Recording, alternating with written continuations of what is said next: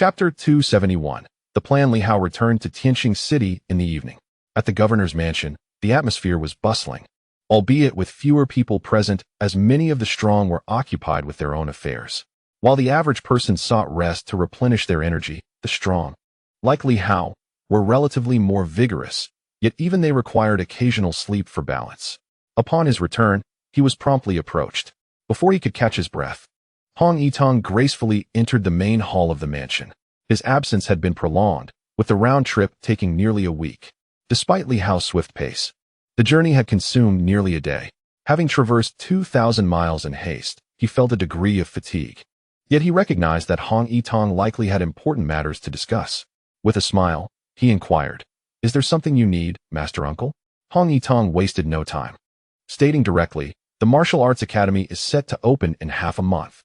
The first cohort will likely exceed previous numbers, totaling around 5,000. I wish to know your thoughts on which subjects should be established." Martial arts were a necessity for the academy, but other subjects required Li Hao's insight. Although it seemed a minor issue, it bore significance for the future trajectory of various academies in Tianxing. Li Hao rubbed his temples and pondered before responding. "I won't dictate specifics, but we should focus on technology, public welfare, and research. Additionally, some ideological transformations are necessary." Hong Yitang nodded thoughtfully before continuing. "What arrangements should be made for these individuals once they graduate?" Li Hao momentarily lost his train of thought. How to arrange their futures post-graduation? Indeed, what use would their education serve if there were no practical applications? After a moment of contemplation, he replied, "For now, it's not urgent. Primarily, they should engage in education, disseminating knowledge. We require time to gradually transform the entire Silver Moon." He added, "What we lack most is time. Has there been any news from the Fengyun Pavilion?" "Indeed," Hong Yitang responded. "According to the intelligence provided by Chunhai, we have detected the movements of individuals from the Fengyun Pavilion in a mountain situated between Nanyue and Nandu, yet we refrained from deeper investigation to avoid alarming them." Li Hao's spirits surged with excitement. At last, they had leads. Coupled with the information from Super City, he quickly instructed, "Gather everyone in the city for a meeting. And do inform Qinzhongtian as well." Noticing Li Hao's urgency, Hong Yitang nodded in agreement. In this busy time of Li Hao's life, even late at night, it was of little concern to them as seasoned warriors. A night or two without sleep was inconsequential. The attendees arrived swiftly, and within half an hour, nearly everyone had gathered. Hosts Xiaoqing and Yao Si had also been diligently occupied in recent days, making necessary adjustments to the night watch of Tianxing City and solidifying the authority of the governor's mansion. As soon as he entered, Yao Si took the opportunity, before all were present, to address Li Hao. "Governor, I have a small matter to discuss first." "Speak," Li Hao prompted. "Funds," Yao Si swiftly remarked. The night watchmen predominantly consist of individuals with extraordinary abilities, yet there exists a faction of ordinary individuals among them. Those endowed with superpowers receive compensation in the form of divine energy stones, a mystical currency, while the ordinary members do not benefit from such privileges. Moreover, even the empowered require financial resources. The night watchmen do not primarily operate on monetary gain, and the lack of financial support has become increasingly dire. Previously, they could engage in clandestine endeavors, but now the financial department has long ceased its monetary assistance to the night watchmen. At present, we possess divine energy stones and mystical energy, yet we find ourselves lacking in essential supplies. Even basic necessities such as food, lodging, clothing, and training equipment have become difficult to procure. Li Hao was momentarily taken aback. He had not anticipated that the foremost challenge confronting the Tianxing governor's office was, in fact, a financial one. At that moment, an idea struck him, and he quickly inquired, "What about the demon hunting army?" Similarly, below Lu Long, the vice commander of the demon hunting army, nodded in agreement. "We do not lack training resources. However, as the number of personnel in the demon hunting army increases, we too find ourselves in need of the very supplies Minister Yao requires." Of course, he had not previously voiced this concern. Li Hao furrowed his brow slightly, as he had been solely focused on the issue of training resources. Both the night watchmen and the demon hunting army had set aside a portion of divine energy stones as wages. At this juncture, Director Zhou interjected, "A single coin can thwart even the mightiest of heroes. In truth, the finance of the Tianxing dynasty's 99 provinces remains relatively affluent. Although we have experienced a cessation of tax revenues from certain provinces, the financial department is still quite prosperous, with most provinces continuing to contribute. And where does the money go? Li Hao inquired. It has been divided among the other 8 departments and the royal family. Director Zhou explained directly, previously. The Department of Criminal Law could allocate a portion of funds. However, since its dissolution, the financial department has completely severed its financial support. Li Hao frowned slightly. There are times when great strength is futile, unless one resorts to plunder. Yet, to plunder would not align with the principles of the Tianxing governor's office. Who would they rob? The common folk? Or the 8 departments? The city of superpowers operates in this manner. When funds are scarce, they resort to theft. Should the Tianxing governor's office emulate their ways? That could indeed be feasible. Given the abundance of strong individuals, should they choose to rob, no one would dare to protest. Director Liu of the financial department, however, would not be so audacious. Chen Zhongtian softly remarked, "It is not a matter of audacity on the part of the Liu family. Rather, they currently dare not provide you with these resources.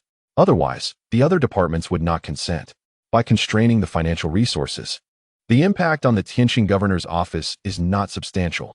However, if this continues, the governor's office will find it increasingly difficult to expand. With training resources available, short-term difficulties may not pose a significant issue. Yet, should you wish to continue expanding, challenges will arise.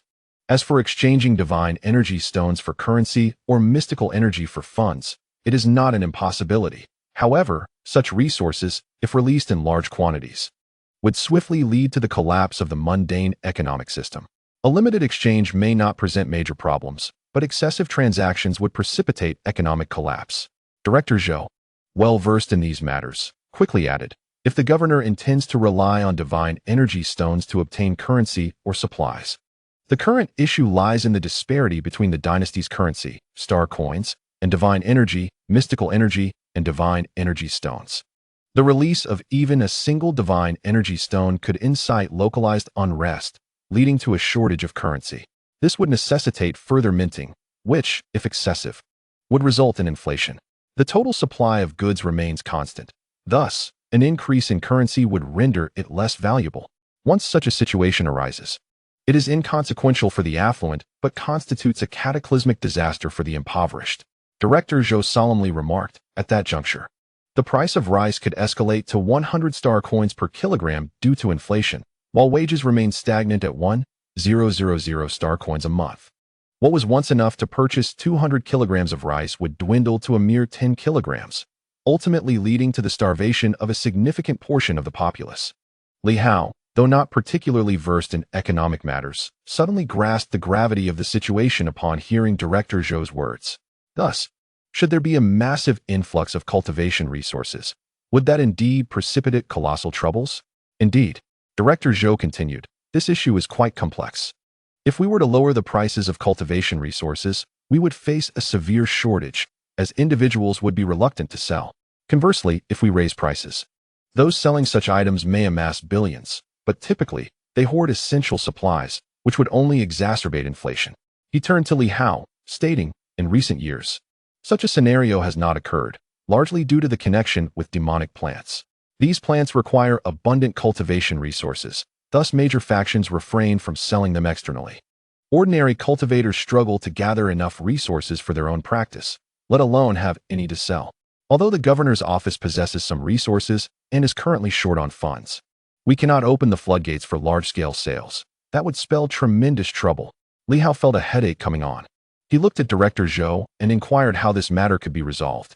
According to his earlier thoughts, financial constraints should not be his concern. I could easily sell a piece of divine energy stone for a considerable sum. Director Zhou, observing his expression, replied, for now, we can sustain ourselves for a while longer. However, financial reform is indeed essential. The crux of the matter lies in securing the issuance rights of star coins to prevent major complications. For instance, if the finance department recklessly prints star coins, what may seem trivial could potentially collapse the entire dynasty. Should the financial system falter, and star coins be issued without restraint, the currency in everyone's hands would become worthless, leading to widespread chaos. He had intended to discuss this with Li Hao earlier, but recent events had been too overwhelming. Currently, The most significant threat to us does not stem from the administrative department or the military law department, but rather from the finance department. He looked at Li Hao and quickly added, if they were to abandon all restraint, seizing control of the mint and printing star coins indiscriminately, it could devastate the entire dynasty, leading to its instantaneous collapse. Li Hao was taken aback, truly astonished. He had never regarded the finance department as a serious concern. Yet at that moment, upon hearing Director Zhou's words, he comprehended the ensuing troubles. When the currency in everyone's possession is rendered as worthless as mere paper, what kind of predicament would that entail? A monumental crisis. The financial system would be irreparably shattered, rendering the money of the poor utterly valueless. The wealthy might still survive, as they would have some reserves of resources, but for the destitute, such a calamity would obliterate all avenues for survival. Taking a deep breath, Li Hao asked, "Are you suggesting that we must address the issues with the finance department?" He felt an overwhelming sense of unease. If that were the case, it would mean turning against the 9 departments. Director Zhou shook his head, stating, "No, on the contrary, we must not exert excessive pressure at this moment. Unless we are confident in subduing the entire 9 departments, it is prudent to maintain a low profile. Otherwise, they may feel cornered, and that would lead to complications. The financial department, having suffered minimal losses previously, is also exercising restraint. However, I suspect that they may be hoarding a substantial amount of currency, ready to flood the market the moment a crisis arises. Furthermore, the financial department now oversees the banks, where countless individuals have their savings. A single instance of bank failure could result in tremendous chaos. In summary, this poses a colossal dilemma." Li Hao appeared dazed, grappling with an unforeseen shock that left him with a throbbing headache. Chen Zhongtian interjected, "Commander Li, there's no need for such anxiety. Currently, the military law department, the administrative department, and the royal family do not perceive themselves as vulnerable. They will not allow the financial department to act in a manner that would precipitate complete disorder within the dynasty. That would be a last resort." Li Hao furrowed his brow slightly. "Is that so? If memory serves, you all envisioned a total upheaval of the dynasty, seizing the opportunity amidst chaos to ascend as the new sovereign, earning the adoration of the populace, and becoming the so-called king of people. The timing seems opportune. Are you certain they do not harbor such ambitions?" Chen Zhongtian fell silent. This matter was precarious. Suppressing his inner turmoil, Li Hao recognized that he was not well versed in these complexities, and further discussion was futile. He quickly shifted focus. "Let us set aside that topic for now. As long as we act swiftly, everything will be manageable. I have 2 matters to address. First, dealing with the Fengyun Pavilion. Second, confronting the city of superpowers." Li Hao promptly recounted the situation regarding the city of superpowers, leaving everyone astonished. A skirmish ensued, and then Lin Hongyu, the dominant figure, surrendered. She even convened a meeting of the 12 families to provide you with an opportunity, a potential trap. It was indeed plausible. At just 30 years of age, Lin Hongyu had established her rule over the city of superpowers, demonstrating her cunning, ambition, and strength. Would she truly capitulate after a single defeat? The crowd buzzed with speculation. Below, Ho Xiaoqing cleared his throat and slowly remarked, "Let us set aside the question of traps for now. You intend to confront the Fengyun Pavilion first, then address the city of superpowers?" Li Hao nodded. Ho Xiaoqing shook his head. "That is inadvisable. The city of superpowers is visible on the surface, while the Fengyun Pavilion operates in secrecy. The strength of the Fengyun Pavilion is uncertain and difficult to assess, whereas the city of superpowers can be evaluated. Moreover, time is of the essence. The city of superpowers will launch its offensive in 3 days. Do you truly believe you can subdue the Fengyun Pavilion within that time frame? If you become entangled, it will lead to complications and a missed opportunity with the city of superpowers. Conversely, the city of superpowers is clear-cut. Once subdued, we can swiftly incorporate them. If Lin Hongyu and her faction are assimilated, it will bolster our combat prowess against the unpredictable Fengyun Pavilion." Ho Xiaoqing spoke with gravity. "First, we must clarify the known before addressing the unknown. The order cannot be reversed. A reversal would spell disaster. Additionally, when confronting the city of superpowers, it is advisable not to engage their typical superhumans initially. Discretion is paramount." He turned to Li Hao. "We must ensnare the higher echelons completely. If Lin Hongyu cooperates, we can execute this transition quietly. There is no need to rush into publicizing our intentions. Such proclamations are predicated on a previously established foothold. What we require now is a steady and methodical approach, rather than exacerbating the crisis perception among the 9 departments and other factions. Thus, this time, we cannot bring too many people. It must be a select few to ensure that others remain behind. Furthermore, we must act swiftly and discreetly. This deviates significantly from Li Hao's previous plans. However, upon hearing this, Li Hao fell into contemplation and nodded. I had originally intended to gather everyone for a collective effort, unafraid of numerous conspiracies, but now, it seems that Minister Ho prefers a more subdued approach. Indeed, Ho Xiaoqing exhaled. Securing the upper echelons is sufficient for now. As for the million superpowers, we must take it step by step. You have yet to fully reform the Night Watchman, and the divisions from other provinces have not completely pledged allegiance. We require a bit of time. Has the dream of cultivating a million superpowers shattered just like that? Li Hao felt somewhat disheartened, yet Ho Xiaoqing's reasoning held merit. Chun Zhongtian also interjected. Incorporating such a multitude of factions and superpowers all at once could indeed lead to utter chaos. Moreover, the inspectorate has yet to be fully integrated. Hastily merging with the city of superpowers could prove overwhelming. The group stared at him in confusion. What do you mean? When did we discuss integrating the inspectorate? Chun Zhongtian, taken aback, responded. Did my son not come by last time? He mentioned that upon seizing the Hu family's demon plants, our inspectorate would join the Tianxing governor's office. Surely, you do not believe my son was jesting? Internally, he cursed. The city of superpowers certainly knows how to seize opportunities. He had not anticipated that the city of superpowers could join so readily. Now, Li Hao's dilemma was that he had suddenly expanded, absorbing too many factions rather than lacking personnel. As Qin Zhongtian pointed out, Li Hao would need time to digest even a single faction. If Li Hao intended to make the city of superpowers his primary focus, the inspectorate's inclusion would become rather superfluous and troublesome. This simply would not do. What was Lin Hongyu thinking? Qin Zhongtian had not foreseen such an outcome and felt compelled to address the matter directly. Delaying further would render the inspectorate's addition meaningless. Observing the attention of the group upon him, he smiled and stated, currently, the Tianxing dynasty boasts 216 cities and towns, with tens of thousands of villages. And the inspectorate has branches everywhere, totaling a staggering 2 million personnel. While not all may be superpowers, the inspectorate's presence constitutes the most fundamental law enforcement force and symbolizes social stability. Its importance even surpasses that of the military. Thus, consolidating the inspectorate's strength is of utmost necessity. 3 million inspectors, in truth, is not excessively numerous. The Tianxing dynasty has a population of 100 billion. A silver city, with a population of 1 million, is well aware, having worked within the inspectorate, that maintaining basic public order requires at least 300 personnel from top to bottom, which is absolutely insufficient. For a population of 1 million, a minimum of 300 inspectors is necessary, especially considering the rural areas that require governance. In reality, this number is rather constrained. Thus, extrapolating to 100 billion, that translates to 3 million. This merely satisfies the basic requirements. Upon hearing Qin Zhongtian's words, the group exchanged glances. Ho Xiaoqing nodded. The inspectorate indeed represents an indispensable force. We may forego the million superpowers of the city, but without these 300,000 inspectors, chaos would surely ensue. It is unclear when these individuals began to contemplate matters of the world. Prior to this, their thoughts were solely occupied with the silver moon. Even Ho Xiaoqing could not have anticipated that one day he would find himself in Tianxing City, deliberating on significant national issues. Chun Zhongtian, noticing Ho Xiaoqing's agreement, smiled and remarked, indeed, we must first consolidate the inspection department. As for the city of superpowers, to speak bluntly, their presence makes no difference, whether they thrive or perish.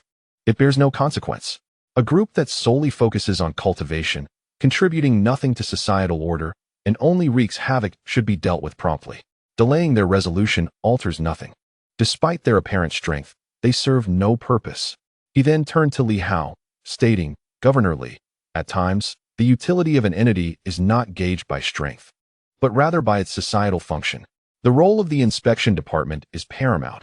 Having served as an inspector, you should comprehend that if the inspection department descends into chaos, can the entire city remain peaceful?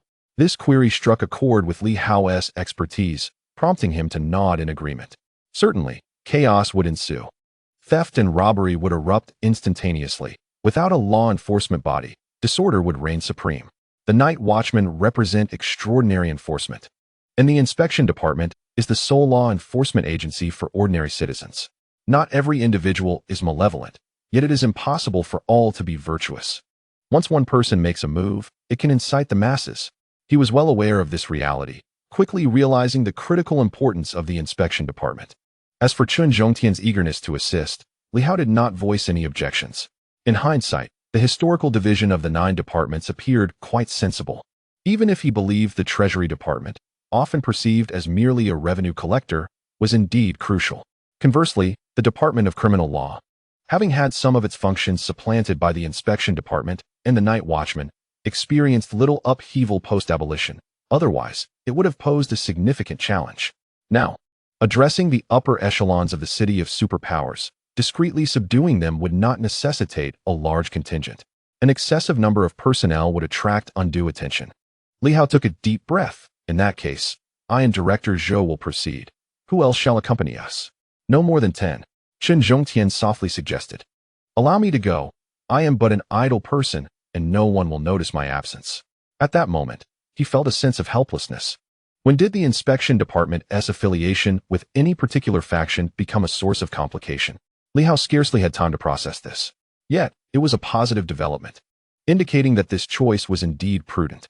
Lin Hongyu evidently perceived Li Hao's commanding presence, but ultimately, strength and backing were paramount, qualities Li Hao possessed. In these times, armed with such attributes and the support of the Silver Moon, Li Hao's chances of success were significantly enhanced. Coupled with the backing of the inspection department, Chun Zhongtian believed that after subduing the city of superpowers, Li Hao's prospects would multiply exponentially, making it a worthy investment at this juncture. Yao Si turned to Ho Xiaoqing. For the night watchman, we need only one. Shall it be you or I?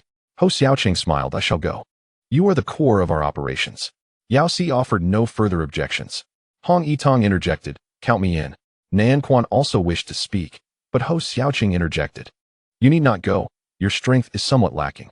In a moment of frustration, Nan Quan expressed his desire to lash out, prompting Ho Xiaoqing to interject. You are still entangled with the royal family, who are also keeping an eye on you. If the few of us depart with Li Hao, they won't be overly concerned. As for the Fengyan Pavilion, we have been persistently investigating. The absence of a few individuals is of little consequence. Your departure, however, may indeed signal the onset of conflict. For Nan Quan, venturing out was synonymous with engaging in battle. With Li Hao and the others joining him, the narrative could easily shift to one of searching.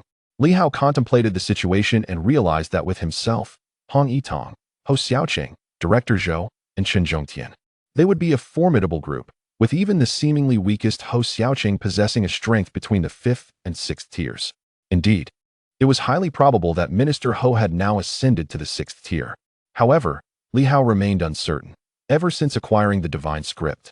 He found it challenging to discern the full extent of his companions' powers, and given their camaraderie, he seldom relied on visual assessments. Should Minister Ho have indeed reached the 6th tier, their collective prowess would range from the 6th to the 7th tier. Such strength could potentially confront a true pinnacle being. Would he take the little tree's avatar along? After all, should they venture into that realm, caution was warranted with regard to the lurking demon plants. He feared that if the little tree's avatar were to depart, and other demon plants were to investigate the Tianxing town ruins, the absence of the little tree's ruse could lead to dire consequences. It would be unfortunate for the demon plants to discover that the coconut tree had perished, resulting in the loss of an avatar. Regrettably, General Huai had not provided him with an avatar after all. A pity. At that moment, Tianjian, who had remained silent until now, suddenly spoke. I shall accompany you, and I will also make a detour to Tianjian Mountain Villa. Li Hao, do you wish to join me? Yes, to meet a demon plant, Li Hao replied, momentarily taken aback. Tianjian, with an expression of calmness, continued, since the establishment of Tianjin Mountain Villa as one of the 7 divine mountains, it must possess relics. Li Hao was momentarily speechless. Indeed, Tianjin went on. However, I often have matters to attend to and prefer to resolve issues independently, exchanging merely a few drops of the fountain of life. The other party is not within the Tianxing town system, so this time, I intend to negotiate with them. After years of collaboration, if they are amenable, we shall continue. If not, we will eliminate them. Li Hao opened his mouth, but found himself at a loss for words. The notion that Tianjin Mountain Villa housed demon plants had not crossed his mind before. Tianjin was exceedingly low-key, typically handling matters himself. He rarely brought along demon plant avatars, and it seemed he possessed few drops of the fountain of life. Li Hao had even doubted whether Tianjin Mountain Villa had any relics, only to discover that it indeed did. Not bringing a demon plant avatar could sometimes lead to complications. Tianjin stated calmly, however, that Imperial Palace Guard should remain here. Summon Black Panther. If he can conjure some phantoms like last time, we might secure the demon plants by venturing into the relic alone. Black Panther. That fellow had been scouring the Fengyun Pavilion recently. It was uncertain if he had returned. After some consideration, Li Hao nodded. Very well. It shall be just the 5 of us. No need for anyone else to accompany us.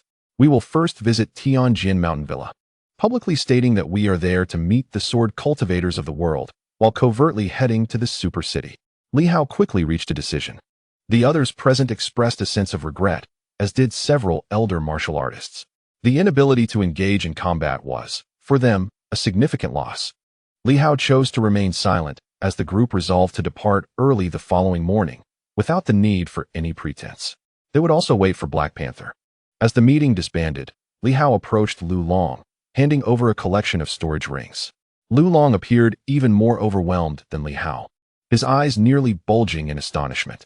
The items mentioned, void shields, lock chains, burrowing shuttles, aerial warfare vessels, and naval cruisers, left him utterly bewildered. How could Li Hao have uncovered such treasures during a trip to Battle Heaven City? It was simply incredible. Li Hao, without elaboration, presented him with a set of silver armor, stating, "You have now been promoted to the rank of captain. This silver armor will enable effective communication with 1,000 black armors, facilitating communication and enhancing your defense." Lu Long felt a surge of joy. Previously, he had only worn black armor. Currently, Li Hao had just 2 sets of bronze armor, one belonging to Hong Yitang and the other to Nan Quan. The silver armor not only offered superior protection but also allowed for seamless communication with the subordinate black and bronze armors, thus preventing any delays in military maneuvers. "We are now essentially the newly formed 12th Division, and you shall serve as the captain of the 1st Regiment," Li Hao declared with a smile. "These structures are for internal use only. On the surface, we will maintain our original organization. Furthermore, I shall provide you with 20 sets of bronze armor for distribution as needed." Lu Long nodded eagerly, his spirits lifted. Li Hao continued, "You must diligently cultivate your skills, as despite the formidable strength of our formation, there will always be moments of isolation. While our military array is powerful, your individual strength remains insufficient."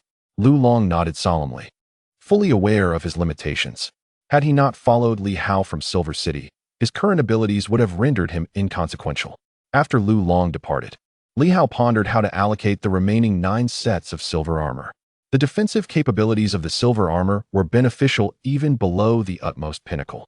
Additionally, the identity conferred by the silver armor could prove invaluable, allowing for constant communication with other black armors, a feat impossible without it. Moreover, within ruins, legitimate cities still recognized the new martial arts, making the silver armor advantageous. With these thoughts swirling, Li Hao felt no urgency. Preparations for the super city should be thorough to avoid potential traps. Although the individuals selected for this journey were formidable, the emergence of a pinnacle or immortal being could pose a tremendous threat. What about the other items that could not be transported? For instance, the puppets? A flicker of interest arose in Li Hao's mind. The puppets from Yuanping University of Martial Science were quite formidable. Besides the black armors, those puppets were notably strong. Having lost their essence and crafted from metallic materials, would they risk causing spatial rifts? Even if they did, it would not be a grave concern. His domain of the 5 elements could stabilize the surrounding space. With a flash of thought, Li Hao felt unable to restrain himself. Safety was paramount, just in case. Yuanping University of Martial Science. The black armors were enraged. Here they came again. Li Hao had not appeared for an entire week, believing his adversary had finally ceased their pursuits, only to find himself mistaken. As soon as Li Hao materialized, an explosive force reverberated through the void, as a mechanical cat lunged at him with a swift paw. Startled, Li Hao promptly evaded, vanishing in an instant. The mechanical cat also disappeared in a flash, echoing like a thunderclap as if shattering the fabric of reality itself. Li Hao reappeared behind the black-armored figure in the blink of an eye. The black armor, taken aback, cast a glance at Li Hao. Enough, he commanded, bringing the mechanical cat to a halt, though it seemed somewhat reluctant, feeling aggrieved. You touched me. Li Hao, somewhat speechless, recalled that prior to his departure, he had merely patted the mechanical cat out of curiosity, charmed by its adorable, cartoonish feline visage. He had not anticipated that it would hold a grudge. Moreover, its strength was undeniably formidable, not reliant on martial arts or techniques, but sheer, unadulterated power. The power of a puppet.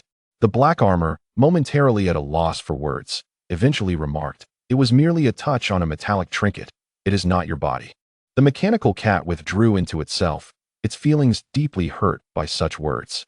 It swiftly returned to the school entrance, remaining motionless alongside several other small cat puppets. Standing as silent sentinels, Li Hao wiped away non-existent perspiration, feeling a twinge of apprehension. He turned to the black armor and whispered, "Senior, could this possibly be the female warrior from years past? You are aware of this?" The black armor replied, equally perplexed. "What do you think? Avoid unnecessary contact. When she perished, she was not particularly imposing. After all these years of silence and slumber, her temperament remains unchanged. You dared to touch a woman in her 20s. How could she not retaliate? Is there something you wish to convey?" "Indeed," Li Hao continued.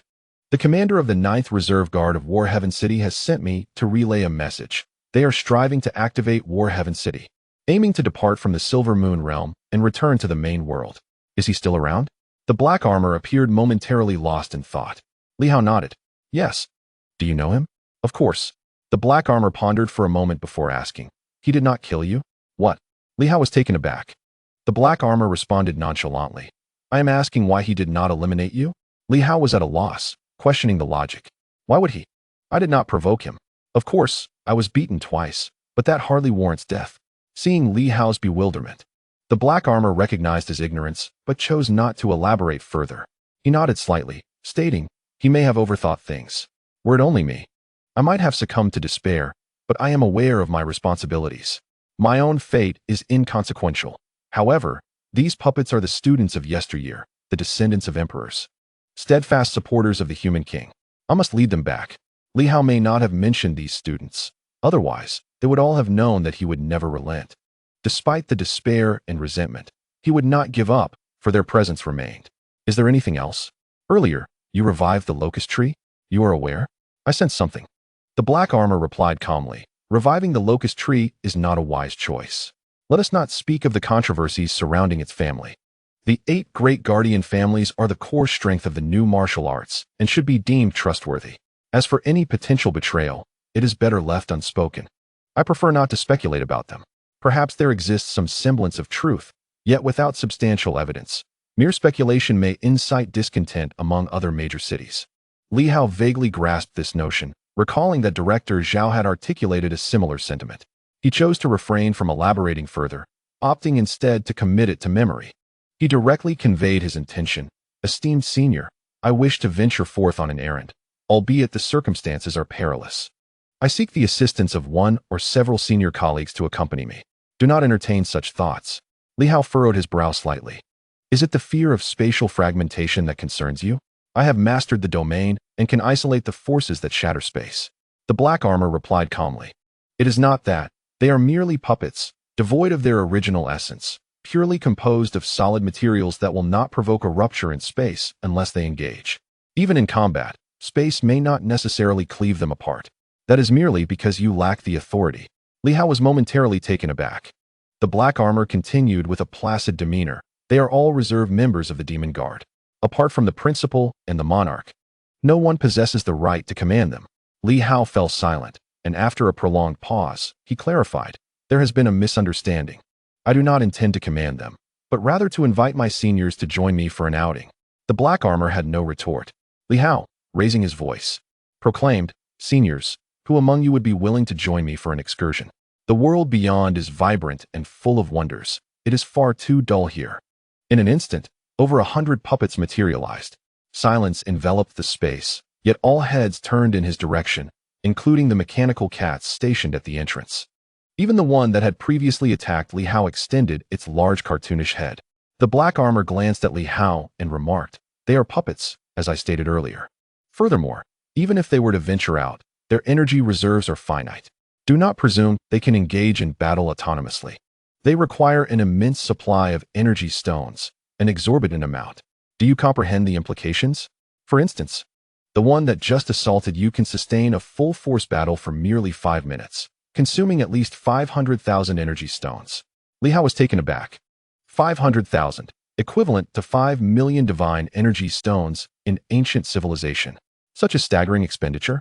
Moreover, being able to sustain combat for only 5 minutes signifies a consumption rate of 100,000 divine energy stones per minute. Li Hao's mind reeled at the magnitude of this depletion. In ancient civilization, it seemed that everything necessitated energy to function. Indeed, without energy, how could one unleash their potential? What then of their capabilities? He inquired. The black armor responded indifferently. They are stronger than you. Li Hao was rendered speechless, fully aware of this truth. Will they consume energy regularly? He asked. Rarely, the black armor replied, then added, moreover, this is merely my observation. Li Hao, while your thoughts are numerous, I must caution you, should you choose to take anyone away, if they were to go missing or encounter misfortune, I shall seek retribution upon you. I would even issue a decree across the entire Silver Moon domain, instructing all entities of the new martial era to eradicate you. Do not play with fire recklessly. He believed Li Hao was overthinking the matter. The puppets here were not true puppets. They were students of the institution, each with significant backgrounds.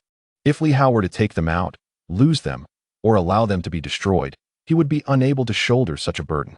Li Hao was rendered speechless in an instant. How ruthless. This individual was perhaps not jesting after all. Earlier, even the little tree had mentioned that this person might have the authority to command the 8 major cities. He merely came seeking assistance, not to assume the role of a caretaker. In an instant, Li Hao spoke, then forget it.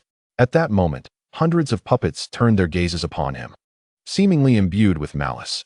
You called us out here for a leisurely outing, and now you say forget it? Are you toying with us?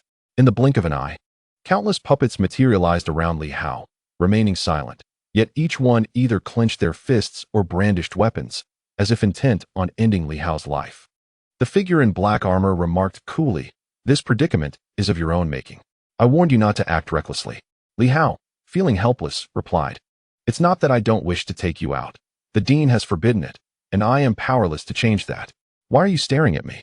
In the next moment, the puppets shifted their attention to the black armor. What is the purpose of going outside? Without bodies, we cannot eat or drink.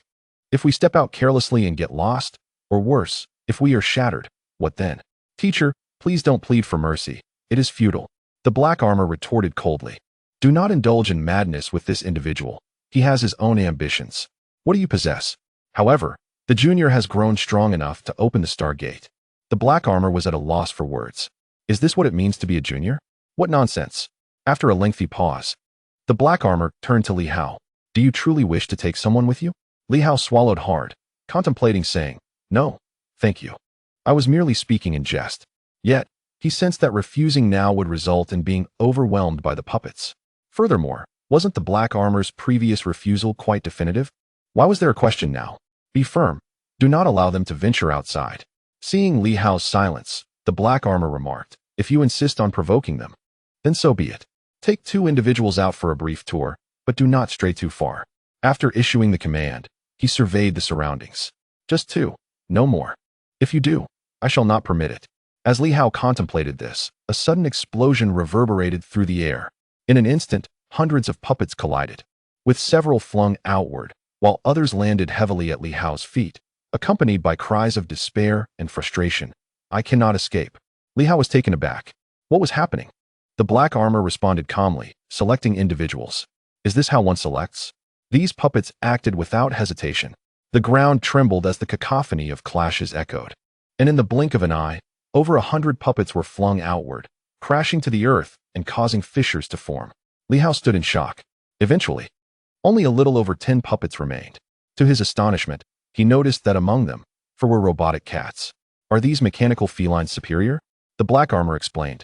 These cat puppets are crafted from superior materials.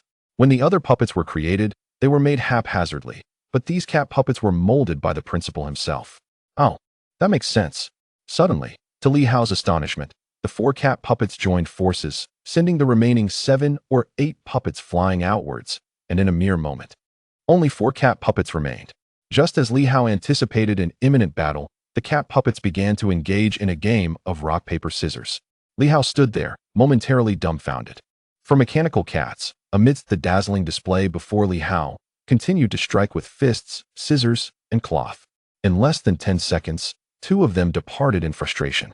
The remaining 2 suddenly appeared before Li Hao, seemingly exhilarated.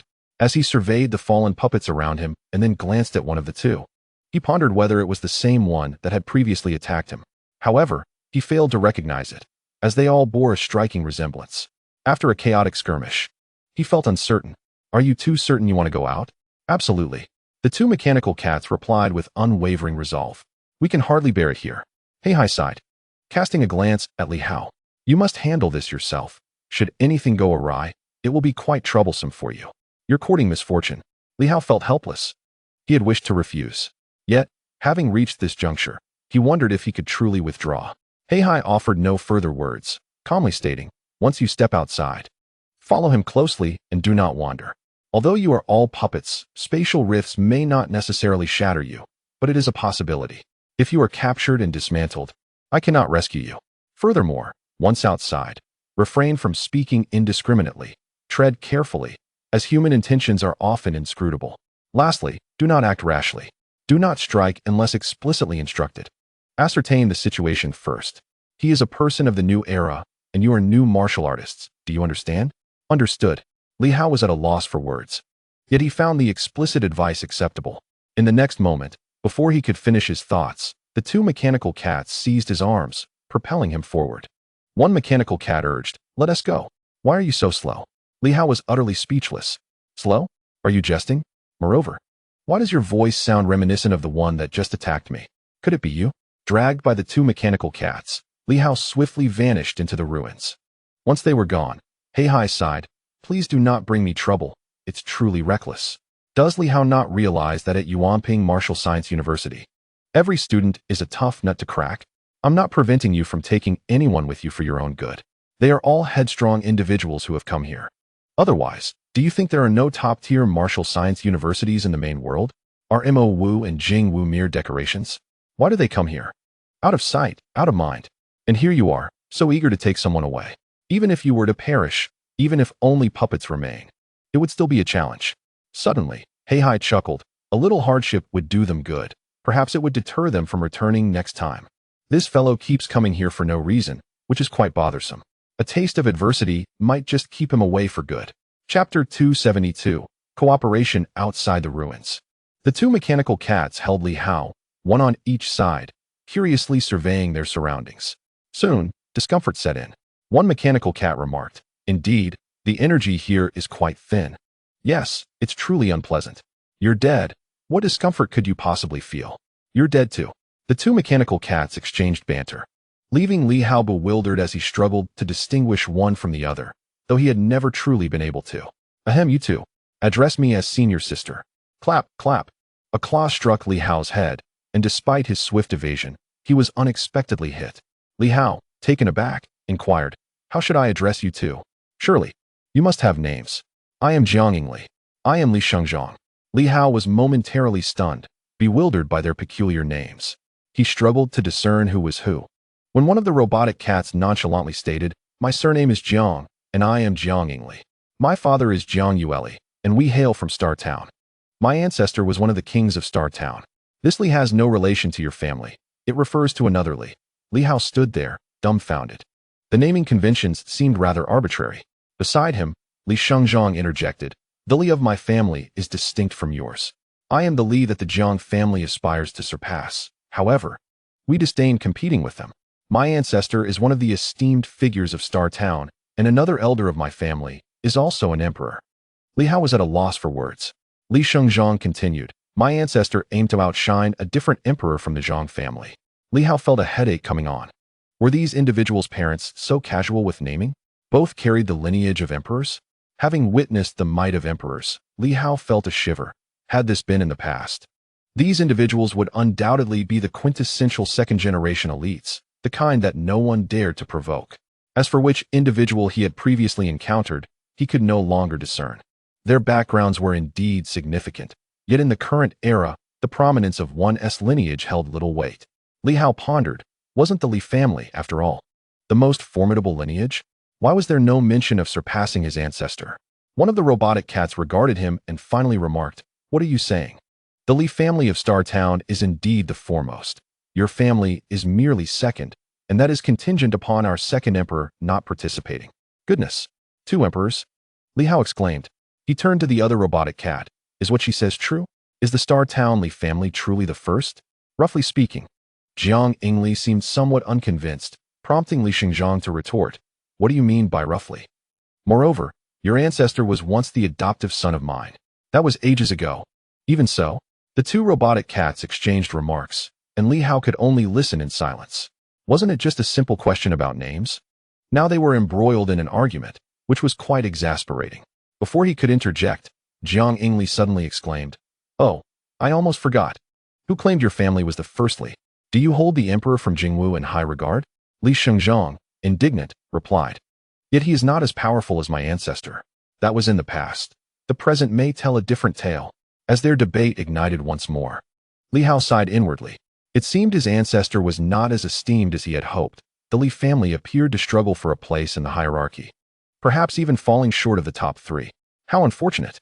No wonder when he previously inquired about ranking within the top 10. General Huai and the others had gazed at him in disbelief.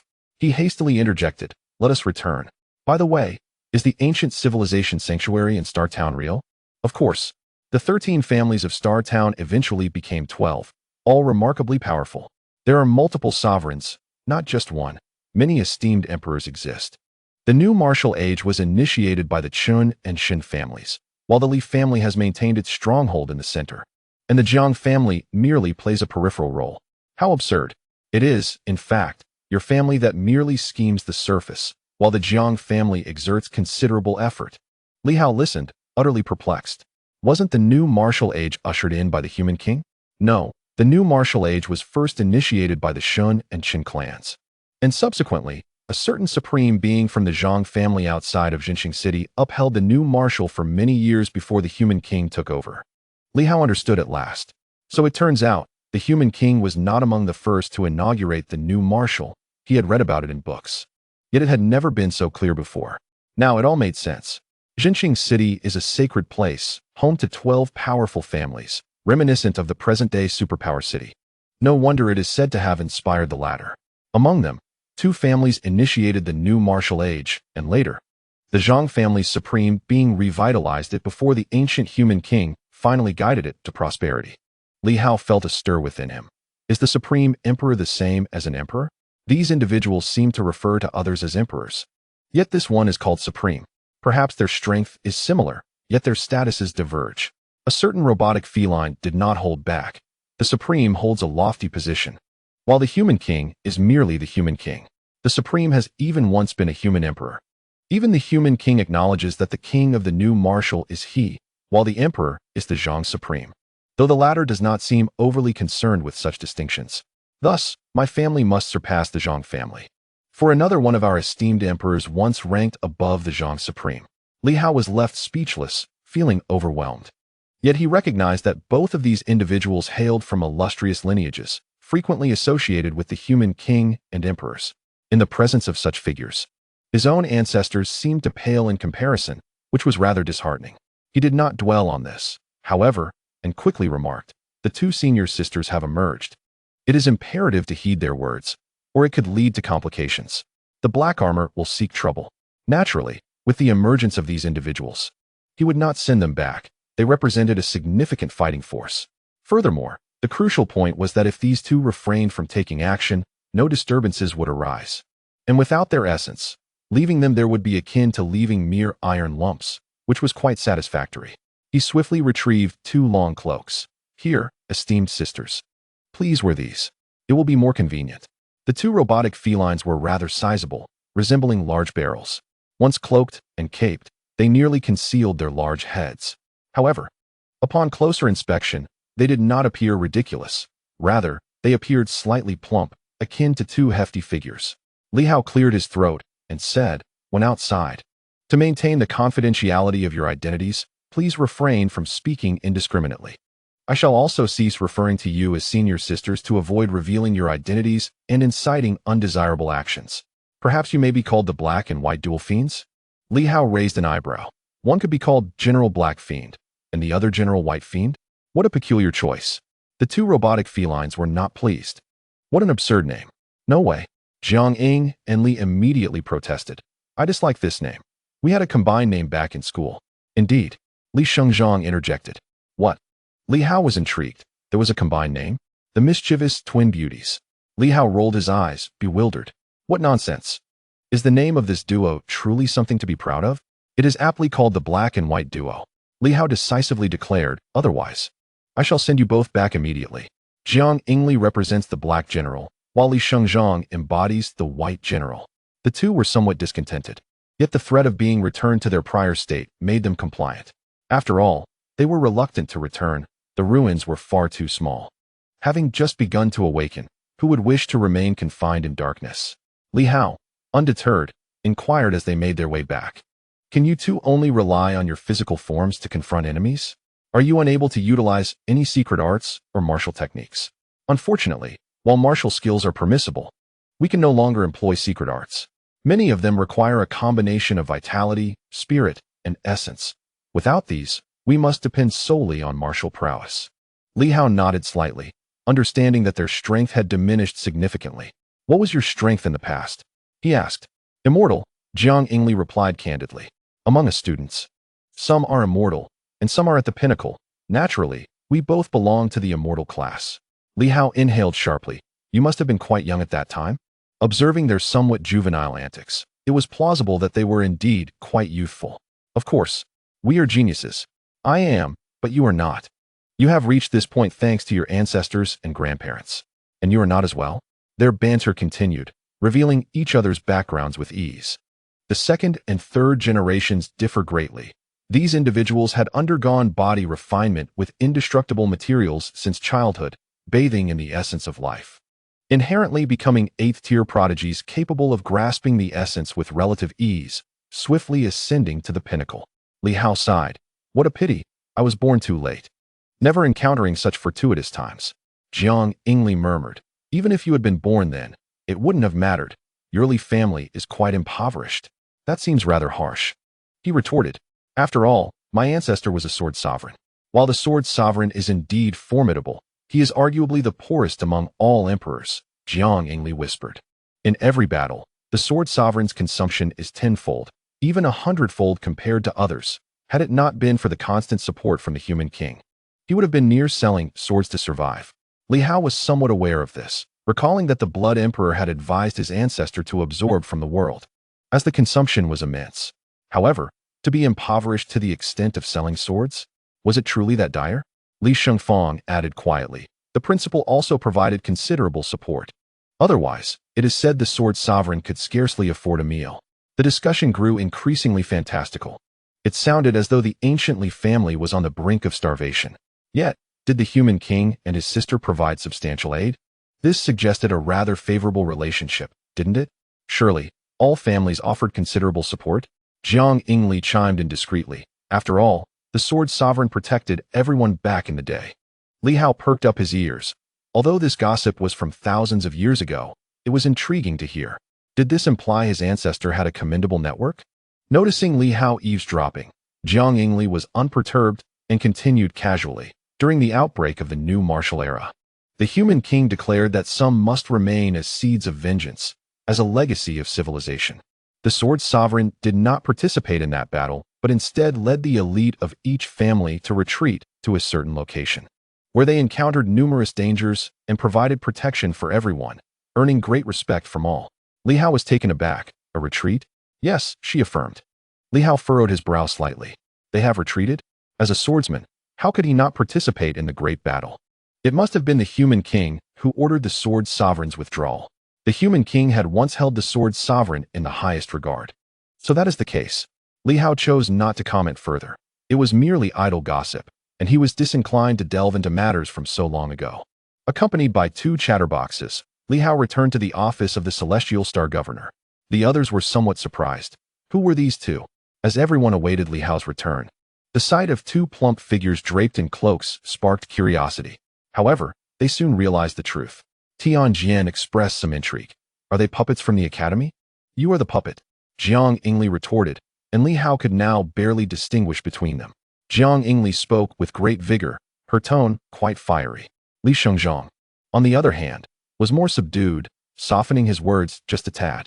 In truth, without careful listening, the difference was negligible. Nonetheless, the two could largely be differentiated now. Tianjin was momentarily taken aback and fell silent. Everyone was astounded.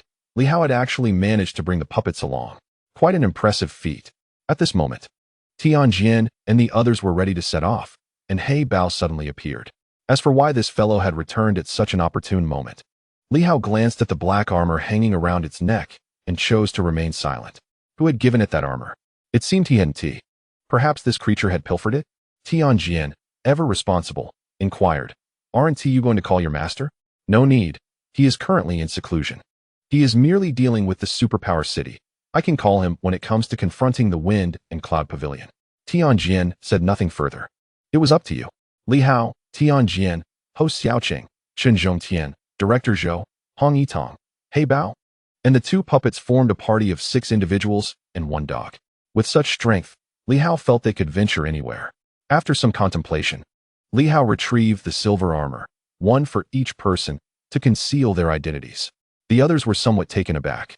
Aside from Li Hao, the other 5 each took a piece of silver armor, leaving Li Hao with only 4 after Lu Long's share. Chen Zhongtian inhaled sharply. He was well aware of the significance. Silver armor. The leader. Li Hao could casually distribute them, although the old Celestial Star King also possessed golden armor. Silver armor was not handed out so easily. It was earned through effort and merit. The royal family had leaders too, but they were recognized only after surviving near-death experiences. Unlike Li Hao, who could distribute it so carelessly. The 2 puppets, however, showed no interest.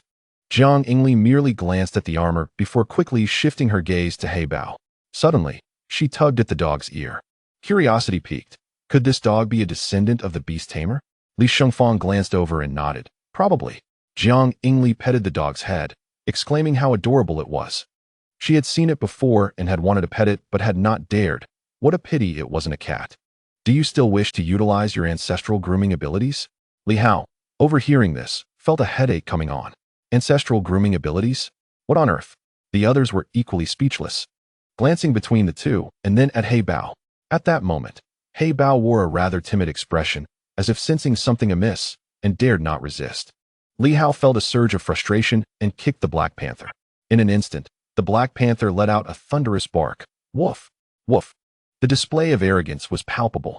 Jiang Yingli remained unfazed, casually scratching the Black Panther's neck, which elicited a yawn from it before it quickly sensed something amiss and roared again. Woof! Woof! Why aren't you speaking? Jiang Yingli inquired curiously. You're on the brink of a breakthrough. You should be able to talk now. Although your bloodline is strong, even the demon suppressors can communicate telepathically at this stage. Is it perhaps that your voice is rather unpleasant? The Black Panther dismissed her, darting towards Li Hao, feeling uneasy about the presence of these individuals who showed no fear of it. Li Hao, equally speechless, addressed the group. You too, once we step outside, refrain from speaking freely. Everyone here knows you, but once we're out, keep a low profile. Rest assured, we shall remain discreet, came the sarcastic reply. Li Hao chose not to argue further, as his golden armor materialized. Let us depart. Our destination is Tianjin Mountain Manor. The others fell silent, donning their armor to conceal their identities. As for being recognized, aside from Chun Zhongtian, the others were indifferent. Chun Zhongtian, however, aimed to maintain a low profile to avoid being identified. He was not foolish. He had been quite discreet lately, even instructing his son to feign a mournful countenance, pretending to be a fatherless child, due to the loss of the sacred weapon, which may have been sensed by others. Thus, he opted for secrecy. The group did not adhere to subtlety as they soared from the government office, just as dawn broke, radiating with golden light and flecked with silver, drawing attention. Let us go. With a resounding boom, they vanished in an instant. Not far away, at the military law office, Qi Pingjiang stepped out, casting a glance that caused his brow to furrow slightly. Li Hao had only just returned from Silver Moon a few days prior. Where could he be heading now? The number of people departing was few, less than 10. Yao Si and his companions remained, as did Nan Quan. But those from Tianjin and Dijiang had likely left with him. Had the whereabouts of the Wind and Cloud Pavilion been uncovered? Qi Pingjiang turned to the middle-aged man beside him, his son, Qi Dinghai, who spoke in a grave tone. It's possible. The night patrol and the officers from the Tianxing governor's office have been relentless in their pursuit. Let them fight it out. The Wind and Cloud Pavilion is no ordinary entity, Qi Pingjiang murmured.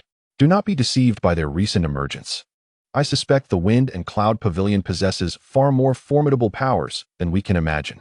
If Li Hao and his companions truly engage with them, they may suffer significant losses. Do you believe the Wind and Cloud Pavilion can withstand us? Qi Dinghai queried. Why not? Qi Pingjiang replied calmly. The Wind and Cloud Pavilion can discern the strengths of so many formidable beings. Without substantial skills, would they dare to publicly declare their intentions? Do they not fear offending various factions? The Wind and Cloud Pavilion and Li Hao's group are akin to troublemakers, relishing chaos. They are of the same ilk. Qi Dinghai chuckled. Father, that analogy leaves much to be desired. Qi Pingjiang remained unfazed. The entire Tianxing dynasty is but a cesspool. What is so inappropriate about it? I, like them, am no better. Once, I had the resolve to cleanse this cesspool, but that determination has long since faded. Qi Dinghai fell silent. In that moment, he let out a soft sigh. Qi Pingjiang remained composed, casting a glance at the imperial palace, then at the nearby administrative office, and finally directing his gaze towards the inspection department. Those fellows in the inspection department seemed to be up to something. Even the sacred soldiers had sustained damage. Has Chen Zhongtian appeared? No, there was no sign of him.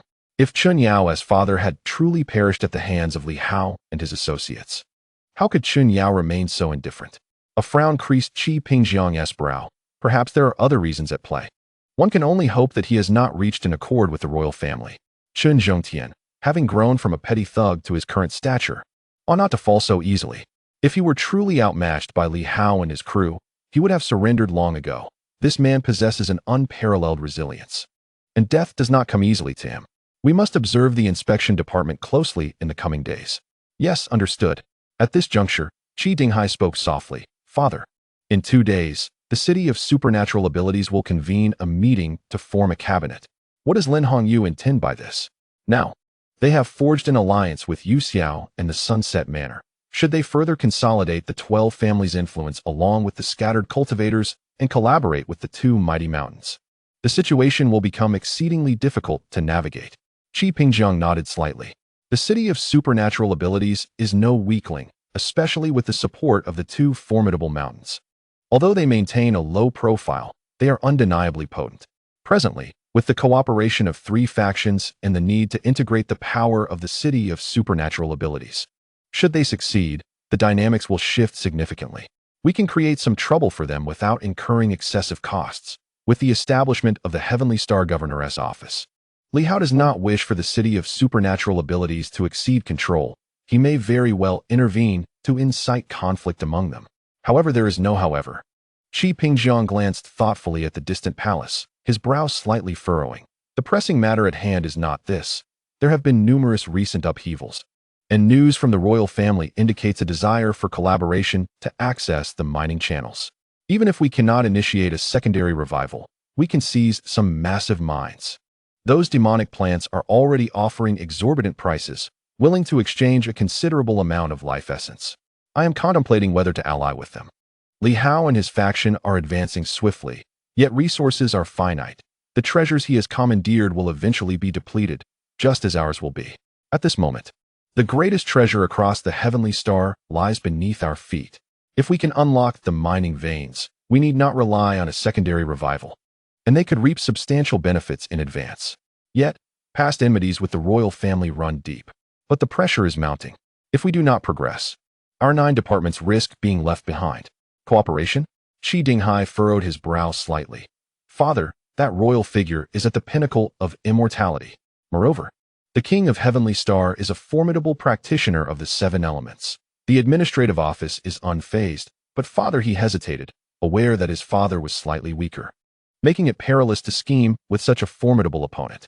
There will be no issues before the mining channel is opened. Qi Pingjiang harbored a sense of understanding. Moreover, The administrative office will not remain passive. That thorned rose cannot contend without the collaboration of 3 or 4 demonic plants. And he would only agree to cooperate if he can muster sufficient support. The criminal law office and the inspection department are to be excluded. The internal affairs office is somewhat unstable and will also be set aside. While the Liu family of the financial office has remained silent, their intentions unclear. They too must be excluded. Excluding these 4, the remaining 5 must either unite or face further exclusion. These factions also come with prerequisites for cooperation. The heads of the Ministry of Military Affairs, the Ministry of Rights, and the Ministry of Commerce have all fallen victim to Li Hao's hand. Perhaps in their eyes, Li Hao is even more detestable than the royal family. At this juncture, the royal family proposes collaboration, not out of mere whim, but after astutely identifying the opportune moment. Should the military law department decline, they risk exclusion from the forthcoming events. Is it possible that father is preparing for collaboration? Qi Dinghai pondered for a moment and remarked, outside the mind veins, that vice commander of the Heavenly Star Army possesses considerable strength. An alliance with the demon plants is feasible. But will you also participate in the battle, father? Uncertain, Qi Pingjiang replied, shaking his head. Let us observe further. When shall we depart? In a few days? Qi Pingjiang stated gravely. We must wait until Li Hao summons the powers of Silver Moon once more and a conflict erupts with the Wind and Cloud Pavilion. This may not be resolved in just a day or 2. We shall proceed afterward to avoid providing him an opportunity to ensnare you all. Indeed, we must guard against Li Hao. Currently, he has not yet committed to a large-scale battle. Though he has departed, he could return at any moment. Unless he is engaged in a significant conflict that occupies him, he will not rest easy. Otherwise, with Li Hao's temperament, he could indeed capture us all without a second thought. What recourse would we have? In the skies, Li Hao traversed the air, concerned that the others were lagging behind. He enveloped them within his domain, enhancing their speed despite the slight burden. The rest appeared unperturbed, yet the 2 puppets were exceedingly curious. These 2 hailed from Star Town and were well versed in its profound techniques. They had witnessed Li Hao's earlier consolidation of divine texts. At this moment, their curiosity piqued. Are you establishing a small realm? Their exposure had been vast, and although they had not encountered such phenomena before, they discerned something unusual despite the demise of others. Domain. Oh, Li Shengzhang responded, a hint of hesitation in his tone. After a moment, he continued, yet I sense your domain is rather chaotic. I have heard my elders say that all things ultimately return to chaos. This mixed energy is not chaos, but rather pure disorder. Li Hao's heart stirred at the notion of all things returning to chaos. Indeed, Li Shengzhang nodded, appearing somewhat comical. It is said that the inner realm of the human king is akin to this, though we cannot ascertain its veracity. Li Hao contemplated deeply. The others listened in silence. But Director Zhou, intrigued, suddenly interjected, esteemed seniors, can one solely pursue the path of the physical body indefinitely? Certainly. Jiang Yingli chimed in, chattering excitedly. My ancestor was a formidable practitioner of the physical path. Though not as renowned as the imperial sovereign of Jingwu, his physical prowess was indeed rare among sovereigns. Having said that, she cast a glance at Director Zhou. You managed to achieve the 9 transformations of the golden body. That is quite impressive. Were you reversed by someone? Yes. Who was responsible? Jiang Yingli inquired curiously. The 9 transformations of the golden body is not uncommon, yet in this era, those who might reverse you and grant you such prowess must be a formidable being. Surely, it cannot be one of my kin? Director Zhou coughed lightly. I should think not. If it were from your lineage, it would indeed be rather awkward. Li Hao, also intrigued, asked Director Zhou, was your physical body reversed in Silver Moon? Indeed. In the main city? No, merely a small relic site. Seeing Li Hao, who appeared to be quite curious, he could only respond with silence, saying, it is indeed a small remnant. I do not know the name of that elder. I accidentally stumbled upon this place. And it seemed the other party could not endure any longer. After transforming my physical body, they soon fell entirely. Li Hao nodded and refrained from further inquiries. The 2 robotic cats, however, remained inquisitive. Does that remnant have a name? It does not possess any special designation. It is simply known as the Golden Body Hall. Upon hearing this, the 2 robotic cats reminisced, and Jiang Yingli seemed to recall something. After a while, with a hint of regret, he remarked, I believe I know who it is, Shaoli. Do you still remember the genius senior who left Kyoto Wudong? I do. Oh.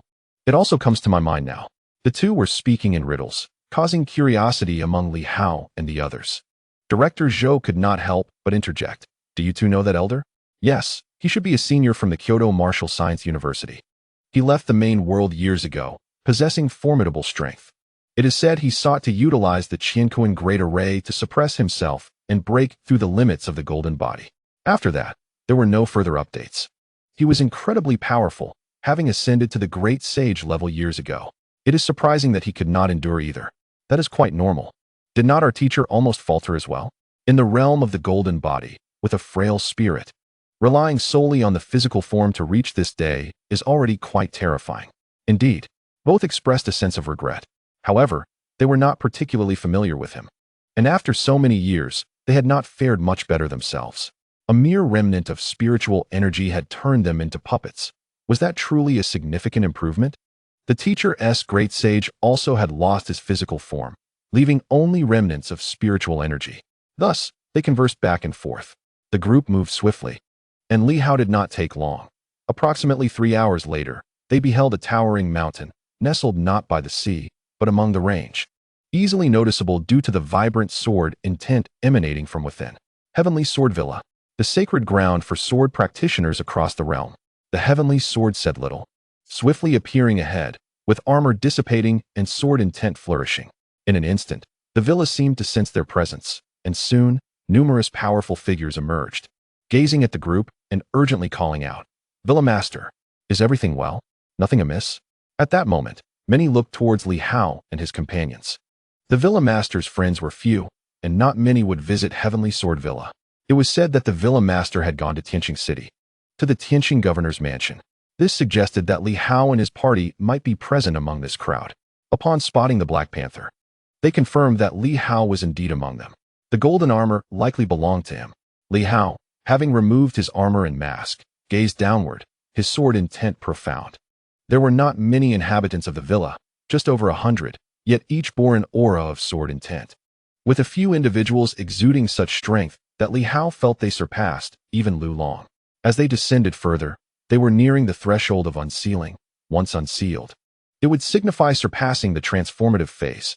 No wonder Heavenly Sword Villa was revered as a sanctuary for sword practitioners. Achieving such a level through pure sword cultivation is indeed a challenge. The Heavenly Sword remained taciturn, not engaging in lengthy discourse with the others, and solemnly instructed, "Each shall cultivate in their own right." The floating individuals promptly descended to the ground. Curiously, they all gazed at the group accompanied by Tianjin, who soared through the skies towards a certain peak, swiftly coming to a halt before a cave entrance. "Here it is," Tianjin declared, indicating the grand door of the cave. "Within lies the ruins, though I seldom visit." Li Hao focused his gaze and noticed the inscription above the cave, Lincoln Cave. He turned to the two puppets, who, upon meeting his gaze, inquired, "What do you want from us? Are you familiar with Lincoln Cave?" he asked. "Not at all," they replied. "There are many powerful figures in the world. We are merely students, lacking extensive knowledge, especially in a place like Silvermoon. Aside from the 8 major cities, we rarely venture into Tianxing town." "Very well, unremarkable individuals." At that moment, Tianjin's voice echoed, "Senior, I have arrived." Moments later, a thread of spiritual energy emanated, lingering at the cave's entrance as if sensing something. An ancient voice resonated, "You may come alone, but why have you brought so many others?" Tianjin responded succinctly, "We need to confront formidable foes and hope you can assist by separating a pinnacle avatar." "How straightforward of you," Li Hao thought, somewhat speechless. The presence within the cave appeared taken aback and after a moment replied, "For years, I have relied on you to supply energy stones for my body's restoration. The total you have provided is less than 500,000. Now you ask me to separate a pinnacle source of power for you? Are you jesting?" Li Hao could not help but glance at Tianjin. 500,000 stones, even when converted to divine energy stones, amounted to 5 million, equivalent to merely 100 drops of the fountain of life. For one of the 7 great divine mountains, such a paltry exchange seemed rather miserly. Of course, perhaps Tianjin was also impoverished. Acquiring 5 million stones did seem substantial. Yet, such a meager amount would hardly facilitate much restoration. Tianjin remarked solemnly, "It is better than providing nothing at all. In today's world, many awakened demon plants lack partners for collaboration. You should feel fortunate." "Fortunate, you say?" retorted the ancient being. You are, after all, the master of Tianjin Mountain, one of the 7 great divine mountains. Although this demon plant had never ventured out, it gleaned certain information through exchanges with others and occasionally listened to the idle chatter among Tianjin Mountain's inhabitants. Tianjin, however, was not one to dither. He asserted directly, Senior, you will not regret it. This time, I have brought the governor of Tianxing Prefecture. Collaborating will only benefit you. Should you refuse, your life is forfeit. You dare to threaten me? The demon plant stammered, taken aback. Tianjin affirmed, yes, I threaten you. Not long ago, we eliminated the golden palm of Tianxing Town. If you refuse to cooperate, remaining here serves no purpose. We shall eliminate you and seek a more amenable partner. In that moment, silence enveloped the world. Li Hao and the others shielded their faces in disbelief. Was this truly how Tianjin conducted negotiations with a demon plant? They had expected earnest discussions. Yet it appeared threats were the order of the day. Within the cavern, the demon plant seemed momentarily choked, taking a while to respond. Can you truly slay the immortal sword? Before it could finish, Tianjin turned away, declaring, if it does not cooperate, eliminate it. Coughing uncontrollably, Ho Xiaoqing could no longer restrain himself, and we all understood Tianjin's decisiveness. Yet this was not the manner in which such matters should be handled. Director Zhou was rendered speechless. It was Li Hao who, with a smile, interjected, Senior Tianjin, we have yet to negotiate. There is no need to rush. Should this esteemed demon plant truly refuse to comply, we may reconsider its fate. The mental energy reverberated throughout the cave, leaving one uncertain whether to be enraged or to contemplate the situation. How could such a thing occur? In years past, encountering such a creature had been unfortunate. One had assumed that by providing the fountain of life, it would diligently gather energy stones in return. Yet, the reality was that this entity spent nearly all of its time training in the mountains, rarely descending. When it did descend, it merely took the lives of a few individuals, exchanging them for energy stones, and if there were none, it simply gave up. Had it not been for its formidable strength, having slain several powerful beings to acquire some energy stones, Tianjin would have struggled to procure even 10 drops of the fountain of life, let alone 100. Most of those 100 drops were acquired later on, such as during the instances when he assisted Li Hao. Despite not specifically seeking treasures, he still reaped some rewards. Otherwise, in the preceding 10 years, he would have only managed to exchange for a mere few drops of the fountain of life. The demon plant, somewhat incensed, retorted coldly, anyone can boast. If you wish to kill me, then by all means, attempt it. No sooner had it finished speaking than Li Hao, unperturbed, found the 2 robotic cats growing anxious. We shall go. Li Hao, provide us with some energy stones, and we shall eliminate it. This little demon plant is disobedient. We can see you donning the Commander's armor. How can it remain defiant? We must eradicate it. Commander's armor? Within the cave, the demon plant seemed to finally take notice. Upon closer inspection, it was indeed startled, realizing not only one but multiple commanders were present. With the others adorned in silver armor, members of the Battle Sky Army, it recognized the special insignia on the armor belonging to the Battle Sky Army. How could this be? The main city had been silent. How could commanders of the Battle Sky Army appear? Li Hao smiled. Esteemed Senior, we are being polite at present. If you remain unwilling to cooperate, we may indeed have to proceed with your eradication. Furthermore, these 2 beside me are students from Yuanping Martial Science University. Perhaps you have not heard of them, but one hails from the Li family of Xinqing, and the other from the Jiang family of Xinqing. Do you truly wish to resist? Xinqing, that cannot be. The new martial race has long since perished. As soon as this was said, the 2 robotic cats were incensed. Provide us with energy stones. We shall slay this little demon plant. How audacious. Li Hao felt a headache coming on. He indeed possessed a few million energy stones, but it was prudent to conserve them. After all, discussions were still ongoing. Were energy stones plentiful, he might have readily agreed. The crux of the matter was that they were genuinely scarce.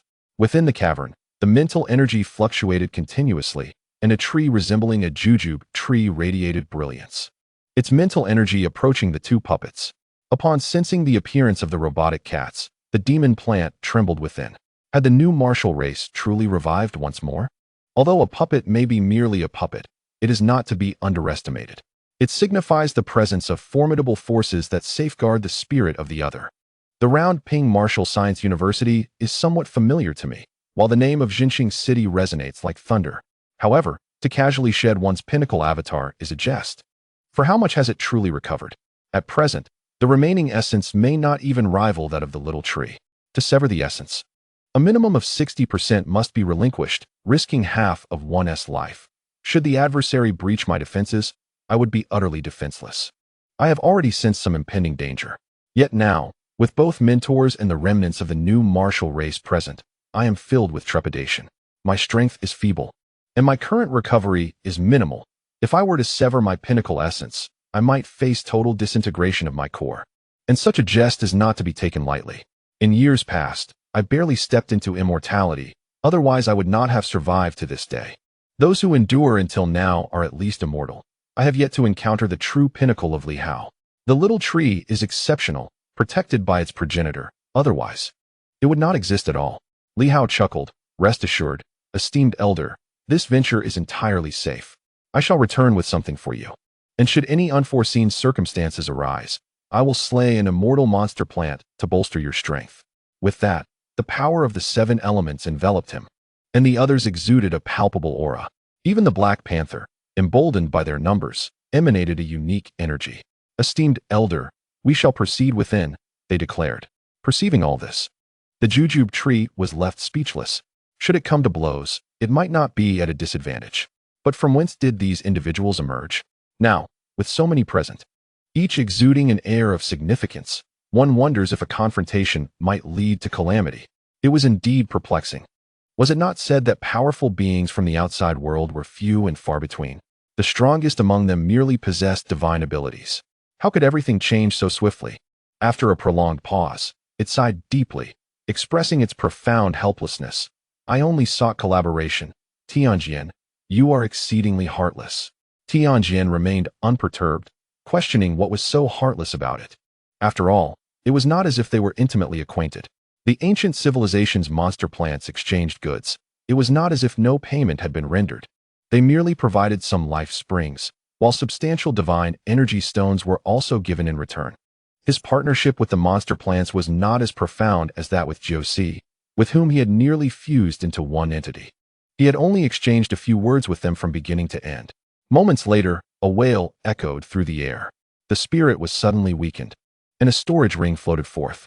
Li Hao examined it, discovering a small tree standing within. He frowned slightly. Does this possess pinnacle power?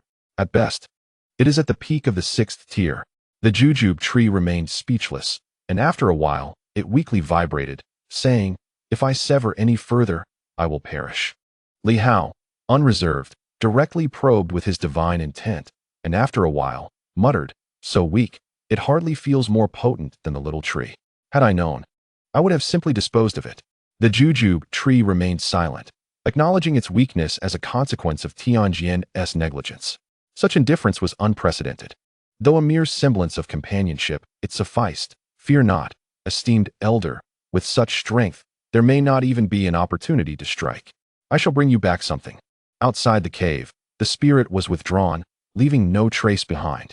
To have one's essence forcibly severed by another, only to be deemed weak, was a grievous blow to one's pride.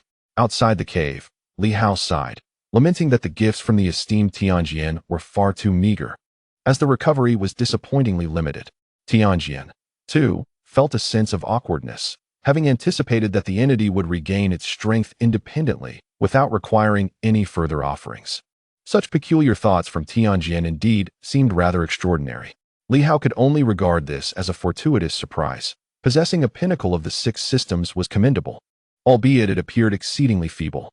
Fortunately, he had procured a puppet for assistance. Otherwise, facing an immortal demon plant in its true form would have posed a formidable challenge. The group did not rush to depart, as the conference in the City of Superpowers would not commence for another 2 days, allowing them ample time. Setting out tomorrow would not be too late, considering the distance was not excessively far.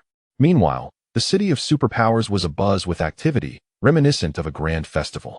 A multitude of superpowers returned, creating an atmosphere akin to a celebratory new year. Within the city lord's estate, Lin Hongyu continuously sensed the unfolding events. Had Li Hao and his companions arrived? How many had come? Or perhaps, Li Hao, lacking confidence, chose not to come this time? Her thoughts flickered incessantly as she communicated with a fragment of her origin within her ring. My lord, perhaps we shall ultimately rely on you. The redwood tree remained silent. Pondering rely on me? It feels as though I have been sold at a bargain, without even achieving a high price. What a loss. The following day, the group set off toward the city of superpowers, this time opting for a divided approach. Li Hao, Chen Zhongtian, and Black Panther formed one team, while Tianjin and Dijiang joined forces in another. Ho Xiaoqing and director Zhou paired together. The former two pairs had grown accustomed to coordinating their actions, representing both official and martial factions. As for Chen Zhongtian, accompanying Li Hao served as a means of oversight, ensuring the elder did not stray to engage in other endeavors. The likelihood of betrayal was low, yet given his infamous reputation, even more absurdities, such as seeking to father a child mid-journey, were not entirely out of the question. Snowflakes began to fall from the sky, heralding the approach of December. Since the city of superpowers lay in the central region, the distance was manageable, allowing Li Hao to proceed at a leisurely pace, clad in a thick leather coat. Black Panther transformed into a somewhat unattractive, dark horse, bearing Li Hao along the way. The two puppets from the Yuanping Military University remained calm and curious, surveying their surroundings as if they were guardians encircling Li Hao. Initially, Chen Zhongtian intended to wield a divine weapon, but upon noticing Li Hao's unhurried demeanor, he resorted to purchasing a small donkey from an elderly man by the roadside. Riding alongside, at that moment, the little donkey exhibited curiosity towards Black Panther, occasionally nudging it, which elicited impatience from Black Panther. Annoying creature. The roads in the central region were relatively smooth, with the occasional vehicle passing by and a fair number of pedestrians hurrying along. Among them were refugees fleeing from distant lands, persistently moving forward, perhaps seeking solace in Tianxing City. Their attire was scant, yet upon reaching the central region, a glimmer of hope remained. As Li Hao rode atop Black Panther, he scanned the surroundings, catching glimpses of frozen bones along the roadside. He merely observed, refraining from dismounting. Chen Zhongtian, seasoned by the passage of time, glanced at Li Hao several times and, noticing his silence, coughed gently before continuing. Over 80 years ago, during the winters, the roads were lined with the frozen corpses of the unfortunate. It was a sight that pained me deeply, igniting a resolve within to effect change. Those were times rife with banditry and rampant lawlessness. Under the Jiang family's governance, the land was a veritable tableau of despair. Later, I journeyed to Tianxing City, enduring trials and tribulations for several years, and eventually joined forces with others to overthrow the royal family, establishing the 9 divisions. I founded the Inspection Division with the intent of safeguarding a region. Li Hao refrained from retorting. Perhaps, indeed, that had been Chen's genuine aspiration back then. Regardless, it remains a matter of historical record. Chen Zhongtian sighed once more, adding, however, ever since the first resurgence 20 years ago, circumstances have markedly shifted. At that juncture, the military lost its paramount significance, and the affairs of the Inspection Division became increasingly arduous. When individual prowess eclipses collective strength, we find ourselves in a precarious situation. The demonic flora began to awaken gradually. No longer were they merely struggling to survive, but they had amassed formidable power. In truth, the awakening of the demonic flora began long ago, but previously, they were in a state of near death. Far removed from the threats we face today, everything traces back to events that transpired 20 years ago. Noticing Li Hao's silence, he continued, 20 years ago, Hong Yue and her cohort breached a mine concealed beneath an ancient relic, igniting the first resurgence. At times, I ponder whether, had the resurgence not occurred, we might have completed the reforms of the 9 divisions and perhaps avoided the notorious reputation we now bear. Perhaps, Li Hao nodded slightly, without extraordinary powers. The military remains merely a military force, and the Inspection Division, simply that. There are moments when explanation is unnecessary. Some actions, once taken, cannot be undone. The Inspection Division has decayed. I have witnessed its agents forcibly conscript thousands of refugees to mine, witnessed collusion between local inspectors and bandits, seen the military masquerade as pirates, and observed governors as the very leaders of piracy, with dukes as their allies. With a wry smile, Li Hao shook his head. Officials are no longer officials, and bandits are no longer bandits. The 9 divisions, despite their formidable strength, continuously claim to defend against the royal family. Yet, What good are all these justifications? You can muster such a great force to eliminate me, yet you cannot spare a few to restore order? It is nothing but an excuse. When it comes to my demise, why do all these extraordinary powers emerge? With such abundance of strength, let me be frank, any pirate's fate is sealed. Chen Zhongtian nodded slightly, offering no rebuttal.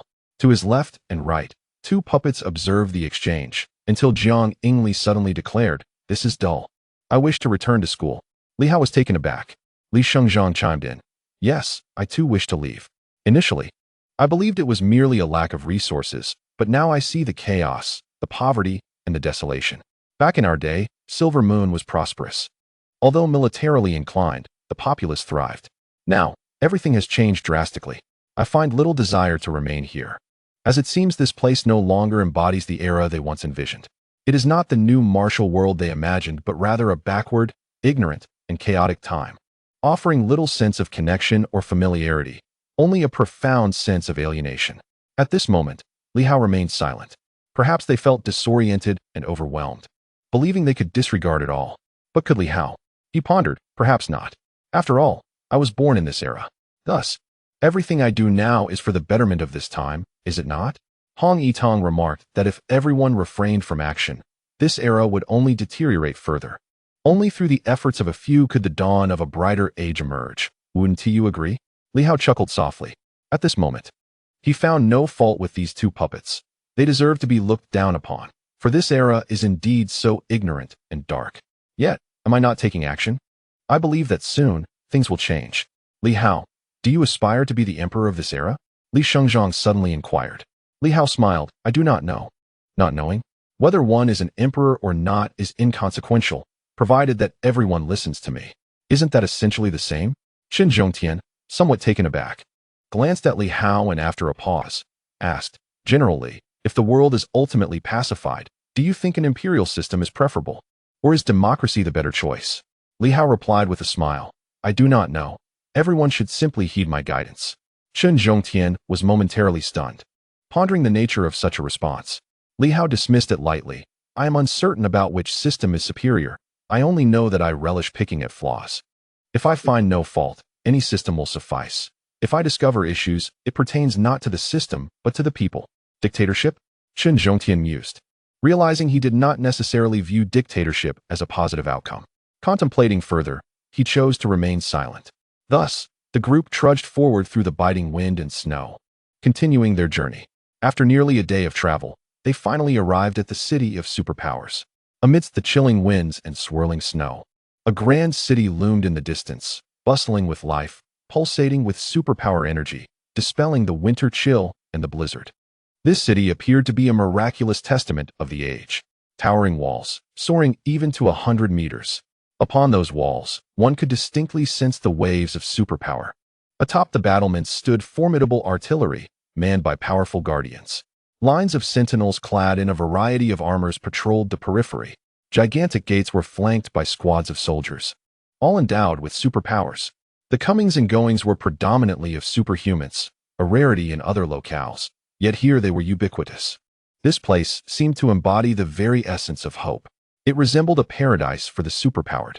As Li Hao and his companions paused momentarily, a throng of superhumans approached from behind. Some soared on divine steeds, while others walked or drove, all in a hurried manner. A few bore traces of blood on their skin, proudly boasting to their companions in the winter chill, "That woman was quite a delight. Let me share the experience with you," though she was reluctant. The two puppets appeared to comprehend, their faces flushed with indignation as if ready to retaliate. Li Hao, however, commanded with a sharp tone that echoed in their minds, "Silence. Here, you will heed my words. Without my command, do not act recklessly." The two puppets, still simmering with anger, were disinclined to heed Li Hao's directive. They merely emerged to witness the commotion. Why should they heed Li Hao? However, upon encountering Li Hao's icy gaze, which bore an intensity starkly different from before, the two puppets seemed to quiet down, an unmistakable hint of trepidation evident, as though they were in the presence of esteemed elders. Despite this fellow being rather feeble, Li Hao uttered not a word, seeing the two fall silent. He continued his ride on the Black Panther, advancing forward. At the city gate, the guards attempted to obstruct him. With a sharp crack, a whip struck one guard, sending him tumbling to the ground. Li Hao coldly remarked, "Are your eyes blind? Who dares to block my path?" Although the soldiers were unfamiliar with Li Hao, an unexpected chill gripped their hearts. A figure resembling a leader hurried forward, a forced smile plastered across his face. "My lord, please forgive us. These fools are indeed blind. Your actions are justified. I shall deal with them later. Please, do not lower yourself to their level. Begone." "Why yes, my lord."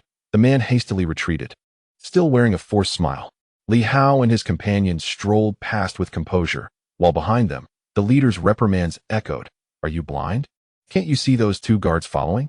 They are clearly not ordinary people. Many prominent figures are arriving in the city of superpowers. Keep your wits about you.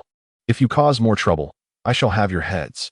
"Yes, yes, Captain, we shall not bother you further." Their voices gradually faded into the distance. Inside the city, the streets bustled with vitality and prosperity. Jiang Yingli could not restrain herself and finally inquired, "Why did you strike that man?" Li Hao chuckled. "Am I not entitled to strike them, given my superiority?" "Of course not." Jiang Yingli retorted angrily. "You are so cruel. The strong should protect the weak, not bully them. Do you find satisfaction in oppressing the defenseless? They are merely fulfilling their duties. It is their role to inspect those entering the city. Why do you not adhere to the rules and resort to violence?" Li Hao remained unperturbed and posed. What would happen in the new martial world? "Your head would hang at the city gate by tomorrow." Li Hao nodded slightly, a smile gracing his lips. But this is not the new martial world. The two felt a surge of indignation and chose to ignore him. Li Hao continued, "I merely wish to observe the management of the 12 families. And it appears to be rather mediocre. Moreover, these guards are not virtuous. Observe closely. When the weak superhumans enter, they are met with all manner of difficulties. Yet the powerful are treated with servility. It is said that ordinary people who inadvertently wander into this place may be slain by the guards." Li Hao chuckled. "So, do you still consider these guards innocent?" Both were taken aback, falling into silence. Thus, sight is not always truth. "It seems you have suffered little hardship and have not witnessed the malevolence of the world." Li Hao laughed. "Your tempers are too volatile, easily provoked. Though immortal, your character is rather ordinary. You are still too young." The two puppets felt the urge to retaliate, but ultimately snorted in unison, choosing to disregard Li Hao. At this moment, Li Hao and his companions traversed the bustling street, replete with superhumans. Along both sides, numerous shops engaged in transactions of divine stones, mysterious energies, weapons, and various other goods. There were also provisions, beverages, and entertainment. This city was teeming with formidable individuals. Some individuals would rather beg here than venture out to become affluent. It is noteworthy that ordinary people are not permitted entry.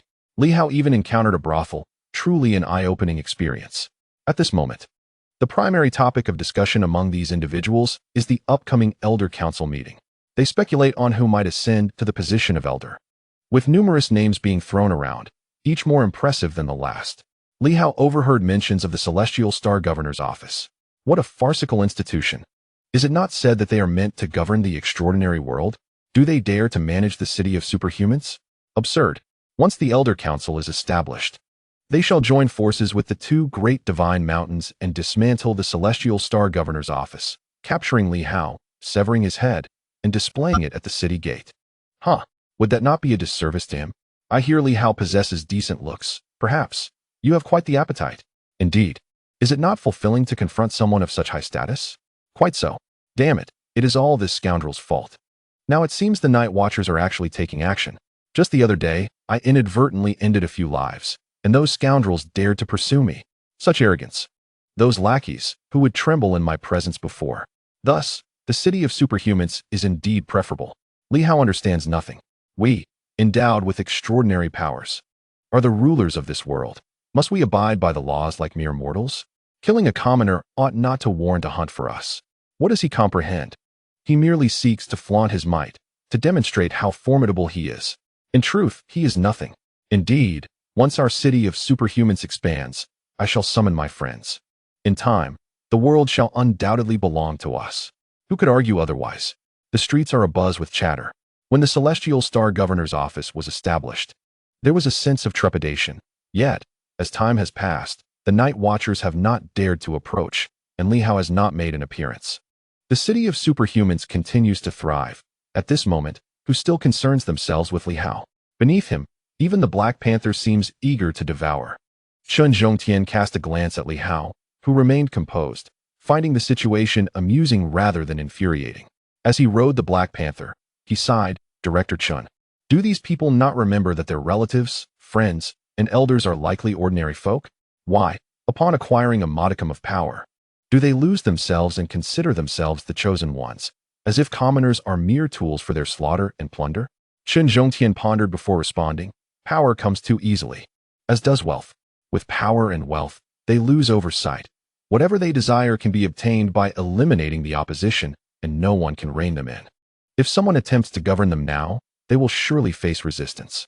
Jiang Ingli suddenly interjected, "That is not entirely accurate. The sudden acquisition of power is not inherently detrimental. However, their minds are consumed solely by the doctrine of power. This is erroneous. Without clear goals and beliefs, and with inadequate education, they cannot discern right from wrong." Li Hao's gaze flickered. "Are you suggesting that if they had been educated from a young age, with basic logical reasoning and moral ethics, possessing the ability to discern right from wrong, then power would not lead them to lose control?" Jiang Ingli spoke earnestly. "The sudden acquisition of power is an experience many undergo. However, as long as one is not foolish, even with newfound strength, one will not lose control as they do." Li Hao pondered thoughtfully. "Are you suggesting that it is an issue of education?" "Indeed." Jiang Ingli nodded vigorously. "If one receives proper education from an early age, even when they attain tremendous power upon reaching adulthood, their first instinct will not be to wreak havoc. Instead, they may seek to improve their own circumstances without being reckless or absurdly grandiose. Hence, I believe the root cause lies in the inadequacies of education." Li Hao nodded, finding this perspective quite reasonable. After all, had he not also experienced a sudden surge of power? Did he lose control? No, for he possessed a fundamental sense of rationality and logical thought, along with a moral compass that guided him to understand that bullying the weak is wrong and unjust, thanks to the education he received. Yet, in the eyes of others, perhaps they think that with great power comes the license for unrestrained and arbitrary behavior, simply because they consider themselves gods. Chen Zhongtian listened quietly, deep in contemplation. At that moment, before them loomed an enormous inner city, astonishingly vast. Here, indeed, lay an inner city, occupying nearly half of the entire fortress. From the conversations around him, he learned that this was the domain of the 12 great families. Within the superpowered city, they were the elite, and their kin resided within the inner city. Furthermore, some formidable rogue cultivators could also access this inner sanctum. The inner city boasted shops and residences, but it was not a place for just any superpowered individual. One had to attain at least the 3rd level of Yang to gain entry. Among rogue cultivators, those at the 3rd Yang level were considered quite powerful. Moreover, the inner city held another treasure: numerous superpowered academies. The 3 major organizations, the 9 divisions, and the 7 divine mountains, all maintained a presence within the inner city, with the exception of the Heavenly Sword Mountain Manor, which remained aloof and uninvolved. Li Hao opened his eyes and gazed at the inner city. A flicker of crimson light danced in his gaze. Upon closer inspection, he raised an eyebrow, noting the abundance of strong individuals. At his current level, his perceptive abilities had greatly expanded. Within the inner city, superpowered beings were plentiful, with their collective strength generally surpassing that of those in the outer city. The clusters of 3rd Yang entities were densely packed, numbering no less than 1,000, a sight he had rarely witnessed before. As for the Shuguang, he scanned the area and estimated there to be over 100. Regarding the divine abilities, he observed a considerable number as well, particularly in certain locales, likely the strongholds of various families, with each having several representatives. This influx could be attributed to the upcoming Elder Council meeting, with many divine beings returning from their usual pursuits. A throne. Li Hao refrained from delving deeper, feeling that a brief observation sufficed. Lingering too long could attract unwanted attention from the divine beings.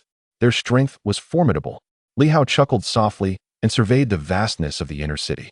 He mused to himself that, despite possessing several shards of mirrors, it would likely be quite challenging to encompass the entirety of such a grand expanse. Certainly, a meeting is scheduled for tomorrow. It is unlikely to be held in the entirety of the inner city, perhaps in a more secluded location. Those few fragments of mirrors could shroud the area. If that fails, he has also brought along a lock chain, though its efficacy remains uncertain. As a few individuals stepped forward, the The guards of the inner city exhibited considerably greater strength, most possessing the prowess of the sunlight realm.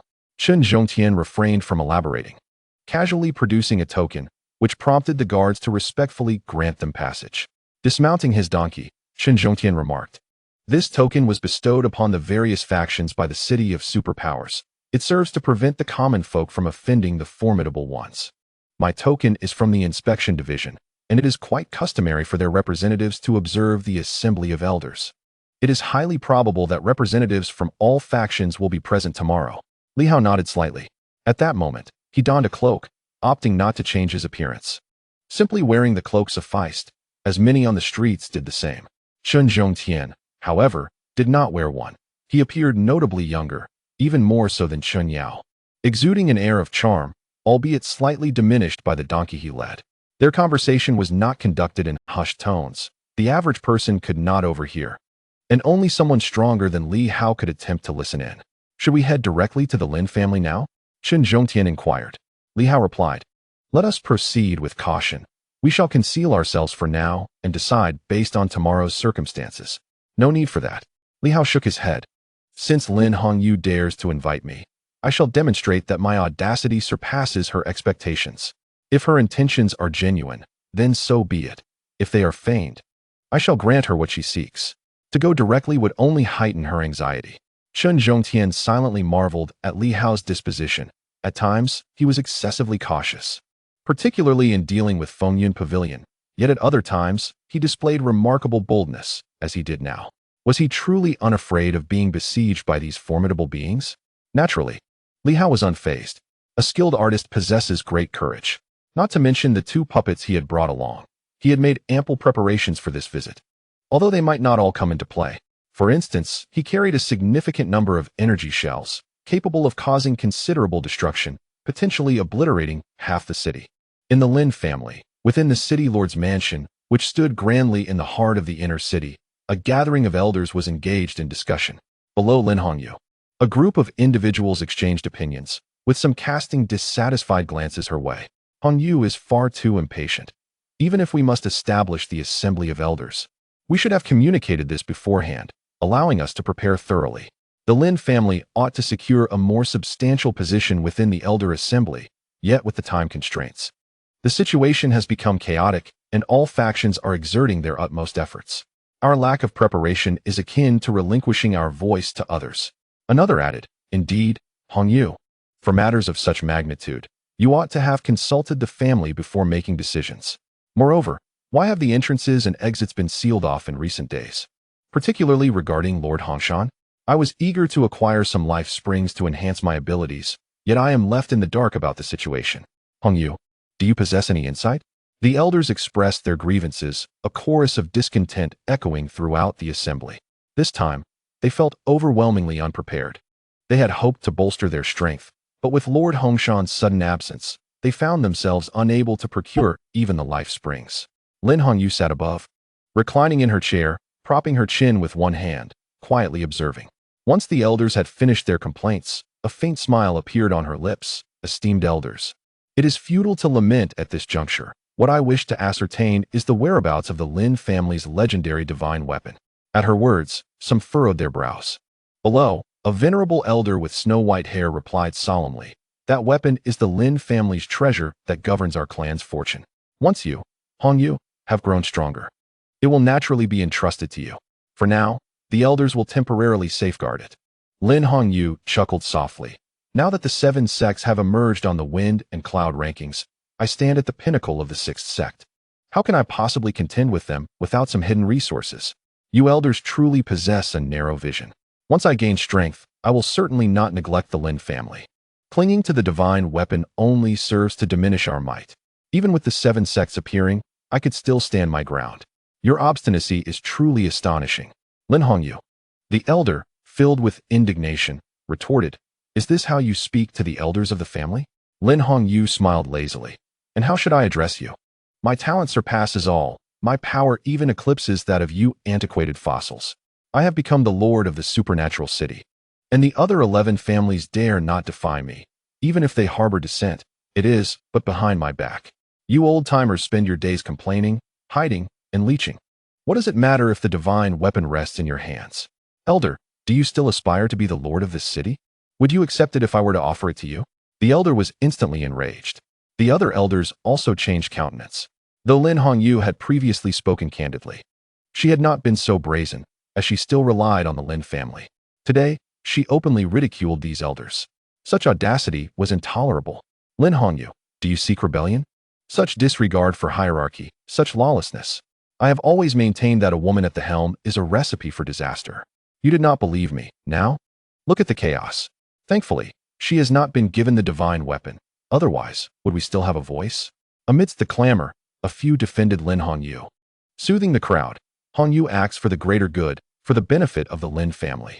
With the emergence of the 7 sects on the wind and cloud rankings, surely you have seen how Li Hao casts his covetous gaze upon the supernatural city. I assert that if the divine weapon were truly bestowed upon Hongyu, she would possess a fair chance against the 7 sects and the celestial star governor's mansion. Bah, that Li Hao, a mere child, dares not provoke us. The 12 families united can easily suppress him. Even if the Silver Moon faction joins, they cannot escape a fatal end. I see that you merely wish to oust us and seize control of the Lin family. Lin Hongyu could hardly muster the energy to respond. Nonsense about the Lin family's power. Such narrow-mindedness. Were it not for the Lin family continuously hampering itself, I might have obtained the divine weapon years ago and subdued the other 11 families by now. Yet these old fools persist in hiding it, refusing to grant it to me. Even after leading the Lin family to its current stature, becoming the foremost among the 12 families and the lord of the supernatural city, the outcome remains unchanged. Fearing that she might usurp the Lin family's power, Lin Hongyu found herself in a precarious situation. With the emergence of the 7 systems, the circumstances had drastically changed. In the past, she was confident in her abilities to rival anyone. However, the present reality was starkly different. The Lin family remained stagnant, and thus, she could no longer hold back her disdain. She felt no obligation to engage in further dialogue, as it was high time for the antiquated notions of the Lin family to awaken from their delusions of grandeur. A family whose unparalleled prodigy did not even support them had no right to dream of unifying the world or establishing a sanctuary to rival the illustrious Tianxing City. Had it not been for the bond of kinship, she would have unleashed her fury long ago. She reflected on her own shortcomings. Perhaps she had been too lenient, for these old-timers seemed to fear her not at all. They often invoked family rules and traditions to constrain her. Lost in thought, she suddenly felt a subtle shift in her heart. At that moment, a faint yet familiar aura enveloped her. Lin Hongyu's expression changed, recognizing this force all too well. The audacity of this individual was astonishing. She had anticipated Li Hao's arrival, yet she had not fathomed he would be so brazen as to appear so openly. Rising swiftly, she disregarded the clamor of the elders and strode toward the exit. Lin Hongyu, the conversation is far from over. Where do you think you're going? Come back. This is outrageous, utterly intolerable. Outside, Li Hao chuckled softly, bemused by the fact that the Lin family was supposedly under Lin Hongyu's command. He could hear the rebukes echoing behind him. Chen Zhongtian, on high alert, also managed to smile. These ancient families were often bound by numerous archaic customs, reportedly inherited from an ancient civilization, with rules so plentiful they were almost absurd. Beside him, Li Shengzhong remarked curiously, "Are we speaking of ancient civilization? Do we have any rules?" Li Hao paused, and Li Shengzhong continued, "We do have rules, yet they are often overlooked. Respect for the elders and care for the young is indeed a virtue, but in practice, meritocracy prevails. For instance, if a genius were to emerge within our family, possessing unparalleled strength and capability, the family would rally behind them, sparing no effort in support. Take the case of the human king. When the Supreme One recognized that the human king could perform better, he willingly retreated into the shadows, ceding his core position to facilitate a smooth transition. One should consume according to their capacity. Those lacking ability, even if they are elders, ought to step aside to enjoy their twilight years. If they find themselves restless, they could engage in teaching and nurturing the next generation for the family or humanity." Li Hao nodded, finding merit in this perspective. Nevertheless, he felt detached from such sentiments, as he was the sole representative of the Li family, unencumbered by any constraints. His mentor did not impose commands upon him nor dictate his actions. At that moment, the guards outside remained vigilant, uncertain of their next course of action. Just as hesitation gripped them, a figure approached with urgency, causing the guards to change their demeanor and bow deeply. Lord of the city. Lin Hongyu nodded slightly, her gaze fixed on the individuals outside. Upon spotting Li Hao, she instantly recognized him. Then her attention turned to Qin Zhongtian, her curiosity piqued. Who is this? Gradually, her expression shifted. This individual was formidable, perhaps even her equal in strength. Not a silver moon martial artist, yet exuding an impressive aura, she was at least a pinnacle of the six realms. She quickly recalled the names of the six realm elites from the rankings and, after a moment, suddenly thought of one person. Could it be true? Qin Zhongtian? Is that him? Though she had never seen Qin Zhongtian in his youth, she had glimpsed his older visage, and there was indeed a slight resemblance upon comparison. As for the two individuals behind Li Hao, they were inscrutable, appearing almost lifeless. The dog beside Li Hao, presumably the one named Ma Chou, came to mind.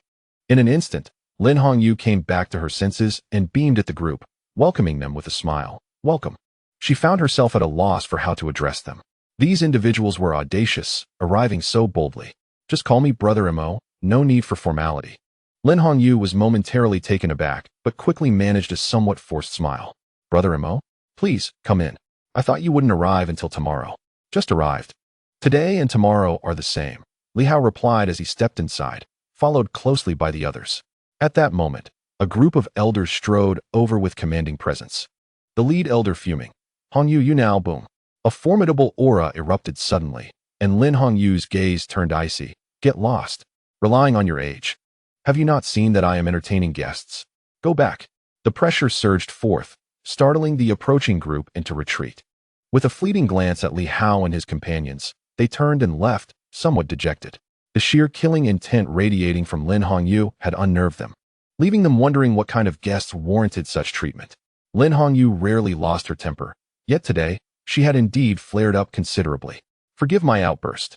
Lin Hongyu reined in her intensity and smiled, saying, family members, being of advanced age, often lose their clarity of thought. Ordinarily, I would not stoop to their level. But they have indeed overstepped.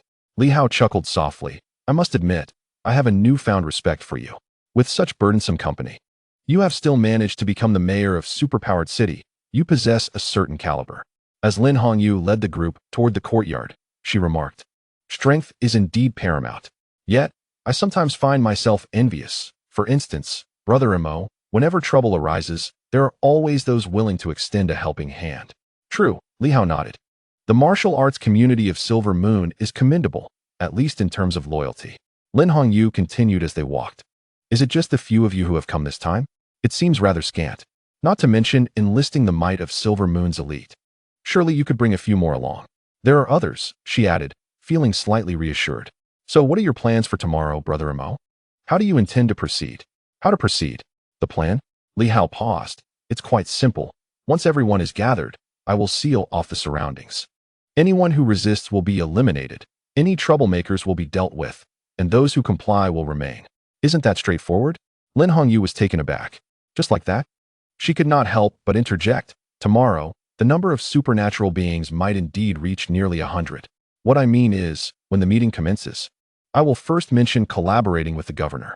I believe some will support this initiative, allowing us to rally a portion of the neutral parties to our side. Then, I will take the lead, and the governor need not rush. Once I have secured a favorable position, you can make your move. Li Hao shook his head. Too complicated. Lin Hongyu nearly cursed under her breath. I acknowledge your prowess, but how many of you have actually come? Tomorrow, when those formidable families unleash their divine weapons. Even if one of them is not as strong as the 7 systems, what about 3 or 5? Do you truly believe yourself invincible? If I had obtained the divine weapon, I wouldn't fear you at all. I thought you had come early to discuss strategies with me, to be well prepared. Instead, it seems you merely intend to make a brief appearance? While she scolded him internally, her face bore a smile, exuding an air of grace. Li Hao seemed to sense her silent reproach and chuckled lightly. Why complicate something simple? Rest assured, I shall remain by your side tomorrow. Just indicate who must be eliminated first, and we shall strike fear into the hearts of many before dealing with them one by one. Not to mention, Li Hao interjected, gazing at her, if you harbor such doubt in me, why ally with me at all? Lin Hongyu furrowed her brow slightly. That is not my intent. It's merely that there are numerous formidable opponents this time. I understand. Li Hao nodded. with 7 from the 6 systems and 3 from the 7 systems. Does that instill confidence in you? Lin Hongyu was momentarily taken aback. Li Hao continued nonchalantly. Among those 7 from the 6 systems, the majority are at their peak. Some can even barely contend with the 7 systems. Do you think that is sufficient? If not, we still have time for me to summon more. Lin Hongyu was left speechless. Are you jesting? At this moment, a faint essence of primordial power emanated from her, and in the next instant, another voice emerged. Governor Li truly commands respect. Li Hao smiled. I apologize for having previously killed a clone of your esteemed self, but your strength exceeded my expectations. To lose a peak clone and yet so swiftly condense another close to its former prowess speaks volumes. In the realm of immortals, you are not to be trifled with. At this instant, the heavens sealed and domains materialized. The clone of the redwood tree sensed an oppressive force. It quickly remarked, "You flatter me. It is merely that these 2 behind you are students of Yuanping Martial Science University." Ah, I see. The redwood tree, with a hint of humility in its voice, acknowledged. I have met you, esteemed princess. The 2 robotic figures were disinterested in responding. The title of prince was not to their liking, yet certain demon tribes favored such designations, making it difficult to correct, though they generally chose to ignore it. The redwood tree seemed unfazed, perhaps accustomed to it over the years. It turned to Lin Hongyu and said, "In that case, there is no need for concern. With the 2 princes present, there should be no issues." The individuals from Yuanping Martial Science University were of considerable repute. Even if their capabilities were not evident now, they were undeniably extraordinary. Li Hao smiled. "Please do not say that, esteemed elder. I may need your assistance tomorrow. I dare not presume. I am but an old man with limited strength." "How could that be?" Li Hao replied with a smile. "Once we resolve these adversaries, I also wish to deal with the true forms of those demon plants. Elder, will you join me tomorrow in eliminating them completely?" The redwood tree was taken aback. "The esteemed elder is formidable. I endeavor to confine the essence of the world within my domain, preventing any leakage of its source. I shall not stray too far, as it is likely I remain in close proximity. By infiltrating the ruins and vanquishing their true forms, the elder may acquire the power of the source, while we can eradicate the roots of the problem. What is there to lose in this endeavor?" The redwood tree nearly choked. "I had thought I would not need to intervene. Yet here you are, preparing to eliminate the true form of the demonic plant." Li Hao inquired, "What are your thoughts, esteemed elder?" The redwood tree pondered swiftly, and Li Hao continued, "If the elder is unwilling, it is no matter. I can return to address it later. However, should this opportunity be missed, the elder may never again have the chance to consume such an abundance of source power, as many would covet this task. Moreover, the other 11 families' demonic plants likely possess mediocre strength, inferior even to that of the elder, hence presenting a unique opportunity for you." The redwood tree fell into deep contemplation, and after a while, it expressed, "Those companions are, after all, my old acquaintances, and we are all familiar with one another. Perhaps it is best to let it be." No. What I mean is that their existence is fraught with suffering. They are perpetually struggling on the brink of life and death. I shall assist them in finding liberation." Lin Hongyu was utterly astonished. Could this truly be the words of the once timid and cautious redwood elder? The tree, naturally, harbored its own thoughts. At this moment, it considered that with both princes from Yuanping University present, if it chose not to participate, it might indeed miss its chance. Thus, why not take this gamble? This young man before me is undeniably formidable. Merely his so-called domain evokes the sense that the world may soon undergo transformation. In this instant, it felt that Lin Hongyu's actions were indeed wise. If it continued to stubbornly resist, it might face dire consequences. Who would have thought that Lin Hongyu possessed such insight? With the backing of the formidable forces from War Sky City and Yuanping University, it was evident that the support behind him was robust. The redwood tree reached a decisive conclusion, realizing that rather than letting other demonic plants benefit, it might as well seize the opportunity for itself. Lin Hongyu was equally taken aback. She had not anticipated the redwood's swift defection. Had it not been so vocally critical before, countless thoughts swirled in her mind. But she soon revealed a smile, declaring, "I wish for all to proceed smoothly tomorrow." Li Hao chuckled. "It will undoubtedly be smooth. If it is not, then it would be due to the leakage of information by City Lord Lin." Lin Hongyu had no words to counter this statement. On that day, the super ability city grew increasingly animated. As for the guests visiting the Lin family, some were aware, yet Lin Hongyu led them to the backyard, and the Lin family members dared not inquire further. Others were even more hesitant to ask indiscreetly, as none aspired to vie for the city lord position. Although they cared, it was not of paramount importance. Perhaps these were aides invited by Lin Hongyu to help the Lin family secure an additional elder position or two. Moreover, they arrived openly, not in secrecy, so no one would suspect Li Hao. Their thoughts lingered more on whether formidable figures from Yuxiao and the setting sun had come. In this atmosphere, the night passed for some with eager anticipation. The elder meeting of Super Ability City was about to commence. This might herald the beginning of Super Ability City's ascent towards dominance, establishing itself as a sovereign power upon the land. The following day, within the grand halls of the city lord's mansion, an assembly of esteemed elders convened. From the break of dawn, the expansive plaza of the mansion was teeming with individuals of formidable strength, accompanied by their retainers and kin arriving from afar. The 12 families, once the undisputed dominators of the martial world, had their roots in the Silver Moon, a revered sanctuary of martial arts. However, due to internal strife, several families had migrated and flourished elsewhere. In days of yore, the 12 families even sent emissaries to the Silver Moon to reclaim esoteric techniques. Though the outcome had not been particularly favorable, at present, the 12 families held their respective territories, with a colossal arena occupying the center. The scattered practitioners were allotted a section, while another elevated platform was reserved for various observing factions. The elder assembly did not impede the attendance of the powerful forces. The Lin family, due to Lin Hongyu's influence, occupied a prominent position, drawing a multitude of strong individuals, young and old, together. Many were searching for Lin Hongyu, whose absence was palpable. Following her outburst the previous day, the family had fallen silent, yet some elders could not suppress their discontent, questioning why the city lord had not arrived sooner on such a momentous occasion. Where could she be? Back in the rear courtyard still?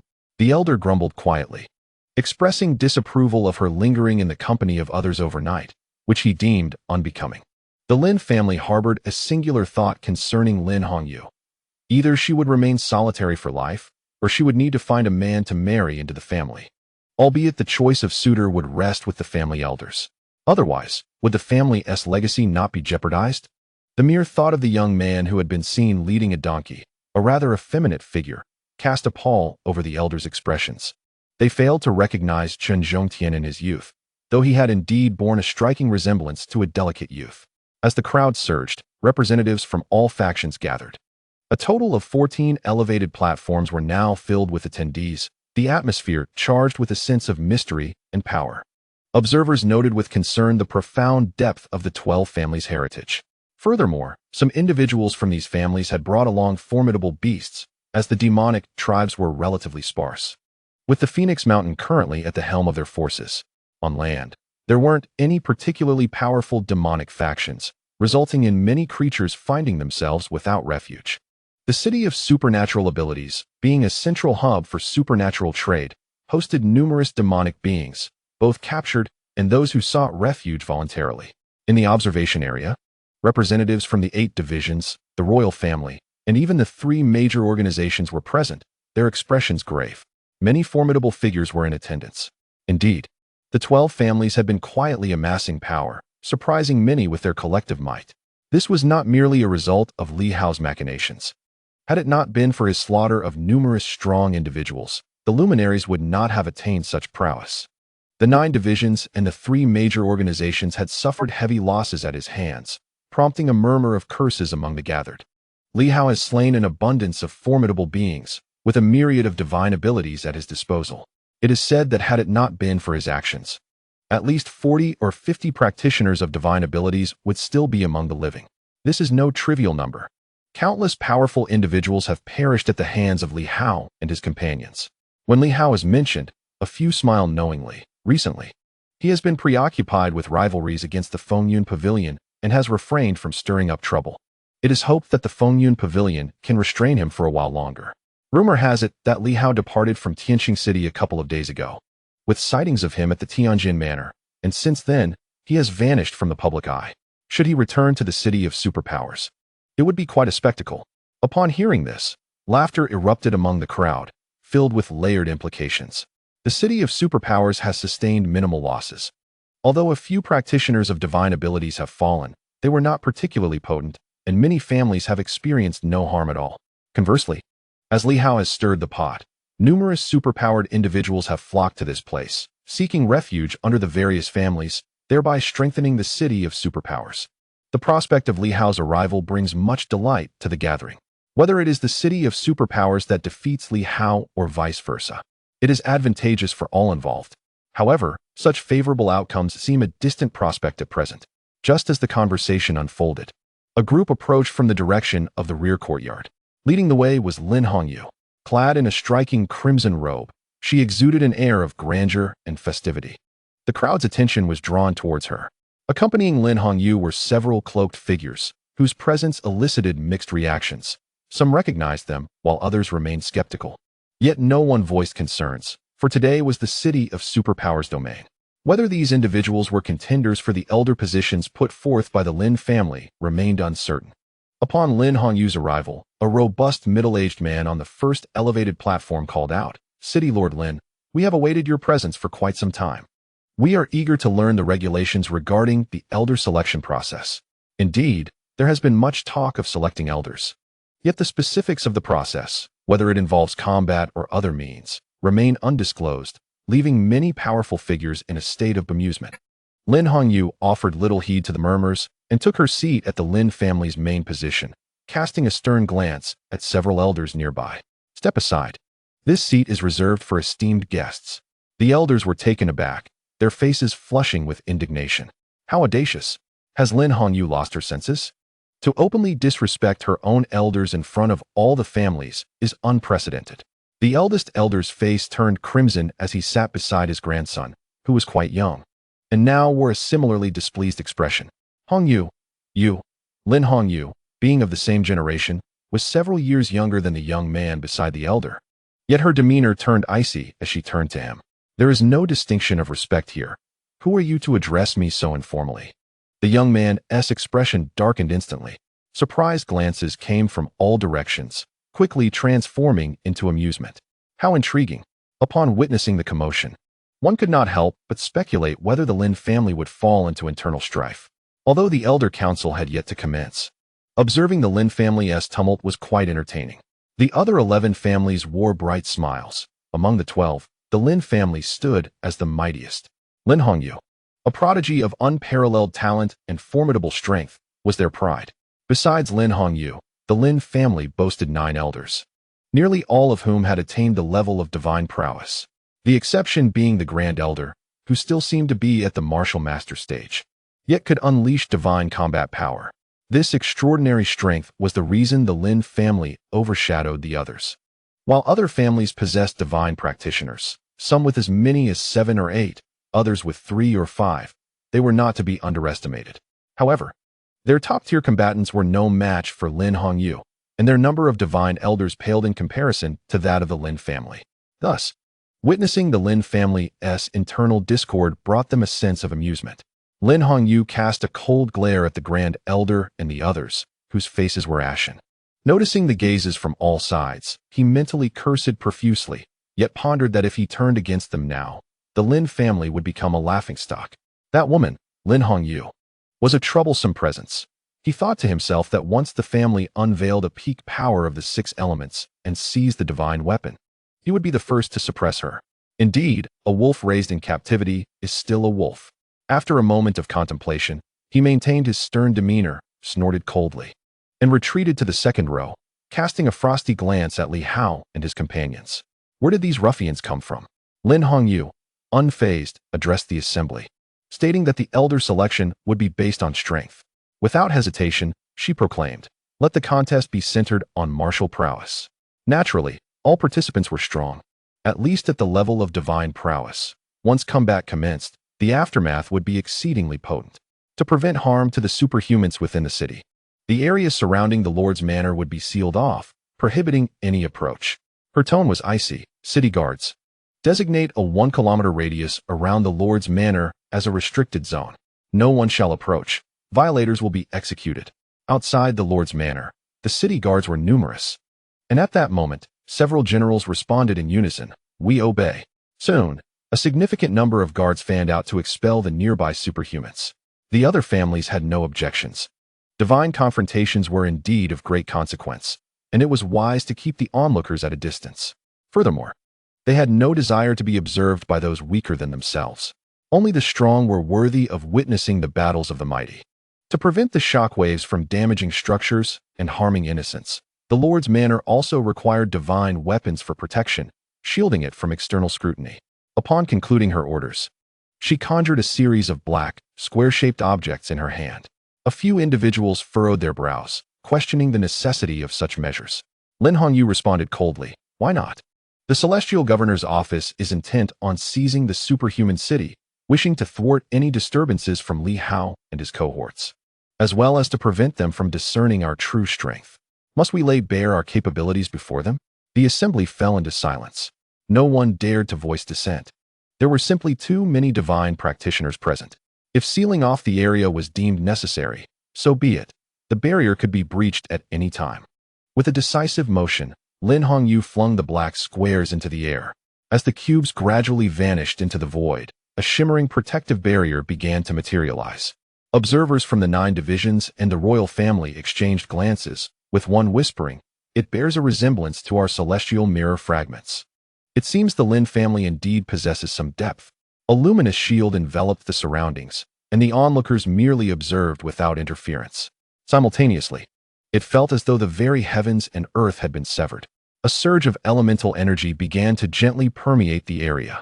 Lin Hongyu calmly declared, "This is the 5-element shield, a divine defense difficult to breach, capable of sustaining combat from powerful beings without causing any residual disturbance." The crowd nodded slightly in agreement. What a treasure! To withstand the devastation of divine abilities, it is indeed a top-tier artifact in this moment. Nearby, Li Hao and Qin Zhongtian were taken aback. They thought, "What a bunch of fools, allowing Lin Hongyu to set this up." Of course, overconfidence played a part. With so many divine abilities in existence, everyone felt assured. With such a multitude of powers, defeating the 7 elements should pose no challenge, especially with some individuals possessing primordial avatars or world-shattering divine weapons. How could a mere defensive shield pose a threat to them? Meanwhile, Li Hao was manipulating divine inscriptions to seal off the area. The black cube fragments were remnants of the mirror shards. Li Hao had acquired 6 pieces from various sources, including the inspection division. Now, he strategically placed one in each cardinal direction.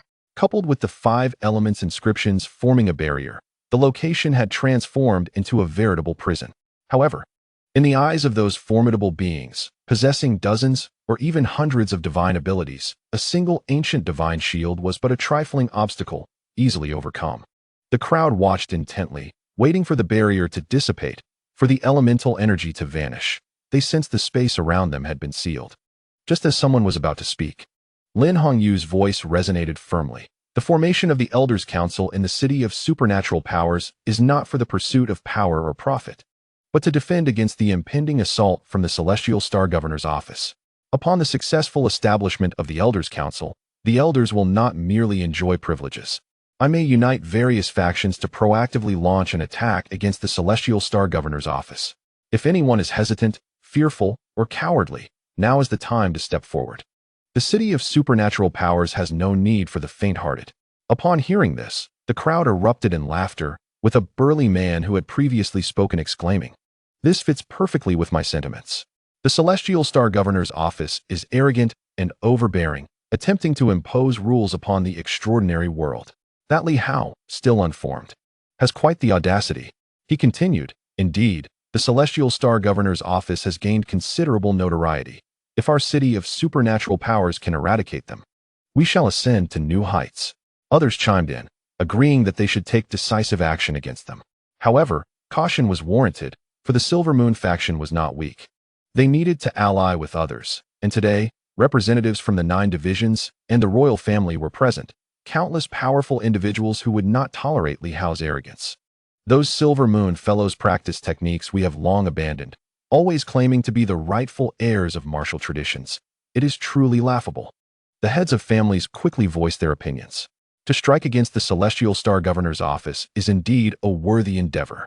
Yet, the prerequisite was to enlist the participation of others. Otherwise, the city of supernatural powers would suffer considerable losses.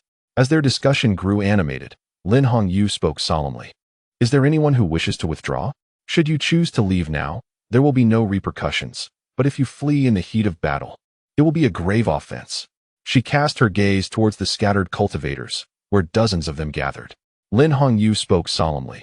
You are all free-spirited cultivators, unbound by constraints. If you insist on participating in the elder election at this moment, there will be no turning back. Among the scattered cultivators, an elder with an ethereal demeanor smiled broadly. Lord Lin underestimates us. That Li Hao, ignorant of the heavenly laws and oblivious to his own peril, dares to impose rules upon the extraordinary? It is nothing short of absurd. Though we are scattered cultivators, we refuse to be shackled by him. If he truly becomes an elder in the city of extraordinary beings, we will undoubtedly take the lead in striking him down. The world has long suffered under Li Hao. A voice sighed. Were it not for him, would so many extraordinary beings have perished? They were pioneers of our kind, yet fell to that demon Li. It is lamentable that our strength is insufficient. Otherwise, we would have vanquished that beast long ago. The scattered cultivators were filled with righteous indignation. As long as Li Hao lives, these strong beings remain constrained.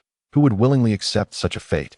Now, with the emergence of a powerful force like the city of extraordinary beings willing to confront Li Hao, everyone was eager to join the cause. Lin Hongyu sighed inwardly. Seeking death, I have given you opportunities. The 12 great families do not concern me, yet some of you scattered cultivators have come from all directions. Many perhaps were not even within the city of extraordinary beings before. I have afforded you the chance to withdraw, even if you cannot leave. It does not have to end in death, but the opportunity has now vanished. Lin Hongyu slightly nodded, casting her gaze towards Li Hao. I have done all you required of me. Now, it is your turn to act. I had intended to rally some support, yet you insisted it was unnecessary. Thus, I will not intervene. At this moment, Li Hao surveyed the crowd, feeling a mix of emotions. The presence of so many extraordinary beings was astonishing. The 12 great families, particularly the Lin family, alongside Lin Hongyu, boasted a formidable 10 individuals of transcendent prowess. On the side of the scattered cultivators, there were about 40 to 50, with 10 possessing transcendent abilities, a fact that puzzled Li Hao. How had these scattered cultivators attained such strength? Had they stumbled upon ruins or become pawns of certain factions aiming to infiltrate the city of extraordinary beings?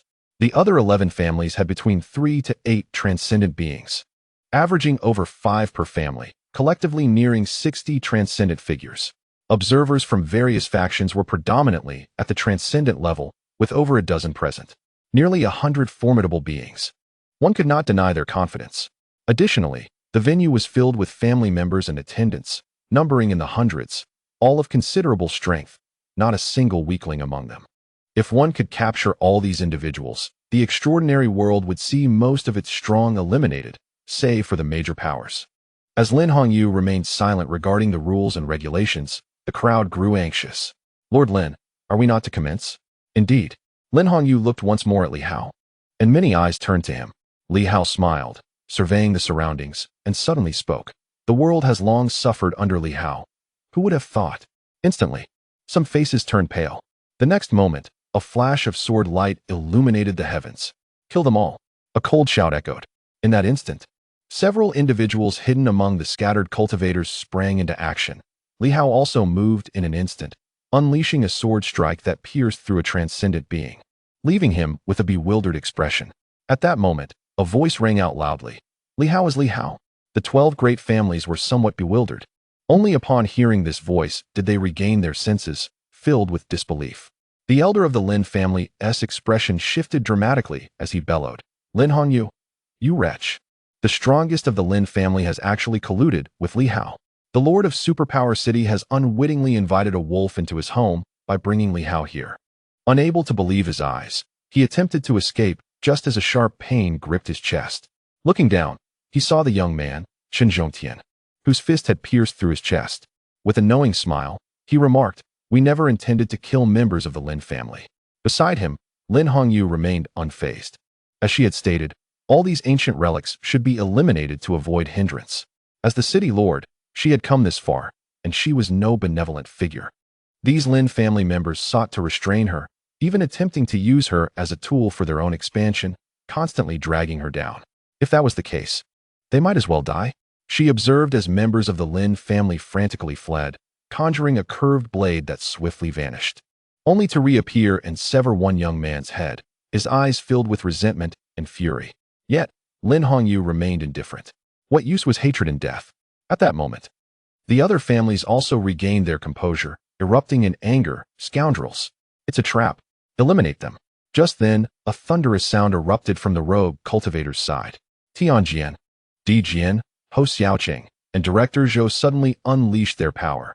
In an instant, sword lights flickered, golden fists materialized, and spears tore through the air. With a resounding blast, dozens of rogue cultivators were slain in an instant, several of their powerful techniques extinguished on the spot, while a few attempted to flee, only to be swept away by the sweeping sword strikes. In that fleeting moment, the rogue cultivators were utterly decimated. The four formidable figures, each possessing at least 6 types of divine power, presented an insurmountable gap. Though the rogue cultivators numbered over 10, they were all reduced to souls beneath the blade in the blink of an eye. Meanwhile, on the Lin family's side, Lin Hongyu and Qin Zhongtian acted simultaneously. Although several elders fought back fiercely, they were swiftly annihilated by the 2 peak 6-tier powers. The first to perish were indeed the Lin family elders.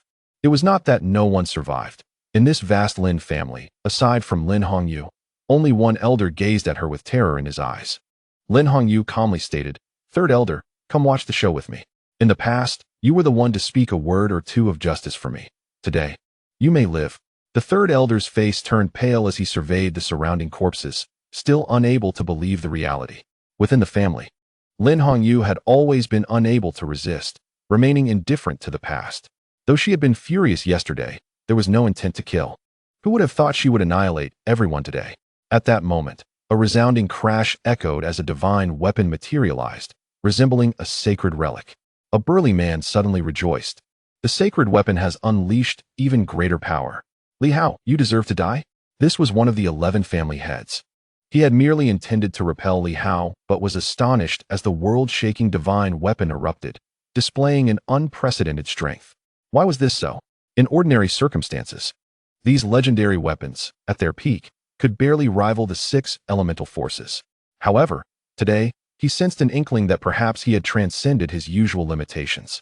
How could this not bring him joy? He had just witnessed the massacre of the wandering cultivators and the instantaneous demise of the Lin family, filling him with dread. Yet, in this very moment, exhilaration surged within him. If he could eradicate these scoundrels, would that not mean the downfall of the celestial general's manor? Would the city of supernatural powers not then belong to him? As the sacred weapon unleashed its power, Li Hao abruptly withdrew from the realm of the 5 elements. In an instant, a formidable aura erupted, sweeping across the heavens and the earth. The space surrounding the sacred weapon shattered instantaneously. Crack! A fissure suddenly appeared upon the sacred weapon, which had seemed so vibrant moments ago, now appearing somewhat fragmented as it was violently severed by the space around it.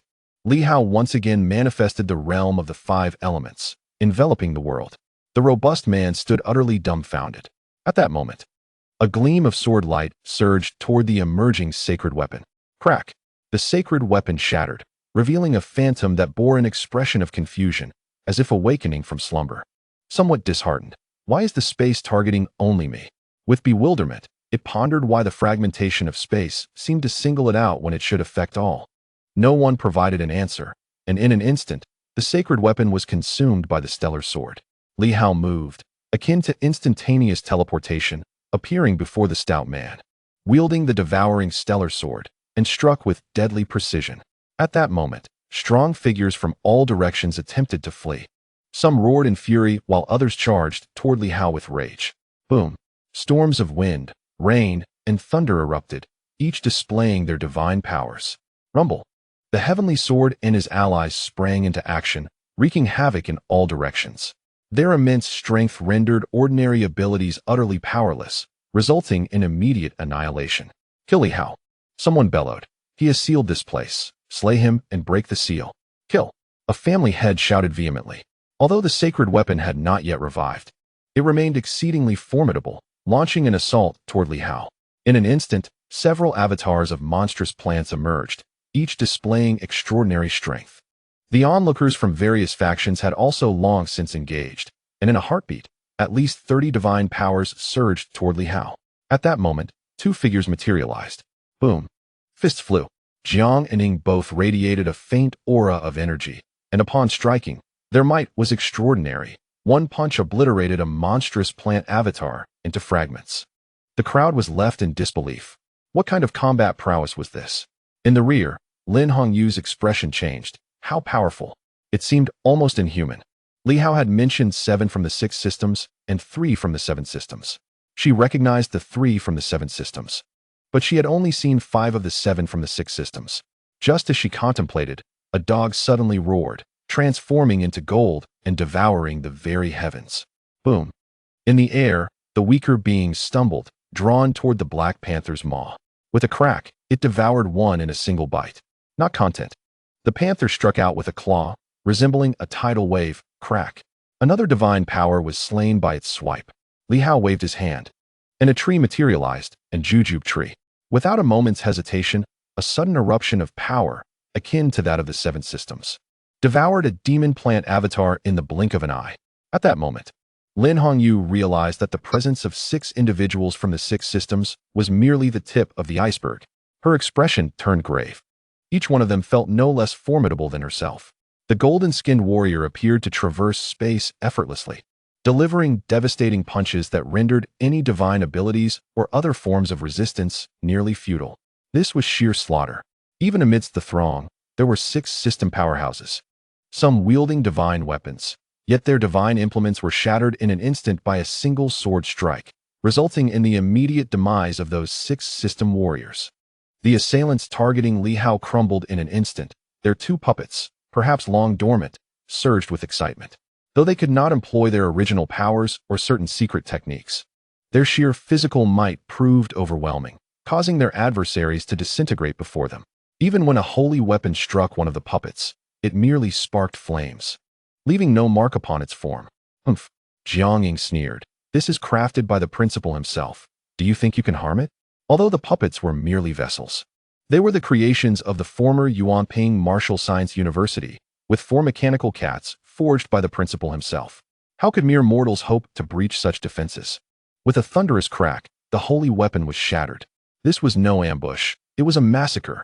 Lin Hongyu was already rendered speechless by astonishment. In her daze, she felt a sense of relief for having made the right choice. Simultaneously, a phantom of a red cedar tree materialized beside her, silently appearing to obliterate a demon plant avatar on the spot and devour its primordial power. Stealing a glance at Li Hao, who was engaged in his own slaughter, the cedar tree sighed in relief. Regardless, there were plenty of demon plant avatars present, and it seized the opportunity to feast, never anticipating such formidable adversaries that could fell so many in an instant. At that moment, an elder cried out in despair, Li Hao, do you truly intend to eradicate all who are extraordinary? In mere moments, at least 40 to 50 divine beings had perished. This was simply inconceivable. All resistance was futile. The demon plant avatars were annihilated, the holy weapons shattered, and every counterattack rendered ineffective. This group was overwhelmingly powerful. Li Hao maintained his composure, stating, no, it is you who lack understanding, squandering the opportunity given to you. I surrender. Crack. A sword fell, severing an opponent's head. At this juncture, surrender was meaningless. Li Hao had not anticipated the weakness of his foes. No, it was not their weakness, but rather the burgeoning strength of his own side. Someone charged at Li Hao in fury, shouting, Li Governor, spare us. We are merely observers from the administrative division, not adversaries of the Celestial Star Governor's office. Futile. Only slaughter ensued. In that moment, Chen Zhongtian and Lin Hongyu also joined the fray, no longer passive, as one powerhouse after another fell. All were of the 6 systems, some even of the 7 systems. With such prowess, should the rankings be recalibrated, nearly all present would undoubtedly find themselves in the top 20. Incredibly formidable. Powerful sacred weapons were shattered by the Starry Sky sword, some cursing in anger, while others simply disintegrated without a sound. The slaughter continued unabated, and the number of those resisting dwindled. In the air, the avatars of the demonic plants met the same fate as the jujube tree, red cedar, and the Black Panther. Alongside Director Zhou, focused on annihilating them. The various demonic plant avatars varied in strength, Yet even the strongest barely approached their zenith. In the blink of an eye, these formidable foes were eradicated, as the relentless pursuit of primal energy ensued. A crimson light shield emerged, casting a sanguine hue across the battlefield. So many powerful beings had fallen. In the distance, the alliance between the Heavenly Sword and Hong Yitang unleashed a cataclysmic strike. No divine technique could withstand their combined assault. Even the 6 elemental forces were vanquished in an instant, leaving Lin Hongyu in disbelief. The methods employed by these individuals seemed neither divine nor martial. What were they? Yet, she had no time to ponder. With a thunderous explosion, a powerful practitioner self-destructed in a desperate bid for retaliation, only to be effortlessly thwarted by 2 puppets. After more than 10 minutes, silence enveloped the world. The disparity was immense, despite the multitude of divine techniques in the hands of Li Hao and his companions. Even second-tier techniques could eliminate foes with a single strike. The Grand Lord's mansion was now left with only Li Hao's group, along with Lin Hongyu and the 3rd elder of the Lin family. The elder's face was ashen, trembling in fear, despite his own 4-tier divine power. At this moment, he appeared as if he had encountered a malevolent specter. Was this truly the formidable supernatural city? In just a matter of minutes, the once mighty city, boasting nearly 100 divine techniques, had been utterly decimated. Was this still a city vying for supremacy over the realm? The 12 noble families had met their demise. Yet, Lin Hongyu remained remarkably composed, casting a glance at the 3rd elder and then at the countless corpses strewn about. Deep in thought, she suddenly smiled and turned to Li Hao, saying, "Congratulations, Governor." Li Hao returned her gaze, recognizing her ruthlessness. However, he admired her for targeting enemies. Being merciless was commendable, while indecisiveness was merely irksome. In an instant, the Heavenly Sword and his companions gathered around, casting a silent glance at Lin Hongyu. Director Zhou gracefully descended and smiled. All resolved. Finish them off. Burn the bodies. A surge of flames erupted from the heavens, incinerating the corpses in an instant, followed by cries of despair as they were consumed by the fire. Lin Hongyu and the others raised their eyebrows slightly, surprised to find some still feigning death unnoticed. Li Hao's ruthlessness was indeed commendable. The world transformed into a sea of flames, and in the blink of an eye, the corpses turned to ash, leaving behind only storage rings and fragments of divine weapons. Li Hao smiled, appearing relaxed. He glanced at the 2 towering tree avatars still devouring primal energy and the ravenous Black Panther, chuckling, "This is merely an appetizer. Why the haste?" The 2 trees and the dog remained silent, continuing their feast. Such an opportunity was rare. As for the battles to come, perhaps they should first satiate their hunger before engaging once more. Lin Hongyu silently observed, casting her gaze upon the 2 puppets before finally turning to Li Hao. "Commander, are we truly going to confront the true essence of the demon plants?" "Of course," Li Hao replied decisively. Without further inquiry, Lin Hongyu regarded the now desolate Lord's residence, feeling a pang of nostalgia. From this moment forth, the city of supernatural abilities would bear the surname Li. All aspirations had evaporated into thin air. Chapter 275, Relentless Slaughter. One by one, storage rings fell into Li Hao's hands. At this moment, Li Hao was devoid of wealth. The scant energy stones he possessed had been granted to the 2 puppets. Nevertheless, he was most affluent in life essence, with over 10,000 drops at his disposal. In truth, the greatest spoils were not claimed by anyone else but Li Hao. Currently, the starry sky sword in his grasp shimmered brilliantly, radiating energy. It was satiated. For the first time, the starry sky sword felt truly fulfilled, having consumed an unknown quantity of sacred weapons, regardless of their rank. All were devoured by the starry sky sword in one grand feast. A glance over the storage rings revealed a smile upon Li Hao's face. Energy stones, myriad in number. It was known that these scattered cultivators and families had amassed their strongest here. Energy stones were typically stored within their rings. A cursory examination indicated no less than 50 million energy stones. Yet, it was still a modest sum, merely a few dozen families.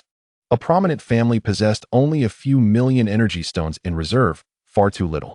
It must be noted that these individuals had recently squandered funds, purchasing a considerable amount of life essence. Although Li Hao did not enumerate them, the cumulative life essence from various families must have exceeded 100 drops. Still insufficient. For Li Hao, life essence was quite inexpensive. These individuals, in their reckless expenditure, inadvertently benefited the demon plants. Li Hao acquired it at 3,000 per drop, while they often paid 50 to 60,000 for a single drop. Perhaps the demon plants sensed the impending crisis. At that moment, Director Zhou spoke. This location, where the demon plant avatars have perished, is not as enclosed as relics. They may be aware of the demise of their avatars. Li Hao chuckled, and what of it? Knowing does not grant them freedom. They cannot escape. Moreover, nearly all the strong have been eradicated. Even if any strong individuals remain in the relics, would they dare to emerge now? Nonetheless, one must be cautious of information leaks. Li Hao reached out, and 5 divine texts vanished. At that moment, the demon plants likely comprehended that their avatars were no more. Li Hao did not take the mirror fragments, but turned to Lin Hongyu. Will you accompany me to slay the demon plants? Or will you remain here to manage the affairs of the city of supernatural abilities? Lin Hongyu replied solemnly, naturally. I shall follow the commander. With that, she turned to the third elder. This place is entrusted to you. Should anyone come to investigate, you are responsible for cooperating with the city guards to deal with them. The third elder's face turned pale. He glanced at Lin Hongyu, trembling slightly. Swallowing hard as he stammered, Commander Lin, I fear I may not be able to handle this adequately. Li Hao turned back to him with a smile. Since Commander Lin has left you in charge, you are at least a practitioner of 4-element divine abilities. With the strong now extinguished, if you cannot even maintain stability, you might as well retire to a life of leisure. The countenance of the third elder turned ashen in an instant, and he hastily assured, Rest assured, Governor, I shall guard this place with unwavering vigilance. Should anyone come to investigate, the weak shall be vanquished, and for the strong, His concern was palpable. If these individuals lingered too long, it was likely that various factions would come probing into this location. Lin Hongyu, witnessing his distress, offered a reassuring smile. Do not worry. Third Elder, with nearly 100 divine powers convened, it will take several days of conflict to determine a victor. During this time, simply emanating some divine energy should suffice. Who would dare to recklessly approach? The third elder could only nod, though fear gripped his heart. For a fleeting moment, he contemplated fleeing should these individuals depart. But that notion was swiftly extinguished. What a terrifying prospect. Though the world is vast, where could he possibly escape? Here, there was a chance to survive. To flee might very well lead to certain death. Li Hao chuckled, the realm of the 5 elements manifesting as he gazed skyward. Predecessor, it is time to depart and retrieve your true form. Over yonder, the redwood tree appeared somewhat resigned. Yet soon, it returned to the realm. With the jujube tree swiftly descending, its demeanor tinged with trepidation and astonishment. These beings were indeed ferocious. But the thrill was undeniable. Finally, they had feasted well. Having coexisted with the heavenly sword for over a decade, he had endured a state of perpetual hunger, which was truly lamentable. Does the city lord know the locations of the various family relics?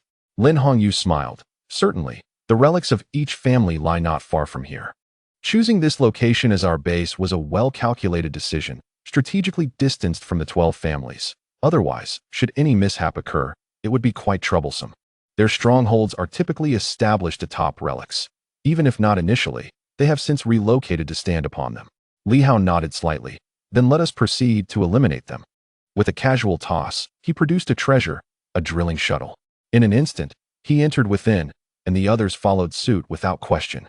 The redwood tree expressed a hint of nostalgia. The drilling shuttle, it has been many years since I last laid eyes upon one.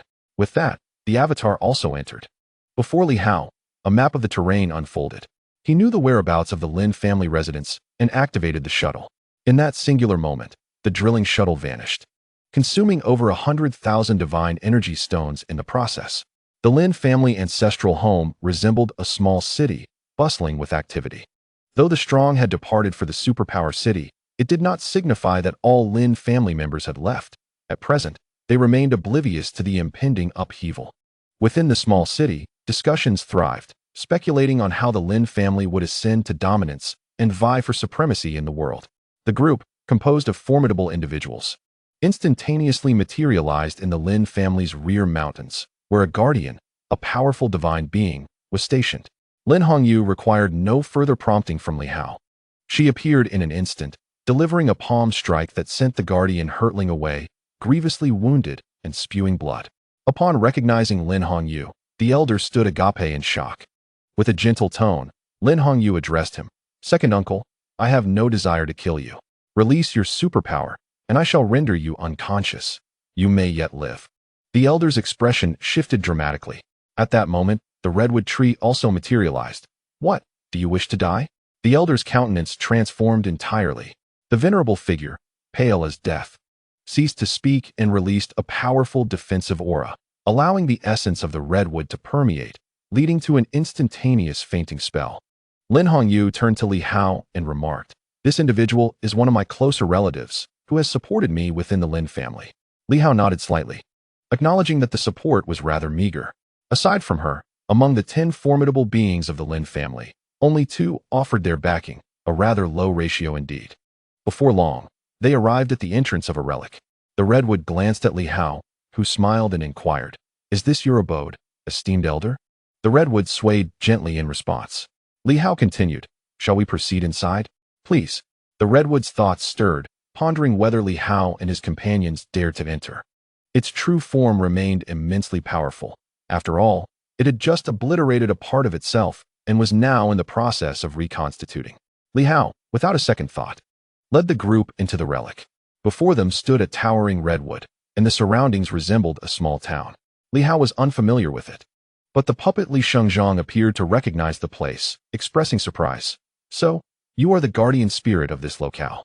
No wonder your strength is formidable." The redwood, having merged with its avatar, instantly comprehended everything. A shadowy figure manifested upon its trunk, not quite resembling a man, but rather reminiscent of a woman. At that moment, laughter resonated. "Greetings, esteemed young lords. I apologize for any amusement I may have caused you." Li Shengzhong remained silent, turning his large head towards Li Hao. "This location is one of the 9 major communication stations of the Silver Moon. It was once the pivotal point of communication in the Silver Moon territory. Initially, the military's armor communication system was dependent on this site, later establishing a separate system to prevent unforeseen incidents. In the past, the 9 stations covered the Silver Moon, enabling communication over any distance." Li Hao nodded, understanding now. Each of the 9 stations was guarded by a spirit, and some were situated in desolate areas, solely protected by these spirits, thus endowing them with considerable strength. The redwood was one such guardian. In truth, there were initially more than one spirit here. As for the fate of the others, only the redwood knew. Surviving to this day and retaining formidable power suggested the possibility of having absorbed the others, a notion that Li Hao and the group were aware of but chose not to voice, considering it a matter of ancient civilization. The redwood did not mention this, instead directing attention to the small town behind it, where a tall tower stood, the communication station. Suddenly, Jiang Ingli asked, if the 9 stations could be restored, would it be possible to contact the main world? It was possible back then. She turned to Li Hao. "In those days, we could establish contact with the main world. But later we lost that connection." The redwood swayed its branches, responding, "There is likely no hope for re-establishing contact with the main world.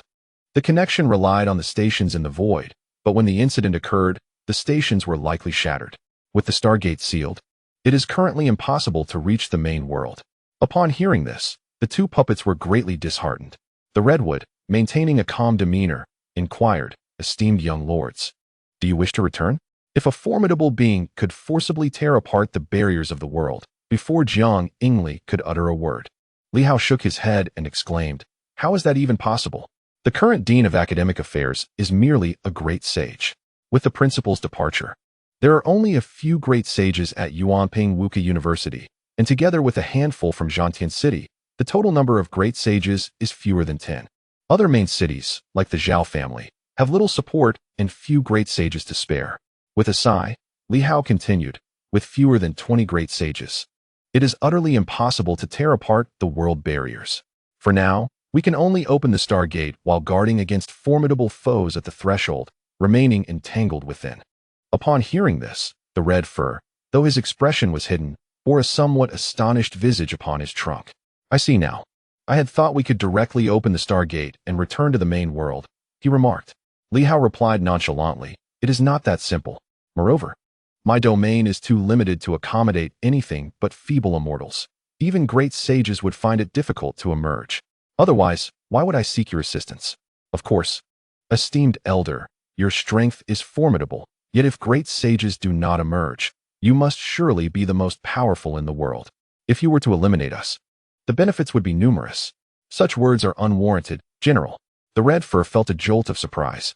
Li Hao maintained an air of calm. I was merely jesting. Esteemed red fur would never truly entertain such thoughts. Elder, please do adjust your form. Shrink a little and accompany me outside. If you are unwilling, I shall not impose. I believe we lack no immortal beings of considerable strength. For a moment, the red fur was uncertain of Li Hao's true intentions, feeling a mix of trepidation and astonishment. Soon, he began to diminish in size, mentally communicating, General, please do not misunderstand. The little demon is merely concerned for the main world. Knowing that there are still great sages alive brings me much relief. There is no need for concern. Such matters are the affairs of the great ones. What place do we, the insignificant, have in them? Li Hao chuckled. The heirs of the Tianxing family and the Jiang family are not anxious. Why should you be? The red fur felt a shock of realization, understanding that these two puppets were indeed the heirs of the Tianxing, Li, and Jiang families. His demeanor instantly turned solemn. So, it is the descendants of the two esteemed emperors of Tianxing. I beg your pardon, little demon. Jiang Yingli and her companions were not foolish, merely somewhat naive. At this moment, as if enlightenment had struck her, Jiang Yingli suddenly scolded, You scoundrel! Were you just testing me? You have quite the audacity. Even if I stand here unmoving, you would find it difficult to shatter the puppet forged by the principal, unless this world can never accommodate a great sage again. Otherwise, you would have no place to bury your remains. Indeed, the young master has misunderstood. The red fur exclaimed in panic. Humph. The two said no more. Li Hao wore a smile, yet internally remained vigilant. These demon plants required caution. This one was no mere sapling. As the sapling belonged to a younger generation with limited experience, merely inheriting some memories. However, this creature was seasoned and cunning. A show of intimidation was still necessary. That said, intimidating an immortal was a formidable challenge. If Li Hao and his companions were to engage in battle with this immortal, the likelihood of victory was slim. It was evident that this being was perhaps even stronger than the one behind the Hu family. At this moment, Lin Hongyu spoke. My lord, it is all a misunderstanding. We should hasten to deal with the other family's demonic plants to avoid wasting time. The enemy is now aware that their clone has perished and may notify the others to investigate. The third elder may not be able to delay for long. Indeed. The red cedar quickly concurred. Commander Li, esteemed princes, shall we proceed? Li Hao replied with a smile, not so fast. I still need to clarify. Red cedar, do you truly wish to accompany me? It is perilous, and once I disperse my domain, the esteemed ones may be torn apart by the fabric of space. Are you not afraid that I, Li Hao, might lead to the demise of the esteemed ones? How could that be? Red cedar hastily responded. Yet a sense of panic surged within. Would my previous probing words displease these distinguished individuals? If it came to that, I truly would not dare to venture forth. Currently, our safety hinges entirely on Li Hao's domain. Should we lose this protection, we would be vulnerable to the terrifying forces of spatial disintegration. The power of spatial slicing is beyond imagination. Otherwise, those formidable beings wouldn't hesitate to remain inside. It seems the senior does not trust us. Li Hao remarked with a smile. If that is the case, we shall take our leave. Wait. Red Cedar quickly interjected. That is not my intention at all. With that, it swiftly reduced its size to that of a human and hovered beside Lin Hongyu. At this moment, Li Hao retracted the defensive consciousness from his mind and communicated with Director Zhou. Do not release that great holy golden body. It would be a waste. This red cedar is but a worthless creature. Were it not for the concern of wasting several sacred talismans, I would have sought to eliminate it today. Director Zhou's heart stirred, and he promptly replied in thought, I understand. That seems prudent, considering it is the golden body of my predecessor. Once unleashed, it may be utterly shattered, while it could suppress the immortal and even strike down the foe. The destruction of my master's golden body would be an unbearable loss for me. Agreed. Li Hao swiftly severed the mental connection. At this moment, Red Cedar trembled slightly, filled with suspicion. The great holy golden body. Is that true? Of course, having reached this juncture, it dared not entertain further doubts. Anything was possible, especially with Li Hao surrounded by such formidable allies. Having made this choice, it resolved to remain at ease. Any prior thoughts had dissipated. These individuals were not to be trifled with. As the group emerged from the ruins, Li Hao's domain expanded, albeit with some instability. Red cedar endeavored to control its aura, attempting to remain discreet, yet it was still filled with trepidation. Li Hao's domain appeared less stable than expected, casting doubts on its reliability. Should it falter, red cedar would find itself in grave trouble. Li Hao too felt the pressure of spatial compression. Due to red cedar's presence, the spatial environment was exceedingly unstable. The 5 elements divine script transformed into sacred inscriptions, invoking immense forces to guard the surroundings, yet the turbulence persisted, frightening red cedar to the point of wanting to cling to Li Hao. This was truly terrifying. To venture out alongside the main body was indeed a gamble for one's life. "Commander, can your domain be sustained?" Red cedar inquired nervously as the group re-entered the drilling shuttle. Li Hao chuckled. "It should not pose too much of a problem." What does not pose too much of a problem mean? This is a matter of life and death. The redwood tree could only convey a few words to Lin Hongyu, who, feeling somewhat helpless, finally spoke. "Governor, the drilling shuttle also possesses the ability to breach space. If it moves too swiftly, could it not lead to instability in the domain?" It was evident that the fearful redwood prompted her inquiry. Li Hao chuckled, responding, "It's not a significant issue." He reiterated his previous statement. The redwood wished to speak further, but Li Hao calmly interjected, "If you continue to disturb me, the domain will indeed become unstable." Instantly, the redwood fell silent, its anxiety palpable. As the drilling shuttle activated, Lin Hongyu guided their direction, and soon, Li Hao found himself within the confines of an ancient castle. At that moment, the castle seemed to be in a state of disarray. "Quickly, go check on the superpower city to ascertain what has transpired." Could it be a contest of divine abilities, even prompting the avatars of the elders to intervene? Curse it. Within the castle, formidable beings were stationed, yet much like the Lin family, only one divine entity remained. Clearly, the news of the shattered avatar of the demon plant had spread. However, at this moment, they were unable to determine what had occurred. Perhaps it was a fierce struggle for the position of elder, prompting such intensity that even the avatar of the demon plant was summoned. A sense of panic ensued. Meanwhile, Li Hao followed the trajectory of the crowd and quickly descended underground. A shimmering door of light quivered slightly, a faint wave of mental energy permeating the area, indicating the presence of others. At that moment, the mental fluctuations of the demon plant surged with fury. "You lot. Without compensating this lord with a myriad of divine energy stones, do not expect to fare well. Never again shall you hope for this lord to provide even a drop of the fountain of life." A group of scoundrels. "My lord, please quell your anger." Several elders at the entrance hurriedly attempted to placate him, their faces pale with trepidation, evidently frightened. At this juncture, Li Hao heard the voice of the jujube tree beside him. "Ah, this is the true subservience to the demon plant. This is how a demon plant ought to live. Reflecting on my own situation, it is truly lamentable. That scoundrel of a celestial sword only remembers to seek me out when it's convenient for him, and even then, it may be a decade between visits. Look at them. Having merely shattered a not-so-powerful avatar, they are reprimanded as if they were mere grandchildren. This is the normal dynamic of the weak adhering to the strong." The jujube tree expressed its envy. Li Hao transmitted, "Does the elder desire such a life? If so, I can certainly facilitate that for you." The jujube tree fell silent in an instant. "Forget it, I fear for my life. These beings are directly confronting their true forms. Even the redwood's true form has appeared, and the likelihood of the adversary escaping this calamity is slim. This may very well be their last vestige of power, and I have no desire to tread that path." Just then, the demon plant's mental energy fluctuated slightly before surging with intensity. "Who goes there?" In the underground hall, several elders exchanged puzzled glances. Just as they pondered this, a sudden crash plunged them into darkness, extinguishing their life force. In an instant, a drilling shuttle materialized. The Battle Heaven Army? The mental energy bore a hint of fear. Was this not the drilling shuttle of the Battle Heaven Army? How could such a force still exist in this era? Before they could retract their mental energy, it was obliterated by the intent of a gun and 2 sword intents. In the next moment, Li Hao and his companions plunged into the ruins.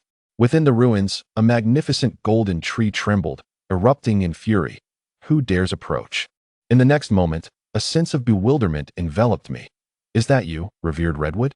Instantly, the redwood materialized, revealing a visage upon its trunk, adorned with a hint of mirth. "All is well." How could this be? The external space is unstable. Realizing this, a surge of alarm coursed through me. These individuals must be here to kill me. Undoubtedly, my avatar may have already fallen victim to them. There was no time for further contemplation as the opposing force charged directly towards the entrance. A colossal tree, resembling a humanoid figure, rushed toward the threshold. It sought escape. The ruins were its sanctuary. Yet, at this moment, if even the redwood could emerge so robustly, then surely I too would be unharmed. All present stood momentarily stunned, silently observing. The next moment, a shriek erupted. At the entrance, as the tree's branches extended outward, a thunderous crash resounded. The space fragmented, and in an instant, the tree's crown, along with a portion of its trunk, vanished without a trace. The great tree retreated swiftly, filled with disbelief and incredulity. Its mental energy surging violently. How could this happen? The revered redwood has arrived. Why then do I face spatial disintegration upon my exit? How foolish. In the next instant, a formidable surge of power erupted. Boom. Countless branches pierced through the heavens, swiftly ensnaring the wounded tree, which was instantly riddled with cracks upon its trunk.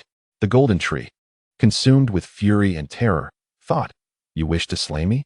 At that moment, Li Hao bellowed a low command and unleashed a sword strike. A profound sword intent permeated the atmosphere. The 7 elemental powers erupted in an instant. The others, unhesitatingly, joined the fray. Even the panther was not idle. With a roar, it transformed, and in the next moment, its blood coalesced, manifesting a fleeting shadow. Even the redwood was taken aback. The demon suppressor.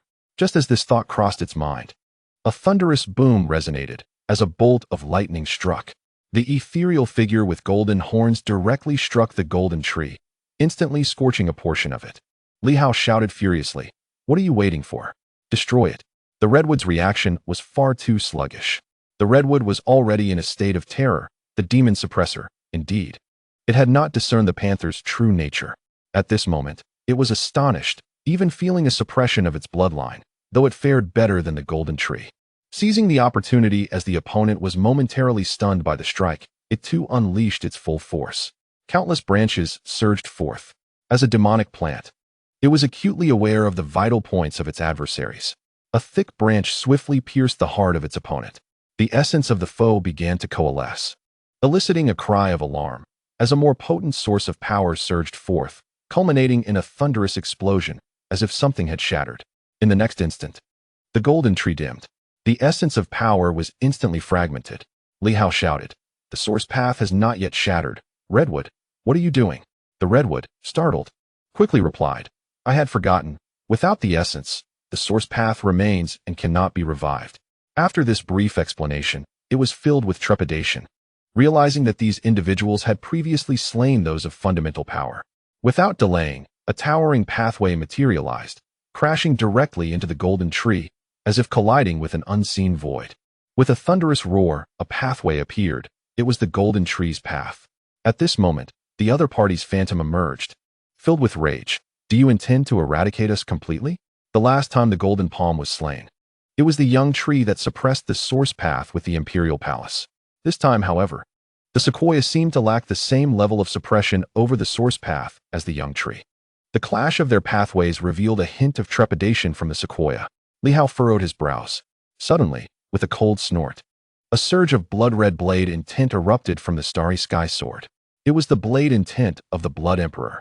The starry sky sword had already awakened significantly, and now, in contact with this blade intent, it erupted violently. Li Hao shouted fiercely, "Slash!" An overwhelming force instantly radiated forth. In the void, the source paths of the 2 demon plants trembled. The sequoia was taken aback. The bloodblade. This was the blade intent of the imperial sovereign. The intent of that imperial sovereign from South Wu. Li Hao unexpectedly possessed the other's legacy. In shock, Li Hao bellowed, "Suppress it with the power of the path." The sequoia, filled with dread, dared not hesitate and let out a fierce roar, unleashing all its source energy to suppress the opposing path. The phantom of the golden tree thrashed in fear, "Do not." As long as the source path remained intact, it still had a chance to revive. But once the path shattered, it would be utterly lost. A surge of blade intent, combined with the starry sky sword, was astonishingly powerful, inflicting tremendous damage upon the source path. With a single slash, it felt as though the heavens and earth split apart. With a crack, The diminutive pathway instantly fractured and broke. Shortly after, with another crack, it completely shattered, leaving the opponent in despair and resentment. Sequoia, you are foolish. We are all demon plants. They are humans. How could you aid in the tyranny? The era of the demon race has arrived, and now, demon plants are the most numerous. You foolish creature. The demon plants have been subjugated by the human race for an era, and now that the humans have finally declined, the demon race is rising. The sequoia, in collusion with the humans, had betrayed its own kind. Foolishness indeed. Thunderous roars echoed. As the path collapsed, a rich surge of source power quickly disseminated, which was devoured by the young jujube tree and the black leopard. The sequoia glanced at Li Hao and cautiously began to consume as well. It was dead. Previously, it had slain the golden tree without the intent to sever its path. Yet these individuals had inadvertently severed it for him. Now, the opponent was utterly finished. How ruthless. Li Hao looked towards Director Zhou, who shook his head slightly. He could not absorb any further. If he continued, he would directly reach the 7th tier, becoming unable to leave Li Hao's side. Too constraining. Li Hao felt a twinge of regret. With a slight frown, he pondered whether, in this manner, others would be unable to ascend to the next level before the second awakening. He said nothing further and swiftly approached, digging into the trunk, from which a rich life force surged forth. Li Hao extracted a large water tank and began to fill it. Lin Hongyu swayed slightly at the sight. So much. Countless springs of life. It was somewhat exaggerated, but Li Hao had already possessed over 10,000. This great tree seemed to hold around 3,000 drops, which was even fewer than the demon plants of the Hu family. Li Hao continued to frown as he collected all these springs of life. Subsequently, the trunk was absorbed into the storage ring, and the indestructible substance was not available for human consumption. The redwood tree exhibited a flicker of intent as Li Hao calmly remarked, "Elder, let you and the jujube tree elder absorb the primal power. That is precisely what you lack. As for the rest, I have further use for it. Moreover, I hope for a smoother endeavor next time, rather than having to sever the path myself." Previously, when slaying those immortal demonic plants and the Imperial Palace guards, I directly utilized the Imperial Palace projection to instantly suppress the opposing path. Does the Redwood Elder lack such capability? Imperial Palace guards? The Redwood was momentarily taken aback. Where did these Imperial Palace guards come from? Who are they? Did you not know that the Emperor once had an Imperial Palace in the Silver Moon? Outside the palace, there stood a demonic plant, serving as the Imperial Palace guard, capable of summoning the palace's projection to promptly subdue the path. I had assumed that every demonic plant possessed similar abilities, as in the previous instances where I directly suppressed the immortals. This time, I intended for the Imperial Palace Guard to remain at Tianxing Town to subdue the Thorny Rose, yet I did not anticipate that the Redwood Elder would be incapable. Li Hao furrowed his brow. Had I known earlier, I would have brought the Imperial Palace Guard along. The Redwood was rendered speechless. Who could possibly do that? Hearing Li Hao, it realized the authenticity of his claims, and a shiver coursed through it. Naturally, if one could command the Imperial Palace, they could indeed swiftly suppress the path.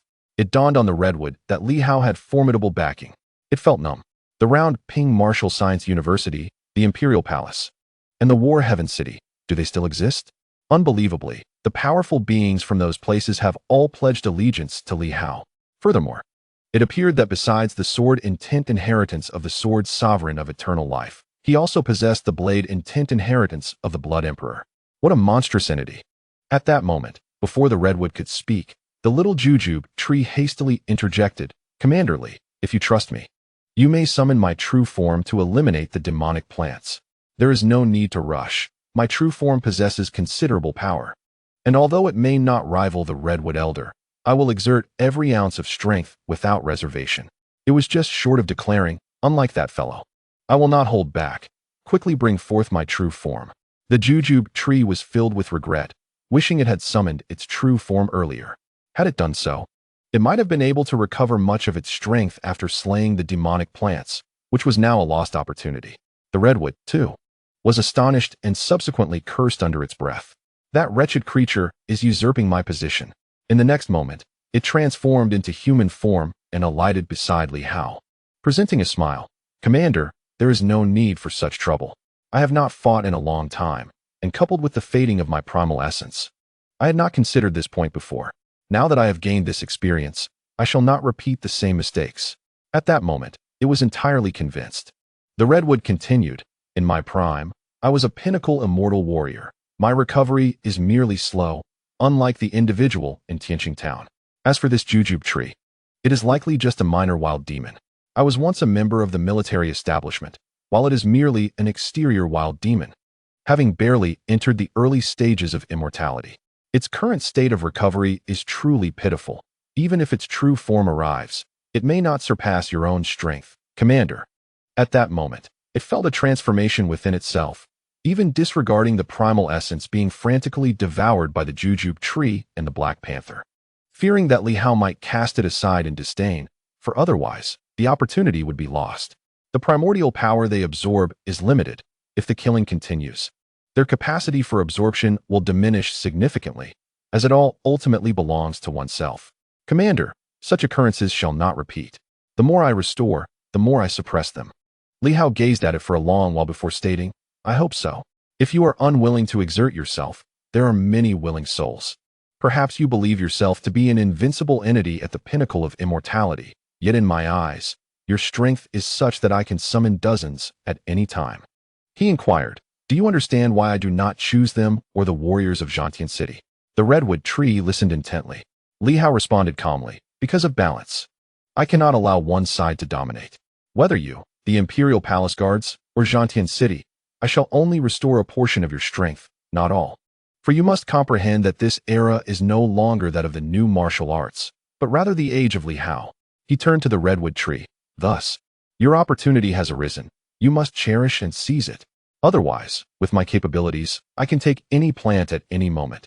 Am I truly indispensable to you?" Li Hao said coldly, "Should such a situation arise again, you may return to your base and continue your slumber." The redwood tree quickly understood and bowed deeply, causing Lin Hongyu to be somewhat astonished. This esteemed being had always been incredibly arrogant, viewing humanity as exceedingly weak. Even though it considered itself a prodigy, it regarded others merely as potential subordinates. Yet, in the presence of Li Hao, it was utterly submissive. Is the gap between people truly so vast? Let us proceed to the next location. Regarding this place, once you exit, use your mental waves to warn others to keep their distance. Those individuals cannot discern who is who. Under the command of the plant, they will undoubtedly refrain from approaching again. The redwood nodded. Soon, a group exited the ruins. The redwood tree projected its mental energy with fury. "All of you leave. No one is permitted within 1,000 meters of this place. I must restore my strength. And anyone who dares approach shall perish." The castle fell silent, and moments later, someone within responded urgently, "My lord, please calm your anger. We shall not approach. We will seal the surroundings to avoid disturbing you." Meanwhile, Li Hao had already taken them, riding a burrowing shuttle, vanishing from the location. On that day, Li Hao accompanied the redwood tree, visiting each place in succession. They were solitary plants, mostly wild ones. After the redwood tree eliminated 3 of its kind, its combat power was nearly restored to its zenith, yet it dared not consume any more primordial power. Should it continue to do so, Li Hao would no longer be able to contain it, risking a breach of the realm, leading to dire consequences. Moreover, excess primordial power was exceedingly difficult to preserve. Li Hao could only envelop some within the 5 elements domain, allowing the redwood tree to compress it, which he then collected and stored within the belly of the Black Panther. The panther trembled in fear. The quantity was overwhelming, and if it were to explode, even its vast capacity could not save it from destruction. At the same time, in Tianxing City, beneath the palace, the thorned rose suddenly transformed into human form. Filled with confusion, the old Tianxing king instantly awakened. "My lord, is there something amiss?" There was something not quite right. The thorned rose spoke in a hushed tone. "Has the very fabric of the universe shifted, or is there something else at play?" Previously on Star Island, an abundance of demon plants vied fiercely for energy, yet today there appears to be a sudden increase in availability. Why is this so? Could it be that a substantial number of them have perished in their relentless pursuit? It seems improbable. The thorned rose felt a pang of uncertainty, while the old Star King, unperturbed, chuckled. "My lord, could it be that the energy from the mines is spilling forth more profusely? If so, the second resurgence must indeed be imminent. It seems the opposing forces can no longer contain the energy overflow. Is that so?" The thorned rose mused. Sensing a diminished competition from the outside world, Yet confined within the ruins, its perception remained somewhat clouded. A sense of unease began to settle in. Suddenly, it declared, "I shall investigate the guard bureau.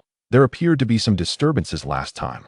Previously, it had refrained from doing so to avoid misunderstandings. Yet now, it felt an unsettling urgency. Has there been a significant upheaval outside? If indeed a multitude of demon plants has fallen, it would signify a monumental crisis. Before long, a rose emerged, piercing through the heavens and the earth, soon arriving before a dark and chaotic barrier. Its thorny branches reached into the abyss. At that moment, a formidable presence erupted from the other side, as if the very might of the cosmos had descended. The small tree on the opposite side was shaken, and it promptly summoned the imperial palace's projection, shattering the branch that had pierced the dark wall in an instant. Humph! A faint, muffled grunt emanated from the other side. The thorned rose swiftly withdrew its branch, yet it had already been obliterated. Anger surged within it. Cursed be this situation. The golden palm was recovering rather swiftly, exhibiting formidable strength, yet it was utterly merciless, shattering its branch with no hesitation. Clearly, the adversary had suffered no repercussions from their previous encounter. Humph! With another dismissive huff, it resolved, "I must hasten to the mine. As for these ruffians, I shall deal with them later." Turning swiftly, it soared into the skies. Since the golden palm still remained, venturing forth recklessly could lead to injury from the chaotic essence, compounded by an aggressive assault from the adversary. Thus, it decided against it. Upon returning to the underground palace, it expressed its displeasure coldly. "Have your son expedite contact with the other factions. I must explore the mine without delay."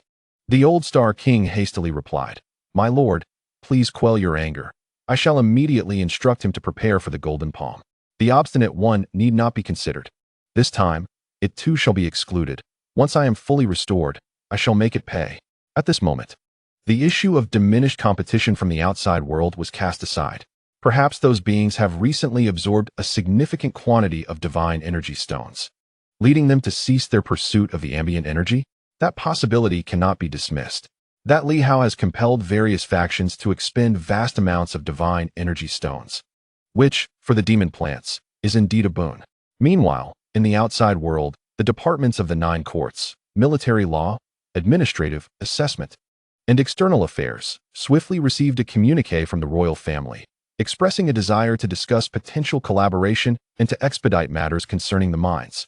Seizing the opportunity while Li Hao was mysteriously absent, perhaps they could initiate the second resurgence before his return, or even unilaterally absorb the energy from the mines. Chapter 276. Li Hao's calculations in the vicinity of Supernatural City. After vanquishing the 5th immortal demon plant, Li Hao furrowed his brow and halted his steps, his domain standing still. At this moment, the small jujube tree had already entered the storage ring and remained inside, but the redwood tree, being the primary entity, was too powerful and would shatter the storage ring, slipping into the rift of space. Currently, the redwood tree had transformed into a smaller version, clinging anxiously to Li Hao. As its strength had significantly increased, Li Hao's domain continued to expand, teetering on the brink of explosion. If it were to rupture, the consequences would be dire. Why had the governor paused? Countless thoughts raced through the redwood tree's mind. Did it wish to eliminate me? Did it believe I was consuming too much? However, since the slaying of the 3rd demon plant, its absorption had diminished, merely consuming some energy to mend itself. Li Hao shook his head, his brow still knitted. Before finally speaking, "Can you sense the energy?" "What?" Li Hao replied, "I mean the energy. The void energy in this area has grown denser." The redwood tree quickly responded, "That is to be expected. We typically absorb void energy. Now that 5 have perished, their roots are shattered and unable to absorb the energy, which naturally leads to a resurgence of energy in this area." Li Hao frowned, pondering for a moment before stating, "We cannot kill anymore." The redwood tree was taken aback. Why not? It had already absorbed a significant portion, yet they had only slain 5, and now the energy was beginning to rise. Li Hao furrowed his brow. At this rate, the energy in this region will rapidly recover. It's strange. Does the world itself generate energy? Indeed, the redwood tree affirmed, the energy of the universe is constant. When too many strong beings perish and there are none left to absorb the energy, it will naturally disperse. Furthermore, some latent energy will be activated. At this point, the redwood seemed to realize something. Pausing briefly, it slowly articulated, Are you suggesting a second resurrection? Li Hao furrowed his brow, sensing the energy around him before nodding. The nearby energy is beginning to surge rapidly, likely related to our slaughter of a significant number of divine beings. Following the death of 5 demon plants, the energy is swiftly rising. If this continues, we may soon witness an energy tide, potentially triggering an early second resurrection. Cursed be it. He had only just become aware of the unusual changes, relying on his 5 forces to merge with the world to perceive the differences. This was not merely an issue of halting further killings. The crux of the matter was that, near Tianxing City, there was a large mine. Previously, many demon plants resided there, absorbing the energy that overflowed from the mine. However, if too many demon plants perished, would it not cause a disturbance? Would the energy from the mine, unabsorbed by any demon, lead to a tumultuous surge? The eruption of energy tides could instantly provoke a second resurrection. In that moment, he recalled the first resurrection, when energy was scarce, yet a mine had exploded due to the excessive accumulation of energy. In that relic, there was likely no demon plant present to assist in clearing the accumulated energy. Thus, the first energy tide was born. Li Hao stood still and murmured, "So, if the demon plants do not awaken, do not absorb any energy, and choose to remain motionless, the second awakening will inevitably arrive swiftly, as the world itself restores energy." The redwood pondered for a moment and replied, "That is indeed the case. But do you think that since we have regained consciousness and are fully aware of our frailty, who would choose to forego the absorption of energy? Therefore, relying on demon plants to abstain from absorption while the energy in the world is rich makes a second awakening nearly impossible. Who would refrain from absorbing energy?" That day, the roots of the small tree had already penetrated the void, drawing energy from the surroundings. Who among the silver moon could resist drawing energy and reviving themselves? They fear being left behind and having their energy snatched away. After some contemplation, Li Hao quickly remarked, "We must transplant the elder jujube tree here to absorb energy. Otherwise, the excessively rich energy may lead to some complications. There are indeed 6 demon plants here. But with the energy levels in what was once the territory of 5 demon plants rising rapidly, if no one draws from this energy, it is likely that a surge of energy will soon erupt, potentially sweeping across the entire central region." It was at this moment that Li Hao recognized the gravity of the situation. Having previously killed few, he had not paid it much heed. However, today, having dispatched 5 in one go, he suddenly realized the issue at hand. Tianjin, somewhat perplexed, asked, "So, shall we not kill any more? Furthermore, would transplanting the jujube tree be effective?" He deemed the jujube tree weak and questioned its utility. Moreover, he continued, "If the jujube tree is transplanted, will it not trigger an energy tide on my side at Tianjin Mountain?" Li Hao paused for a moment before responding, "No, it will not." "Why?" Tianjin inquired. Li Hao, wishing to avoid the question, was interrupted by Hong Yitang's light cough. "Just look at that small tree. So emaciated it is little more than skin and bones. The energy there is insufficient, and it cannot be satiated. So how could there be an energy explosion?" Tianjin felt somewhat awkward, as if the responsibility lay with him. "Do I possess wealth? Over the years, I have managed to gather a few million divine energy stones to exchange for resources. Even if I were capable, this group from Silver Moon, had it not been for being associated with Li Hao, would they dare to imply I am poor? I may be impoverished, but I am still more affluent than you. You would have to break a single divine energy stone into pieces to spend it." At this moment, Lin Hongyu also grasped the situation and furrowed her brow slightly. "So, does that mean we cannot kill other demon plants?" "Not that we cannot kill them." Li Hao chuckled. "It is that we must refrain from doing so today. Once I transplant some of the demon plants on the verge of starving over here and stabilize the energy tide, we can freely eliminate them. There are plenty of demon plants starving in the world. For instance, in Tianxing City, there are still 36 on the brink of starvation. If we transplant them to energy-rich locations and increase their numbers, naturally, there will be no energy tide explosion. It is absurd. They are nearly starving. How can there be surplus energy for them? Over at Silver Moon, they are practically at their wits' end. In one main city alone, there are 37. And what of the 8 other cities? They are all on the verge of collapse. In a relentless struggle, the small tree managed to seize but a fraction of what its adversary possessed. Indeed, it was a formidable task. Alas, it only acquired a meager amount, for otherwise, it would not be reduced to a state of utter destitution. Upon noticing Li Hao's wealth, it hastily followed him. In the vast expanse of the Silver Moon territory, the void was utterly devoid of energy. Otherwise, the super beings of Silver Moon would not have found themselves at such a loss, compelled to retreat towards the central region. Although the central area also harbored numerous demonic plants, their quantity paled in comparison to those of Silver Moon. Furthermore, this region was home to a significant mine, which, at the very least, allowed for a precarious sustenance, providing the super beings with a modicum of residual energy to absorb. Silver Moon, however, was entirely bereft of any remnants. Lin Hongyu swiftly remarked, "In that case, might there be any potential issues?" "No issues," was the reply. "We shall subdue all 11 powerful entities and seal off the ruins. They cannot escape." Initially, Li Hao was reluctant to act against these individuals to avoid attracting too much attention. Yet, the circumstances now necessitated action, otherwise the demonic plants could conjure unforeseen troubles. First, the remaining 6 entities would be sealed off. Once some energy dissipated and was absorbed, one could address them individually. Moreover, Elder Red Cedar needed to return to the original location and establish a stronghold to absorb the void's energy, preventing an energy tide from erupting in the city of super beings, which would lead to significant complications. At this moment, Li Hao was most averse to the onset of a second revival. Red Cedar shared this sentiment. Currently, they could still secure sustenance. Once revival occurred, it could spell great peril. Director Zhou, observing the situation, cleared his throat and suggested, "What if we were to transplant a few demonic plants from Silver Moon?" He cast a glance at Li Hao, expressing his lament.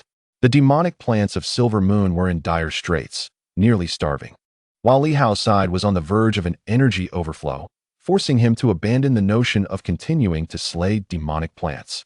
Otherwise, none of the 11 demonic plants would survive this encounter. Li Hao, however, was contemplating the small tree. As a guardian of the imperial palace, it was reluctant to depart. Yet, the small tree's true form was not particularly formidable. The other side was devoid of significant energy. Should the small tree's true form arrive, it could claim the territory of the previously mentioned 11 demonic plants. Even without the provision of divine energy stones, the small tree could absorb substantial energy. For the very essence of this realm was capable of replenishing energy. If the demonic plants were free to roam, those of Silver Moon would have long since emerged to drain the central region of its resources. Additionally, there was a concern that the Red Cedar had regained too much strength. Li Hao was increasingly hesitant to allow it further opportunities for restoration. The present situation was perilous, a game of fire. Of course, the 2 puppets, along with Li Hao and his companions, could still engage in combat. But the continued absorption of energy and primordial power posed a risk. Should the Red Cedar ascend to the next tier, it would truly be playing with fire. Once the adversary became a great sage, it would result in monumental troubles. As for now, although the opponent had absorbed considerable primordial power, Li Hao had taken precautions to prevent them from acquiring indestructible matter. With the disappearance of the primordial path and the augmentation of primordial strength, while their power could be restored, making further advancements would prove challenging, and enhancing their true form would be exceedingly difficult. The Origin Avenue, unable to provide them with support. Even if it truly ascended to the realm of sages, its physical form could not keep pace, and the amplification of power was limited. Li Hao was wary of the Sequoia's potential breakthrough.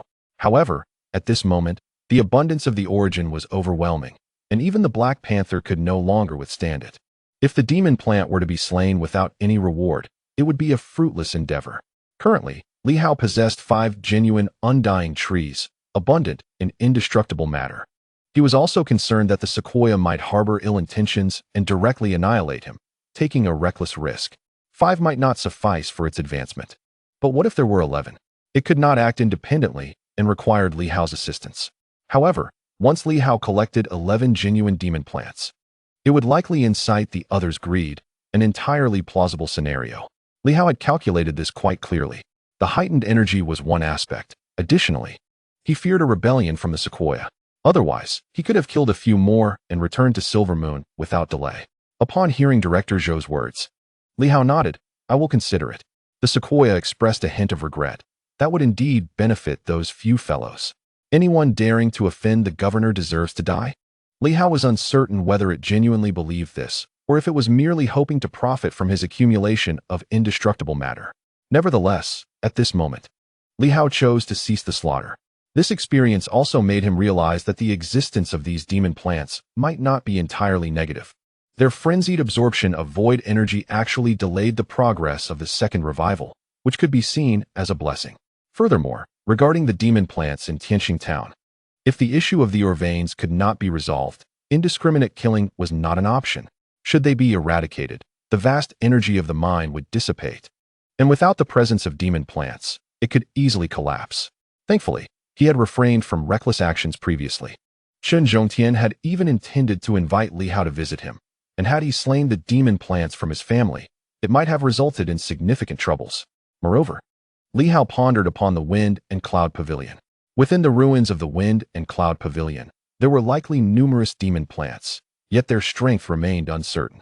Should they be killed, it would lead to an energy vacuum, causing energy tides to arise. Thus, thorough preparations were essential before any action. It would be wise to bring along a starving demon plant, so that after vanquishing the opponent, the famished one could settle in that area to prevent an explosive energy tide. At this moment, Li Hao smiled. For the abundance of demon plants in Silver Moon offered a distinct advantage.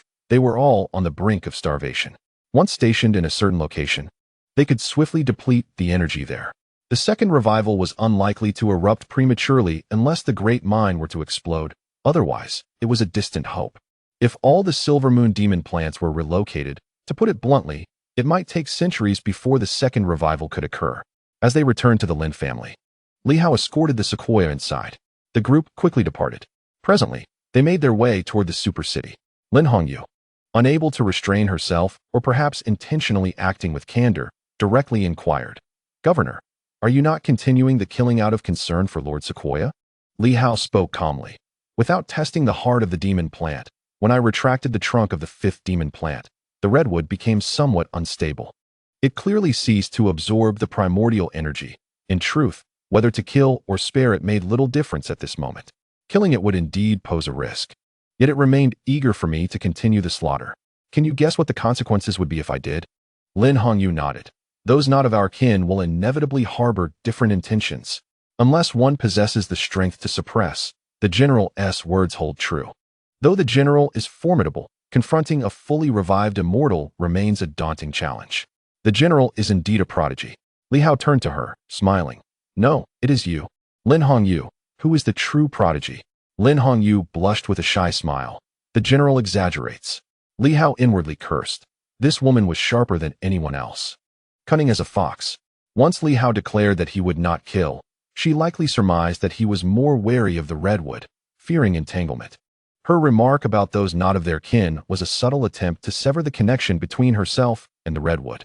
Among those present, only a few truly grasped Li Hao's intentions. The two puppets likely failed to perceive it, and even the heavenly sword might have missed it. It was hard to say about the others, but she discerned it immediately. No wonder she could serve as the city lord.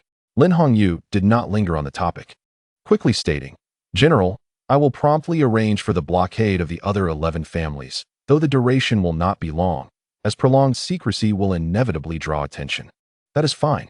Once I resolve matters with the Fengyun Pavilion, the other forces will learn in due course." Li Hao responded with a smile. "For now, let the news remain contained. As for the million superpowered individuals in the city, you may issue a bounty, announcing the establishment of the Elder Council. Reward those who can lure the most notorious and disobedient individuals into the ruins for training, and ensure they are eliminated." A chill ran through Lin Hongyu's heart. Li Hao was indeed ruthless. By eliminating these troublemakers, the rest would have to conform. "Rest assured, General," she replied. "However, I fear I may lack sufficient strength alone. Might it be wise to have Senior D. Fu Jian remain to assist me in this endeavor?" Li Hao chuckled. Hong Yitang shared in the amusement. This woman was truly intriguing. At the pinnacle of the 6 systems, claiming to lack strength? Within the city, it seemed there were no divine beings left, and the news remained undisclosed. The Lin family still had 2 divine beings, plus her, totaling 3. Where was the lack of strength? However, given her statement, Li Hao contemplated. Senior Hong still needed to accompany him, who then would be sent to assist her in maintaining control over the city of superpowered individuals. At this juncture, Li Hao realized the number of capable individuals at his disposal was rather limited. Despite the appearance of many strong figures, when it came to critical moments, the truly usable ones were scarce. For instance, who should remain behind to aid Lin Hongyu in assimilating and consolidating the superpowered city. With a fleeting glance, Hou Xiaoqing might suffice, and Director Zhou could indeed be of assistance. However, they still must contend with others, particularly the Fengyun Pavilion. Their presence would undoubtedly draw attention, as both individuals possess considerable renown. As for the Heavenly Sword, it would be prudent to avoid entanglements with Lin Hongyu, for she is exceedingly shrewd. At this moment, Director Zhou spoke up. Governor, I propose we return to Silver Moon. First, we require the demon plants. Second, let us summon Commander Yu. Commander Yu? Indeed. Director Zhou nodded. The City of Extraordinary Powers requires a formidable figure to maintain order. While Lord Lin manages the pacification, we need someone to eradicate threats. Commander Yu has been stationed in Silver Moon for many years, decisive in combat, reserved in speech, yet wholly trustworthy. He has extensive military experience. Compassion does not equate to weakness, and he possesses a keen sense of propriety. Furthermore, if we equip some of the Silver Moon troops with armor under Commander Yu's command, even in the event of a supernatural upheaval, he can effectively quell the disturbance. This is something that the martial artists of the Jianghu cannot achieve. At this moment, he did not mince words. This matter was indeed beyond the capabilities of the Jianghu martial artists. While they may possess strength when faced with riots and chaos, these warriors might only know how to kill. Slaughter may be a viable strategy, but it does not necessarily resolve disorder. Huang Yu had quelled numerous rebellions in the past. He is the linchpin for maintaining order within the Silver Moon army. Yet, he is taciturn, rarely making demands. After vanquishing the Golden Palm, he departed swiftly, choosing to remain in Silver Moon. Among the 4 defenders of Silver Moon, Kong Jie is the most impulsive, while Hou Xiaoqing possesses both wisdom and might. However, he also embodies a certain chivalric spirit. Director Zhao is cunning and calculating, whereas Huang Yu exemplifies a pure military ethos. Li Hao pondered this and nodded. He had to admit that, while Director Zhou had not mentioned it, he had overlooked Commander Yu, but upon reflection, he found the suggestion most fitting. Huang Yu, the man-eater among the 3 commanders, bears an unflattering moniker, yet he had indeed instilled fear in the Silver Moon martial world. When the time came to act, he was exceedingly ruthless, striking decisively, yet sparing unnecessary bloodshed. His reputation may not be as notorious as that of the laughing monster or the sickly ghost, but few truly understand his identity. Those who have encountered him rarely survive, for to meet him signifies an unforgivable sin, and Huang Yu seldom shows mercy. The code of Jianghu camaraderie does not hold sway in his realm. Li Hao mused. How could he have forgotten about this individual? Lin Hongyu, raising her brow slightly, soon smiled and remarked, I have long heard of Commander Yu's esteemed name. Should he be willing to come to the City of Extraordinary Powers, I, Hongyu, shall wholeheartedly support him, ensuring a smooth and stable transition of governance to the governor, thereby justifying your efforts. Li Hao chuckled. Director Lin, please do not misunderstand. Should Commander Yu arrive, he will only intervene during times of upheaval. At all other times, of course, it will be under your jurisdiction. Lin Hongyu wished to add more, but Li Hao interjected with a smile. That settles it. It seems I must make another trip to Silver Moon. Alas, there are no teleportation arrays, and each journey is a waste of precious time. Fortunately, we now have the ground shuttle, albeit its consumption is quite substantial. Returning to Silver Moon will require 1 to 20 trips, exhausting 1 to 2 million divine energy stones. Li Hao was reluctant, yet the speed would be swift. A single journey could span 1,000 miles. However, he returned with great urgency, taking less than a day. As he spoke, everyone returned to their previous location. At this moment, the 3rd elder appeared to have settled down. Upon seeing the group, his complexion was not as pale as before, and he hurriedly saluted Li Hao. Greetings. Governor, may you have peace. Li Hao chuckled and reassured him. You are overly courteous, 3rd elder. As the elder of the Lin family, you are indeed my senior. Currently, the Lin family has only a few capable individuals, and the vast superpowered city still requires the Lin family to maintain stability.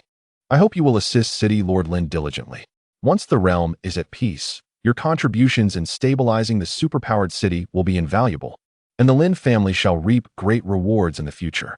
The 3rd elder's expression brightened, and he quickly replied, Your Excellency, you flatter me.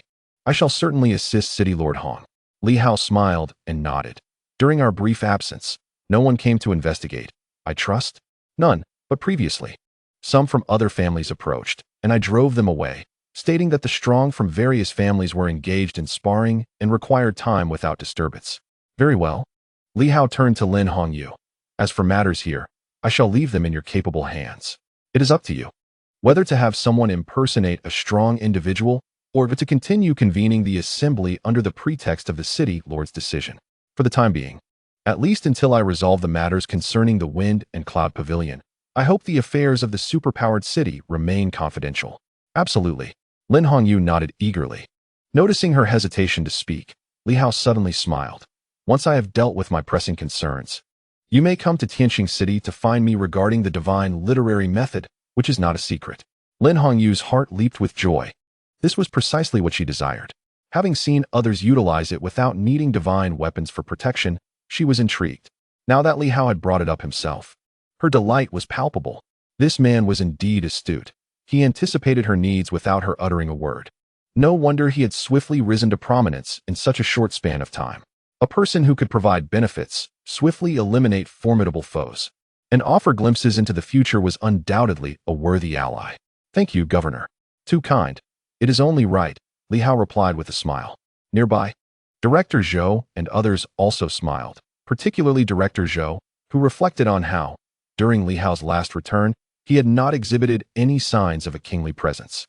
At that time, he had spoken extensively, but soon after, Li Hao's aura of royalty began to ascend. In a remarkably brief period, he had captured the hearts of numerous formidable individuals, willing to strive alongside him. Benefits, personal connections, a promising future.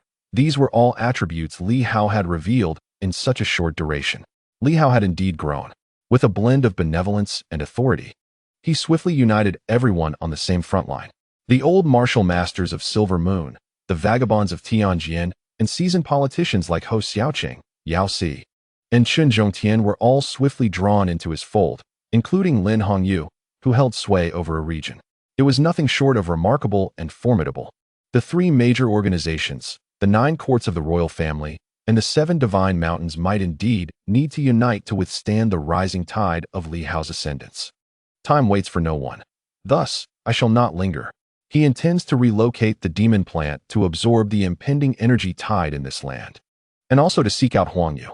Conveniently, he plans to head to Silver Moon to address these matters, while the jujube trees at Sword Mountain can remain as they are. Were it not for the necessity of returning to Silver Moon, the journey there would indeed be shorter. However, since he must return, it is best to handle everything directly in Silver Moon. The governor bids farewell, as Lin Hongyu and the third elder respectfully see him off. Once they depart, the third elder suddenly sighs. Hongyu, I understand your heart, but if we do not eliminate the great elder and the others, our Lin family, with its 11 formidable practitioners, would still have a place even within the Tianxing governor's office. Now that Silver Moon is teeming with martial artists. Just look at their immense strength. After all, they are family. Lin Hongyu replies calmly, Elder, you do not comprehend. Those individuals are far from virtuous. Some even harbor grudges against the martial artists of Silver Moon. If Governor Li discovers this, he will not let them off the hook. Thus, it would be better for me to resolve this personally, as a declaration of loyalty. The remaining members of the Lin family would be spared further scrutiny by Governor Li. Moreover, a group of laggards, with ambitions of kingship and dominance, if not eradicated, will inevitably bring calamity upon us. The third elder acknowledges the formidable strength of these individuals, pondering whether the Lin family is truly qualified to vie for dominance. He shakes his head and sighs. I never expected it to be this terrifying. Hundreds of practitioners have been slaughtered in a matter of moments. At that instant, he was utterly astonished. With a bitter smile, he mutters, what a farcical ranking list. What nonsense. Individuals like Di Fujian, Tianjin, and that Zhou Chuan are indeed so powerful, I believe any one of them could rival you. Yet, some of them are unranked, while others are placed in the 40s or 50s, even falling behind the heads of other families. This ridiculous Fengyun pavilion has mismanaged the rankings. Were it not for this list, how could they be so arrogant? For on the Fengyun list, aside from Lin Hongyu, who ranks highly, heads of several other families are also featured prominently. The 12 families see, we are not weak. This is precisely why the superpower city swiftly agreed to the establishment proposed by the elders. We are not inferior, and thus we must contend. Previously, We were wary of the 9 divisions royal family and the 3 major organizations, but now we see. Do we fear you? Lin Hongyu sighs, Elder. Do you truly believe this list was crafted by Fengyan Pavilion? It is a fabrication. The 3rd elder is taken aback. How could that be? It must have been orchestrated by the governor. Lin Hongyu chuckles lightly. Fengyan Pavilion was clearly targeting the Tianxing governor's office. When the list was released, we were puzzled by the appearance of 3 practitioners from the 7 systems. Now I understand. That list is entirely false. The genuine list may never have circulated at all. The governor has consistently claimed he intends to resolve the issue with them, likely ensuring they are denied a chance to issue a second list, eliminating them first. The 3rd elder is somewhat incredulous. How could this be? Why wouldn't it be? Lin Hongyu let out a light laugh, saying, as long as we seize the source and ensure that their rankings do not circulate, the list he prints will inevitably come to fruition. Even Fengyan Pavilion will be unable to alter them. Once they are disseminated, no one will believe them, and the credibility of the rankings will be utterly destroyed. Thus, even if the other party is furious, they can only endure and wait for the next update of the rankings to spread them before Commander Li. The 3rd elder understood. Inhaling sharply, what a brilliant strategy. At present, the entire world is focused on the 3-7 systems, somewhat neglecting and underestimating Li Hao. Recently, Li Hao had shown no overt activity, and everyone had overlooked him. However, behind the scenes, Li Hao had not been idle at all. Indeed, Lin Hongyu sighed. I just thought of that. Moreover, Qin Zhongtian has been shadowing him. It appears the inspection division has also secretly joined the Tianxing governor's mansion. Along with the support from the superpower city and the backing of Silver Moon behind Tianjin Manor. Nowadays, the contemporary forces are likely dominated by the Tianxing governor's mansion. As for the underlying power, he is currently the only one capable of slaying the true essence of the demon plants, backed by the great cities of Tianxing City. With his presence, they will inevitably rise again one by one. Do you think the Lin family would not ally with him? Would they rather oppose him and await their demise? Qin Zhongtian, the 3rd elder, was taken aback. Who is that? That pretty boy? Lin Hongyu laughed. Did the 3rd elder not recognize him? The 3rd elder pondered for a moment before saying, I wondered why he looked somewhat familiar. So it was him. I never expected it. No wonder. He then suddenly chuckled. This Qin Zhongtian is quite an intriguing individual, possessing remarkable foresight. He aligns himself with the strong. Although there are suspicions of being a weather vane, he has made consistently wise choices. His choice of the 9 divisions established the inspection division's 80 years of glory. And now his choice of the Tianxing governor's mansion may prove to be correct as well. Lin Hongyu nodded, refraining from further comment, and quickly stated, the key now is to stabilize the superpower city. We must delay the news. 3rd elder, you need to cooperate with me. There must be no mistakes before Marshal Huang Yu arrives. I understand. In the next moment, Lin Hongyu's voice resonated. Today, there will be 5 contests, each showcasing divine abilities and skills.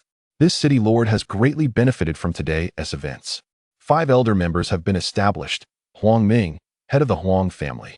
Lu Yu, head of the Lu family, and others from the superpower city. There will be a total of 30 elders decided today, with 5 contests daily, allowing others to observe the battles of divine abilities. In 6 days, all elders will be determined. Instantly, there was a stir in the superpower city. Today, 5 elders were born, 4 of whom were heads of families. Yet one was a dominant loose cultivator. The city erupted in excitement. Many expressed their regrets, lamenting, what a pity. Only prominent figures are allowed to watch. Otherwise, observing the battles of divine abilities would have broadened our horizons. 5 contests each day for 6 days. Senior Tiandao is truly formidable, achieving the status of elder as a loose cultivator. Henceforth, he will be an elder of the superpower city. Alas, we do not have the privilege to participate. The fact that a loose cultivator can join the Elder Council is a boon for us. The crowd buzzed with discussions, and the news swiftly spread. On the first day in the superpower city, 5 elders were determined, all of whom were powerful figures.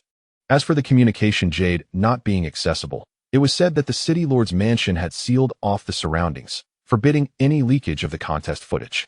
At this point, few pondered further. After all, there were but 5 days left until the conclusion. Regarding the other 11 families, 5 had been thoroughly eradicated. The remaining 6 did not escape Lin Hongyu's wrath. Under the veil of night, she personally dispatched their guardians with ruthless efficiency. Her peak power across 6 realms unmatched by these individuals. Meanwhile, a substantial number of city guards swiftly contained the remaining members of these families within their territories, executing their plans with utmost secrecy. At this moment, attention was primarily focused on the city lord's mansion within the city, leaving the ancestral homes outside the city largely overlooked. In the Starry Sky City, within the royal palace, several formidable beings entered this hallowed space for the first time in many years. In the Grand Hall, the reigning Starry Sky King was articulating various matters, with particular emphasis on the two eminent figures from the military law department and the administrative department.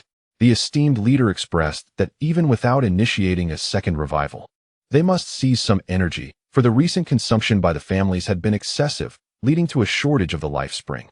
Meanwhile, Li Hao's strength was on a continuous ascent, and even for self-preservation, they must take some risks to transform conflict into harmony and maintain their standoff. Only Li Hao stood to gain from the current situation. Currently, the Super Energy City was also engaging in the election of council elders, aiming for supremacy over the realm.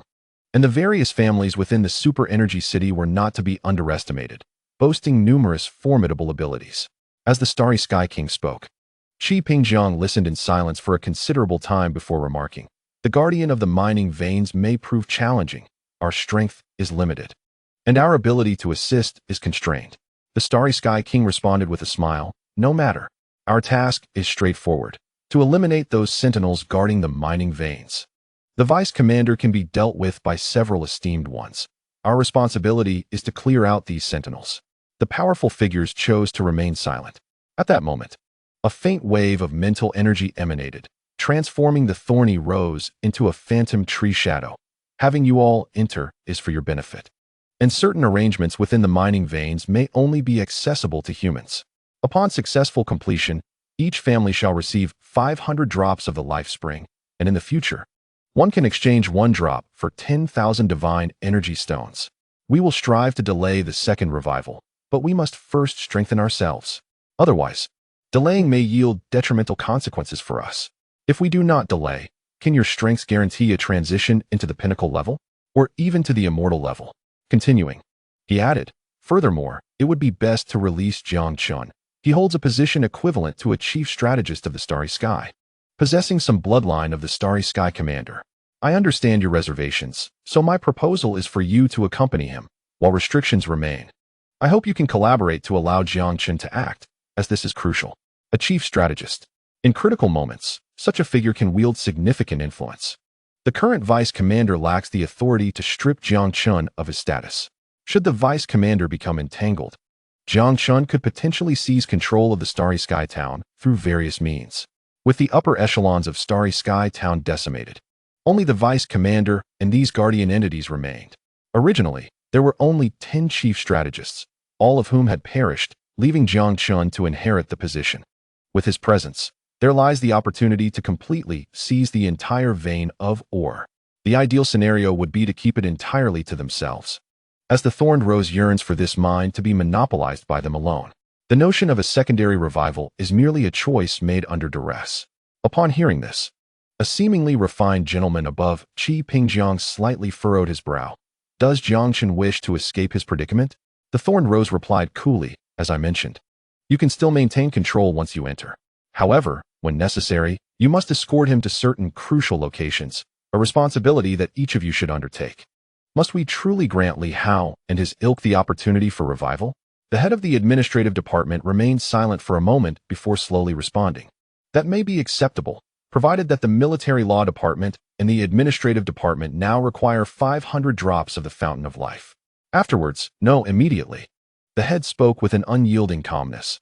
"I am aware that some of you possess what is needed. We must enhance the abilities of others to prevent unforeseen complications once we descend. Present it now, or we shall continue to wait." The Thorned Rose felt a surge of anger. This meant both parties needed a total of 1,000 drops. They were not without resources, but for the sentient flora, relinquishing their stored fountain of life was akin to sacrificing their very existence, and they were unwilling to part with it. However, the individual before them remained resolute. After a brief silence, it coldly acquiesced. "Very well, I concede." Above, the Star King's gaze flickered. At that moment, he found it difficult to contain himself. 1,000 drops. What of my royal family? He wished to voice his concerns, yet sensing a palpable wave of anger rising around him. He sighed inwardly and refrained from speaking further. If he insisted, the thorned rose might truly unleash its fury. Qi Pingjiang chuckled. So it is decided, let us depart in 3 days. Why must we wait 3 days? The thorned rose expressed its irritation. Qi Pingjiang replied with a smile. My son currently possesses 4 attributes. Given the fountain of life, he merely needs time to absorb and digest it. The transition to 5 attributes should be manageable. While the 6th depends on fortune, time is essential, is it not? Though the thorned rose felt that prolonged waiting could lead to complications, having waited for years, it pondered briefly before conceding, very well, in 3 days. With that, the individuals said little more and departed. Once they left, a surge of psychic energy erupted, laced with irritation. A mere swarm of ants dares to bargain with me. The Star King remained silent. They are but ants. The Jiang family is not far removed from that status either. Of course, such thoughts were best kept internal, not to be spoken aloud. Yet in his mind, he contemplated that even after a secondary revival, escaping the control of these sentient flora would remain a challenge. In contrast, without the revival, the struggle for autonomy would be even more arduous. In this era, these flora reigned supreme. However, reflecting on the situation, he realized that every faction was similarly constrained, which brought him a measure of solace. As for Li Hao and his mysterious agreement with the flora, the exchange of 3,000 divine energy stones for a single drop of the fountain of life struck them as unfathomable, and they were left in wonder as to how it was achieved. Moreover, he mused that if his father could seize control of Star Town, perhaps the Jiang family would no longer lack these vital resources. A promising prospect indeed. Should this endeavor succeed, the Jiang family would undoubtedly rise swiftly, and ruling Star Town would transform everything entirely. Regarding the demonic plants, their assistance is still required. Even if the divine energy stones are no longer in short supply, their support remains essential. After all, this world still belongs to the human race, does it not?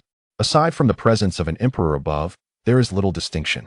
Just as consensus was reached within the royal palace, Li Hao swiftly made his way towards Silver Moon. Along the journey, he meticulously assessed his gains. He had slain 5 beings from the Fountain of Life, yielding approximately 15,000 drops, not an exorbitant amount. Combined with his previous extractions, he had over 25,000 drops. The container was nearing its capacity. Additionally, he had acquired 5 demonic plants, each possessing an immortal essence, albeit significantly weaker than true immortals. Some primal energy had been stored within the belly of the Black Panther. From the numerous adversaries he had dispatched, he had garnered around 60 million divine energy stones, not particularly impressive, considering the number of formidable foes vanquished in the super energy city. Li Hao felt a tinge of regret at the modest rewards. Nonetheless, the Black Panther, the jujube tree, the red cedar, and Director Zhou were all well fed, which was a silver lining. At this moment, Li Hao was accompanied solely by the Black Panther, who appeared lethargic and seemed inclined to slumber, having indulged excessively. This creature was peculiar. It required no protection from Li Hao, as its strength was quite formidable, perhaps even surpassing Li Hao's own. However, its power was concentrated in its blood, only unleashed when its blood was ignited.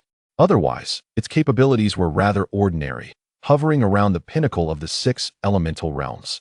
As such, space would not sever its essence, granting it a degree of freedom of movement. Otherwise, it would be confined to the ruins. Black Panther, whom do you suggest I resurrect this time? Should I choose another city instead of continuing with War Heaven City, perhaps the Zhao family's main city? At this moment, Li Hao found himself in contemplation. Should he choose to revive the forces of War Heaven City, they would rapidly grow in strength, becoming increasingly difficult to control. Although War Heaven City had provided considerable assistance, Li Hao believed it unwise to rely solely on it, as that would be perilously risky. From the outset, he had been singularly focused on the revival of War Heaven City, but now he realized he had begun to form his own strategies. Woof woof. The Black Panther rolled its eyes, silently affirming that one should not place all their eggs in one basket.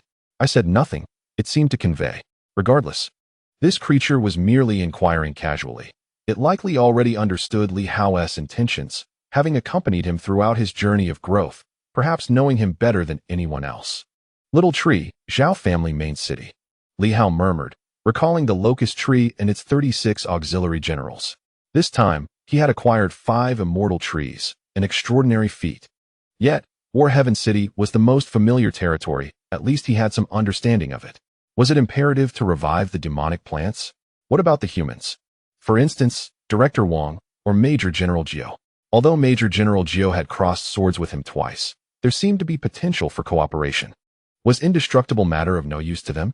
Previously, it was said that while the physical body may decay, if there exists an abundance of indestructible essence, one could potentially restore the corporeal form. With the 5 venerable sources of undying essence, combined with boundless energy, is it truly impossible to revive a single person? Perhaps it is arduous for the great sage, yet for the 9 masters, they are merely ageless beings. At this moment, a decision began to crystallize within Li Hao's heart. Perhaps he should cease the revival of the demonic flora, for the chasm between humanity and the demon race is vast, fraught with peril. Even if 5 immortal trees could resurrect 5 formidable demonic entities, it may suffice to revive only 1 human, and the cost-benefit of such immortality is exceedingly low. Li Hao resolved, perhaps it is time to restore a human. As for Jiang Ying and her companions, they would be set aside for now. Firstly, he was not well acquainted with them, and secondly, their puppet forms would complicate matters. Perhaps only the great sage could manage such a task. Yet the director of the academic affairs might not be inclined at this moment.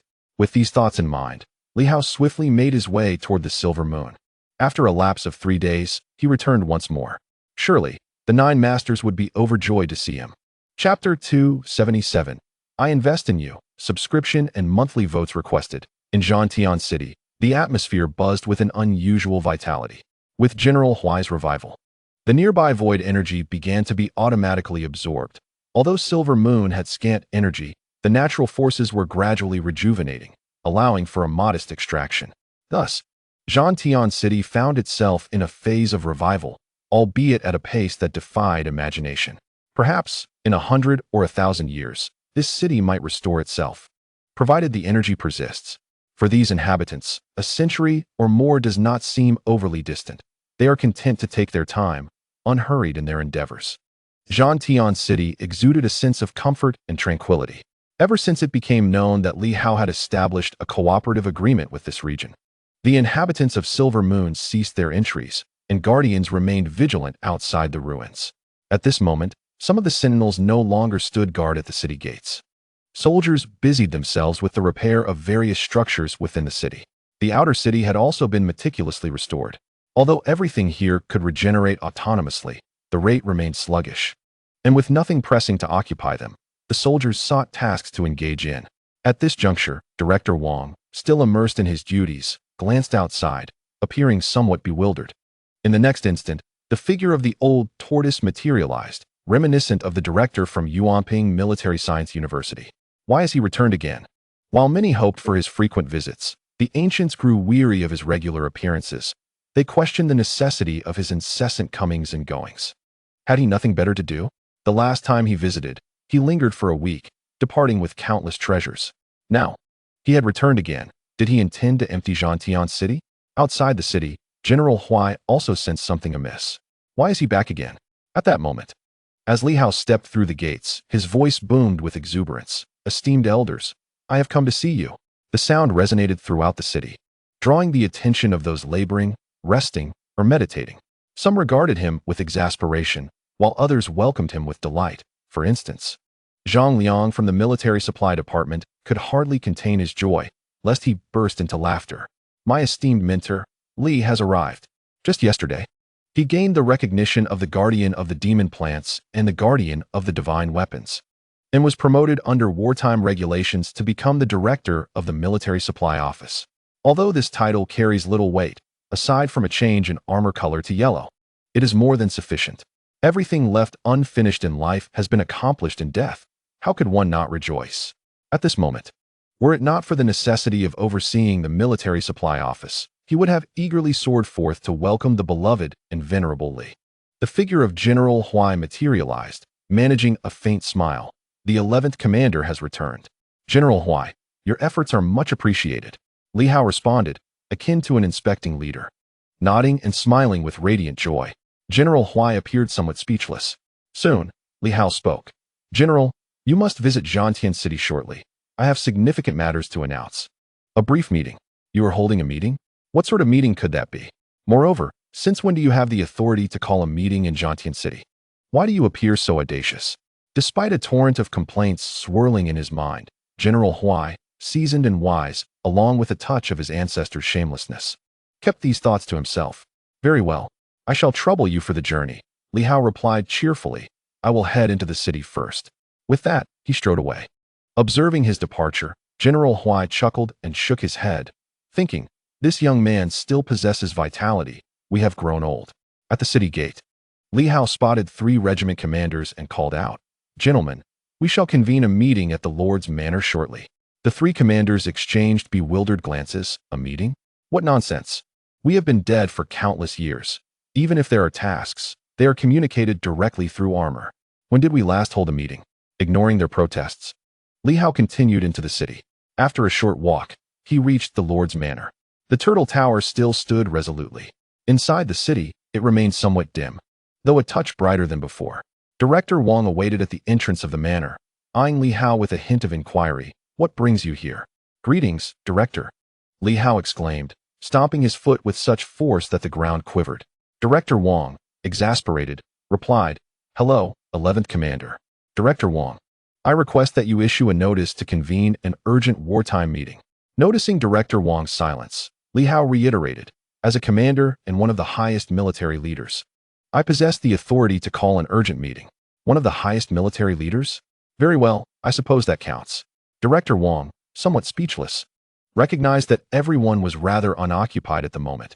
It seemed this fellow was seeking trouble, and undoubtedly, the 9th Commander would have words with him later. Fine. If you wish to hold a meeting, I shall arrange it.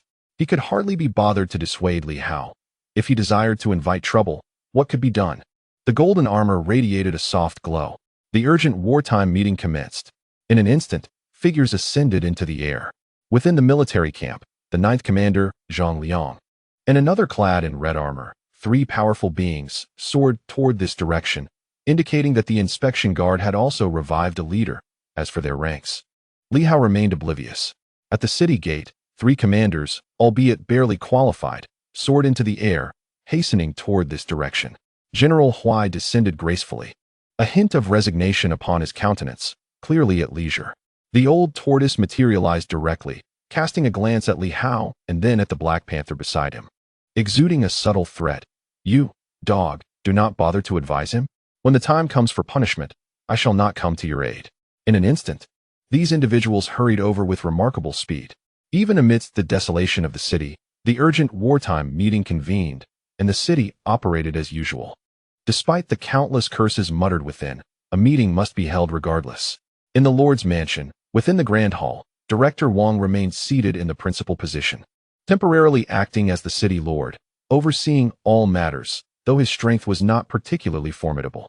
Soon, General Huai arrived and took his seat alongside the old tortoise, positioned to the left and right respectively. The 2 venerable figures flanked the table.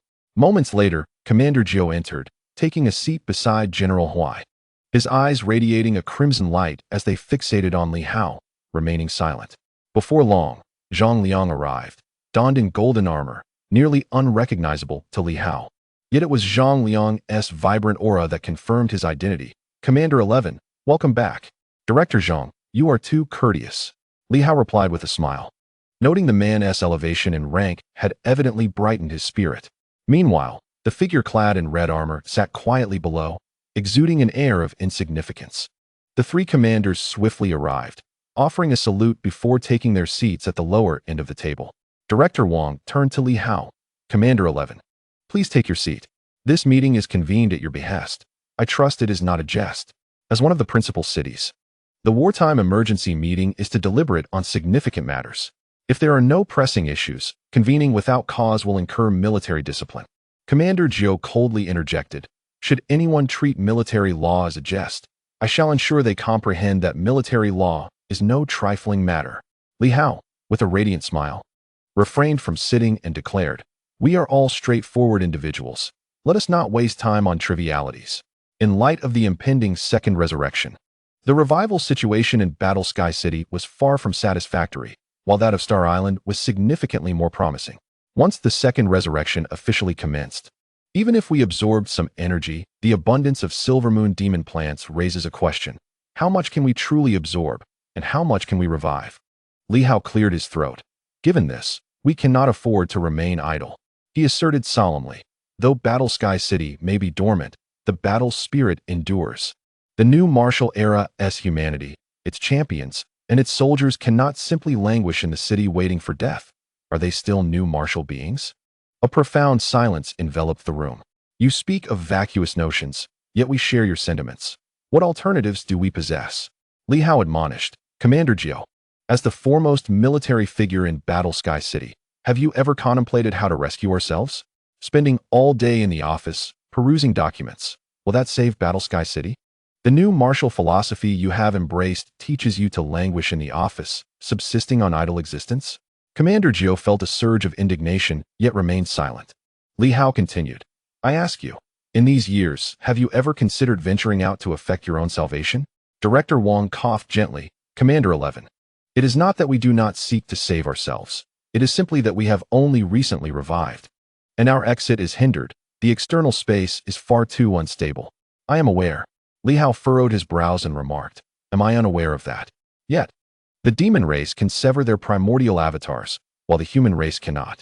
If my memory serves me right, humans should be capable of this as well. Why do the esteemed members of our race never consider this aspect, showing no ambition to compete with the demon race? Director Wang, with a sense of resignation, replied, we do possess certain distinctions from the demon race. Their true forms remain intact. Even if they sever a portion, their essence remains unshaken. Conversely, we are left with only our mental faculties. Should we sever any part, leading to destruction and turmoil, we risk complete annihilation. Li Hao was keenly targeting their vulnerabilities. Was there merit in his statement? To some extent, yes. However, it could also be deemed trivial. We too yearn for self-rescue. But the crux lies in whether it is feasible. A moment's carelessness could lead to utter destruction. Li Hao nodded. That rationale is somewhat acceptable.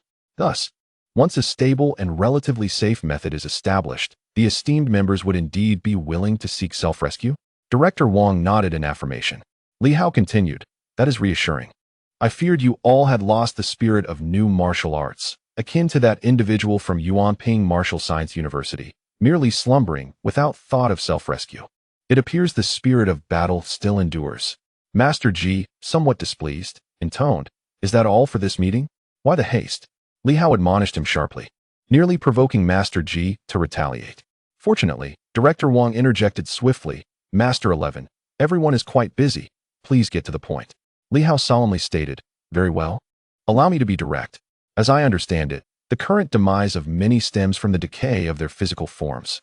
The consumption of indestructible materials to the brink of exhaustion, leaving only the possibility of persistence through mental energy, even transforming into the souls of weapons. Should there be sufficient indestructible materials, restoration is indeed possible. However, at present, apart from the true forms of demon plants and beasts, it has become increasingly difficult to generate indestructible materials in this era. The powers cultivated are no longer the same. Therefore, as the commander of Battle Heaven City, I cannot idly watch as the outside world revives while Battle Heaven City remains in silence. Thus, I have made a momentous decision. Li Hao declared gravely, I shall venture forth to slay those indestructible beings, even great saints, to seize their essence and obtain indestructible materials, utilizing them to revive a military commander, perhaps Master Ji, allowing him to regain his physical form and join me in seeking ways for self-rescue and the revival of Battle Heaven City. A hush fell over the gathering. After a prolonged silence, the old tortoise quietly remarked, this method was previously attempted by Master 11, who succeeded in slaying an indestructible being and is acutely aware of the challenges involved. That is one point. Secondly, even if revival is possible at this stage, reviving demon plants may prove more advantageous. Restoring a human's physical form demands excessive resources. The cost to revive one human could potentially restore 3 to 5 demon plants. Li Hao replied solemnly, that perspective cannot be taken lightly. A surge in the revival of demon plants may incite disturbances and arouse the wariness of formidable demon plants. For instance, the revival of General Huai previously drew the attention of the major cities and the demon plants of Tianxing Island. Should we pursue further revivals? Firstly, we lack sufficient energy to draw upon, and secondly, it may incite collective opposition against us. Ask General Huai about the commotion surrounding his revival. Did it not attract the notice of the major cities? I am well aware that among the 8 major cities, there may have been traitors. Li Hao spoke in a deep voice. Given the circumstances, we cannot continue to revive the demon plants. Instead, we must catch our enemies off guard by resurrecting the human race and delivering them a heavy blow. Furthermore, the new martial arts are fundamentally a manifestation of human unity. Whether it is the vice commander of the Tianxing town or the powerful figures of the 8 major cities, do they show respect to the demon plants or to the human race? The human race is capable of communicating with various factions, whereas I fear that General Huai lacks the prestige and influence of a new martial arts commander when it comes to the demon plants. Upon hearing this, even General Huai slightly nodded in acknowledgement. That is indeed the situation, the 9th commander stated solemnly. So your purpose for coming here is to convey these thoughts? Precisely. Li Hao affirmed. It is imperative that you, 9th commander, take action to save yourselves. We must open the Star Gate, return to our homeland, and engage once more in the battle against the heavens. Human involvement is essential. Do you comprehend the immense cost of reviving a single human? Li Hao shook his head. I do not know, but we can strive toward this goal. Should we abandon it simply because of the high cost? 9th commander, can you tell me how many resources would be required to reconstruct the physical form of that previous formidable demon plant? The 9th commander appeared somewhat displeased, responding coldly, 10. Li Hao's jaw dropped in disbelief. But, 9th commander, you were merely at the peak of immortality back then. How could so many be needed? First, those demon plants have consumed a vast quantity of indestructible materials over the years, leaving them as mere remnants. Second, I stand at the peak of immortality. While they are only at the initial or mid stages, which represents a significant disparity. Third, they are demon plants, whereas I am a human elite general. And the techniques I cultivate are of a higher caliber, resulting in superior quality of the indestructible materials I gather. Fourth, he paused. My mental fortitude far surpasses theirs. 10 is merely my estimation. Perhaps it may not suffice. Li Hao was momentarily taken aback. Observing his expression, the 9th commander chuckled, albeit concealed beneath his golden armor. Have you finished your grandiloquent discourse? Are you done yet? Is it that you unexpectedly resolved the matter of a formidable demon plant and brought its body forth, hoping to revive me so that I may serve you? What do you think? Li Hao's ulterior motives were becoming apparent to everyone, prompting some to stifle their laughter. Feeling a bit of a headache, Li Hao suddenly turned to Director Wang. Surely, you do not require such an exorbitant amount as well?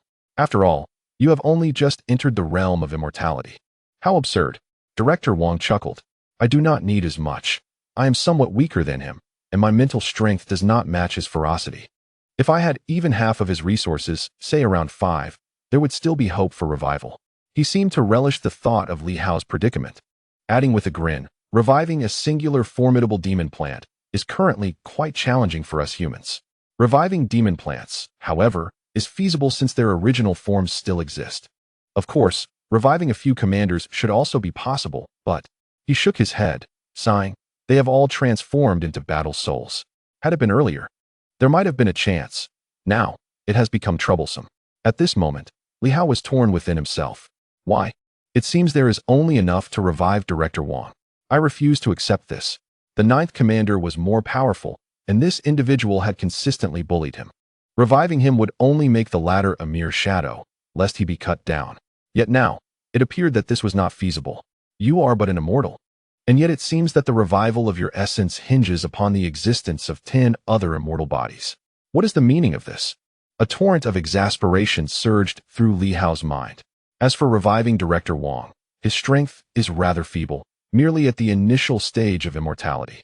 The resurrection of a being at such a nascent level could indeed awaken 5 formidable demon plants. What is the meaning of this? Caught in a conflict of thoughts, Li Hao found himself at a loss for words. Initially brimming with ambition, he now felt a wave of despondence wash over him. However, upon reflection, Director Wang is not without merit. At the very least, he possesses a commendable character. At that moment, Colonel Jiu grew impatient. Is this all you have to discuss in this emergency meeting? Li Hao let out a hum and replied slowly, certainly not. This meeting is convened with the future of Tianxing City in mind. Such impatience is unbecoming of a military commander. Is this the demeanor of a leader? Colonel Jiu was taken aback. Li Hao had prepared himself for a confrontation, yet to his surprise, after a brief moment of contemplation, Colonel Jiu nodded slightly. The dead do exert some influence. Their spirits can be volatile, and your presence seems to agitate them. You are correct. As a military individual, one should not exhibit such behavior. I thought you were about to strike me. Seeing the colonel's calm demeanor, Li Hao felt a sense of relief. He no longer wrestled with conflicting thoughts and spoke in a solemn tone. For the future of Tianxing City, I and my soldiers are prepared to sacrifice everything, hoping that Tianxing City may stand proudly upon the Silver Moon continent. Therefore, I have made a decision. I shall revive Director Wang, allowing him to emerge from Tianxing City and join us in our fight for a brighter future, to traverse the Star Gate, to return to the main world. For the new martial arts, for the King of Humanity, and for the people, let us battle together. As these words left his lips, 5 immortal demon trees materialized. In that moment, the hall fell into an eerie silence. The assembly stared in astonishment at the immortal trees, and even Director Wang was taken aback. 5. Where did they come from? Hadn't Li Hao just departed a short while ago? Colonel Jiu was also momentarily stunned into silence. Old Turtle and General Huai exchanged glances, but remained silent. Zhang Liang, however, felt a dry swallow rising in his throat and murmured, I too possess the ability to be revived. Why has no one mentioned me? As the deputy director of logistics, he had once held considerable strength. Otherwise, how could he have attained such a position? Though he had not transcended to immortality, he was at the pinnacle of his power and was not necessarily weaker than old Wang. At this juncture, Director Wang was thoroughly bewildered. What did this signify? Li Hao spoke earnestly. Director Wang, as one of the surviving leaders of Tianxing City, you bear both the responsibility and the obligation to contribute to its revival. The outside world is fraught with peril, but with my presence, I can shield you from the torment of spatial severance. Of course, there are limitations. You cannot stray too far from me, as it is an unavoidable circumstance. Li Hao sighed. Though this may curtail some of your freedom, it is the only path that grants us hope for the resurgence of Tianxing City. In this time of numerous formidable foes, I find myself alone and outmatched. Certainly, if Director Wang is unwilling, then so be it. Coincidentally, I am acquainted with a formidable figure from the Zhao family. I shall seek out a revival of the human race for the sake of our future. He then turned his gaze towards General Huai and spoke. General, it is not that Li Hao is reluctant to revive the demonic plants, but rather that the true essence of the demonic plants remains intact. That is the first point. Secondly, I have some plans for this return. I intend to transplant some auxiliary generals to the Star Island. I have slain 6 immortal demonic plants, and now the energy there is abundant, allowing some auxiliary generals to autonomously absorb energy, thereby minimizing consumption to the greatest extent possible. General Huai felt a stir in his heart. Here at Silver Moon, energy absorption is exceedingly difficult. His progeny could hardly compete with those ancient beings. While transplanting to Star Island may not guarantee safety as it does here, there is indeed some hope. If they could revive autonomously, that would be commendable. He refrained from voicing his thoughts and merely nodded slightly. As for the 5 demonic plant bodies of Li Hao, they could undoubtedly revive 5 demonic plants. Li Hao was well aware of the reasons behind his reluctance, but chose not to elaborate, as excessive discourse might be counterproductive. A modicum of vigilance was indeed necessary. At this moment, everyone gazed at the immortal tree, lost in contemplation. After a considerable pause, Director Wang spoke with some difficulty. How did you accomplish this? To slay one may be attributed to luck, but to vanquish so many, frankly, it is immensely challenging.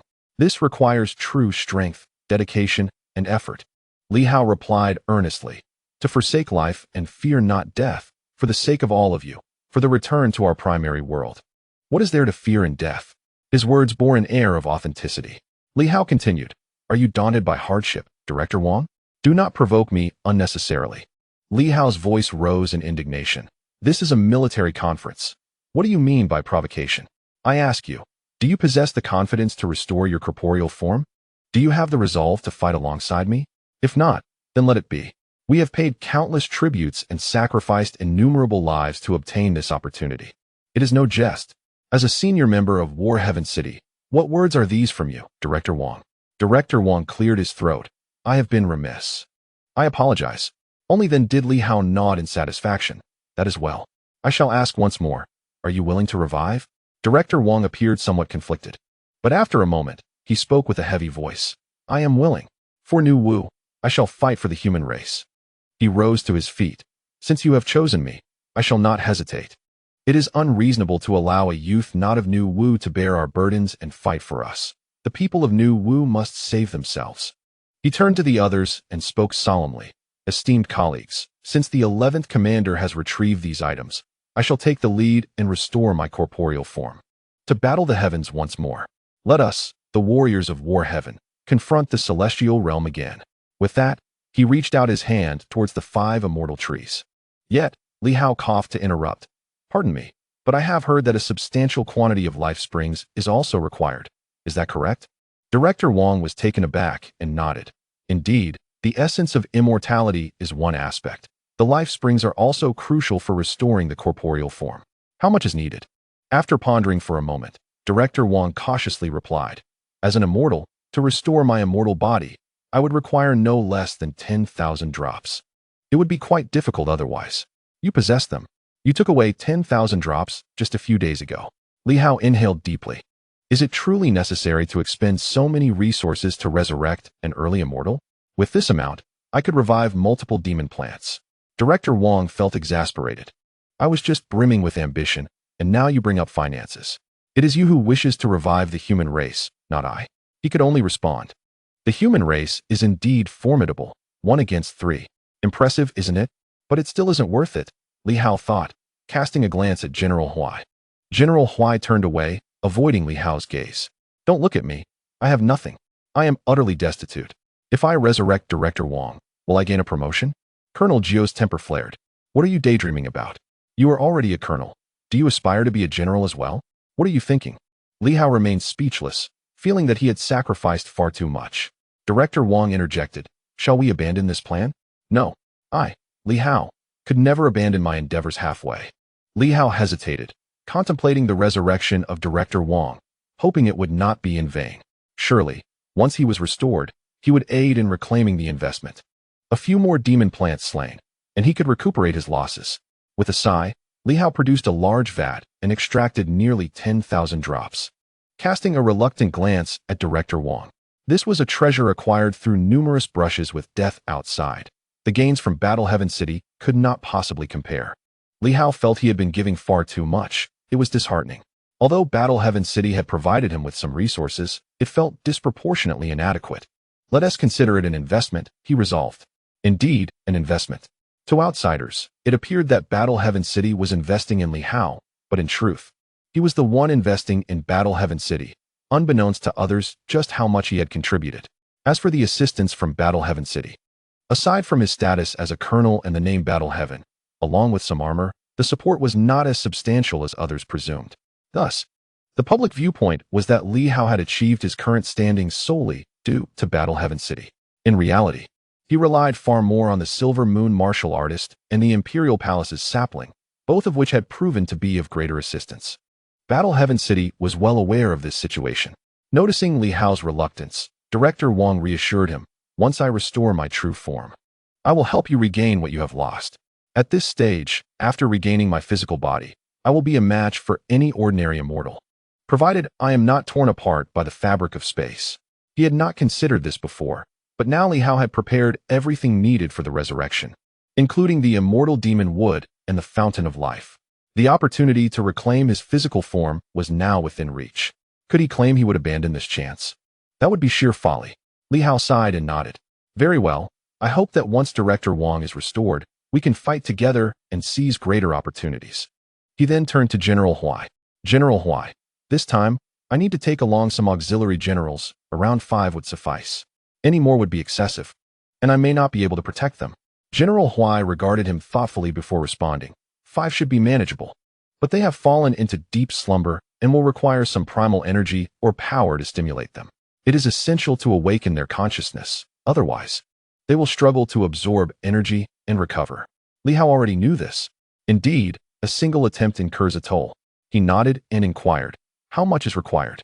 Not too much, just the essence of life will suffice. The goal is to stimulate their consciousness revival. The cost is minimal. Merely a few hundred drops will do. Li Hao retorted, is that not a trifling amount?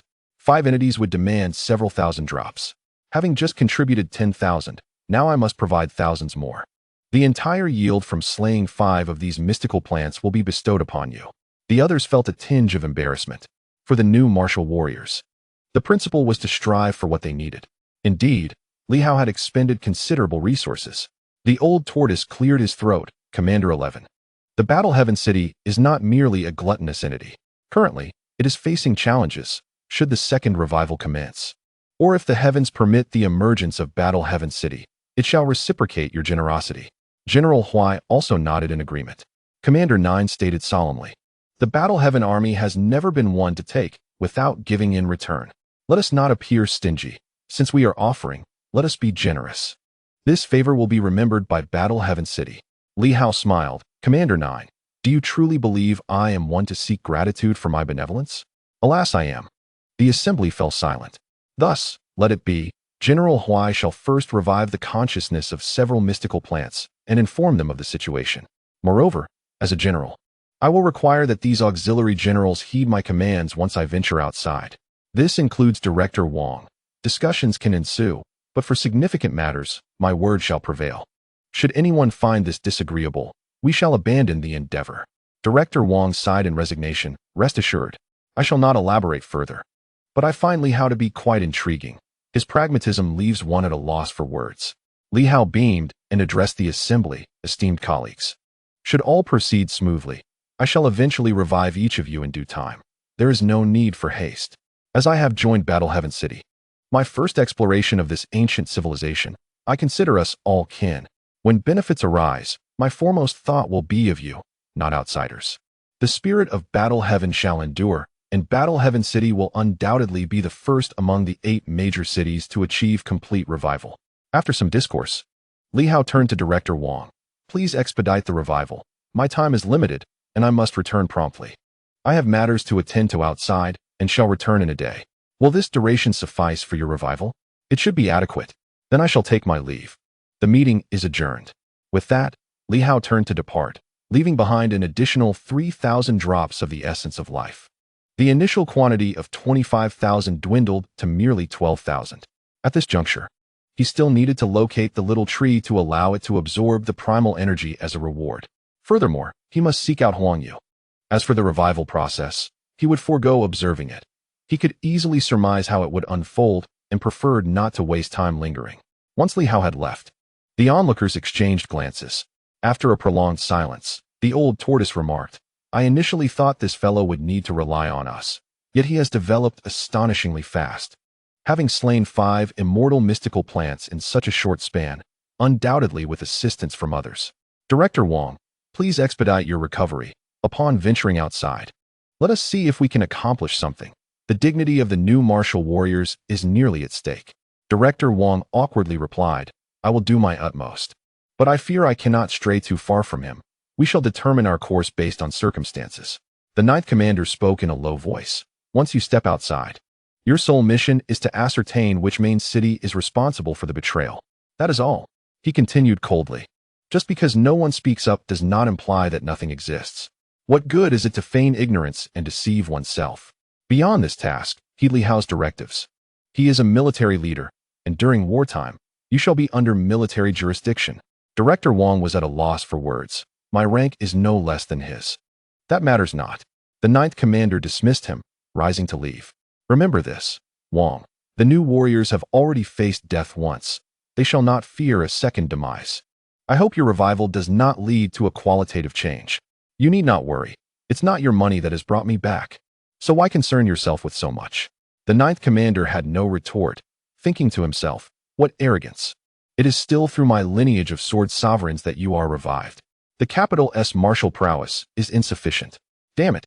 Director Wang cursed quietly, then mockingly added, if you're so capable, then take the lead. If you truly manage to acquire 10 immortal demonic trees, you will still have to obey him, following his orders and doing his bidding. The direct disciples of the demon martial lineage, the sword sovereign's bloodline, and in the end, you still rely on countless generations of the Li family's descendants for assistance. If I were you, I would simply throw myself into a cesspit. Scoundrel, guardians, did you witness that? He intends to strike me. I am the acting city lord. If he dares to harm me, it constitutes rebellion. Are you two guardians going to stand by? Director Wang bellowed, as the intensity of the sword aura emanating from him was indeed fearsome. The two guardians exchanged glances, and in the next moment, they vanished. Within the city lord's mansion, a cacophony of sounds erupted. Before long, the ninth commander soared into the air. Inside the mansion, a golden armor was sliced into numerous fragments, and a wisp of a soul emerged, imbued with a tinge of sorrow. The old tortoise's voice resonated. He acts for your benefit. The golden armor is nearly fused with you. I was contemplating how to separate it, but he has done so for you, which is quite fortunate. Director Wang cursed vehemently. Is there such a method of separation? Despite his ire, he could say nothing against the man, as he was no match for him. Humph. Just wait until I regain my corporeal form. Then you'll see. With that, the wisp of a soul carried 5 massive logs and vanished, while the old tortoise sighed. Even when you regain your corporeal form, you may not be his match. That fellow's mental prowess is growing stronger by the day. Chapter 278. All is ready. Please subscribe for monthly votes. In the Imperial Palace, Li Hao treated the little tree with utmost courtesy. Waves of primal energy surged forth, and the little tree's true essence continuously absorbed it. At this moment, the little tree felt as if it were in paradise.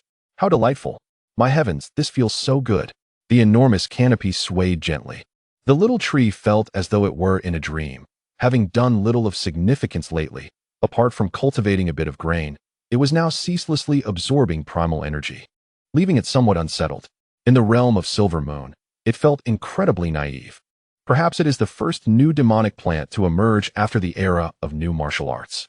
Compared to other demonic plants, it was weak and pitiable, unable to absorb energy as efficiently as others. Had it not been for the outburst 20 years ago, which granted it a slight absorption, it might have perished long ago. Even so, when Li Hao first arrived, this being could scarcely contend with the golden spear. It merely intimidated that entity. At that time, the golden spear was but a manifestation of the radiance of dawn. However, now, having absorbed a substantial amount of primal energy through its doppelganger, the entity felt that it could almost reclaim the strength of its father's era. Naturally, it recognized this as mere illusion, yet it still brimmed with excitement. How delightful! At this moment, Li Hao chuckled. Elder Tree, do you possess a name? Huh, a name? Li Hao continued, with the resurgence of so many mystical plants. We cannot simply refer to you as Elder Tree forever. The young tree appeared momentarily perplexed. A name? It was merely a mystical entity born after the demise of the previous generation's palace guardian, and thus had no name to speak of. Li Hao proposed. How about I bestow upon you a title? Let us call you the Imperial Guardian, the protector of the Emperor. The young tree had little objection to it. Any name would suffice. As you wish. Li Hao smiled. Elder Guardian, would you be interested in venturing outside? Outside. Indeed. The Emperor's palace is currently secure, and no one dares approach. You have been here for so long without the power to safeguard the palace. Now, while other mystical plants have yet to fully awaken, there lies an opportunity. Otherwise, with your current strength, how can you protect the palace? Li Hao sighed. With so many immortals and sages around, and you merely at the pinnacle, how can you compare? If you do not seize the chance to enhance your strength while others remain dormant, you may never find another opportunity. The young tree hesitated. My doppelganger is outside. A doppelganger is merely a doppelganger, lacking in true power, barely at the pinnacle. How can it compare to your true self? The young tree remained uncertain. The palace still stood behind it. Should it venture out? In the past, it would not have considered such a notion. Yet now, with Li Hao, opportunities abound. As Li Hao rightly stated, without strength, how could one protect? Its thoughts had shifted from before. After a long silence, the young tree spoke. If I depart, will you still cultivate food? It had nurtured quite a bit of sustenance. Li Hao replied with a smile. That is not difficult. I will offer some divine energy stones to have the city of war cultivated. Compared to General Huai, I feel a closer bond with you, Elder Guardian, and you need not accompany me. Is that so? The young tree felt a surge of joy. This seemed quite favorable. Then what of the palace? The young tree reminisced for a moment before stating, I shall use my father's remnants to seal this place. I will return to the palace. It thought to itself, I leave only to grow stronger, to better protect the palace, not to neglect my duties. Father, when I return, I shall be powerful enough to ensure no intruders breach the palace. Its current strength felt woefully inadequate. As Li Hao mentioned, the survivors are either immortals or great sages. How could a mere pinnacle entity guard the palace? Though the palace had been abandoned, it was still the emperor's domain and could not be trampled upon by others. With a heavy heart full of conflicting emotions, the young tree ultimately resolved to depart with Li Hao. Li Hao, in turn, wore a smile. In the silver moon, more and more formidable beings had been lured away, not coerced, but rather guided to strengthen themselves. The number of allies by his side was steadily increasing. Yet the crux of the matter lies in one's own capabilities. If I could rival the immortal and the great sage, what need would there be for such endeavors? Li Hao pondered, reflecting on his recent busyness, which left him little time to enhance his own strength. Although he had been contemplating the essence of the 5 elements and refining his domain, the progress was still unsatisfactory. It had been over 10 days since the appearance of the wind and cloud rankings, and his prowess had scarcely improved. Only after the arrival of his teacher, who elucidated the concept of domains, did he experience a modicum of advancement. Yet, after half a month, the growth was minimal. Ultimately, it was up to himself. The remaining sources of vitality could not be squandered. He must at least utilize some for his own empowerment. With these thoughts in mind, Li Hao exchanged greetings with the little tree, planning to depart together later. He worried whether his domain could withstand the multitude of companions joining him this time. Director Wang, restored to flesh, the true form of the little tree, and 5 resurrected auxiliary generals. Naturally, he wouldn't need to carry them all continuously, including Director Wang. He would likely only accompany them for a short while, as he had much to attend to. After addressing matters with the little tree, Li Hao hastened to the Silver Moon Army. In the barracks, Huang Yu was somewhat taken aback upon seeing Li Hao. Having known he had just returned a few days prior, and even Director Zhao had encountered him. Why was he still here? Had he not left yet? Was he not busy? Huang Yu could not contain his curiosity. Why was he lingering in Silver Moon? Was there no business in Star City? Hadn't it been said that he was engaged with the Wind and Cloud Pavilion? Li Hao chuckled. Commander Yu, I require your assistance. Whom shall we eliminate? The Wind and Cloud Pavilion? Huang Yu inquired. No, it's the City of Superpowers. Huang Yu's brow furrowed slightly, his demeanor turning serious. That is not an easy task. The 12 families are entrenched there, with nearly 100 formidable abilities. Lin Hongyu is quite powerful, and the families are guarded by divine weapons. I have some understanding of the situation in the City of Superpowers. It won't be straightforward, and the commotion could easily provoke a coalition against us. Engaging the Wind and Cloud Pavilion was manageable because they are enigmatic, and everyone was eager for you to investigate. This situation is different. You must not always act on impulse. I do not wish to, Li Hao sighed. Huang Yu solemnly declared.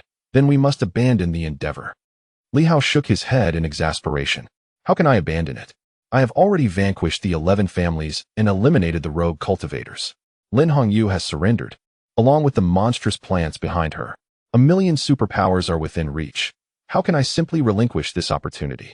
Huang Yu gazed at him in bewilderment. Li Hao sighed again. I do not wish to take over at this moment. It is unavoidable. The inspection division has allied with me. And Chen Zhongtian has been persistently urging me to assume control of the division. I have yet to manage that, and now Lin Hongyu has convened a council of elders, subsequently slaughtering all in attendance, insisting on handing the City of Superpowers over to me. I am truly at a loss for whom to appoint. Thus, I must seek your assistance to stabilize the City of Superpowers and prevent turmoil among the 1,000,000 superpowers. Huang Yu stared at him, astonished. The City of Superpowers has surrendered? How was I unaware of this? In the realm of inspection, there were indeed some anticipations. After all, he had participated in the previous slaying of the Golden Palm, and Chen Zhongtian's choice to surrender seemed quite reasonable. However, the situation in the City of Superpowers was utterly unforeseen. Tasked with preventing 1,000,000 superpowered individuals from revolting, he found himself momentarily lost in thought. Li Hao furrowed his brow and remarked, Commander Yu, we cannot indefinitely hold our ground in Silver Moon, repelling enemies from without. Isn't that contrary to our ultimate goal? Even if the 30,000 Silver Moon troops transform into martial masters and elite warriors, it pales in comparison to the merit of suppressing 1,000,000 superpowers. After a prolonged silence, Huang Yu pondered aloud. Could this be a conspiracy? How could it be? The individuals we dealt with were all slain by our own hands, including 5 formidable demon plants, Li Hao retorted. Huang Yu's mouth fell agape as he glanced at Li Hao. After a lengthy pause, he murmured, Has Lin Hongyu lost her mind? Why surrender? The opposing force is not weak. The city of superpowers possesses nearly 100 formidable abilities. Such prowess, and yet she capitulated. Within 3 days, she was assimilated by Li Hao. This must have taken the entire world by surprise. Li Hao chuckled, why not? I encountered her on the road and nearly ended her life. She realized she could not contend with me. A wise individual opts for surrender, while a fool stubbornly resists. Wouldn't you agree? Very well, Huang Yu said, feeling somewhat defeated. After a moment of silence, he continued, as for the Silver Moon Army, I can still manage the others, which isn't much of a concern. However, with old Zhao's departure, and now that Kong Jia isn't returning, along with Ho Xiaoqing and Zhou Chuan also gone, I feel rather embarrassed to leave as well. With everyone departing, what kind of situation is this? We had pledged to guard Silver Moon together. In mere months, it seemed the ranks had thinned drastically. A significant number of the older martial masters had departed, and now he too contemplated leaving. Indeed, he had made his decision to suppress 1,000,000 superpowers and stabilize the chaotic world. Truth be told, for him, this was far more advantageous than merely defending Silver Moon. He understood all too well the complications that would arise if 1,000,000 superpowers were to spread unchecked. Yet, he felt somewhat disloyal to old Zhao, who had made extensive preparations in Silver Moon. What if Li Hao, disregarding those preparations, annihilated the formidable foes beyond Silver Moon? Would that render years of preparation futile? That would be quite unfortunate. However, if the war did not reach the homeland of Silver Moon, perhaps that would not be so bad after all. Various thoughts danced through his mind. After a while, Huang Yu coughed lightly. Should we inform old Zhao? Is it necessary to share this with him? No need. Li Hao replied cheerfully. Simply tell him that I intend to deal with the Fengyun Pavilion and request that Director Zhao release the individuals. Huang Yu remained silent for a moment, then asked, are you not concerned about him? Not particularly, Li Hao reflected. I am aware of the main city behind the Zhao family. At least one of the 8 major cities has betrayed us. I am uncertain which one it is. Director Zhao, being the first to act, may have a perspective similar to mine. I don't believe that Tianxing City is the betrayer, and he does not suspect the Zhao family's main city. Therefore, we shall not interfere with one another. Huang Yu hesitated, but Li Hao's reasoning made sense. Director Zhao surely believed that the Zhao family's main city had not betrayed them, while Li Hao's suspicion of the main city behind Zhao was entirely reasonable. After contemplating, Huang Yu nodded, I understand now. Li Hao chuckled. It is good that Commander Yu understands. I harbor no ill intentions toward Director Zhao. However, I regard the resurrected ancient civilizations with a modicum of caution. This is only prudent.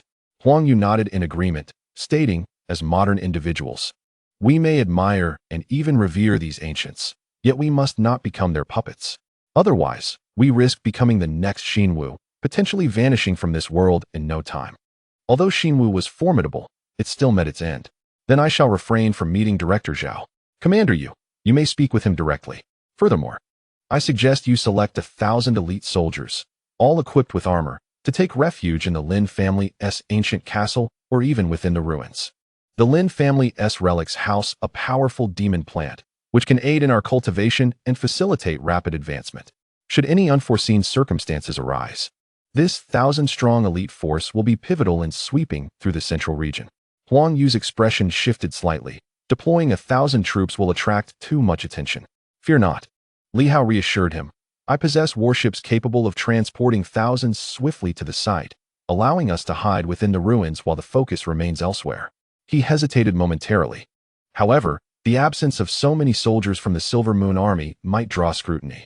Huang Yu nodded, then smiled. That's manageable. We can simply state that they have been dispatched to eradicate pirates. It's not a significant issue. Excellent. Huang Yu, filled with curiosity, inquired, what sort of armor will they wear? Battle armor. Huang Yu gasped. Where on earth did you acquire over 10,000 sets of armor? You must have plundered the entire Battle Sky City. With such an army, once they enter the ruins for training, they could sweep through the central provinces at a critical moment, quickly advancing into the major provincial capitals. The Royal Black Armored troops number just over 10,000, and there are still more than 2,000 demon hunting troops on Li Hao's side, all of considerable strength. Huang Yu's eyes sparkled as he gazed at Li Hao. Have you truly become a commander? Indeed. Li Hao replied with a grin. Moreover, I can manufacture battle armor at a rate of 100 sets per day. While this may not seem substantial, I am also able to repair the armor. albeit with the consumption of some divine energy stones. I shall entrust this to you, Commander Yu, so that even if we suffer losses, we can swiftly replenish our ranks. Huang Yu swallowed hard. A production line? I suddenly feel as though I have wasted decades of my life. I am aware that such facilities exist in the main city, but they are not available for external purchase, and one cannot even come into contact with them. This is indeed a critical asset of the main city's armory. I am now a person of high command in Battle Sky City, Li Hao declared proudly. Get out of here. Though Huang Yu remained skeptical, he was nonetheless astonished. Old Zhao had lingered around the Zhao family for so many years and had barely managed to secure a title as an advisor to the city lord. Merely a nominal position without actual military power.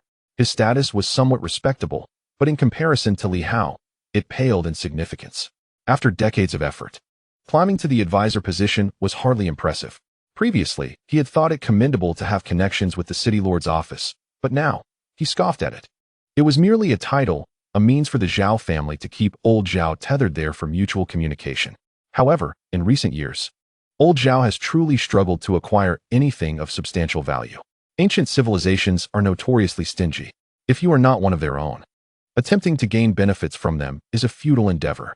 Take, for instance, those mystical plants. The life spring, priced at 3,000 for a single drop, is exchanged at a normal rate of 50 to 60,000, with initial offers soaring even to 100,000. This is not the experience of just one or two individuals. Nearly everyone operates under this avarice, with a collective heart of greed, even in the absence of direct communication.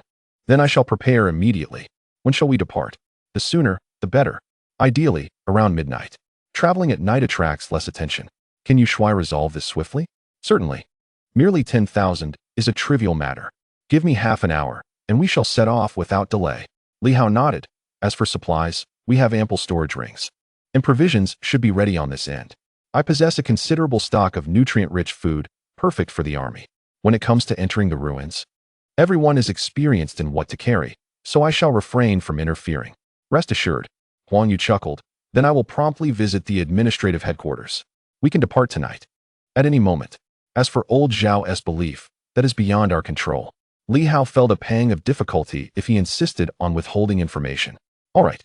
Having concluded his discussion with Huang Yu, the purpose of his return was fulfilled. Li Hao was quite occupied himself, as he would soon escort others to the super city, running back and forth, transforming into a veritable transport vessel. He had also depleted much from Silver Moon. By the time the night deepened, Li Hao returned to Battle Heaven City once more. At that moment, he beheld Director Wang for the first time. The golden armor remained, but Director Wang had shed his mask, revealing a serious visage, a robust man, exuding a certain gravitas. Noticing Li Hao's gaze, Director Wang smiled slightly. What is it? Not what you expected. Li Hao nodded subtly, taken aback by the overwhelming aura emanating from him. Such strength. Having just consolidated his physical form, it felt somewhat disconcerting. Yet he would soon master it. Director Wang chuckled. After so many years of living within armor, I find this corporeal existence rather unfamiliar. He glanced at the Lord's mansion with nostalgia. Having been away for countless years, I must admit, I am not quite accustomed to it. The figure of Old Turtle emerged, smiling. Venturing out is not merely for enjoyment. Do be cautious after you leave. Thank you for your guardianship. Director Wang replied with a smile, and moments later, he departed from the main city alongside Li Hao. At the city gates, thousands clad in black armor struck their chests. The atmosphere grew solemn and dignified. The 9th Brigade commander and others appeared atop the city walls, bidding them farewell as they departed. Director Wang turned back. With a resounding strike upon his chest, he proclaimed, "In this journey, we shall uphold the name of the new martial arts and the name of Battle Heaven. Salute." The sound of armor striking echoed through the heavens. Director Wang's solemn demeanor rendered Li Hao speechless, feeling as if they were going forth to face death itself. At this moment, everyone appeared quite solemn, and he felt it inappropriate to speak further. This journey was intended for prosperity, not peril. It seemed as though we were being sent off. May you all return in triumph. The commander's voice resonated through the heavens as he declared, when we must battle, we shall. Retreat is not an option when faced with conflict. Orders take precedence. Obey the command. Wang Yi, do not bring shame upon the Wang family. Remember, you are a new martial artist. I shall keep this in mind. Director Wang bellowed. choosing not to engage in further banter before turning away. Li Hao quickly followed, sensing a weight of seriousness and sorrow in Director Wang, making it inappropriate for him to speak. Before long, General Huai presented 5 weakened demon plants, exuding only a faint trace of their essence, feeling even less robust than the saplings from earlier. General Huai expressed his sentiments. I have already informed them. They will heed your command in the outside world, General Li. Take good care. Certainly, Li Hao replied, refraining from further conversation as he swiftly led his team outward. As the ruins activated, Li Hao's elemental domain coalesced rapidly. Director Wang approached Li Hao, brow slightly furrowed, a violent wave of energy crashing against Li Hao. Li Hao too frowned slightly, glancing at Director Wang. The spatial disturbance he had summoned surpassed even that of the redwood. The redwood, though no longer at its prime, still possessed formidable essence. Director Wang said little more, swiftly donning golden armor. In the next moment, a mystical tortoise emblem appeared, enveloping him. Yet this was insufficient. With a soft command, a massive shield manifested, encasing him. His aura gradually diminished. Director Wang, with a serious expression, remarked, if we act together, you become my vulnerability. Should you be compromised, or if your so-called domain is breached, I would face significant trouble. Of course, within the ruins it poses no issue. But should you encounter peril in the outside world, my fate would be sealed. Li Hao nodded slightly, vanishing instantaneously at the entrance. Director Wang maintained a grave demeanor, which Li Hao found somewhat disconcerting. Just as he pondered this, he witnessed the ruins fading behind them, prompting Director Wang to suddenly break into a radiant smile. Finally out. What a relief. That fellow thought he could intimidate me as he left, truly believing he was the lord of the city. Li Hao was momentarily taken aback. Director Wang chuckled, placing an arm around Li Hao's shoulder in a friendly manner. Stop staring, it's utterly suffocating. The few individuals revived within the city. Old Turtle is a guardian, General Huai is a guardian, and your commander is a soldier. I am neither. I merely deal with a bunch of rascals in the guard bureau, which is exhausting. Li Hao remained speechless. Director Wang continued to survey his surroundings with a cheerful demeanor, exclaiming, the changes outside are monumental. The world has transformed completely. Yet, I relish the vitality of life. Young Li, we are now inextricably linked. We must collaborate well. I haven't savored a proper meal in countless years. Are there any delightful delicacies or specialties to indulge in? With that, his golden armor swiftly vanished, replaced by athletic attire, and his long hair abruptly transformed into a slicked-back style. Before Li Hao's astonished gaze, Director Wang completed his transformation with remarkable swiftness. As Li Hao gazed at him, he chuckled softly, remarking, when venturing forth, one must assimilate into the local culture and show respect for its customs and traditions. Dressing in outlandish attire renders one rather incongruous, wouldn't you agree? After saying this, he turned his attention back to Li Hao, inquiring, do you possess any money? What? Money, of course. Do you not require it? Meals necessitate funds, lodging requires payment, does it not? A little assistance would be appreciated. I find myself utterly penniless. How can one navigate the world without a coin to their name? Director Wang's demeanor turned serious. I assure you, I am not one to dine without settling the bill. Li Hao was left utterly speechless. Enough of this and that. When traveling, even if salaries are dispersed, surely you could spare a little for me. Director Wang replied with a grin. By the way, how far can I stray from you? Within 100 meters, I presume? That seems rather limited, Li Hao remarked. Director Wang furrowed his brow slightly, adopting an air of authority as he patted Li Hao on the shoulder. That simply won't do. You must strive to expand your horizons. At the very least, aim for a coverage of 10,000 meters. A mere 100 meters is too constricted. If I were to take a trip to the restroom, wouldn't you be able to see me? Do you need to use the restroom? Li Hao retorted, utterly at a loss for words. Director Wang continued to pat his shoulder, saying, my dear brother, you must not think so narrowly. Survival and living are distinctly different, even now. One should indulge in meals and refreshments. Life is fraught with hardship, yet joy can also be everlasting. Over the years in Tianxing City, I have come to realize the importance of enjoying life when the moment calls for it. At this point, he expressed a deep sentiment. Do not wear a frown. Embrace happiness. To defeat foes with ease and comfort is the essence of life. Li Hao could not help but interject, Director, call me Wango? Director Wang chuckled heartily. I have already stated that the atmosphere inside was stifling and dreary. Let us not dwell on trivialities. Now that we are outside, we are free. We should relish the moment. Do you understand? Li Hao rolled his eyes. Your transformation is rather astonishing. Who is your little brother? How old are you, anyway? Amid their banter, Li Hao soared toward the Imperial Palace, leading Director Wang directly into its vicinity. The little tree was somewhat taken aback, while Director Wang remained unfazed. He cast a glance at the Imperial Palace behind the little tree and sighed. The palace is not what it once was. Time has changed it beyond recognition. I visited several times in the past, yet I never expected it to become so dilapidated.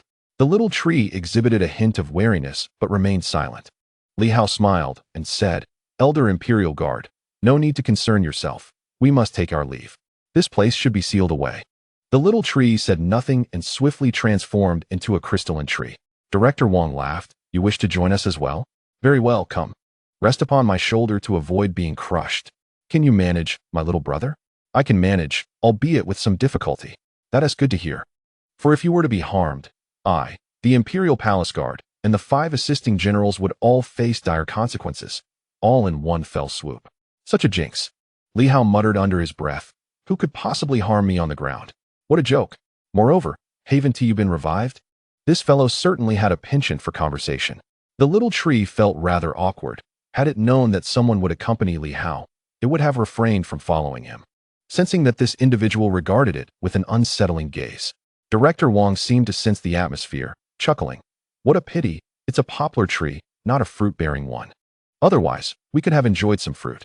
I always thought it unwise when the Battle Heaven City introduced locust trees. Li Hao, uninterested in continuing the conversation, took the sapling and departed from that place. The ruins of the Imperial Palace trembled slightly, and Li Hao caught a glimpse of a withered giant tree that enveloped the entire palace. Clearly a manifestation of the sapling utilizing its father's remains to shroud the imperial grounds. When Li Hao reunited with Hong Yitang, the vast army had donned their armor. Silent and still, the training ground was eerily quiet, almost devoid of life. Upon seeing the multitude of armored warriors, Director Wang was momentarily taken aback, appearing somewhat serious, as if he had encountered something significant, reminiscent of the original Battle Heaven army, though their strength was incomparable.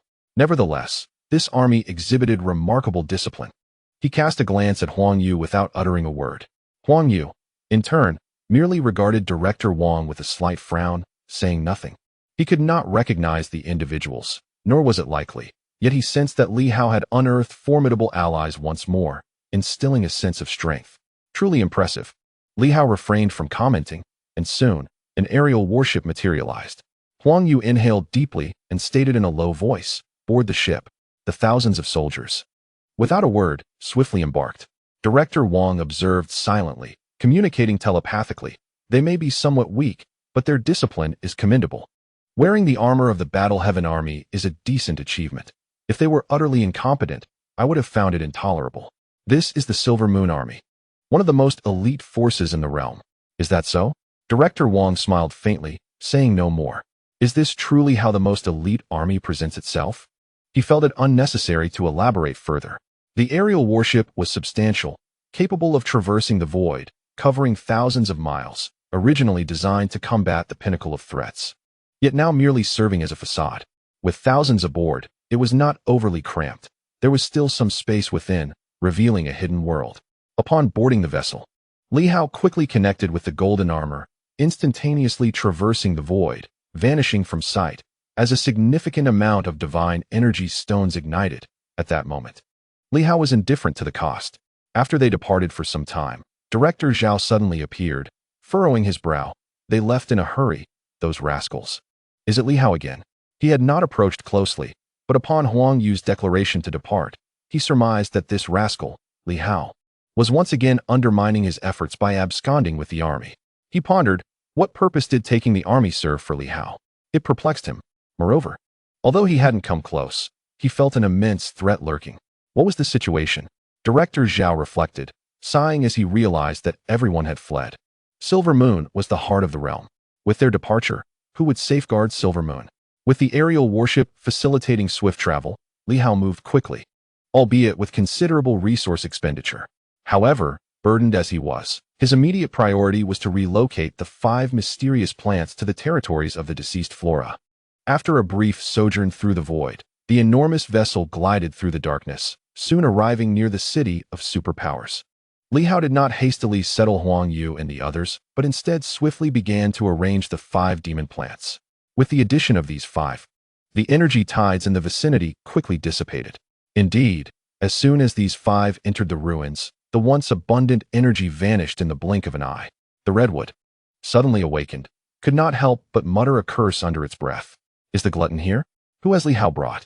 In the fleeting moment, the previously ample energy had vanished.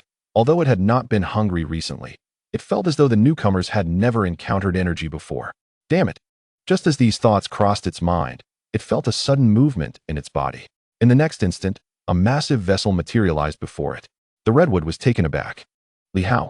Just as this thought crossed its mind, a somewhat familiar voice echoed. Isn't this the base station? There used to be a redwood tree here, did there not? The redwood was startled. In the following moment, Director Wang appeared. At this point, there was no need for Li Hao to envelop the area. Just as the redwood was filled with astonishment, it felt a hand resting upon its trunk. Oh, still here. Director Wang chuckled. It's you, isn't it? The redwood quickly transformed into a humanoid figure and gazed at Director Wang, stunned for quite a while, unable to believe its eyes. Director Wang, you still remember me? Director Wang smiled warmly. I thought it was someone else's territory. Turns out it belongs to you. How could Director Wang still be alive? Director Wang chuckled, surveying the surroundings. Have the other demon plants perished? They are dead. At that moment, the redwood's heart raced, despite the fact that the other party's strength was actually inferior. Witnessing the presence of its true form still left it shaken, even fearful. Director Wang maintained his smile. How did they die? They perished from energy depletion. And the corpses? Did you consume them? The redwood's heart raced. No. My essence was too weak. Once they died, they decayed immediately. When I extracted energy, they naturally collapsed. Director Wang spoke calmly. Do you know the sin of slaughtering your comrades? Of course, the circumstances were unique, and the events of that time are difficult to trace or pursue. Moreover, this is no longer the new martial era.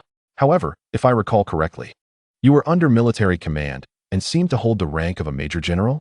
Yes, indeed. But the military has issued orders that when encountering an equal tier from the main city, you are to lower yourselves by half a tier, correct? Yes. Director Wang frowned. Then why did Commander Li previously mobilize you? It is said you are quite contemplative. Is there truth to this? Director, enough. This is a one-time concession. Director Wang cast a glance at it, speaking indifferently. Do not think your status as a peak immortal grants you any advantage. A fractured peak immortal remains a demon plant. And among the human race, demon beasts and demon plants, the latter is the weakest.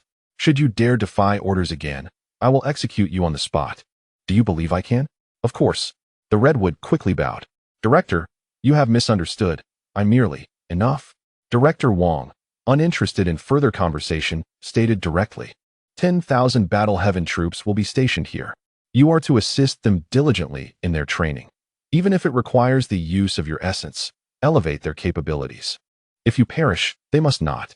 Otherwise, do not expect to survive. At this moment, Director Wang exuded an air of formidable authority. You are undoubtedly aware of the locations of the other 8 base stations. Provide me with a map and indicate your current whereabouts. You 9 should be able to communicate with each other without further ado. Do you understand? The redwood, rendered speechless, promptly conjured a map and presented it to Director Wang. Li Hao, who was observing from the side, was utterly astonished. One was at the peak of immortality, while the other was merely at the initial stage. How could this be possible? Director Wang nodded slightly. You possess some discernment. The news of my revival must not be disclosed to anyone. Should this information leak, you will be the first to perish. Understood. The redwood responded swiftly. Director Wang nodded once more. That is more like it. You still have some life spring on hand, correct? I require 1,000 drops. Director, what is this? Upon the resurrection of Tianxing City, I shall return it to you. For now, I urgently need to requisition supplies. This is an era of military control. Do you comprehend? With a pained expression, the redwood hesitated before producing a substantial quantity of life spring. Do not wear such a morose countenance. How much benefit have you reaped? Do you think I am unaware? Director Wang scoffed. You pilfered military resources and have yet to face any repercussions. You ought to be grateful rather than sulking. What is this expression? Are you contemplating rebellion? I dare not. The redwood quickly replied, sounding distressed. My heavens! Is it true that someone has revived in the main city? How shall we proceed? You wouldn't dare? A rebellious spirit like the thorned rose has yet to reach such a point. My emergence is solely to eliminate these nuisances. Once I have dealt with them and secured sufficient resources, I shall return your life spring. Understood. The redwood echoed once again, appearing thoroughly submissive before Director Wang. Director Wang disregarded these trivialities and continued, focus on assisting them here. I shall take my leave. Furthermore, be a bit more accommodating. Absorb less energy from the vicinity. General Huai's 5 descendants have revived nearby. Tend to them. At this point, the redwood realized who had been voraciously absorbing energy. The headache intensified. It was over. General Huai and Tianxing City, were they truly on the brink of complete revival? At this moment, Huang Yu emerged with his troops. Although the space was somewhat cramped for the 1,000 men, it was still manageable. Hearing their exchange, he refrained from interjecting and turned to the redwood, bowing slightly. I am Huang Yu of the Silver Moon Army, stationed here. I will need your assistance moving forward. Not at all. The redwood finally breathed a sigh of relief. Grateful that this individual was neither as overbearing as Li Hao nor as audacious as Director Wang. Yet, he felt powerless before the two of them, wishing fervently for their swift departure. Director Wang, indeed, had no desire to linger. Having just emerged from the ruins, he was not fond of this place and promptly stated, Li Commander, let us depart. Leave this place to them. Li Hao smiled and nodded. The two exited together, with Li Hao retracting his warship.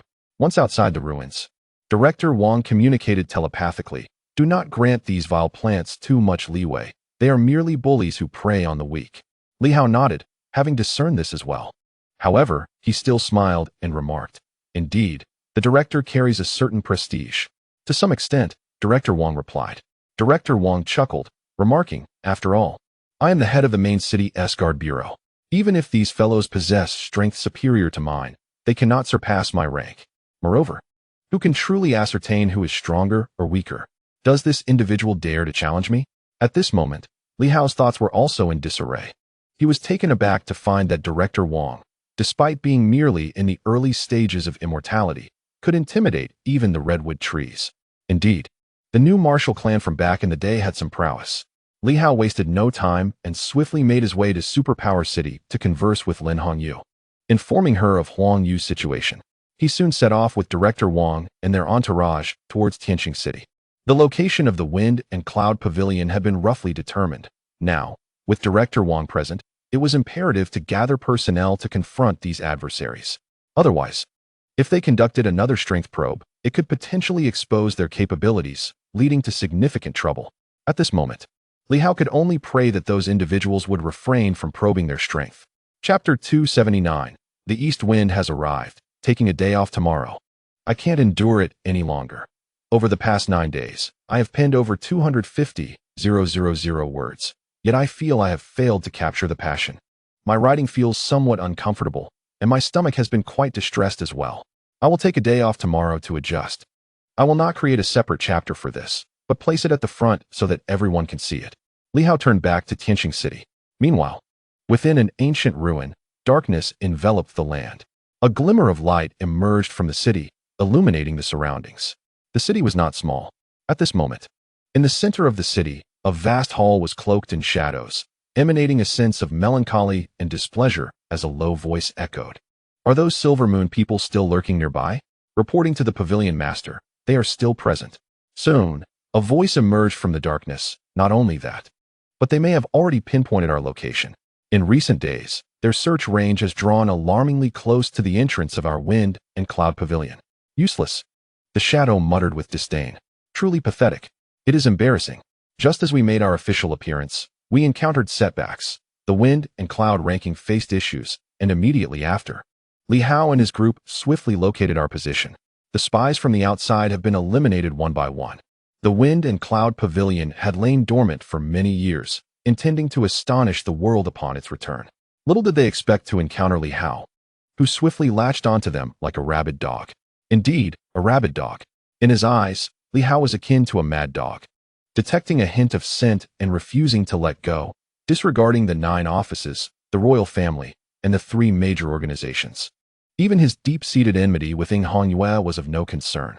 For the past half-month, he had been fixated on the Wind and Cloud Pavilion. Once the dark agents above were eliminated, he realized that this individual had been tracking them relentlessly. He had not anticipated that the opponent would narrow down their search so swiftly. Were it not for their presence in the ruins, they might have been unearthed long ago. Mad Dog. The shadow cursed under his breath as a ray of light shone in from outside, revealing their true form, which appeared somewhat pallid, having not seen sunlight for a long time. Despite the illumination within the ruins, their complexion remained youthful, though now they furrowed their brow, visibly agitated. The Wind and Cloud Pavilion's ranking. In bygone years, the emergence of the Wind and Cloud ranking stirred the world into action. The enigmatic figure wielding the ranking, the Wind and Cloud Taoist, became virtually invincible, with a lineage of 4 emperors. He had anticipated that the unveiling of the ranking would herald a continuation of his splendor.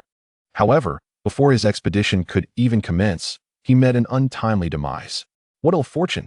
As he cursed inwardly, a visage of dissatisfaction appeared on his face. Li Hao continues to pester me. Does he truly believe he is beyond my grasp? Where are the Eightfold Assembly? They are here, outside the Grand Hall. A multitude of formidable figures murmured, their numbers exceeding several hundred. Those who dared linger in the vicinity would be swiftly eliminated. Understood. The assembly responded in unison. At this moment, an elderly man draped in a black robe emerged from the hall, softly inquiring, "Has the sect leader contemplated the situation?" The Silver Moon martial artist is no trifling adversary, and neither is Li Hao. Although the Wind and Cloud Pavilion fears no one, engaging in combat with them would only benefit others, particularly the Red Moon. The forces behind the Red Moon are not to be underestimated. While Li Hao may present a future threat, the most pressing danger at present lies with the Red Moon. "Nay, Left Protector, you are mistaken," replied the young sect leader, shaking his head. The most formidable adversary at this moment is indeed Li Hao. The Red Moon may represent a future threat, and I am aware of the individuals behind them. We shall address them after the second revival. However, Li Hao is the immediate concern. He will not wait for the second revival to cause chaos, especially since there are so few powerful beings in Silver Moon. He will create significant trouble for us all before the revival occurs. The sect leader's assessment was astute, and he did not concur with the Left Protector's assertion. The Wind and Cloud Pavilion's 3 protectors, the Left and Right Protectors, along with the Middle Pavilion Protector, were all formidable. Yet they lacked a true understanding of Li Hao's circumstances. At that moment, an elderly woman with flowing white hair stepped forth, her voice slightly piercing. "I believe the sect leader's intent to make an example is justified. The Silver Moon martial artists are merely novices in the realm of divine abilities and should not be feared." The 2 protectors exhibited differing attitudes. Within the Grand Hall, some gazed towards the Middle Pavilion Protector, who appeared youthful yet was indeed a powerful woman. Noticing the sect leader's attention upon her, the black-robed woman gently stated, "It is at your discretion, sect leader. Prior to any decisions, we should reactivate the Wind and Cloud Treasure Mirror to assess the strength of the Silver Moon's champions." The sect leader furrowed his brow slightly. "It has only been 20 days since our last inquiry. The consumption of resources is considerable. Each exploration incurs costs in the millions. Although we possess a fair amount of divine energy stones, the expenses are staggering, and we have yet to reach a month since the last examination. We have endured this long. I prefer to wait a few more days until the end of the month to investigate once more." The Middle Pavilion Protector opted not to elaborate further, recognizing that the sect leader's decision was paramount. She understood his character well. Opposing the Left Protector's dissent was not a wise choice. The sect leader aspired to become the second Wind and Cloud Taoist, or at the very least, to attain a similar status within the Silver Moon continent, ruling the world without constraint or provocation. Li Hao had already angered him. Thus, to reject the sect leader's proposal at this juncture would not be prudent. Seeing the woman fall silent, the sect leader nodded slightly. Addressing the assembly below, he declared, "In our Wind and Cloud Pavilion, we have 3 great protectors, and the Eightfold true monarchs lead their respective divisions, with countless divine abilities at our disposal. When we make our entrance, the world shall be astonished." Li Hao, oblivious to the gravity of the situation, initially aimed to ascend the ranks of the Wind and Cloud list, seeking to diminish the arrogance of those organizations such as the Red Moon and the 9 divisions. However, his audacity only incited further provocation. Thus, the decision was made to set an example, to demonstrate to the world that the Wind and Cloud Pavilion is the true bastion of ancient heritage, unparalleled in its might. The pavilion master's words resonated with the assembly, who readily concurred. Without further ado, the pavilion master gestured, and the 8 divisions swiftly vanished from sight to eliminate the nearby Silver Moon martial artists.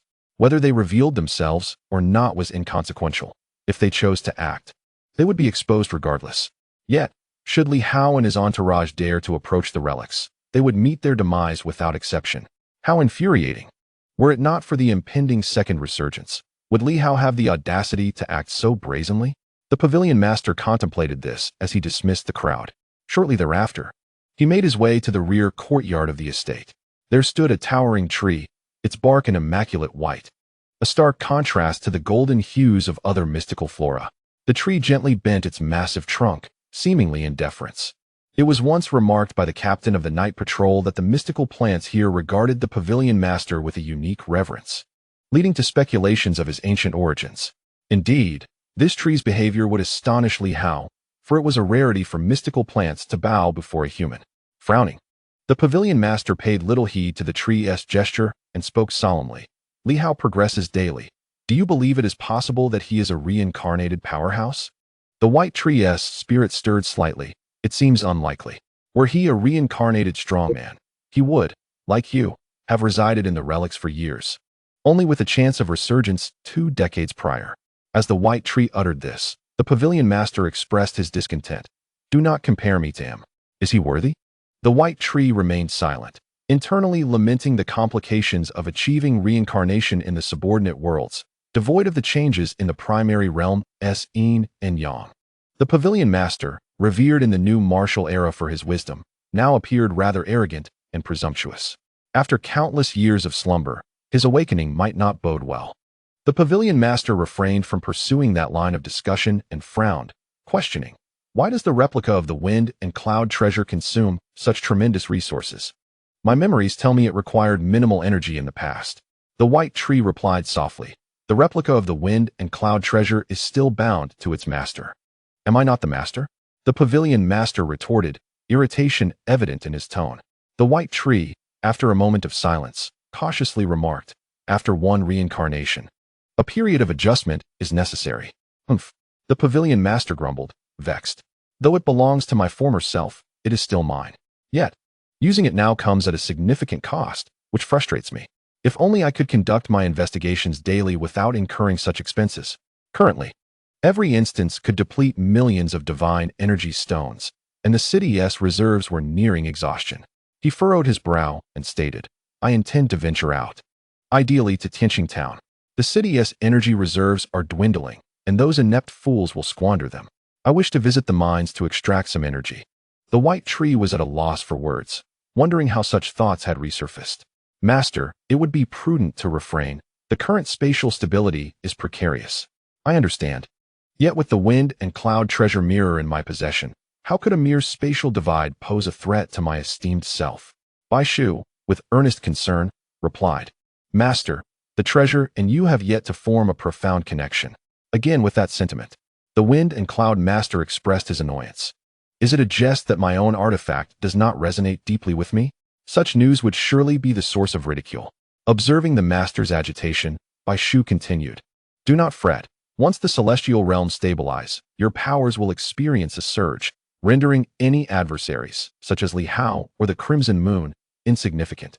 In this Silver Moon continent, aside from a handful at the Round Flat Martial Science University, none possess a status as exalted as yours. Once more interrupted, the young man retorted, Do they even deserve to compare themselves to me? Is their lineage as formidable as mine? I am of the Hong family, with 4 emperors in our lineage. Even the star-settling Li family pales in comparison. And as for the Fong family, had it not been for my Hong family's assistance, they would never have ascended to global prominence. Master, exercise caution in your words. Bai Shu trembled slightly. Why should I fear? The wind and cloud master, though somewhat apprehensive, sneered as a thought crossed his mind. This is not the new martial era. What is there to fear? Am I not speaking the truth? The new martial era was forged by my Hong family as 4 emperors who faced death together, thus creating its glory. Without them, there would be no such epic. To him, the star-settling Li family and the Jiang family were inconsequential. Bai Shu fell silent, increasingly convinced that the master had perhaps encountered issues following his reincarnation. It was ill-advised to have undergone such a process. Even remnants of spiritual energy should not have led to this transformation. Yet, it seemed that a change had indeed occurred. This, perhaps, was the inherent flaw. While reincarnation may bear its advantages, the current situation appeared dire. The master audaciously dared to mock the king of men publicly. Such behavior was tantamount to courting disaster. Would the new martial era perish? Bai Shu believed not. Though the realms might currently be isolated, once they opened, these words could very well be perceived. At that juncture, it mattered little if the master fell. The repercussions could ensnare even the Hong family. The king of men was not to be trifled with. Even as a descendant of the Hong family, one should tread carefully. To insult him face to face may elude repercussions, but speaking ill behind his back necessitates caution. Provoking him could lead to the obliteration of all 4 or 5 emperors. Surely, it would not escalate to that. Yet should the Hong family become aware of such remarks, they would not hesitate to silence you. Bai Shu felt increasingly helpless, aware that some truths were better left unspoken. The true sovereign of this realm was not himself, but rather the master, and his foremost duty was to safeguard this individual above all else. Thankfully, the Wind and Cloud Master seemed to harbor some trepidation and refrained from broaching further subjects. While professing indifference, he felt a twinge of regret after his words left his lips. Restless and agitated, he had grown weary of discussing matters with Bai Shu and impatiently commanded, "Bai Zun, provide me with 1,000 drops of life essence. I wish to cultivate for a few days." "Very well," Bai Shu sighed internally, saying nothing further as droplets of life essence coalesced. His own reserves were nearing depletion, and the city's stock was running low. The lord of the pavilion has expended too much, at times indulging in reckless extravagance. In the past, when the lord commanded numerous great demon plants beneath him, there was respect to be had. Who would not grant a modicum of face? However, the situation has changed. Such lavishness cannot continue. Sometimes, mere rewards amount to dozens or even hundreds of drops. Can one avoid depletion under such circumstances? The Lord of the Wind and Cloud has departed. The white tree manifests an aged visage, surveying its surroundings with a sense of melancholy. Over the years, many old friends have been drained, and now they remain silent. If I persist in this manner, I too shall soon follow suit. The expenditures outweigh the income. Yet, refusal remains elusive. I fervently hope the Lord will recover soon. Otherwise, how can success be attained in such conditions? The painstaking efforts to reincarnate would be rendered futile. Within the Wind and Cloud Pavilion, the white tree yearns for the Lord's maturation. In the city of Tianxing, Li Hao furrows his brow, casting his gaze across the surroundings with a sense of peculiarity. Previously, both the military law office and the administrative office exuded an oppressive atmosphere, not far from the Tianxing governor's mansion. Upon returning this time, those individuals remain present. However, there is an elusive presence, appearing to emerge from the ruins only to vanish again. What could be the purpose of this? Furthermore, he senses the essence of life. Someone is extensively utilizing the spring of life. Within the Tianxing governor's mansion, Director Wang reclines comfortably in his chair, a chicken in his left hand and a duck in his right. Li Hao gazes at him with furrowed brows, utterly speechless. At this moment, 2 puppets nearby eyeing the feast with longing expressions. Director Wang beams with delight. "I didn't expect to see both of you. It has been far too long. How are your parents? Would you like to eat? If so, ask Li Hao to prepare some. The taste is truly delightful." Jiang Yingli seems to sniff the air. The puppets remain still, yet Li Hao perceives an inhalation. "Delicious, isn't it? If you can't eat, at least savor the aroma." Director Wang, with grease glistening on his lips, chuckles. "How is your director of education faring?" "Quite well." The 2 puppets respond perfunctorily. Who knows how things are going? After all, the teacher does not speak of it. As for Director Wang, they are not particularly familiar, but they have met before. At this moment, he appears more amiable than those demon plants. As Director Wang continues to eat, he jovially remarks, "Then you must cooperate more with Li Hao, slay more demon plants, and gather more energy. Perhaps we can revive your teacher, and then you can have whatever you desire." The teacher is formidable, unlike Director Wang, who is rather weak and easily revived.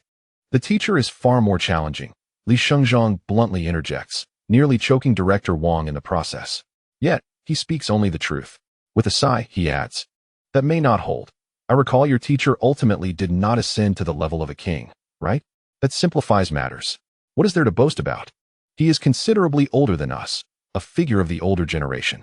So what if he is a great saint, with someone like Wang Mei protecting him? He still hasn't reached the king level. Just as this thought crosses his mind, Jiang Ingli retorts, such words are futile with us. If you say that in front of the teacher, he will surely reprimand you. Be wary of being punished to clean the toilets for 100 years. Speechless, Director Wang immersed himself in his meal, which was also the reason for his reluctance to meet that individual. He felt little desire to do so. And even if he did, it would be of little consequence. The disparity in their statuses was evident. It was the elder of the Wang family who had arranged that meeting long ago, not him. Although he was considered an exceptional member of the Wang family's collateral lineage, capable of attaining the position of chief of security, he felt unqualified to voice anything before that esteemed figure. It was only while the other remained in a state of dormancy that he felt emboldened. Meanwhile, Li Hao observed quietly, indifferent to the proceedings. At that moment, having completed his meal, Director Wang casually wiped his hands and turned to Li Hao, inquiring, "What are you looking at?" "Just observing a few establishments next door," Li Hao replied. "Oh." Director Wang also glanced in that direction and, after a moment, remarked, "Who claims that the fountain of life from the outside world is valuable? That individual next door is so feeble, treating the fountain as mere water is a waste." Did the director perceive that? Of course. Director Wang chuckled. What could possibly escape my notice, provided I choose to observe? In my current state, I would be remiss not to claim the title of the world's strongest. Li Hao found this curious. He too had sensed something. Likely the son of Qi Pingjiang utilizing the fountain of life. The current director of the Military Justice Bureau, from his last perception, seemed to wield powers across 4 elemental domains. He had only been away for a few days, and it appeared that the other now possessed 5. Was he striving for 6? Such extravagance. How much of the fountain had been consumed? There was a vague sense of this occurring within the administrative bureau as well. The incumbent director, Zhao Huaimin, also seemed to be augmenting his own strength. They were indeed affluent. Li Hao mused silently. Feeling a sudden impulse, he quickly stated, "I'll step out for a moment. Director Wang, would you care to join me?" "Of course." "Nonsense, what would I do if you left?" Li Hao swiftly rose and headed toward the backyard, prompting Director Wang to hastily follow, somewhat vexed by this minor annoyance. At that moment, 2 puppets hurriedly trailed behind them. They were delighted to see contemporaries, and although this individual lured them with food, they chose to rise above the triviality and not hold it against him. The group followed Li Hao into the backyard, where he promptly activated the ruins and entered. Director Wang, in a hurry, followed suit. Within the ruins, a small tree swayed gently, as if sensing something. From Director Wang, a small tree swiftly emerged, and in the blink of an eye, the 2 trees merged seamlessly. A powerful aura ascending from their union. In an instant, they grew significantly stronger. The avatars and their true forms fused, sharing their respective experiences. Director Wang glanced at the scene and nodded approvingly. "Fortune smiles upon us. It appears there is hope for ascension into immortality, perhaps soon. If we could procure some indestructible substance to sample, we might stand a chance." Li Hao smiled. "Didn't I just provide you with some? Otherwise, the Imperial Guard would have leveled up." Speaking thus, he disregarded the conversation, turning his gaze toward Yuan Shuo not far away. At that moment, Yuan Shuo seemed enveloped by a luminous sphere. Having only just returned, Li Hao had the opportunity to enter before Director Wang insisted on obtaining sustenance. Having sensed something earlier, he had been drawn in by the small tree's call. Now, observing his teacher ensconced in light, he furrowed his brow slightly and asked, "Elder of the Imperial Guard, what has happened to my teacher? He appears to be encased in that glowing orb." The small tree swiftly replied, "I am uncertain as well. Your teacher was diligently cultivating before, and I have consistently been supplying him with the life essence for his practice. However, just yesterday, he suddenly exuded a surge of energy and then began to form a cocoon. Upon sensing your return, I hastened to inform you." Li Hao furrowed his brow as he glanced at his teacher. What is happening? He had barely called out when Director Wang waved his hand, stepping forward to inspect the situation. After observing for a moment, he turned to Li Hao and pondered aloud. This is not necessarily a bad sign, but whether it is a good one remains unclear. What? Li Hao did not comprehend. What do you mean? Director Wang crouched down for a closer examination, expressing uncertainty.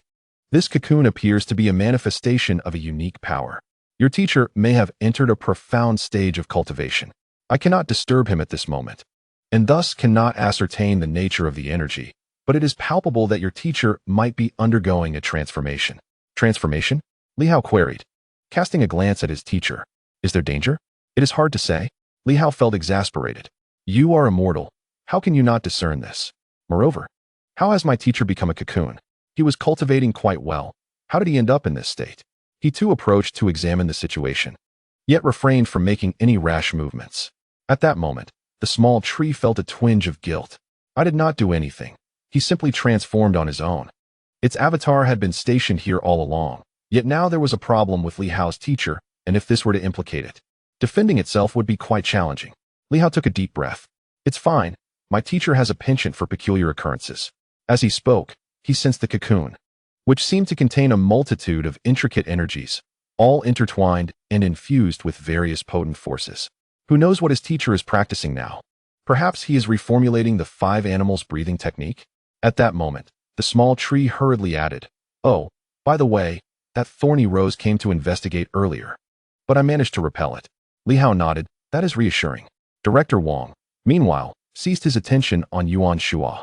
Although Yuan Shua's condition was somewhat unusual, at this moment, he was more concerned about other matters. He swiftly made his way toward the front, where the security bureau was located. Li Hao cast a glance at his teacher before following closely behind. Director Wang spoke little, heading directly to the main hall of the estate. Li Hao too had observed the emptiness. There was nothing there. At this moment, Director Wang entered and approached the desk, where he manifested a seal, the Xiangui seal. He stamped it several times on the desk, and unexpectedly, the desk shifted, revealing a concealed chamber. Li Hao was taken aback. He had not noticed it before, nor had he sensed it. Director Wang, however, seemed unfazed. This is the concealed chamber of the Security Bureau. In times of urgency, should any messages need to be left that cannot be conveyed through other means, they are stored here, awaiting retrieval by other security bureaus or higher-ranking ones. With that, he pushed open the door to the concealed chamber, only to find it empty. Li Hao felt a pang of disappointment. There is nothing. No. Director Wang remained composed, stating that something had indeed been taken, and only the upper-level guard office, acting under the orders of both the guard office and the city lord, possessed the authority to remove it. Li Hao furrowed his brow, questioning this assertion. What if the adversary truly left nothing behind? Preventive measures had been in place. The secret chamber must contain a specific item, the sound recording talisman, which was now absent. Moreover, each guard office had its unique talisman, and the fact that the adversary had removed the original without leaving any trace indicated their awareness of the chamber's existence. With a wry smile, he remarked on the unintentional confession of guilt. Of course, failing to take anything would have posed even greater complications. He shook his head and sighed. One of the other 7 cities must have betrayed them. After this, he advanced, where a layer of black barrier manifested before him. He reached out, plunging his hand into it, and felt a surge of chaotic energy. His body trembled slightly, enveloped in darkness. Director Wang appeared to suffer momentarily, but soon inhaled deeply, exclaiming, How ruthless! They exterminated them all without sparing a single soul.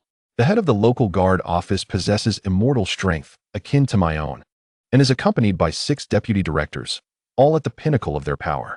Furthermore, there are over 300 members of the guard office, a military configuration that, when united, forms a formidable array, making it exceedingly difficult for ordinary immortals to breach. Additionally, there exists a guardian demon plant capable of swiftly eliminating them, requiring only a great sage to intervene. A great sage indeed struck, instantly vanquishing them. He gazed into the distance, noting that such locales existed in 9 or even more instances, with at least 10 great sages involved. The Celestial Star Army, led by a true saint-level powerhouse, was equipped with 100,000 strong. To obliterate them, it would require either the intervention of a heavenly king or multiple great sages. In the Silver Moon region, aside from the Sword Sovereign, only the 8 major city lords approached the level of a heavenly king, though some might have transcended that boundary. This remained uncertain to him. His gaze turned icy. Who could annihilate this place so swiftly yet leave behind a contingent within the mines? He furrowed his brow, looking towards the center of Celestial Star City, and then at Li Hao. Li Hao, are you certain that Deputy Commander is still alive? Absolutely. Though it was the demon plant that mentioned it, I have not ventured there myself. Is his survival due to a fear of the mine's explosion? Or did the adversaries fail to recognize them, resulting in the obliteration of Celestial Star Town. He expressed a desire to visit the mines this time, as his mission was to ascertain the situation. At this moment, Jiang Ingli interjected, cautioning that the adversary might well be a traitor left behind.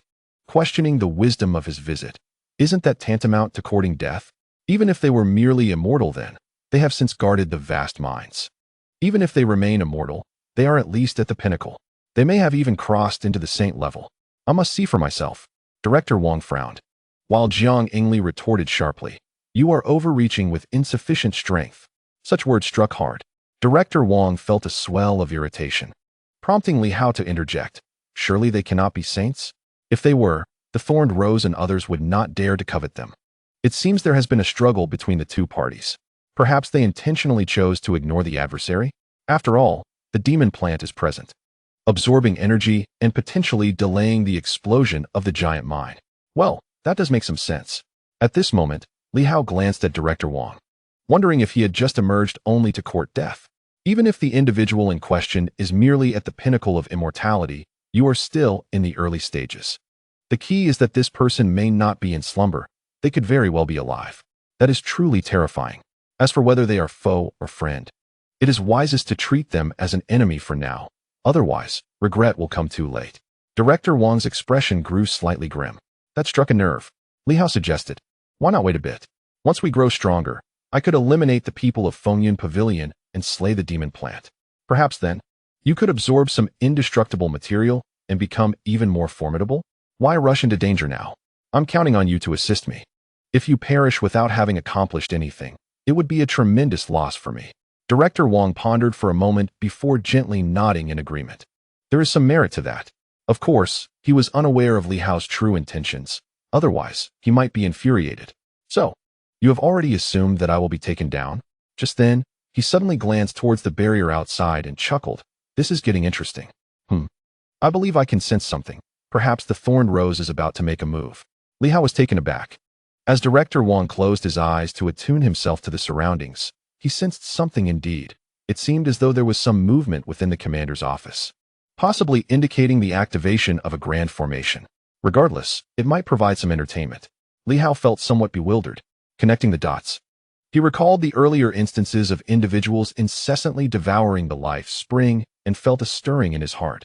Does the director imply that the Thorned Rose might be attempting to seize the mine? Director Wang nodded. Ordinary people cannot perceive it, but we can sense the activation of formations. Typically, a city has 2 or 3 sets of formations, one activated by the military, one by the city lord's office, and one by the protective demon plants. You can observe the ground to discern any activity. Li Hao looked down, but saw nothing. However, upon his eyes turning blood red, he felt a slight shift within him, as if he could perceive some energy patterns. Is this the formation? After assessing the situation, Director Wang concluded that the energy levels were insufficient for immediate activation. It would require time. Currently, the protective formation of the demon plants might succeed in activation, but could the commander's office manage it? They have a commander. Li Hao suddenly grasped something and exclaimed, "Then there is an opportunity." His mind raced. So, that vice commander could indeed have become a great sage. Otherwise, the Thorned Rose, along with other demon plants, would not be so cautious in activating the formation. This is intriguing. With a smile, he added, "What a stroke of luck that I am here. Otherwise, there would be no excitement to witness." Li Hao was suddenly overwhelmed. These individuals are aiming to seize the mine? But that is what I have been preparing for. He absolutely must obtain it. Li Hao felt torn. The location of Fengyun Pavilion had been discovered, and now the royal family and the 9 offices seemed poised to collaborate in exploring the giant mine. What should I do? His head felt heavy with concern as he quickly inquired, "Director, how long does it take to activate this formation?" It is difficult to ascertain. It largely depends on whether the opposing mentor can locate the core of the formation and whether they can activate it. Without several days, it is quite challenging and will require a considerable amount of energy stones. Additionally, he remarked, "Can a new mentor emerge from Tianxing City? How peculiar." Shaking his head, he added, "Unless they are a direct descendant of the military from those years, it is quite arduous to become a mentor." Of course, he did not place much emphasis on this matter. Suddenly struck by a thought, he chuckled. Generally speaking, the formation within the city requires cooperation from various parties. If you wish to delay the activation by the opponent, it can be rather simple. How so? Have the Imperial Guards frantically absorb the surrounding energy, extracting it to prevent the opponent from swiftly completing the formation. To activate the formation, they must continuously supply energy until the Imperial Guards can no longer absorb and interfere. Let them bleed out for a few days. Li Hao felt a stir in his heart. However, this meant that little tree could not accompany him. Never mind. As for the mine, Li Hao was not in a hurry. With a great sage present, what was the rush? First, he needed to settle matters with the Fengyan Pavilion, acquire the treasures, and then assess his own strength. Only then could he ascertain the opponent's capabilities and devise a plan accordingly. If all else fails, he might attempt to lure out the academic affairs director. Otherwise, how could he dare provoke a great sage? He was acutely aware of the latter's formidable power. Soon, after a brief discussion with Little Tree, who had learned that it could now absorb energy without limit, Li Hao stepped out of the ruins. Just as he emerged, Lu Long hurriedly approached, exclaiming, "Senior Tianjin sent a message. He couldn't reach you, so he contacted me instead. He said that near Nanyue, a group of individuals in black robes has appeared, displaying formidable strength. They suddenly attacked the nearby Silver Moon warriors, resulting in the deaths of several night watchers. These individuals are not weak. They might be from Fengyan Pavilion, and they have taken the initiative." Li Hao's expression shifted slightly, and he let out a cold snort. They've taken the initiative. The audacity of Fengyan Pavilion is extraordinary. Fortunately, I sent Tianjin and the others there. Otherwise, it could have been troublesome. But Tianjin has indicated they are indeed formidable, so they are likely quite strong. At the same time, within the headquarters of Hongyue, news rapidly arrived, causing Hongyue to raise an eyebrow. 8 individuals clad in different colored armors. Intriguing. Are they from the 8 divisions? At that moment, a red cloak materialized, and she began to comprehend. So it is indeed the 8 divisions. I understand their origins now. How curious. I am somewhat aware, though not as much as the red cloak. With a smile, she remarked, "What is so strange about it? If I recall correctly, Fengyan Pavilion vanished before the obliteration, and I thought they had departed from Silver Moon. How could they re-emerge? Could it be some remnants left behind? But that does not seem right. If they were truly capable of assessing our strengths, they might possess a replica of the Fengyan treasure mirror." The red cloak appeared somewhat perplexed, unable to clarify the situation at that moment. Was it a genuine inheritance, or had they inadvertently acquired it? If it were a true inheritance, they would not be so reckless, jumping out to provoke all parties without a hint of caution. Upon mentioning this, he suddenly chuckled. It seems we have a delightful spectacle as Li Hao and his companions have engaged in a conflict. Would you care to partake in the excitement? Hongyue pondered for a moment and replied with a smile, "I shall observe, but not partake, allowing the circumstances to dictate my involvement." The crimson-cloaked figure nodded, advising caution. If their adversaries truly possessed that coveted treasure and chose to deploy it, concealing one's whereabouts would prove exceedingly challenging. Nevertheless, uncertainty loomed over him. He found himself perplexed. If replicas of the Fengyan treasure truly existed, could outsiders wield them? As for the Hong family's bloodline, was it absent from the Silver Moon continent? Meanwhile, within the Imperial Palace, the Tianxing King suddenly laughed. The Fengyan Pavilion has made its move, deploying dozens of formidable beings. Even the likes of the Tianjin are ensnared. How amusing. It is no wonder they dare to rank themselves. Their numbers of strong individuals are indeed considerable. As he spoke, a small tree, the embodiment of the thorny rose, materialized before him. At that moment, the thorny rose also chuckled. "Fortune favors me. You have long been anxious about him causing trouble. Yet now it has arrived. Inform the others. While the opportunity presents itself, we must all enter the ruins. Should we successfully activate the array and seal the colossal mine, the world shall belong to your Jiang family. Our ambitions extend beyond the Silver Moon continent. Do you comprehend?" "Understood." The Tianxing King chuckled in agreement, pondering whether they should intervene on Li Hao's behalf. No need for that. Should we insert ourselves now, the adversary will abandon their engagement with the Fengyan Pavilion. Are you up for the responsibility? The thorny rose found herself at a loss for words, recognizing that it was wiser to minimize complications at this juncture. Intervene? Do you believe you can handle it? Such greed. Securing the great mine is far more rewarding than anything else. I understand, the Tianxing King replied with a smile, allowing his thoughts to dissipate quickly. Let us observe how Li Hao responds. The Fengyan Pavilion's emergence with dozens of powerful entities is no trivial matter. It seems Li Hao has indeed stirred up significant trouble. At that moment, Li Hao was hastily relaying messages in all directions. Approach the Southern U and Southern Dipper. Nearby strong individuals should hasten to our aid. I am currently unable to reach Senior Tianjin. Please convey the message not to reveal our strength and to ensure all night watchers withdraw. Engage the enemy, preventing their escape. Upon concluding his instructions, he turned to Director Wang. Director, we may need to rely on you this time. There must be strong adversaries within their ruins, and they are certain we will not dare enter. Rest assured, Director Wang smiled. Now that I have been resurrected, there are few in this world I would shy away from, and the Fengyun Pavilion is not among them. That is reassuring. With the addition of my 2 puppets, even against formidable foes, I am willing to take the risk. Then let us set forth. Li Hao swiftly embarked on his journey, leaving behind even the small tree. As he anticipated the need to engage in combat, safeguarding Director Wang was his priority. This was not merely a journey. If their domain were to be breached, complications would ensue. Nevertheless, Li Hao harbored no fear. Should even Director Wang struggle, he could always exit the ruins to summon reinforcements. At the very least, he could maneuver the red cedar and the small tree, while the 5 awakened demon plants were not yet formidable enough for significant utility. With such thoughts in mind, Li Hao hastened towards the Southern U. Chapter 280. Entering the Ruins, Subscription and Monthly Ticket Request, Southern U. The Fengyun Pavilion found itself in a state of unrest, as the 8 parts of the sect unleashed their formidable prowess, causing ripples of alarm across the land. Most of those who acted were individuals of extraordinary abilities, numbering in the dozens, and this was merely a fraction of their forces. The relentless emergence of the 8 parts showcased their unparalleled might. In a secluded forest, Nan Quan delivered a powerful blow, sending a supernatural being flying, and cursed under his breath.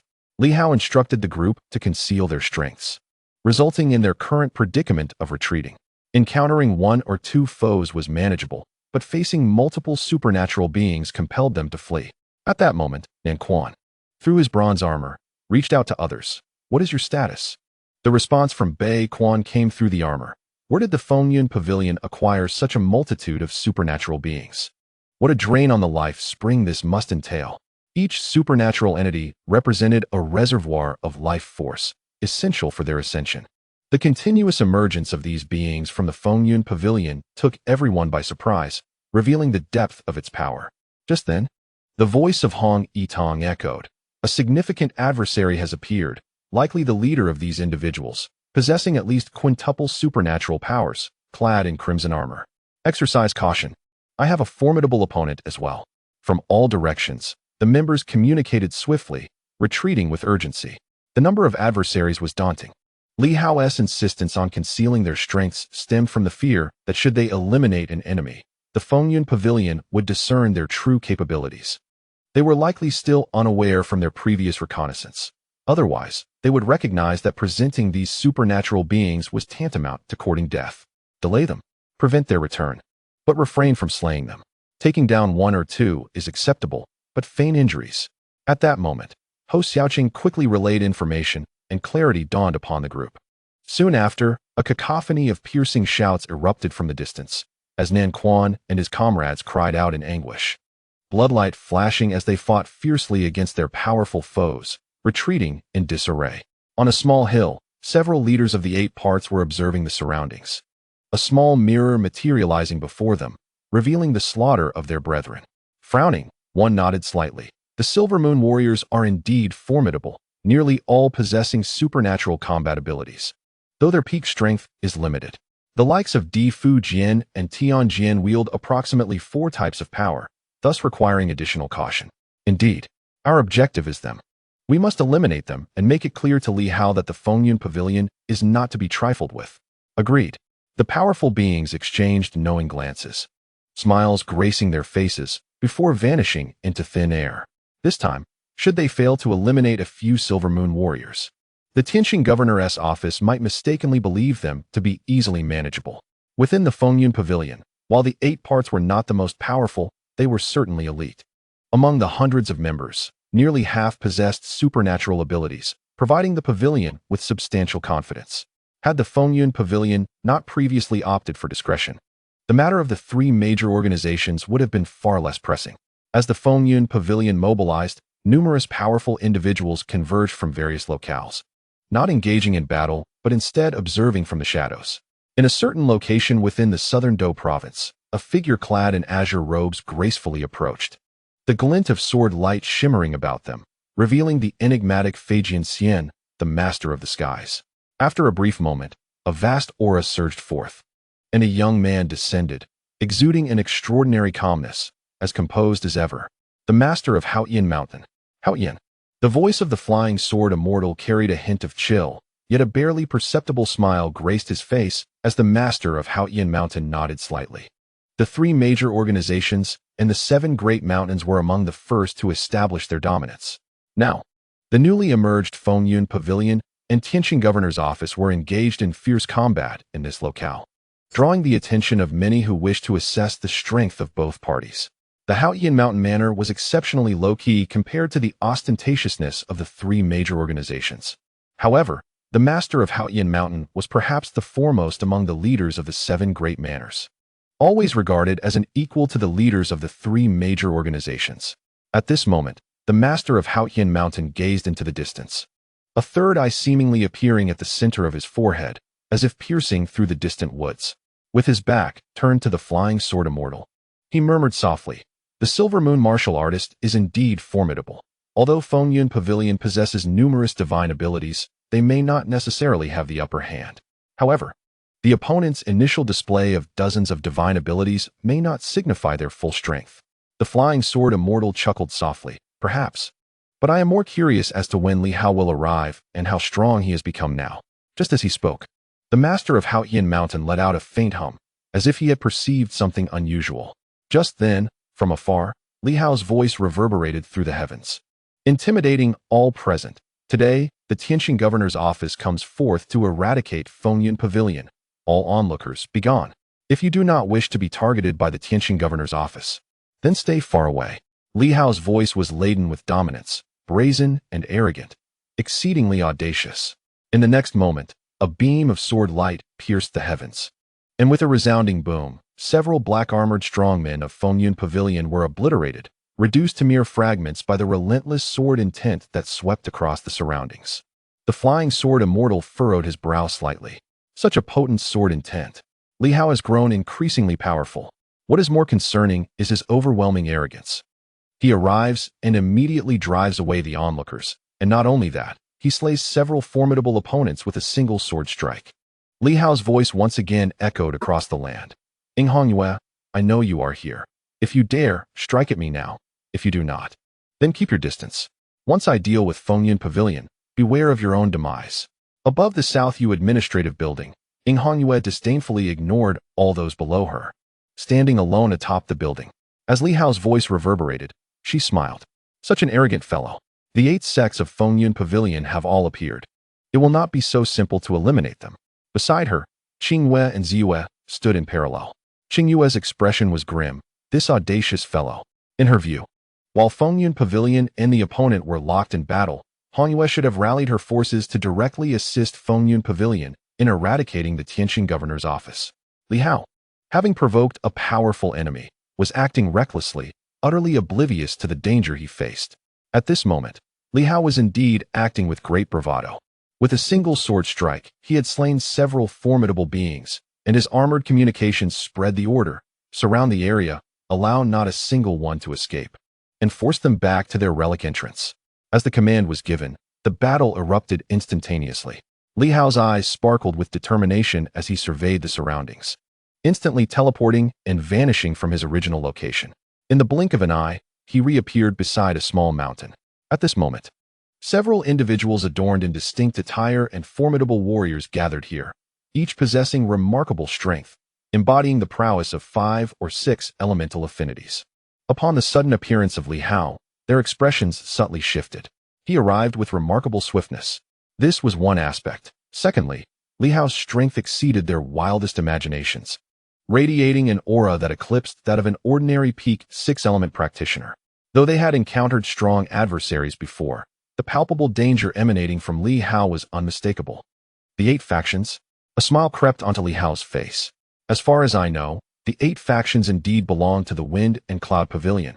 However, long ago, the Silver Moon region had seen the dissolution of the Wind and Cloud Pavilion, which vanished before the great silence that befell the 8 main cities. So, where did these so-called 8 factions come from? Were they merely adopting a name? On his journey, Director Wang had shared some insights with him. The 8 factions were indeed remnants of the Wind and Cloud Pavilion from years past. However, the pavilion had disappeared before the Great Silence, or had purposely withdrawn from the Silver Moon continent. So why had these individuals reemerged? The expressions of the few individuals before Li Hao shifted slightly, and without further ado, they sprang into action. There were no less than 4 leaders of the 8 factions present, each possessing formidable power.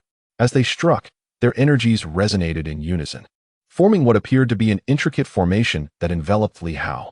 In the void, a blood dragon manifested, lunging towards Li Hao to devour him. In an instant, Li Hao vanished, reappearing to deliver a single palm strike, resulting in a thunderous crash. One warrior's armor shattered, causing him to spew blood profusely, his complexion turning pale with disbelief. In the next moment, he exclaimed in anger, 7 elements? Impossible. Yet, if he were not of the 7th element, how could he be so powerful? Confused, he had no time for further contemplation and hastily shouted, retreat. The others, without the need for further instruction, swiftly fled. Li Hao made no attempt to pursue. Instead, he directed a sword strike to the side, cleaving a lurking foe in half with a single blow. Unperturbed, he continued his assault, and in the distance, among the fleeing warriors, one produced a horn and sounded it. Instantly, the powerful beings of the Wind and Cloud Pavilion converged from all directions towards a singular location. Once they vanished, Director Wang appeared out of thin air, furrowing his brow. Interesting, he mused. These individuals still wield the old 8 factions confinement array. What we encountered was merely 4 of them. If there were 8, you would truly understand. Even if they were only of the 5 or 6 elements, they could still confine you. Li Hao raised an eyebrow. So formidable. He was, after all, a practitioner of the 7th element. Director Wang's brow remained knitted. Given the current circumstances, might we be encountering old acquaintances? He then turned to Li Hao. Continue the pursuit and force these individuals back. Li Hao nodded and quickly relayed a message. Soon, numerous powerful warriors began converging around him. Hong Yitang floated in, his expression slightly troubled. The opponent has only tested the waters, yet so many powerful beings have arrived. Their stronghold may harbor even more. They are not to be trifled with. Li Hao nodded in agreement. Let us not dwell on that for now. We must first drive them back. Additionally, everyone should restrain their divine inscriptions and not reveal anything to those outside. Understood. The crowd responded in unison. At this moment, all the forces of the Tianxing Dudu mansion have gathered here, with the exception of a few individuals like Chen Zhongtian and Yao Si, who remain stationed in Tianxing City. Everyone else has hastened to this location. This time, Li Hao's objective is to capture the Fengyun Pavilion entirely, leaving no one to escape. Soon, the group followed Li Hao and swiftly tracked down their target to the entrance of a cave. The leaders of the 8 parts felt a sense of frustration. One of them spoke in a low voice, we should report back. Li Hao possesses extraordinary strength, likely approaching the 7th level, or perhaps he has even truly entered it. Quickly, someone slipped into the glowing circle behind. Within the underground ruins, a radiant halo appeared. Several powerful figures stationed there sensed the presence of newcomers and soon opened their eyes. Upon realizing that it was members of the 8 parts, they restrained their energy. Report. Li Hao has arrived, exhibiting formidable power, having slain multiple members of the 8 parts. We are no match for him. Before the words could fully escape, the figure of the black-robed master of Fengyun Pavilion materialized. He coldly gazed beyond the circle and noted the speed of their arrival. During the last reconnaissance, he had observed that this individual possessed peak 6th level vitality. It was only natural that they could not withstand him. Nevertheless, he felt a tinge of dissatisfaction. He had initially wished to demonstrate their superiority, yet they had been repelled instead. Li Hao's arrival was indeed swift, while the 8 parts were painfully slow, failing to promptly eliminate the nearby Silver Moon warriors. The master of Fengyun Pavilion furrowed his brow. Damn it, if only I could step out.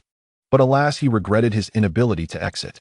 Such overwhelming power came with its drawbacks, for at this moment, he, along with many strong figures within Fengyun Pavilion, including the 3 great protectors, were trapped within.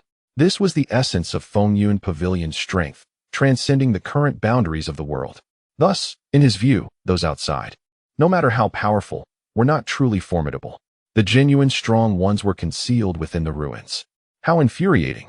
Outside, while Li Hao and his companions pursued them, they could not escape, and Li Hao's group dared not intrude.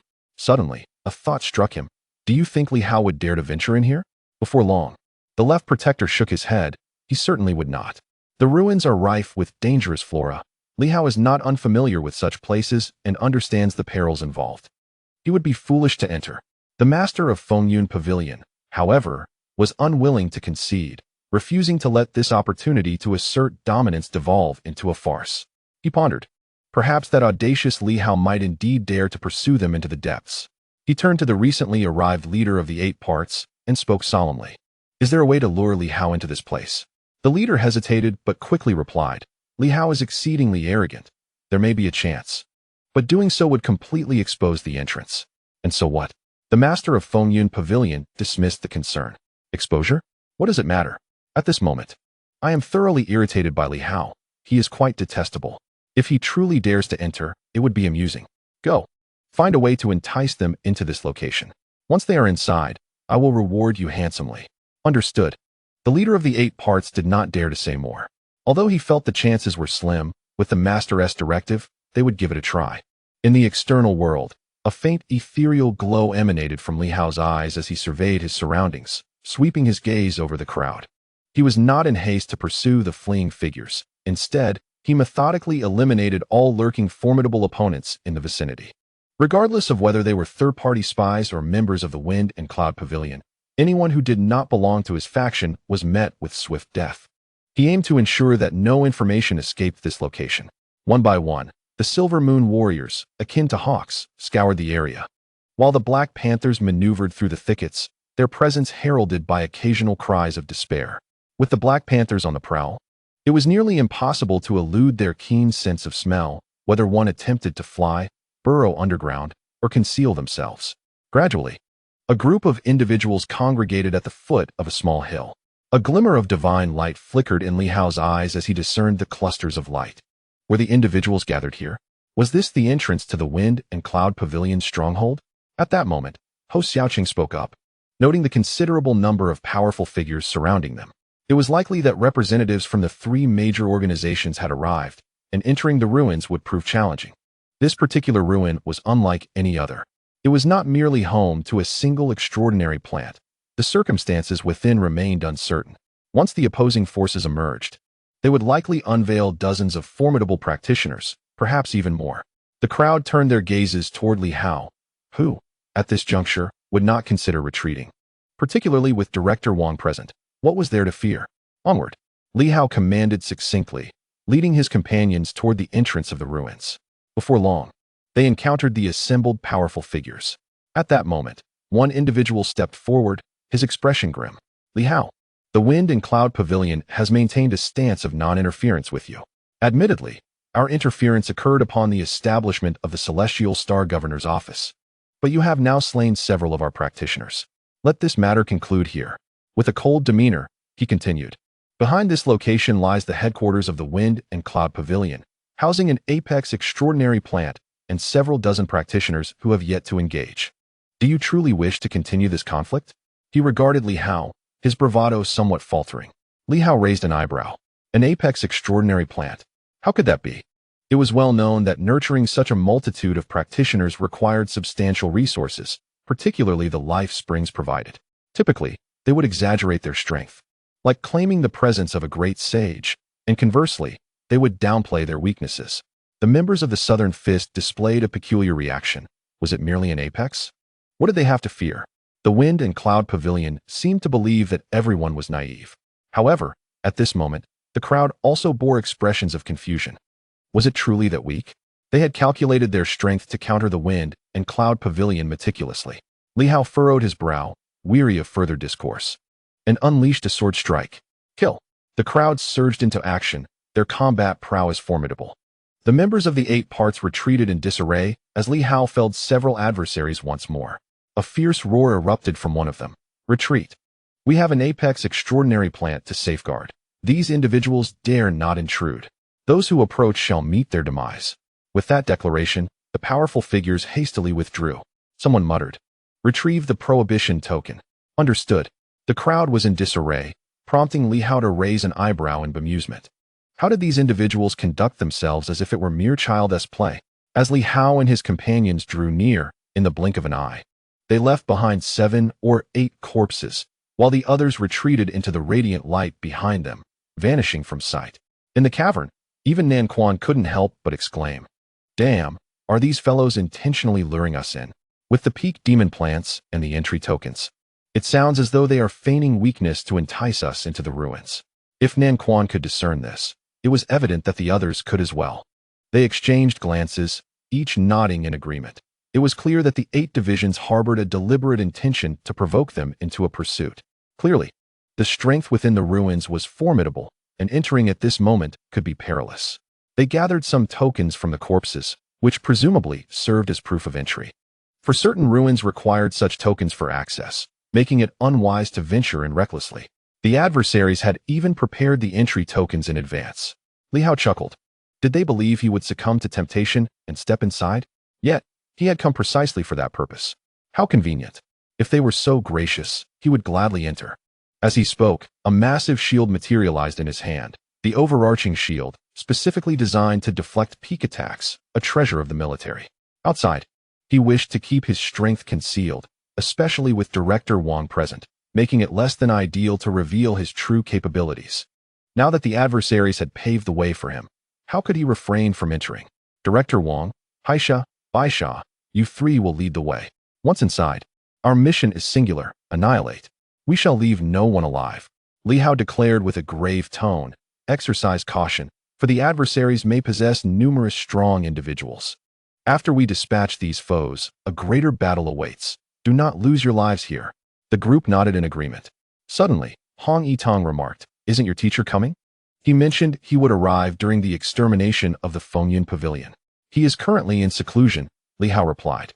"My teacher has become like a silkworm in its cocoon. He cannot come at this moment, and I cannot afford to wait for him." The group ceased their discussions as Li Hao unfurled the colossal shield, cast the entry tokens, and, with the 3 ancient figures at the forefront, began to breach the ruins. Above the ruins, as the 8 divisions retreated, the sight of their disarray caused the master of the Fengyun Pavilion to furrow his brow. These newly trained individuals were utterly inept. Once, in his memories, the 8 divisions were exceedingly elite. How could they appear so feeble and incompetent? Their true nature had been concealed until battle ensued, and chaos ensued. Indeed, these individuals had entered from outside the ruins, many of whom had been nurtured from a young age, yet they had scarcely experienced any combat. For many, facing the Tianxing governor's office was even their first encounter. Would they dare to enter? The master of Fengyun Pavilion murmured, "These useless fools cannot even entice others." He felt it would be challenging to rely on them to draw anyone in. Just as he pondered this, his gaze shifted. Below, the guardian of the central courtyard also paled slightly. They truly dared to enter. Seeing many eager to take action, the master of Fengyun Pavilion hastily called out, "Wait. The first to arrive must be the vanguard scouting ahead. Let them enter first. Do not rush to attack." At that moment, he felt an exhilarating thrill. Had they truly come? Certainly, the initial group that entered might merely be scouts. They would only dare to proceed if the danger were minimal. He swiftly commanded, "All conceal yourselves, save for the 8 guardians. The rest shall withdraw." The crowd hastily retreated, while the guardian expressed some concern. "Master, if they truly have entered, do we possess sufficient assurance? After all, they merely managed to sustain a few source avatars." The Lord of the Wind and Cloud scoffed. What else could there be? The source avatars can only reach the pinnacle of strength at best. At this juncture, even those storage rings cannot accommodate stronger avatars. This is not Li Hao's stronghold. It is his. Those individuals have come from the outside, engaging in a battle on foreign ground, which inherently limits their maximum potential. Are the guardians afraid? The Lord of the Wind and Cloud frowned. "Have I nurtured you all to this day only for you to fear a mere handful of modern martial artists? What purpose does your existence serve?" He felt some dissatisfaction. The strength of the adversary was evident, yet these individuals had consumed so many of his resources. To cultivate this group, several of the city's formidable creatures had fallen into deep slumber, depleting the city's reserves to the brink of exhaustion, leaving little behind. The 3 guardians ceased their discourse. The reasoning was sound, and the Lord's assertion held merit. At this stage, the opponents might amounted to merely a few peak avatars. However, unease lingered among the crowd, for the audacity of the adversary was simply staggering. Did the people from the Celestial Star Governor's office truly possess such folly? Did they believe that a few avatars could seize Wind and Cloud Pavilion? Confusion aside, the air was rife with fluctuations. The crowd understood that the opponent was indeed traversing the relic, entering its depths. As a colossal shield emerged, the Lord of the Wind and Cloud's gaze shifted. Intrigued by the void shield, he refrained from ordering an attack. Meanwhile, behind the shield, Director Wong was taken aback. No one is attacking? This seems favorable. It appears they are waiting for us to enter. Li Hao chuckled. What an arrogant fellow. While the Lord of the Wind and Cloud deemed him presumptuous, Li Hao found the opponent's confidence amusing. They did not even attempt to obstruct their entry. Yet, it was only natural, as the adversary aimed to lure them in. Their lack of interference was expected. Both sides regarded the other as excessively arrogant and brazen. As the shield pressed into the relic, the Lord of the Wind and Cloud anticipated only the arrival of a few vanguards. However, when the shield fully entered, a surge of formidable auras ascended, and he suddenly broke into laughter. Li Hao, the Lord of the Wind and Cloud, could not help but emerge from the shadows, finding the situation exceedingly entertaining. They had truly come in. Li Hao, I have never encountered anyone as oblivious to danger as you. Baizun, seal the city. With a low command, countless tendrils materialized, instantaneously blocking the entrance in the air. At that moment, Li Hao and his group had all entered. The sealing of the entrance was of little concern to them. Li Hao manifested his figure, surveying his surroundings, and finally directed his gaze toward the Lord, chuckling. I expected something grand. Yet it turns out you are merely a pretty boy?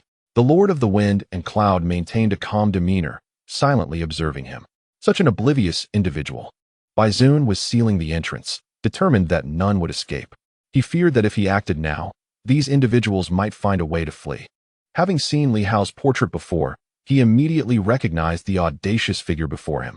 Instead of succumbing to anger, he merely expressed a hint of regret. You have sought your own demise. Had you not incessantly stirred trouble outside, the Wind and Cloud Pavilion would not have appeared so swiftly. It was meant to emerge only after the second revival. Unexpectedly, you have come to deliver yourself to death. As Baizun sealed the entrance to the ruins, a formidable power surged from him, accompanied by a tone of derision and disdain. Li Hao, release the primordial avatars of those monstrous plants. I wish to see if these useless creatures dare to strike against me. At that moment, Li Hao raised an eyebrow, sensing the overwhelming strength. Was this the pinnacle of power? Or perhaps one of the seven systems? No wonder this individual exuded such arrogance.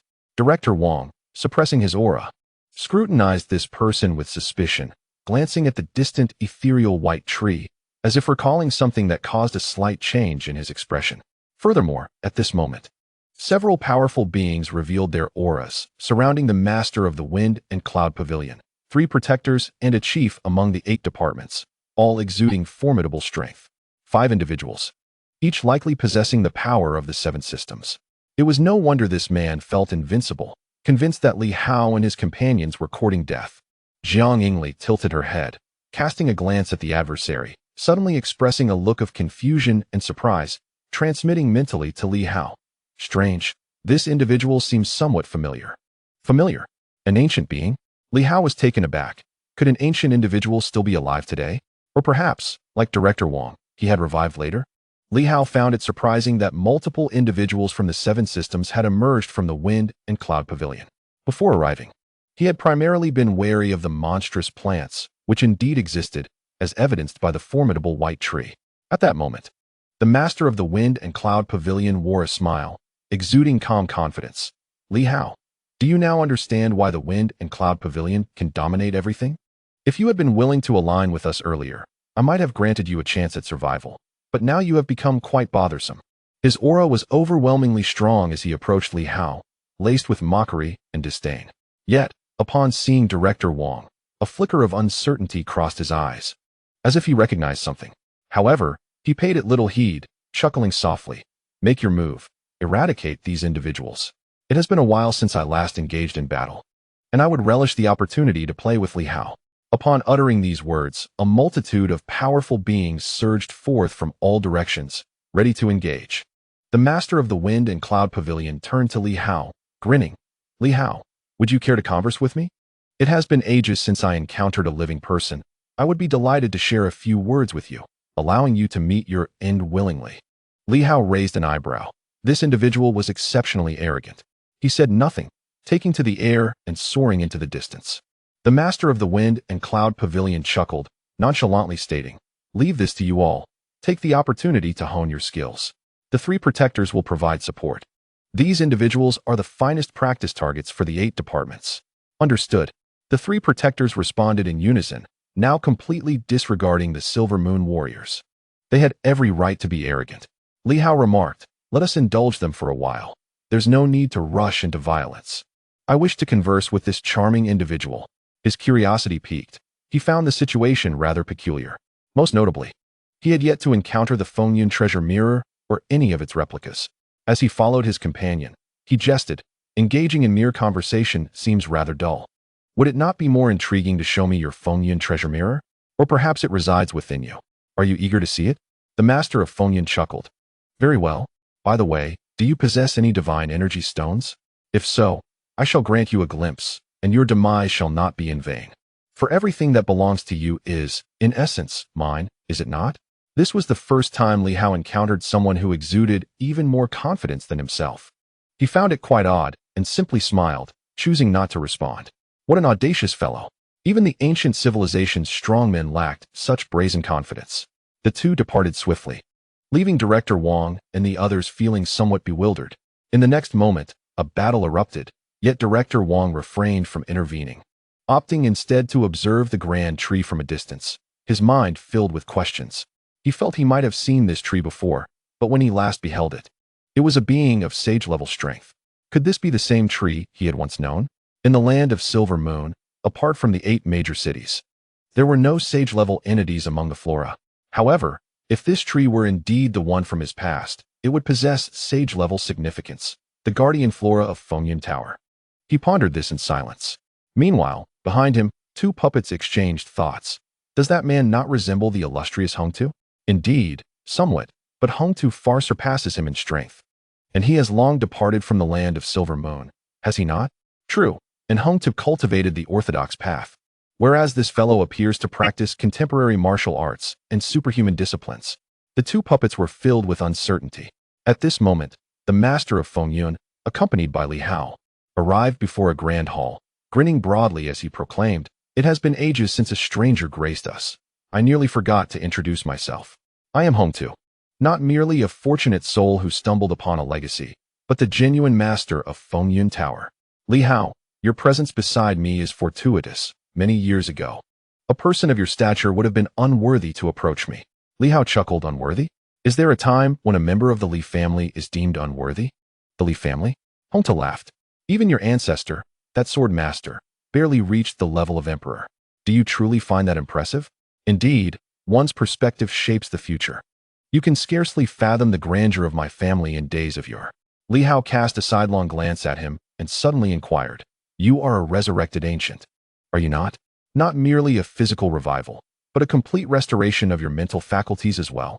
Hongtu paused, glancing back, and upon seeing the flicker of crimson light in Li Hao's eyes, he erupted in laughter. "Fascinating. The sword eye? Though quite feeble, it appears you have indeed inherited some of the Li family's unique bloodline. Alas, it is too weak. The sword eye?" Li Hao's heart stirred with intrigue. "What, pray tell, is the sword eye? In bygone years, your ancestor, the sword sovereign, wielded unparalleled swordsmanship, yet his strikes lacked endurance. Eventually, he devised the sword eye, a means to perceive illusions and discern the weaknesses of his foes, allowing him to deliver lethal blows in a single stroke. This illustrates the essence of the sword eye. Without it, even the mightiest adversary could not be vanquished, and it would have been his ancestor's demise." Li Hao was stirred within. The sword eye?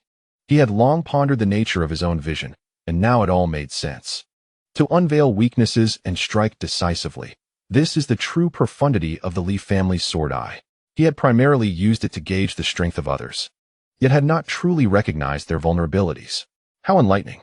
Chapter 281. The clash before him stood Hongtu, brimming with arrogance. Li Hao found himself perplexed. Why was this so? Was there an issue with resurrection? Yet, Director Wang appeared largely unchanged. Was it the method of revival that differed? Ancient civilizations' powerful beings, like the sage from Yuanping Martial University, harbored disdain and aversion towards the resurrection of spiritual energy. Why then had Hong Tu chosen such a path? The situation reminded Li Hao somewhat of Yuming, as if there were a blend of spiritual energies at play. He sensed the formidable strength of his opponent. At that moment, they had entered the grand hall, where Li Hao immediately spotted a large bronze mirror standing prominently, not absorbed into the body or a storage ring. With a smile, Hong Tu inquired, "Do you see it? This is what you sought. You knew I was searching for this. Your gaze upon the wind and cloud pavilion was for this very object, was it not?" With a cold smirk, Hong Tu replied, "Of course. You are not the only one fixated on this. Many covet it, yet one must ponder. Do you possess the qualifications to wield the wind and cloud vice mirror?" Vice mirror? This confirmed it was indeed a replica of the wind and cloud treasure mirror, and while Li Hao was not entirely surprised, he still felt perplexed. "You brought me here just to see this?" "Not merely that." Hong Tu chuckled, turning his gaze towards Li Hao. "You are not of the new martial lineage. That's obvious." With another laugh, Hong Tu continued, "You carry the blood of the Li family, not of the new martial race. Thus you are a formidable figure of the new generation. I perceive you harbor some confidence and perhaps lack fear of my 7 factions. Am I correct? I noticed 2 puppets in your entourage resembling new martial puppets, possibly from Yuanping Martial University. Hence, you believe the external 8 factions may struggle to subdue them, do you not?" Li Hao raised an eyebrow, and the proud Hong Tu seemed to regain some clarity. "I often find my mind oscillating between lucidity and confusion. The moment you dared to enter this realm, I recognized your exceptional nature. I suspect you may have brought other strong individuals with you. The one at the forefront seems vaguely familiar, perhaps a figure from our era, though I cannot recall his name. He may be a minor character, yet with Baizun present, we should manage for the time being." Li Hao took a few steps back as Hong Tu waved his hand, causing the grand hall's doors to shut instantaneously. He glanced at Li Hao and chuckled lightly. "You seemed quite confident when you arrived. Did you not come here with assurance? What is there to fear? The wind and cloud vice mirror is right here. Feel free to take it if you wish." Li Hao shook his head slightly, a frown creasing his brow, and suddenly remarked, "Upon seeing you, for some inexplicable reason, I feel a peculiar resemblance between us. Is that not strange?" "Not strange at all," Hong Tu replied with a smile. "Do you know why years ago I chose rebirth over preserving my spiritual power? Of course, I am aware of the myriad issues entailed in such a decision. I am not so foolish. Yet I made that choice regardless. Does that not seem intriguing to you?" Li Hao instinctively retreated, feeling a sense of unease. It was a subconscious action, having just arrived here with the other party. In seeing Hong Tu, he felt as though he was gazing into a mirror of himself. Yes, prideful and arrogant. Yet, deep down, he did not genuinely believe that. He had always been cautious, and, logically, he should have directly instructed Director Wang to eliminate this individual rather than face him alone in such a precarious location. After all, the other was formidable, possessing powers across the 7 realms. At this moment, Li Hao felt a twinge of discomfort and apprehension. Why was this so? Hong Tu, however, appeared unfazed as he ascended the grand throne, letting out a sigh. "I once believed that after my second revival, once I emerged, this world would belong to me. But upon encountering you, I realized my previous concerns were justified. Can you guess why I have been targeting you?" Taking a deep breath, Li Hao felt the 5 elemental energies within him swirling, the cosmic forces around him severed. He enveloped himself in the 5 elements, finally regaining some clarity. Indeed, he had not been entirely lucid previously. Faced with this individual who bore similarities to him, he felt an unexpected ease, a sense of dismissiveness towards the world. Upon hearing Hong Tu's words, a realization struck him. The consciousness of the universe? No. Perhaps it is that you chose reincarnation rather than mere revival to become the new sovereign of this realm, is it not? Hong Tu chuckled. "You are quite astute. Or perhaps your subconscious has guided you." He nodded affirmatively. "Indeed, this realm is a fragment severed from the main world, intricately linked to it. Long ago, the human king did not annihilate this realm because he intended to bequeath it to your ancestors, the Li family. Countless years ago, the human king divided the main world into 3 parts, one for himself, one for the Tsang Emperor, and one for the myriad powers of the world, thus splitting the dominion. Consequently, even if the forces of the world united, they could at most achieve parity with the human king." Li Hao's heart quaked with reverberations. Hong Tu continued, "Therefore, It is nearly impossible for future generations to surpass the human king. Yet, circumstances soon shifted, and that was with the emergence of the Silver Moon world. This was a gift from the human king to your ancestors, but their intentions remained shrouded in mystery. Perhaps they could not assimilate it, or perhaps they were too proud to do so. The Silver Moon endured for millennia, retaining its identity until calamity struck, the departure of the Sword Sovereign, the sealing of the Silver Moon, rendering it a leaderless entity. With no one to suppress this realm any longer, Hong too smiled. I had no intention of pursuing such thoughts, nor did I dare to. But the moment the Stargate closed, I understood that my opportunity had arrived. Li Hao gazed at him, his expression shifting with uncertainty. An opportunity had indeed arisen. To consume the world? Yes. Hong Tu nodded with a smile, saying, the revival of the old is the pride of the new martial artists. In truth, I have little interest in revival. This frail body and weak spirit are a far cry from my former self. However, when the energies of heaven and earth are extinguished, I know that revival is inevitable. The universe will rejuvenate, obliterating all remnants of the new martial way, and everything shall begin anew. Countless years of desolation will lead to the rebirth of the cosmos. Excluding the influence of the new martial arts, everything will commence from zero. At that moment, opportunity shall arise. At this moment, Li Hao comprehended the meaning behind the words. He gazed at Hong Tu, a slight frown forming on his brow. Are you referring to the opportunity to become the master of this world? Indeed, Hong Tu affirmed with a nod. You do not grasp the truth. The world is inherently ignorant, especially this nascent realm, which is even more bewildered. At such a time, should a genius who embodies its principles emerge, such an individual can easily dominate the world, usurp the consciousness of the realm, and ascend as its sovereign. Even if one is merely the lord of a small world, they are still a ruler. The small world is interconnected with the main world. If calamity befalls the main world, and both the human king and the Tsang emperor are lost, the small world would be deeply affected. You could potentially replace the human king and become the true master of the world. Li Hao exhaled softly, recalling the scene he had witnessed on that day. The Blood Emperor, was he addressing the world or speaking to himself? Additionally, this realm had been bestowed upon the Li family by the human king. His previous experiences had allowed him to somewhat integrate into the grand scheme of the universe. Various thoughts surfaced, and he realized why he felt uneasy and discontented upon encountering Hong Tu, as if he were gazing into a mirror. Li Hao understood. So all these years, your reincarnation was intended to forge a new generation of humanity, to fully immerse yourself within it and rise in this new era, aspiring to become a unique existence. To dominate the world and consume the cosmos, am I correct? Hong Tu nodded, smiling. Indeed, yet I have always felt something amiss when you began to rise. The older generation of new martial artists, no matter how formidable, are ultimately inconsequential. My greatest concern lies with the emergence of the new generation, such as yourself, who ascends too swiftly, reminding me of the human king. He turned to Li Hao thus. I wish to ascertain whether you truly are a revival of the new martial artists or genuinely a modern human. The result revealed that you are indeed of the modern human lineage. With a hint of regret, he shook his head. The moment I laid eyes upon you, I understood why I have been feeling so unsettled lately, even wavering.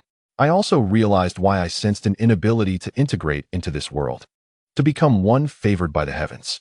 It is because this realm has given birth to a new choice. Hong Tu chuckled helplessly. You are the new world, the new choice of the naive and ignorant consciousness of the universe. Because of your actions, it perceives you as more suitable than I. This cannot be allowed, otherwise, my past revival would become a mere jest. I have sacrificed too much for this. Otherwise, I would have had the hope of departing from the Silver Moon territory, rather than remaining here as a prisoner. Li Hao furrowed his brow in silence, surveying his surroundings, with a glimmer of divine light in his eyes. He understood that his entrance into this place may have been a deliberate act of manipulation to lure him in. Within the grand hall, the mirror emanated an ominous aura, instilling a sense of danger within him. Hong Tu sat in his chair, gazing at Li Hao.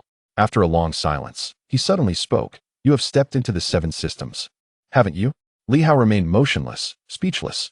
The fact that you can thrive in the outside world must indicate something extraordinary about you.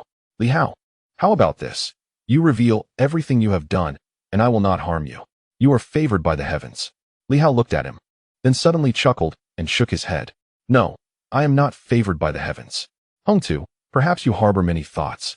But you have misunderstood one thing. All favors must be earned through one's own efforts, not awaited like a pie falling from the sky. Everything I have today is the result of my own striving, not due to some so-called celestial favor. By this measure, you are truly lacking. Hongtu regarded him coldly. And after a long pause, he smiled. Not recognizing your own blessings is hardly a virtue.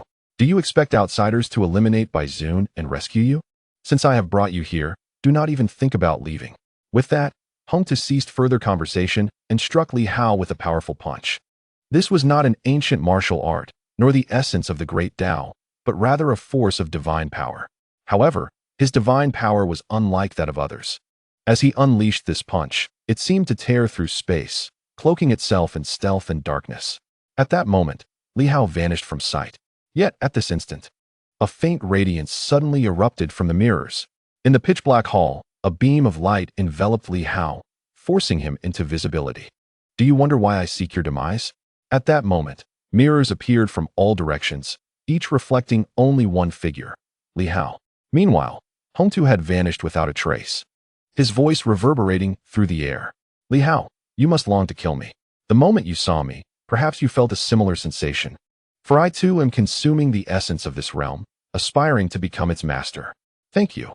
Had you not appeared, I might have been slowly eroded by this world, ultimately dissolving into a mere fragment of its consciousness. Hongtu's laughter echoed around. In an instant, countless fists materialized in the mirrors, all striking towards Li Hao. Boom.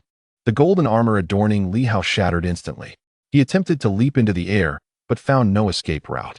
In that moment, Li Hao found himself persistently shaking his head, feeling an unsettling sense of disarray. Ever since he entered this place, his mind had been clouded and unclear. Within the mirrors, countless reflections of Li Hao emerged. In the next moment, all the Li Haos in the mirrors were simultaneously attacked. Bang! The armor on Li Hao was broken, revealing his frail form, and he was struck, blood gushing forth. Li Hao swung his sword. With a tremendous crash, one of the mirrors shattered instantly, but soon, more mirrors materialized. Li Hao, cease your struggles. The mere power of the 7 systems cannot escape from the tempestuous realm. The moment you entered Fengyun Tower, your death was sealed. This is the will of heaven. The heavens themselves are in deliberation, pondering who is their chosen one, thus leading to our mutual interference. Li Hao continued to evade, flickering throughout the hall, dodging the relentless beams of the mirrors, yet to no avail. The will of the world interfered? A choice between two? Li Hao suddenly let out a cold laugh, exclaiming, "What nonsense interference! What is heaven to me? Indeed, you are arrogant." Came the voice of Hongtu, laced with amusement. "Then you shall meet your demise." In an instant, Hongtu manifested and struck with a powerful palm. Boom! A thunderous sound erupted, as if the world itself had shattered. Li Hao suddenly spat out a mouthful of fresh blood, which illuminated the heavens and dispersed like a blade's radiance, forcefully repelling Hongtu's day. A trace of sword intent traversed the expanse of the universe. Hongtu, filled with uncertainty, remarked, "Aren't you a sword cultivator?" Li Hao closed his eyes, recalling a scene he had witnessed on a fateful day. Even the heavens trembled before the Blood Emperor. On that day, he had seen the Blood Emperor cleave through the heavens with a single strike. At the time, he had been perplexed as to why he witnessed such a spectacle. But today, a sense of clarity began to dawn upon him. Heaven was not to be feared. It was merely a mindless, unconscious existence. Humanity could indeed triumph over the heavens. The Blood Emperor had been conveying a message to those who would come after, urging them not to fear the so-called heavens. For the consciousness of the world was ultimately inconsequential. The blade's light surged forth. Li Hao wielded his sword as a blade and struck out fiercely. Break! Boom! A tremendous noise erupted as countless mirrors shattered.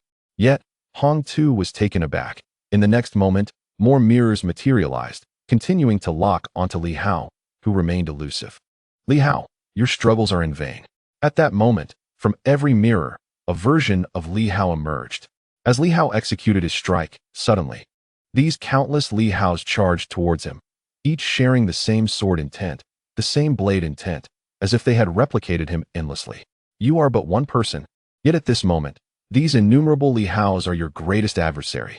Perhaps you can conquer one version of yourself, but what about the multitude? Hongtu's laughter echoed once more. This is the foundation of the Hong family. Even after countless years, you, A mere newcomer cannot replace it. In that instant, Li Hao felt a profound threat of death. Outside the grand hall, anguished cries seemed to resonate. The outside world appeared to erupt into chaos. Suddenly, the mirrors revealed a scene. The southern fist was pierced through by a colossal tree, leading to an immediate demise. Li Hao's expression shifted subtly. In the next moment, the mirror transformed, showcasing Director Wang unleashing a punch, causing the heavens to tremble and the earth to quake. Yet a great tree morphed into an elderly man, with white hair and beard, who effortlessly struck out a hand. Director Wang was sent reeling, his flesh cracking. You were counting on this person, weren't you? But you are mistaken, Li Hao. The white sovereign is a sage, while this man is merely immortal. As long as you are willing to relinquish everything, including these special texts, I shall spare your life. Serving the Hong family is your glory. Li Hao gazed into the mirror as once again, countless versions of him advanced with lethal intent. Hong too was disrupting his focus.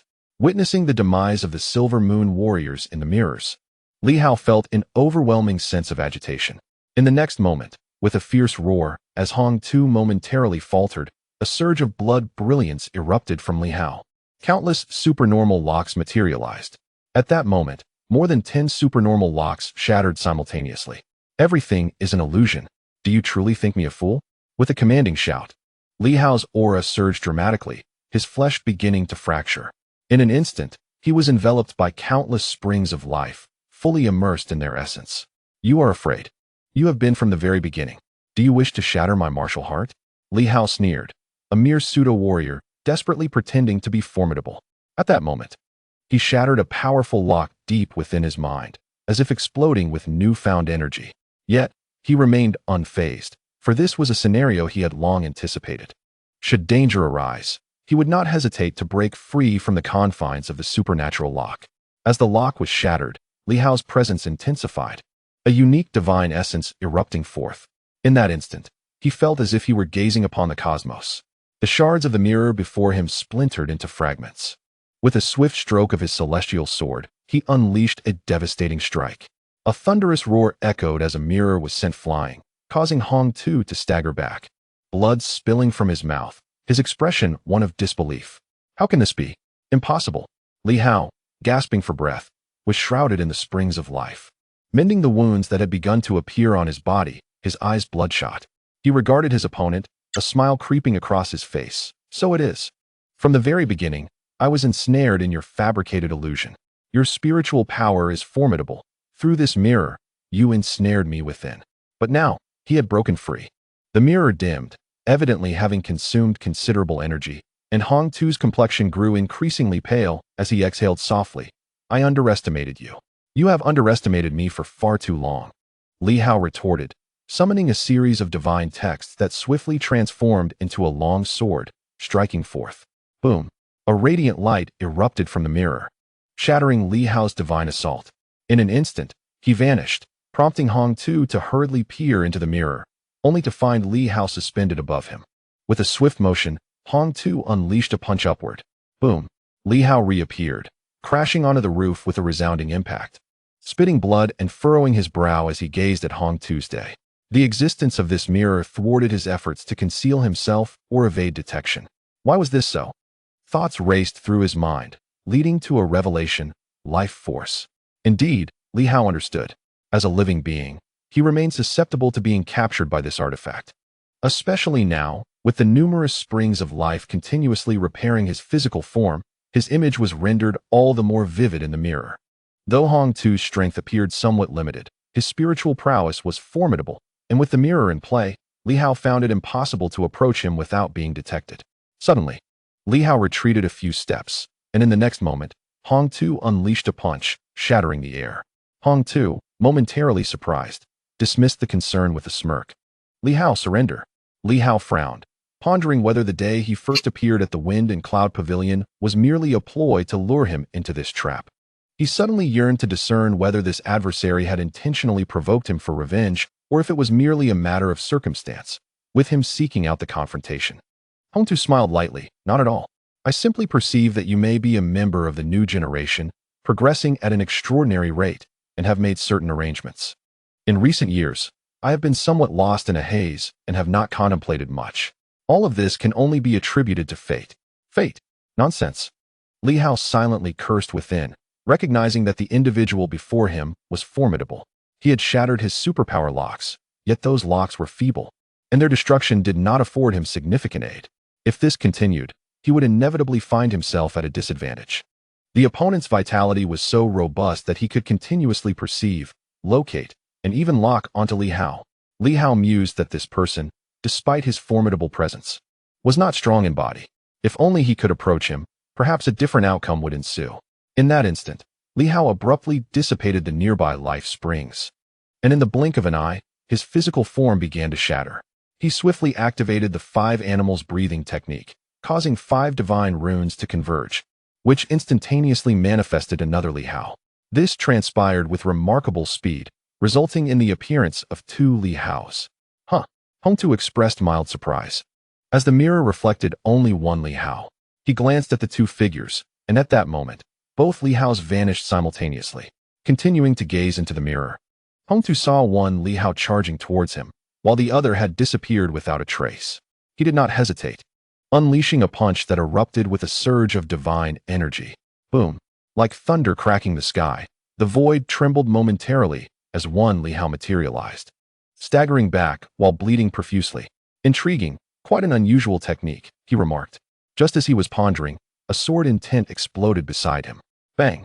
The mirror collided with the starry sword, and Hongtu raised the mirror to block the strike. With a resounding crash, the mirror dimmed further, and Hongtu staggered backward, quickly scanning the mirror but finding no trace of Li Hao. At that moment, Hongtu's expression shifted dramatically. How can this be? Which one is the true one? The wind and cloud vice mirror could capture life force and present it, indicating that it should reflect the one who possessed life. Yet, why was the Li Hao wielding the sword undetectable? While deep in thought, another sword came hurtling towards him, silent and stealthy, like an assassin emerging from the shadows. Hongtu shouted sharply, conjuring a slender sword that he thrust towards the 5 elements Li Hao, regardless of which was the true one. Eliminating one would surely gravely wound the other. The 5 elements Li Hao transformed into a ferocious tiger, his roar reverberating through the heavens as he clawed towards him. Inside the grand hall, the 2 engaged in relentless combat. Yet outside the hall, the onlookers heard naught but silence, for both factions of powerful warriors had yet to engage, with only a group of Silver Moon warriors clashing against the opposing 8 divisions. In the void, the white tree continued to gaze backward. Meanwhile, Director Wang maintained his focus on the adversary, and 2 puppets were fixated on several guardians, while Black Panther and Director Zhou stealthily targeted these individuals. Director Wang furrowed his brow as he observed the white tree, suddenly speaking. You are the guardian plant of Fengyun Tower, the one who accompanied Lord Hongtu, are you not? The white tree, taken aback, glanced at Director Wang and transformed into human form, nodding slightly. My eyesight is poor. I did not recognize which new martial general was before me. Wang Yi, perhaps you are unfamiliar with Bai Shu, but he suddenly interjected. I am aware of him. The prodigy from the Wang family of Tianxing City. It is said that he later became the director of the Guard Bureau. I have heard whispers of your revival. Director Wang chuckled. What a surprise. I did not expect you to catch the eye of the sage. However, it is rather peculiar. As a sage, why do you appear so frail? It seems as though you have overdrawn your essence. Your strength is not befitting of a sage. He then glanced behind him. Li Hao is known for his vigilance, yet he has chosen to follow your esteemed leader. Clearly, your leader possesses formidable power. What audacity this fellow has shown. At that moment, he sensed something amiss.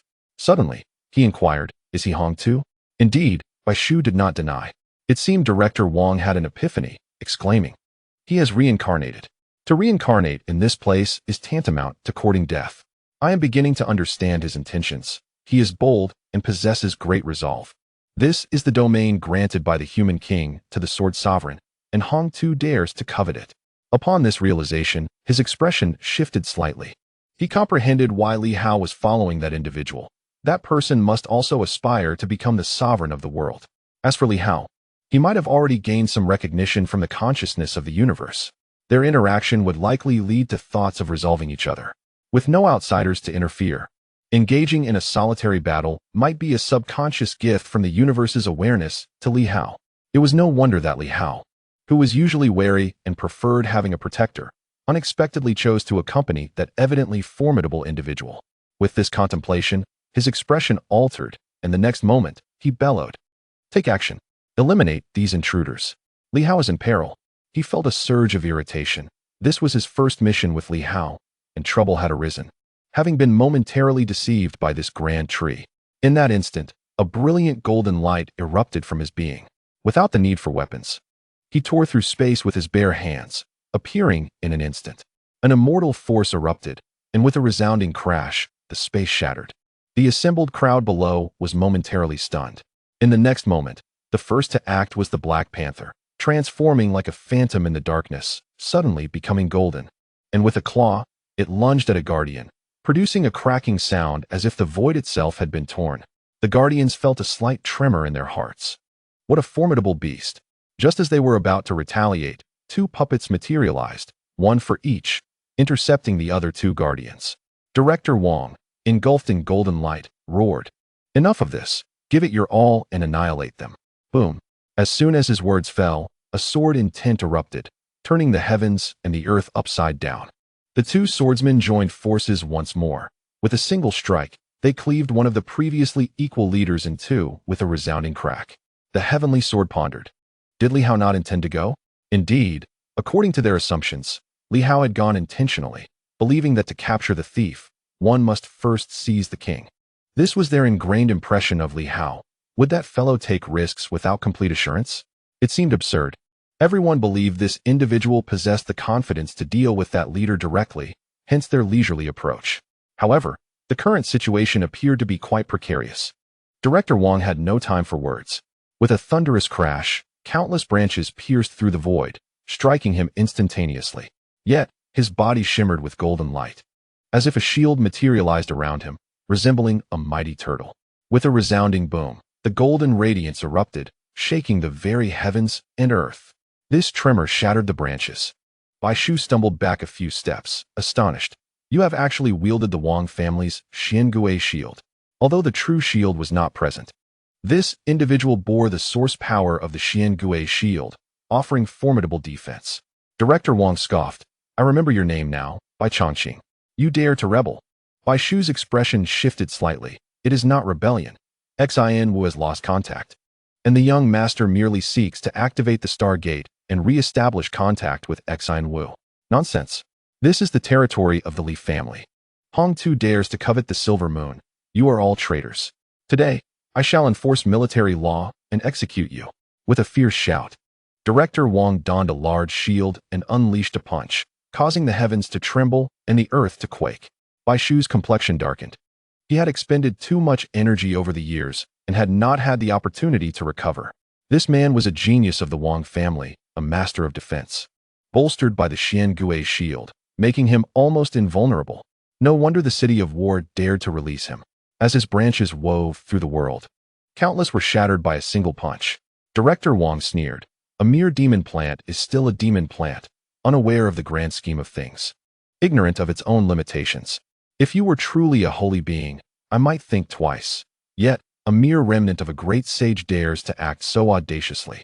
With that, he struck again, this punch distinctly different, as if the heavenly path were manifesting. A great avenue appeared, and Director Wong grasped it like a staff, striking downwards.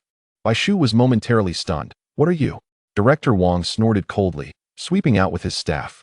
Bai Shu hastily retreated, but was still caught by the residual force. Letting out a muffled groan, a surge of source power spilling forth, causing an avenue to manifest in the void, trembling incessantly. The staff shattered the heavens. And at this moment, Director Wong's combat prowess was formidable beyond measure. Even though his opponent had once been a sage, he felt no fear whatsoever. That fool Li Hao has fallen for a worthless trick. The Hong family is strong, but Hong too is merely one of their more incompetent descendants who managed to deceive Li Hao. As he struck with his staff, he muttered under his breath, cursing himself for being fooled by that individual. He had thought the master of Fengyun was merely a buffoon and had not taken him seriously. Had he known that the opponent was the reincarnation of Hong Tu, he would never have allowed Li Hao to stray. Now, the situation was dire. A broken sage was still a sage, and his combat strength remained formidable. Although he currently suppressed his opponent, it was merely an illusion of strength. Furthermore, Li Hao had entered that grand hall with him, which could very well be a treasure of the Hong family. Even if he killed this great tree, he might not be able to breach it directly. Damn it, I was so arrogant upon my departure. If Li Hao were truly to be killed, what face would I have to return? The thought intensified his fury. In the next moment, fury surged through him, and the long staff vanished in an instant, crashing into the ethereal expanse of the white tree's grand path. Director Wang's voice rang out coldly. If I cannot slay you today, I shall shatter this primordial avenue. How dare a demonic plant betray us? It seeks its own demise. With that, he transformed into a fleeting shadow, dashing forth.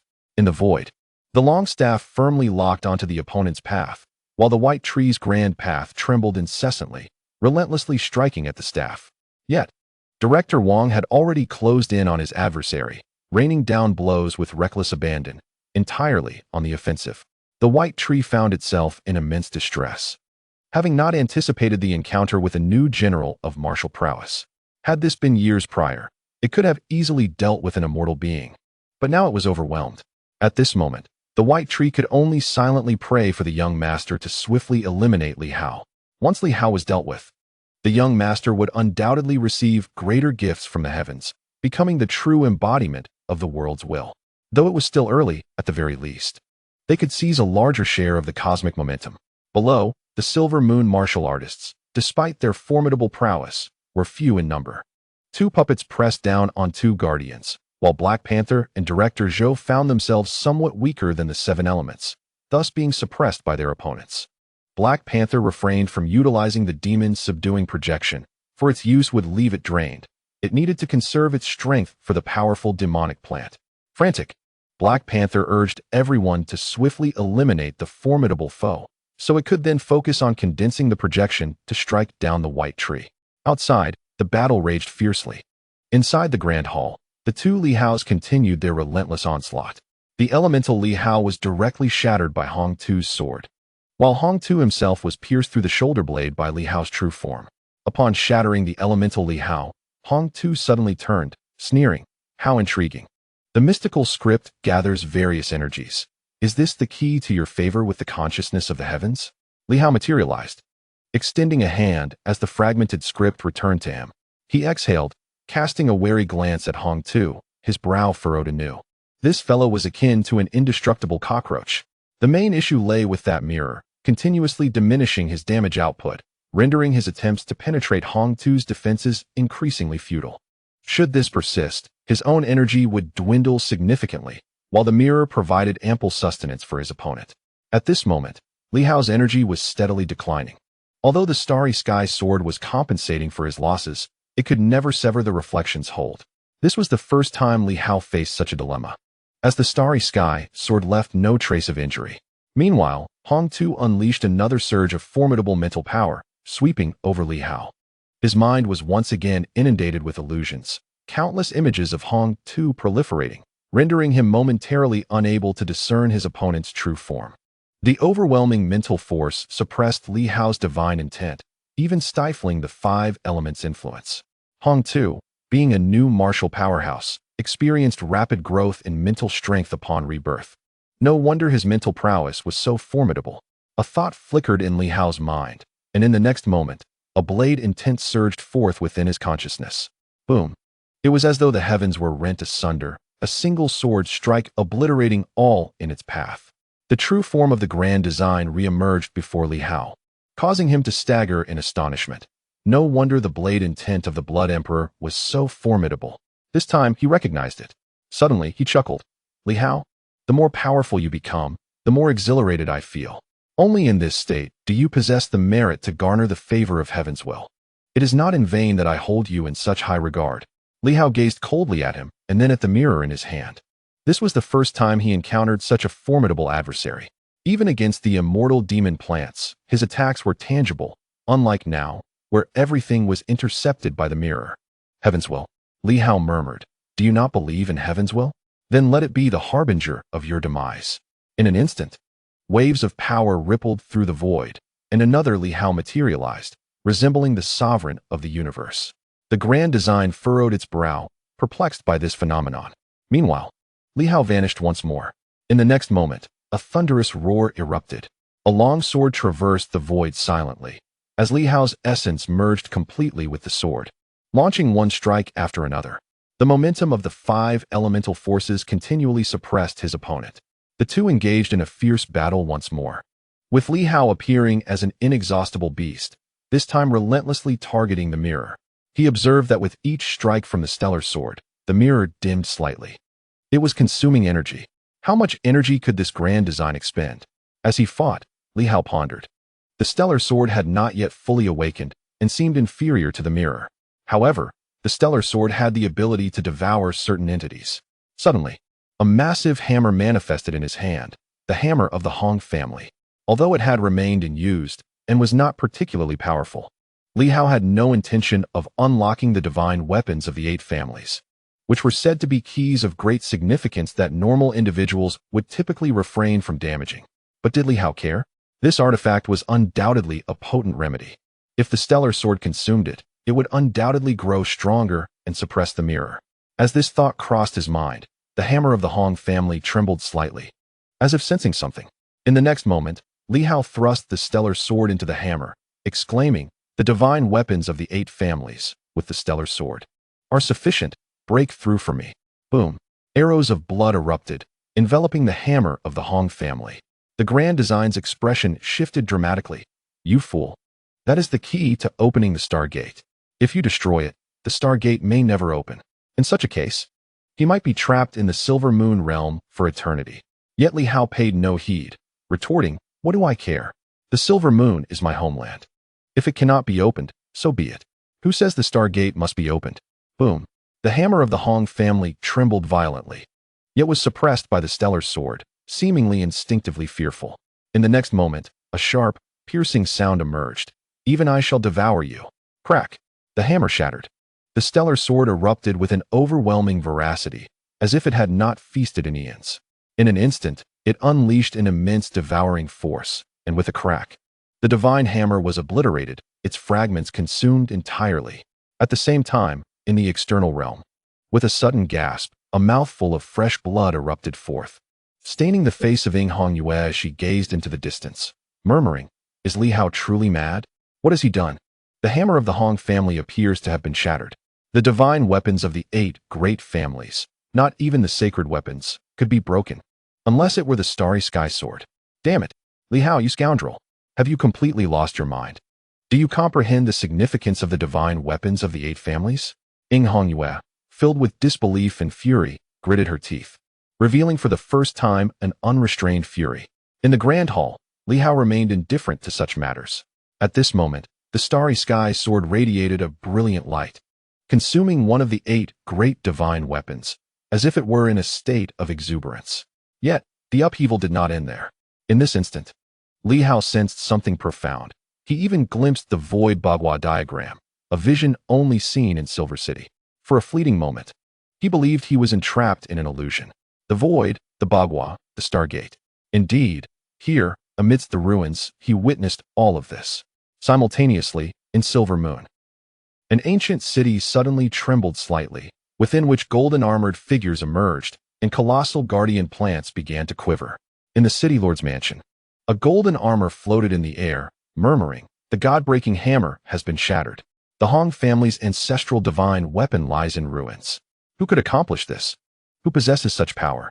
The next moment, as if realizing something, it muttered, "Is it the descendant of the Li family? Did they shatter the god-breaking hammer with the starry sky sword? Why, the 8 families guard Silver Moon, united as one. The Stargate can only be opened by the divine weapons of the 8 families, and now, with the god-breaking hammer destroyed. Does this imply a reluctance to open the Stargate? Although it is said that the starry sky sword alone can unlock it, this is predicated on the sword being wielded by the sword sovereign, a being of unparalleled strength. In the absence of the sword sovereign, only the combined might of the 8 families could unlock it. Why the confusion, the uncertainty, and the sorrow?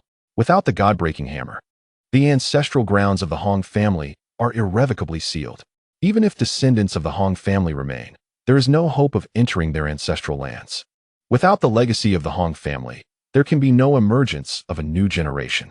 Even if the main city of the Hong family revives in this new era, will there still be an opportunity? In Silver City, the void trembled. with the shattering of the Hong family's divine hammer. One corner of the Bagua diagram appeared to quiver and weaken. 8 bloodlines connected, 7 to Hong Yue and 1 to Li Hao. At this moment, one of the bloodlines trembled violently, showing signs of rupture. In ancient times, the 8 families safeguarded Silver Moon, with the starry sky soared at the forefront. Should one of the divine weapons of the 8 families be broken, it signifies that the Li family has absolved itself of the protective duty of one of the 8 families, an unspoken rule rather than a specific decree. In this moment, as Li Hao shattered the god-breaking hammer of the Hong family with the Li family's divine sword, it also indicated his absolution of the Hong family's protective responsibility. The heavens and earth trembled. In this instant, the very realm seemed to pulsate with a euphoric energy, as waves of power began to ripple throughout. The second revival has yet to commence, yet at this moment, amidst the heavens and the earth, with the shattering of the Hong family's divine hammer, there seems to be a nascent awakening. Energy surges rapidly, and even the Silver Moon's land reveals streams of energy, swiftly devoured by others. Within the Grand Hall, Hong Tu, holding a mirror, gazes at Li Hao, his expression a blend of incredulity and barely contained anger. Do you comprehend the implications of your actions? The Stargate serves as the conduit between the Silver Moon realm and the main world. Once it is irrevocably sealed, the connection between these two realms will be entirely severed. You will lose not merely your freedom, but an infinite future as well. Even if you possess dominion over a minor world, it does not guarantee access to the Stargate. And without the ability to open the Stargate, even if you are aware that the main world lies nearby, you may find yourself unable to reach it for a lifetime. That is the realm of the human king. That is the Emperor of creation, the void passage forged by the divine Smith Emperor, impervious to the chaos of the cosmos. Otherwise, not only he but even his ancestors, the illustrious Fengyun Taoist, might also become lost within the void. The universe is boundless and devoid of any markers. At times, knowing the direction is insufficient. For if you venture towards it, a slight miscalculation could lead to a profound divergence, resulting in eternal disorientation within the chaotic cosmos. In years past, the pinnacle beings of the divine Smith Emperor's era collaborated to traverse from the main world back through the minor world. Unless he can ascend to the level of the human king, is such a feat conceivable? Hong Tu's anger flares. Li Hao, you are severing the future of this realm. Yet Li Hao merely chuckles, shaking his head. No, no, no, I am severing your future. Hong Tu, tell me, why do you provoke me? Now, I am inclined to end your life. With a thunderous roar, he unleashes a sword strike. This blow is far mightier than any before, resulting in a resounding crash as a faint crack appears on the mirror's surface. Though it swiftly mends, a significant amount of energy is siphoned away. Hong Tu's complexion pales. The mirror, after all, no longer possesses the intimate connection it once had, and each use now demands considerable expenditure. Should it shatter, the toll will be even greater, instantly draining a vast reservoir of energy from within him. As his countenance shifts, Hong Tu suddenly lets out a cold huff, retaliating with a sword strike of his own, its radiance illuminating the cosmos. The sword intent, or rather, the sword's might. However, it lacks the clarity of Li Hao's. The opponent's sword aura may be concealed by divine arts, yet it is evident that their strike is formidable. In this new era of martial arts, among the world's swordsmen, there are several of unparalleled prowess. The Eternal Swordmaster is but one, alongside the star-subduing Li family's king of the underworld, the creator of the void-piercing sword technique, whose sword intent is also exceedingly rare. However, to speak of true masters of the sword path, before the Eternal Swordmaster, there exists another, renowned across the realms, curiously dubbed the Demon Sword. The Demon Sword wields the most potent divine weapon, the Sword of Celestial Execution. When the Sword of Celestial Execution is drawn, the very heavens and earth tremble. The opponent's sword, learned from the second son of the Fengyun Taoist, the second prince of the Hong family, also the first among the 4 princes, is not famed for its sword intent, yet the entire world acknowledges this individual's terrifying prowess in the sword path. At this moment, Hong Tu, cornered, strikes out with his sword, and Li Hao's vision blurs. The two swords collide. The opponent's weapon seems imbued with demonic nature, brimming with murderous intent, truly a sword of the dark path. The pervasive aura of death instantaneously invades Li Hao's being. Li Hao's already battered body suddenly split open. blood streaking across as he was engulfed by murderous intent. Hong Tu let out a muffled grunt, cursing under his breath. In a duel of swords, your Longxing sword pales in comparison to the swords of the Hong family.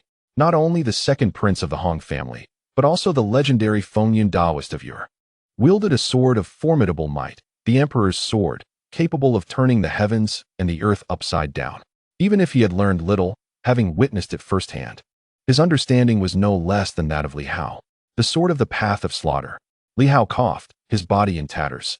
Yet suddenly his eyes gleamed with clarity, a flicker of red light within. Now, this is interesting. Your divine powers are too weak. You insist on learning some divine arts, yet fail to reveal your true capabilities. All I see is your mirror growing stronger. With that, he casually tossed the starry sky sword towards the mirror. Divine weapon against divine weapon. We are both swordsmen. Let us engage in a duel of swordsmanship. Hong Tu cursed again. If he could suppress you with a divine weapon, why not use it? However, at this moment, the divine weapon had been subdued by the starry sky sword, and Li Hao, discarding the remarkably sharp weapon, was seen as a madman. Excellent. He brandished his slender sword and lunged at Li Hao. At this moment, his situation was far superior to that of Li Hao. If Li Hao wished to spar, then let it be. With a crack, a sword struck forth, tearing through the void. He vanished and reappeared, stabbing directly towards Li Hao's head. Li Hao, in turn, gathered the divine script into a sword, unleashing a fierce strike, akin to a roaring tiger. Boom. The tiger was pierced through by Hong Tu's sword. Hong Tu let out a soft huff. In this contest of swords, Li Hao was no match for him. His memories, though somewhat muddled, were becoming clearer with each clash against Li Hao. Far from weakening, Hong Tu grew stronger with each encounter. Li Hao's grand momentum, divine arts, and sword intent all crumbled under the assault of the opposing sword of slaughter. Li Hao became increasingly feeble. Not far away, the starry sky sword managed to suppress the mirror, yet Li Hao remained firmly under Hong Tu's control. Hong Tu, wielding his slender sword, regarded Li Hao with an icy detachment, striking again and again, seeking an easier resolution to their conflict. Since that was not forthcoming, he felt no fear towards Li Hao. Li Hao was simply not worthy of his apprehension. This scoundrel had shattered the Hong family hammer, igniting his fury. Each strike was more ruthless than the last. With a resounding crack, one strike swept forth, shattering the divine script, sword in Li Hao's grasp. With a splatter, Hong Tu's sword pierced his throat, a crimson line swiftly appearing. Yet, Hong Tu did not relent. A potent force of slaughter surged into Li Hao's body, aiming to obliterate him completely. At that moment, the fractured divine script began to coalesce anew, 5 beams of light emerging in his grasp as he seized the long sword. He looked at Hong Tu with curiosity. You possess divine powers. How is your sword intent still so formidable? Hong Tu furrowed his brow slightly. The long sword creaked, shaking violently, tearing apart Li Hao's arms, blood spraying forth. Hong Tu sneered. Who said divine powers cannot wield sword intent? The path of energy was founded by my ancestors. Divine powers are merely a variant of that energy. Although the path of energy was not initially conceived by the Fengyun Daoist, it flourished under his son's stewardship. The difference between divine powers and the path of energy is negligible. Li Hao, enlightened, nodded, allowing his throat to shatter and blood to splatter. Yet he steadfastly clutched the other's long sword. The violent tremors caused blood to spurt from his arm incessantly. So this is how it is. The essence of the sword is the essence of the sword. The momentum of the sword is the momentum of the sword. Intention arises from the heart. Where there is heart, there is intention. The momentum is the path, and intention is the heart. He seemed to grasp something profound. In the next moment, Hong Tu, intending to unleash another tremor with his long sword, suddenly changed countenance. Li Hao abruptly spewed forth a mouthful of blood, transforming it into a blood sword, saturated with an overwhelming murderous intent. So this is the sword of intention. Boom. The sword's essence pierced through heaven and earth, rendering all lifeless. With a sharp sound, Hong Tu let out a fierce roar and swiftly retreated. A crack echoed as the lifeless sword essence penetrated his arm, directly piercing through his shoulder. Hong Tu grunted. Disbelief etched upon his face as he gazed at Li Hao. Li Hao's innate talent is extraordinary. Indeed, talent. For the first time, he felt that someone's talent could reach such heights. Merely uttering a word could lead to understanding. Perhaps it is the result of cumulative experience. Or perhaps it is genuine talent that has reached its zenith. Li Hao truly comprehended. The momentum of the sword is the momentum of the sword. The essence of the sword is the essence of the sword. They are distinct. No amount of repetition from Hong Yitang and his companions could compare to the insight gained through actual combat. In this moment, Li Hao revealed a smile. The exchange between swordsmen is profoundly delightful. The Silver Moon's swordsmen are reluctant to engage in true life-and-death combat with me. Having entered the 7 systems, I consider myself invincible. Save for the formidable beings of the new martial era, no one else is worthy of my blade. Yet, unexpectedly, I encountered you. Hong Tu snorted disdainfully. Li Hao? Do you think this can intimidate me? No, no, no. I hope you grow even stronger. Li Hao licked his lips. It has been long since I felt such exhilaration. I think perhaps only the Crimson Moon can pose such a threat to me. Meeting you now brings me joy. Hong Tu's gaze shifted. This fellow truly seemed to be enjoying himself. Kill. Li Hao uttered a low cry, and at that moment, it felt as though the entire universe was a sword. And all things were swords. Fire sword, wood sword, earth sword, water sword, swords of the 5 elements. Vaguely, thunder swords and wind swords manifested, even swords of light and darkness. All things are swords. In this moment, Li Hao was filled with joy. Perhaps this opponent could aid him in mastering the thunder sword. He forgot everything else. Dismissing the external battles and disregarding the background of this individual. He had but one thought, as a swordsman, to slay his adversary with the sword, granting them a dignified death. This is what his teacher had taught him. The sword is the weapon of a gentleman. A gentleman ensures that the opponent meets a swift end, granting them a death befitting of nobility. Yes, this is what his teacher had imparted to him. The shadowless sword emerged, the willow fluff sword followed. In the next moment, a fierce roar resounded, the heavens and earth spinning. As if the world itself were in reverse, the sword of cataclysm. In this moment, Hong Tu felt he had encountered a sword madman. Countless swords were in constant transformation. He roared incessantly, wielding his long sword, desperately shattering the myriad peculiar sword techniques. The two fought fiercely, drenched in blood, with Hong Tu growing increasingly enraged. Li Hao! Boom! With a fierce shout, a towering sword materialized, reminiscent of a tyrant's return, akin to an emperor surveying the realm. Boom! The grand figure of Hong Tu was struck heavily by a sword, producing a resounding crash that shattered bones and caused him to spit blood continuously. With a hint of irritation, he glanced at Li Hao, who, at that moment, bore no intact flesh upon his body. Fragments of meat clung to him, falling away with the wind. Yet, the momentum of Li Hao's sword grew increasingly formidable. Suddenly, a divine rune manifested beside him, lightning. Indeed, the rune of thunder appeared, reminiscent of a thunderous sword wielded by an imperial lord, infused with the might of a tempest. At that instant, the rune of thunder naturally emerged, and a smile graced Li Hao's face as the legitimate 6th divine rune came into being. As for the destruction symbol formed by the sword's might, it was merely a hodgepodge, a superficial display of wind and thunder. I am now of the 6 systems. His proclamation left Hong Tu puzzled. What nonsense about 6 systems? Haven't you studied mathematics? There's clearly a 7th. In Li Hao's perspective, he had genuinely attained the 6th system, where both the 5 elements and the thunder system had transformed into divine powers, with only the wind system manifesting as a symbolic character, the true 7th system. He transformed into a gentle breeze, vanishing in an instant, only to reappear and strike with his sword. Hong Tu let out a fierce roar, charging at Li Hao with a blade brimming with murderous intent. This Li Hao grew stronger with every battle, inciting Hong Tu's teeth to grind in frustration. Perhaps this was the true favored one of the heavens, while he merely sought to seize power. Boom! The swords clashed, and Li Hao vanished once more. The next moment, the wind-chasing boots glimmered, appearing instantly to launch another assault. Bang! Bang! Bang! A series of fiery sparks erupted as both combatants moved with astonishing speed. With each engagement, Li Hao grew increasingly exhilarated. Knowledge gleaned from the page felt insubstantial compared to the wisdom gained through practice. After a considerable time, with a sharp crack, a fissure unexpectedly appeared on Hong Tu's sword. His expression shifted as he quickly retreated, narrowly avoiding Li Hao's strike. Panting heavily and gritting his teeth, he coldly regarded Li Hao. You asked for this. At that moment, something materialized beside Hong Tu. a crystal-like orb exuding a faint yet imposing pressure, as if imbued with the power of a sage. Li Hao had encountered a sage before. One resided at Yuanping Martial Science University.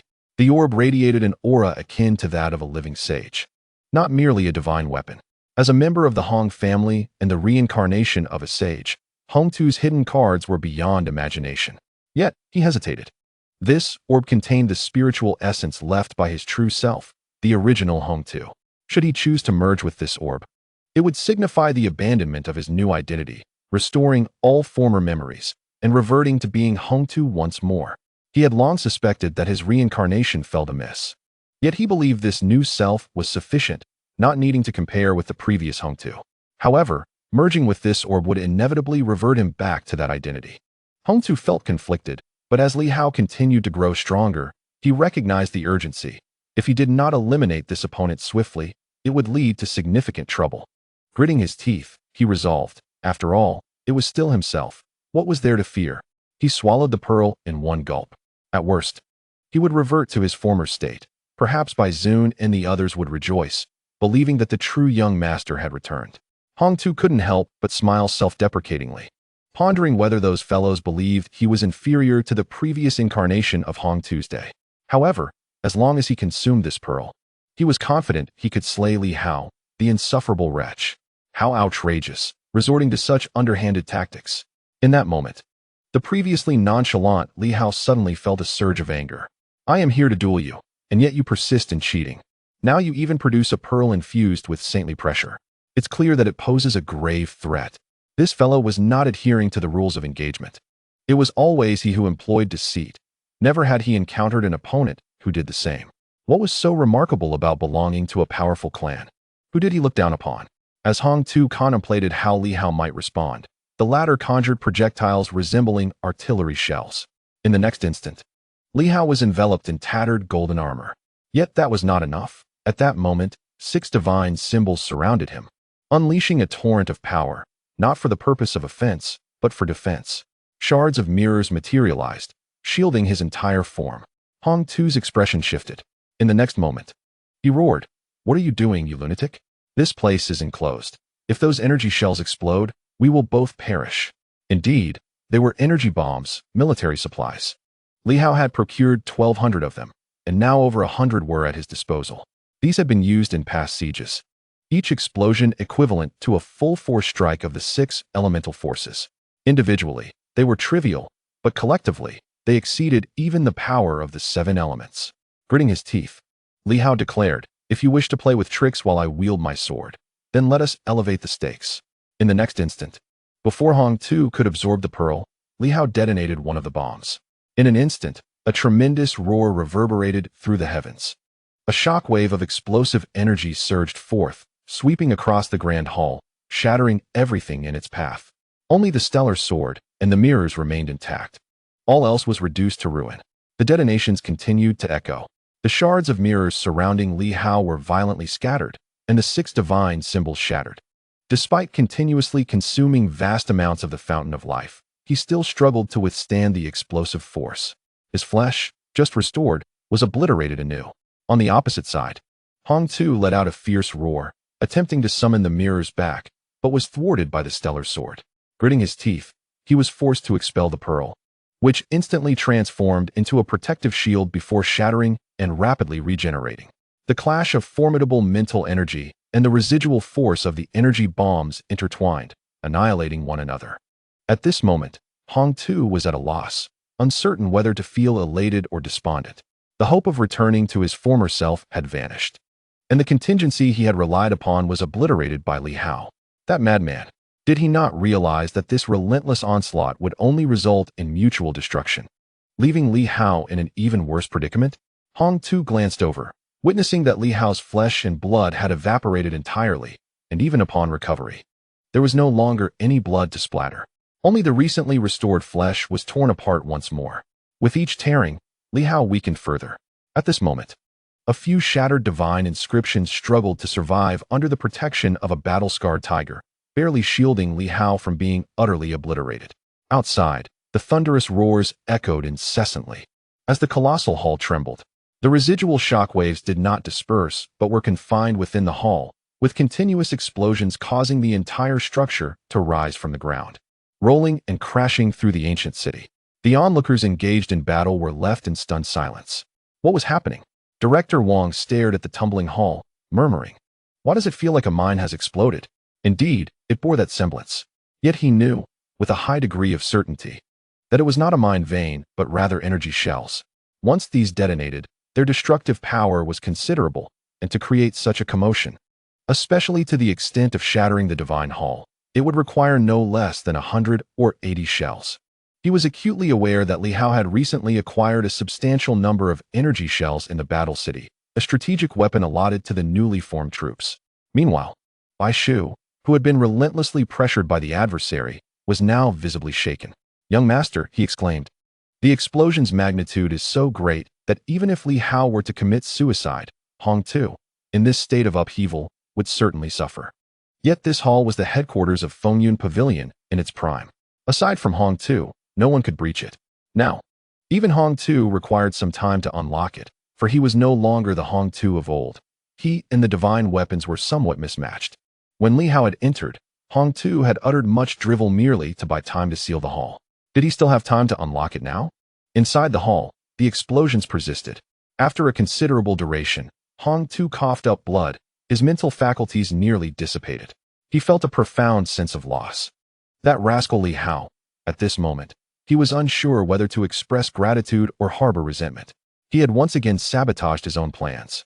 Hong too's injuries were not overly severe, merely his internal organs shaken and bruised, while across from him, Li Hao's figure had vanished from sight. Was he dead? This overwhelming residual blast, for a peak Hong too, was trivial, yet now, both were limited to the 7 elements of power within a fully sealed environment. Such an explosive force left no escape for either. Had Li Hao perished?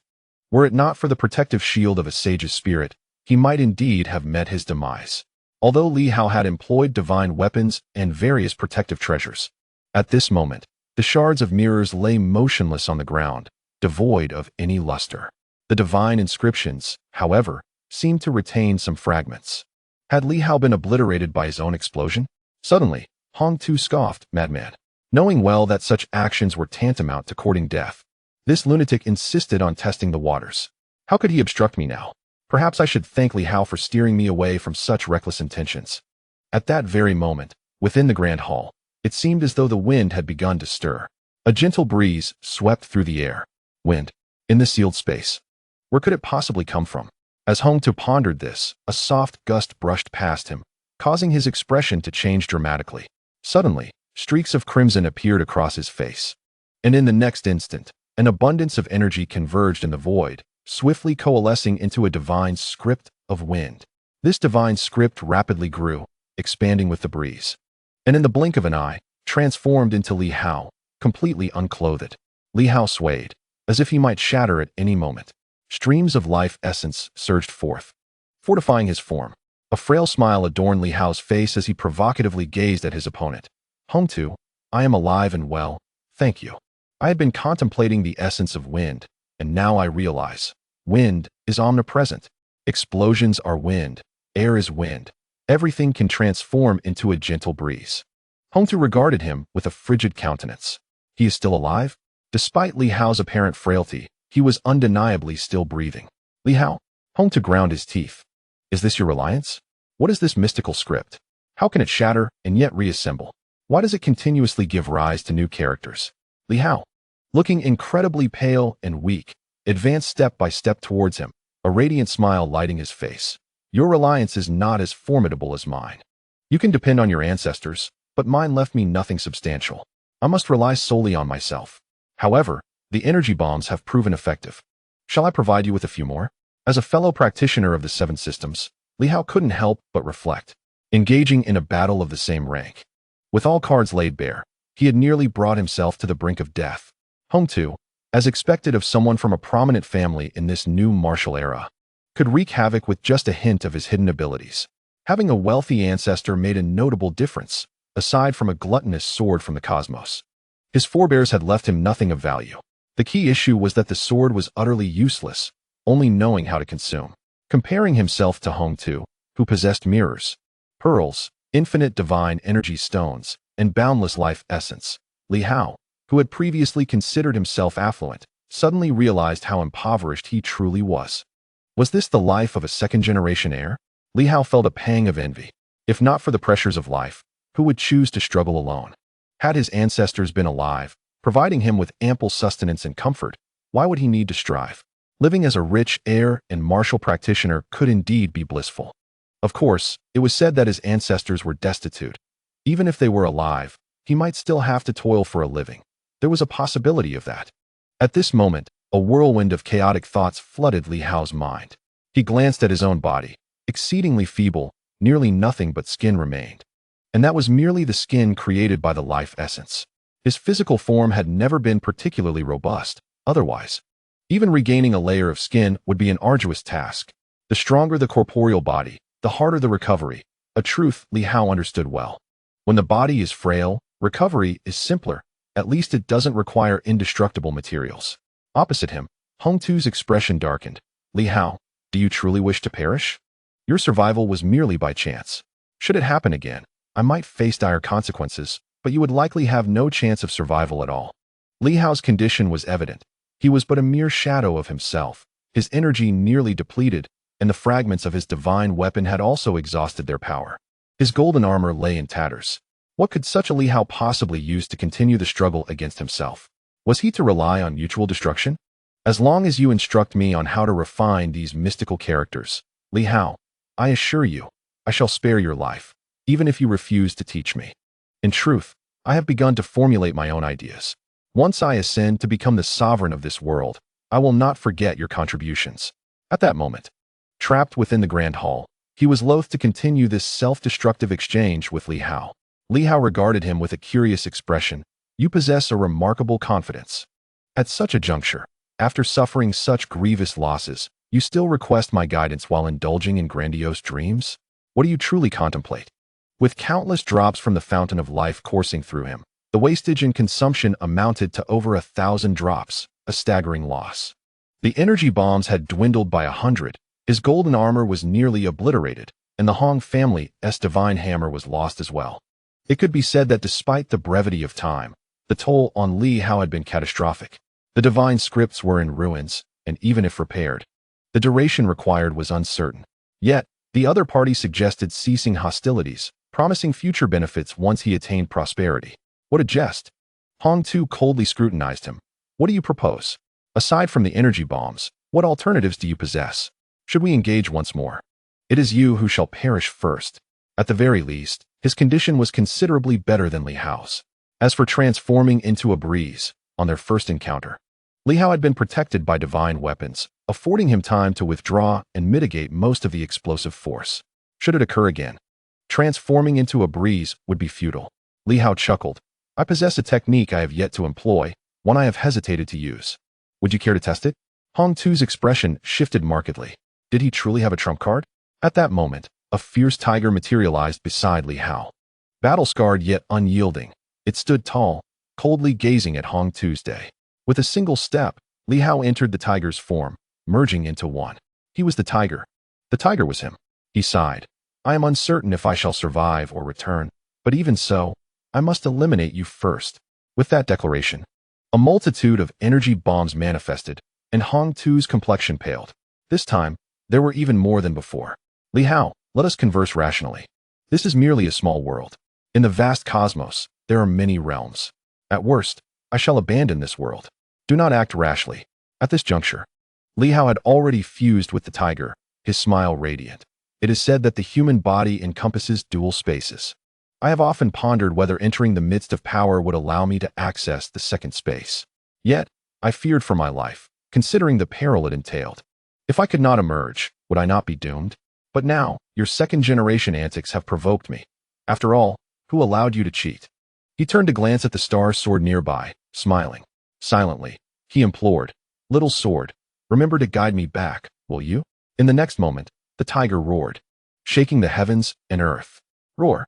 In an instant, the fierce tiger traversed the void, and in the incredulous gaze of Hong Tu, it vanished completely, leaving no trace behind. At that moment, the mountain of energy bombs began to ignite.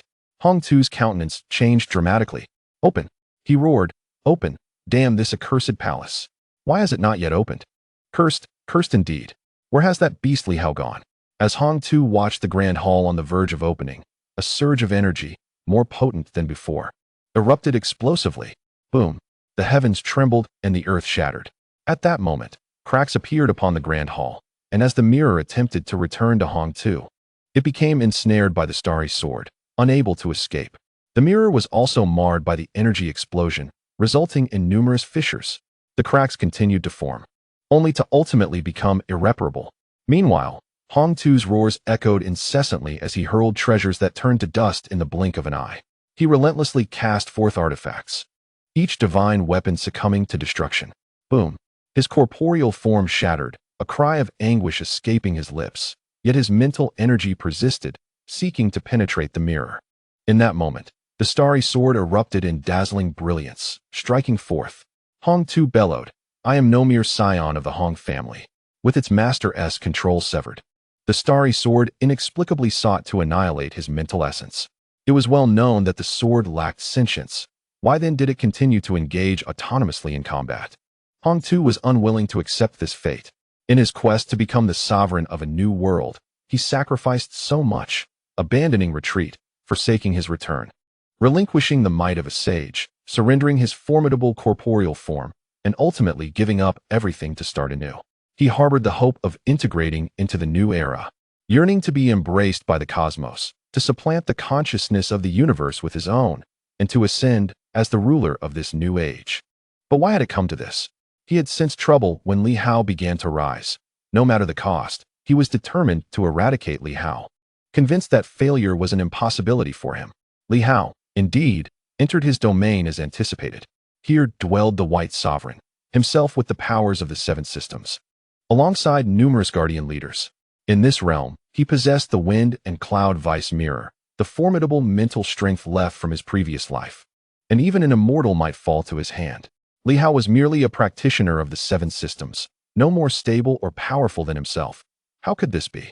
The so-called favored of heaven was an undefeated entity among equals, and he believed himself to embody that ideal. Yet, upon encountering Li Hao, everything went awry. Why?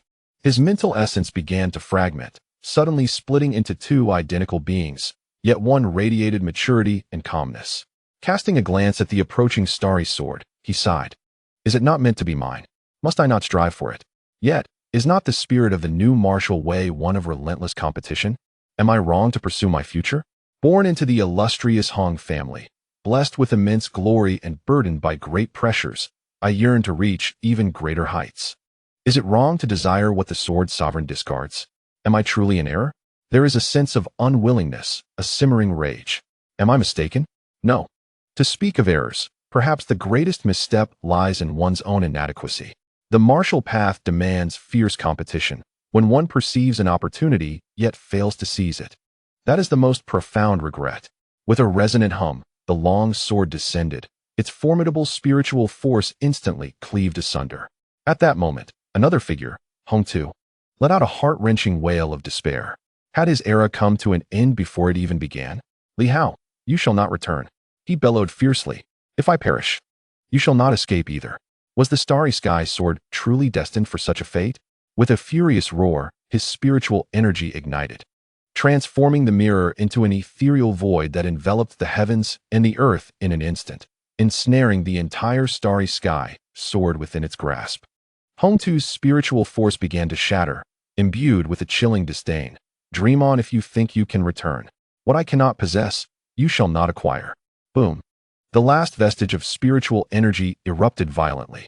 In that moment, the mirror encased the starry sky sword, which struggled momentarily, unleashing a dazzling sword aura. Yet it was swiftly engulfed, vanishing without a trace. With a resounding thud, the mirror fell to the ground, leaving the vast hall riddled with countless cracks and a shattered mirror, within which lay a sword seemingly sealed away. At this moment, the world fell silent. Simultaneously, outside the hall, those still engaged in battle paused in disbelief as another explosive sound reverberated. At this juncture, Bai Shu and Director Wang, their hearts no longer inclined towards combat, hastened towards the tumultuous hall. The structure had fissured, and both the man and the tree peered inside, momentarily struck dumb. Nothing remained. The grand hall housed only a broken mirror. Everything else had vanished. Li Hao was gone, and so too was Hong Tu. How could this be? Director Wang's incredulity was palpable, and Bai Shu mirrored his astonishment. The realization struck deeper, and a sense of dread gripped him. He knew well Hong Tu possessed numerous means. The mirror alone was not his only tool, for he had retained fragments of the sage Hong Tu's spiritual power, sufficient to restore himself in a critical moment. Even if he could not return to full sagehood, he could regain formidable strength. Ordinary practitioners could never hope to extinguish him. Thus, from the very moment Li Hao entered the hall, Bai Shu had been convinced of Li Hao's demise. Yet now, where was he? The shattered mirror exuded no trace of vitality. Hong Tu was dead. Bai Shu's body trembled, caught between disbelief and reluctant acceptance. As for Director Wang, he was engulfed in an overwhelming frenzy, roaring in fury. Damn it. To hell with this. This is my first outing, my first mission alongside him. And we had promised to revive the first of Tianxing City. Now that Li Hao was dead, it was not merely a failure to account for Tianxing City or the 9th Division. He was now trapped. Moreover, with Li Hao's demise, the Star Gate was irrevocably sealed. The Starry Sky Sword was lost. The lineage of the Li family had perished. Everything had crumbled, leaving only despair. Could they alone open the Star Gate and return to the main world? Absolutely not. Thus, this realm had become an unyielding prison, ensnaring them all. Hope lay shattered, irrevocably fractured. At this moment, Director Wang was utterly enraged, consumed by a fervent fury. He cast a fierce glance at Bai Shu and bellowed, "How dare you? You treacherous wretch! No matter the cost, I shall see you perish." With the situation thus dire, finding himself trapped and unable to return to the main world, he was unwilling to let this fiend escape unharmed. Did he truly believe that the former great sage was worthy of such reverence? Previously, he had thought that Li Hao's cunning would spare him from dire consequences, hence he had refrained from making significant sacrifices. In an instant, a surge of blood surged through the heavens and the earth, invoking the blood blade technique. The essence, spirit, and energy converged into one. Not only that, at this moment, he reached out, summoning a mysterious turtle seal from the void. Upon this seal appeared an inscription, seemingly penned by an invincible force. The characters, amidst the onslaught of blood energy, manifested instantaneously. Eradicate. Yes, eradicate. With a thunderous roar, Director Wang proclaimed, "In this new realm, there are traitors, the demon plants rebel. As the acting Lord of War Sky City, I offer my blood energy as a sacrifice, beseeching the Supreme Zhang to unleash his divine might and eradicate the traitors." With a fierce shout, the inscription upon the great seal blazed brighter, absorbing the countless surges of blood energy. In that moment, Bai Shu trembled violently, filled with a sense of dread. In a panic, he stammered, "No, I have not betrayed. I merely obey the orders of the young master. I have never harbored such thoughts. Eradicate the demons." A commanding voice echoed, and amidst the astonished gazes of countless onlookers, a faint ethereal figure emerged, wielding a wooden stick. Perhaps a teaching rod. This figure was exceedingly dim and carried an air of indifference, as if passing judgment. Eradicate. The words resonated through the void, and in that moment, Bai Shu was gripped by sheer terror. At this instant, the two puppets were equally stricken with fear, wishing to burrow into the ground. Li Sheng and Zhang shrank their massive feline heads in fright, terrified of drawing the attention of the ethereal figure. As the word eradicate echoed, the world seemed to transform. It felt as though countless beings were venerating, offering sacrifices. The entire city appeared to come alive, as dormant demon plants began to awaken. Many of these plants had succumbed to a deep slumber, drained of vitality by the grand design. In that moment, they stirred to life. And upon seeing the ethereal figure in the heavens, the awakened demon plants bowed their stems, even prostrating themselves upon the ground. Fear, anxiety, and dread filled the air. Bai Shu was likewise engulfed in terror and confusion, exclaiming, "I am not a traitor. I have never entertained such thoughts." At this instant, the Black Panther realized that Li Hao had vanished. The ethereal figure meant to subdue the demon was instantaneously dissipated, leaving the Black Panther trembling, paralyzed with fear. In this vast expanse, only that ethereal figure remained. Eradicate. The same two words reverberated in the void. Boom. As the blood-red character of eradicate fell from the great seal, a thunderous sound erupted, and the pathway that bound Bai Shu was shattered in an instant. Bai Shu let out a piercing scream, his massive form revealed. Yet in the next moment, it began to crack and splinter. As the Eradicate character descended, with a resounding crash, the once formidable Bai Shu was instantaneously reduced to fragments. Exploding into nothingness, a wave of mental energy surged forth, imbued with sorrow and helplessness. The little demon truly has not betrayed the new realm. Truly, it dared not. However, there exists no justification. These are merely the remnants left by the City Lord's seal. The adversary is not a living being, but a proxy City Lord, wielding the sacrificial power of blood to summon the might of execution, a unique force possessed by the great city-states. Bai Shu did not anticipate that this individual would bring forth the City Lord's seal. Is it worth it? Bai Shu directed his mental energy toward the pallid-faced Director Wang. Infused with bitterness, is it truly worth it? This is a supreme method, a technique for extermination wielded by the pinnacle of the main city, even surpassing the might of formidable beings for the purpose of my demise. Does it truly justify the cost? Director Wang's complexion was ashen, on the brink of collapse. Gritting his teeth, worth it. Damn it, you scoundrel. You have severed my hope of returning home. To spare you would not satisfy my wrath. Boom. The mental energy erupted, instantly engulfing the world. Director Wang, disregarding all else, seized fragments with fervor, consuming them voraciously. Such a method is not to be employed lightly. At this moment, he was perilously close to his end.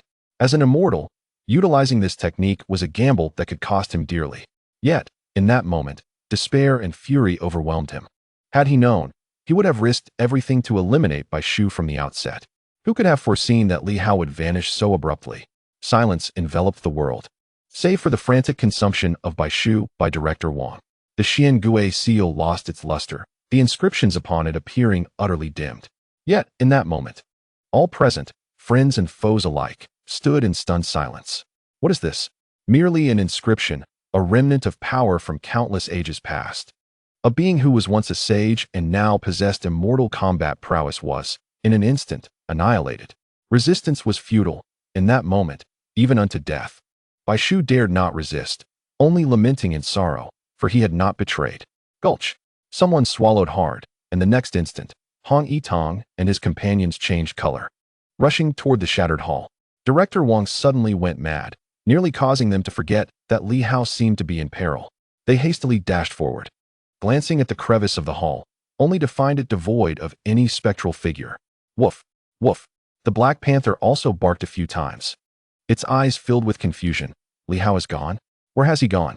Throughout the city, all the revived monstrous plants appeared exceedingly weak, now prostrating on the ground, none daring to rise. Director Wang continued to ravenously consume the fragments of Bai Shu, piece by piece, gritting his teeth. With a cold glare directed at the surviving 8 divisions and several guardians, he suddenly snarled, his teeth clenched, with a derisive laugh. They are all dead. Let them all perish. May they share in my despair. Boom. A palm struck down. A guardian attempted to flee, but was instantaneously reduced to fragments. Director Wang's teeth were on the verge of shattering. Here I am, waiting to perish in this ruin, unwilling to venture forth. Outside, it would be of little consequence. And besides, the 9th Division commander likely wishes to eliminate me. After all, I was tasked with protecting Li Hao. If I remain unscathed while Li Hao has perished when I left, I carried the City Lord's seal, and a thread of the old tortoise's essence. It could be said that the entirety of Battle Heaven City was admonishing me. Take the good things with you, safeguard Li Hao. For I had been too careless and negligent. I had refrained from utilizing the City Lord's seal, a sign of cowardice. As a newcomer to the martial world, this was a grave taboo. Director Wang roared madly, originally disdainful of striking the weak, yet at this moment, he was frantically slaughtering the 8 departments and the protectors. In the blink of an eye, corpses littered the ground, but he felt no joy, only profound despair. Just as he teetered on the brink of madness, a figure suddenly burst into the ruins. Bloodied with rage, Director Wang was about to eliminate the intruder when the newcomer bellowed, "Why didn't you call me to fight? You wretched fool. I said I wanted to join in the slaughter of the Wind and Cloud Pavilion. Why did everyone leave without me knowing?" Upon landing, Yuan Shual was filled with fury. He chanced upon Director Wang in the midst of his killing spree, not recognizing him. Without hesitation, he unleashed a punch, seeing the other man's eyes ablaze with rage, as if he were a sworn enemy. Who else was he to strike? Boom. With a confident fist. Yuan Shuo believed there was no one in the vast world who could withstand his blow. I have transformed once again. Boom. A tremendous recoil surged, causing him to stagger backward, his arm erupting in pain. Director Wang was momentarily taken aback. He had seen Yuan Shuo before, but Yuan Shuo was unaware that he had once been a mere cocoon. Misunderstanding arose as Yuan Shuo retreated, preparing to draw his blade against the enemy. Slightly startled as he glanced at the other man, momentarily dazed. Someone from the City of War? At that moment, a voice from the earth-shattering sword echoed. Tinged with urgency, Yuan Shuo, Li Hao is gone. Yuan Shuo was stunned, vanishing in an instant and reappearing before the other, scanning the surroundings with a furrowed brow. Gone. He twitched his nose slightly.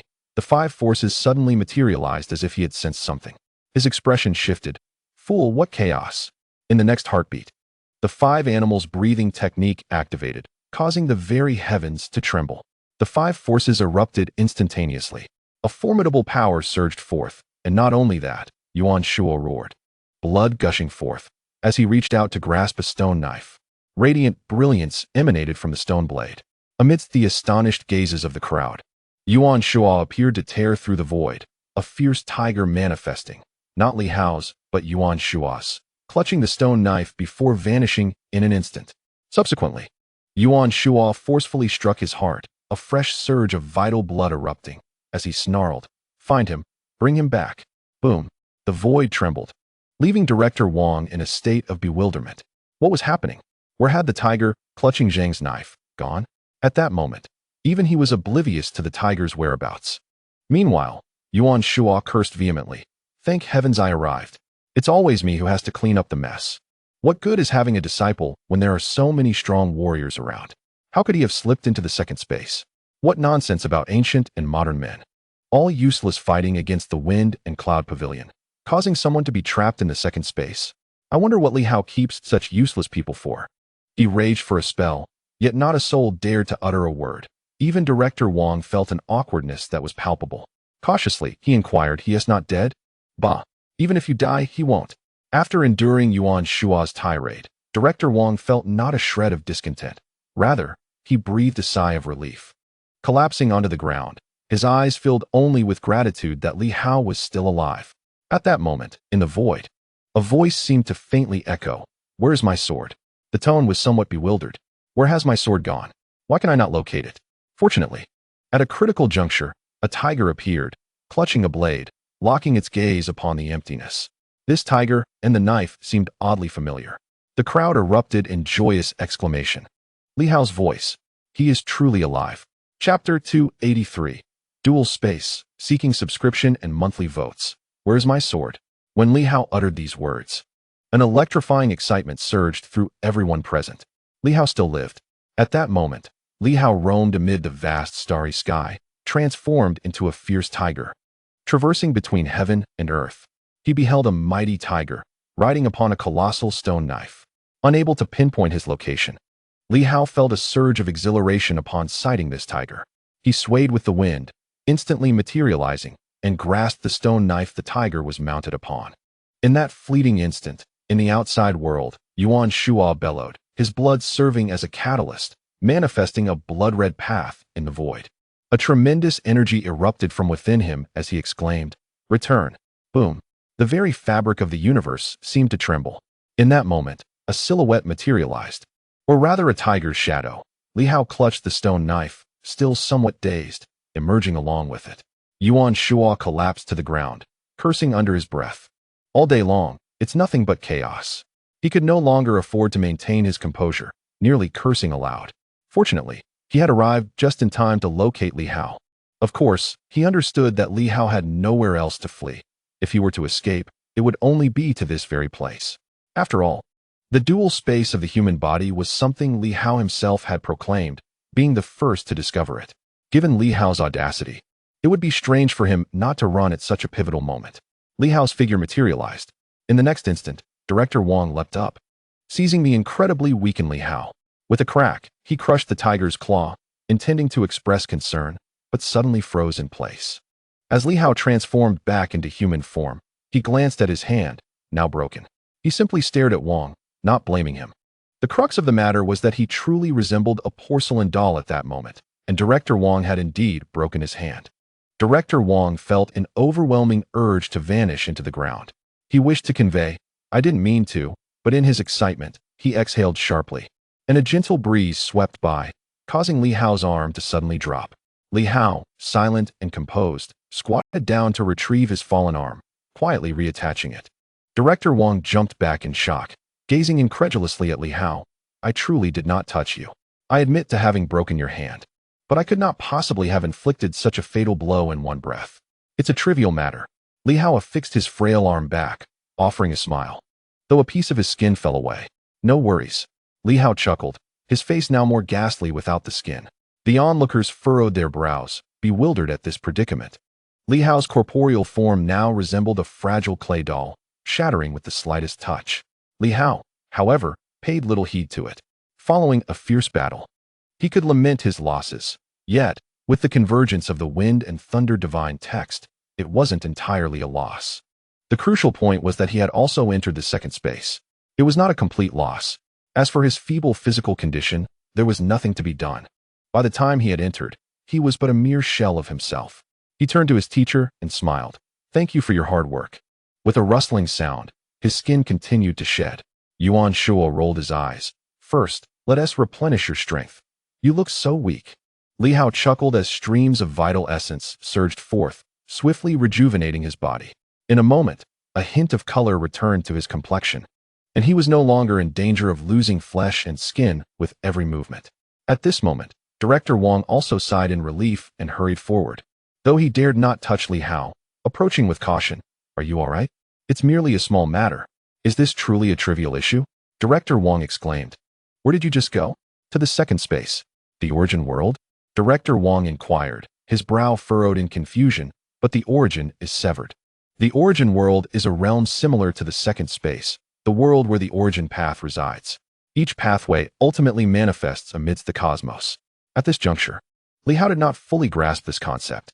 However, upon hearing Director Wang's words, he began to comprehend, pondering, "So, the origin world implies that the origin path also has its own realm?" Indeed, Director Wang elaborated.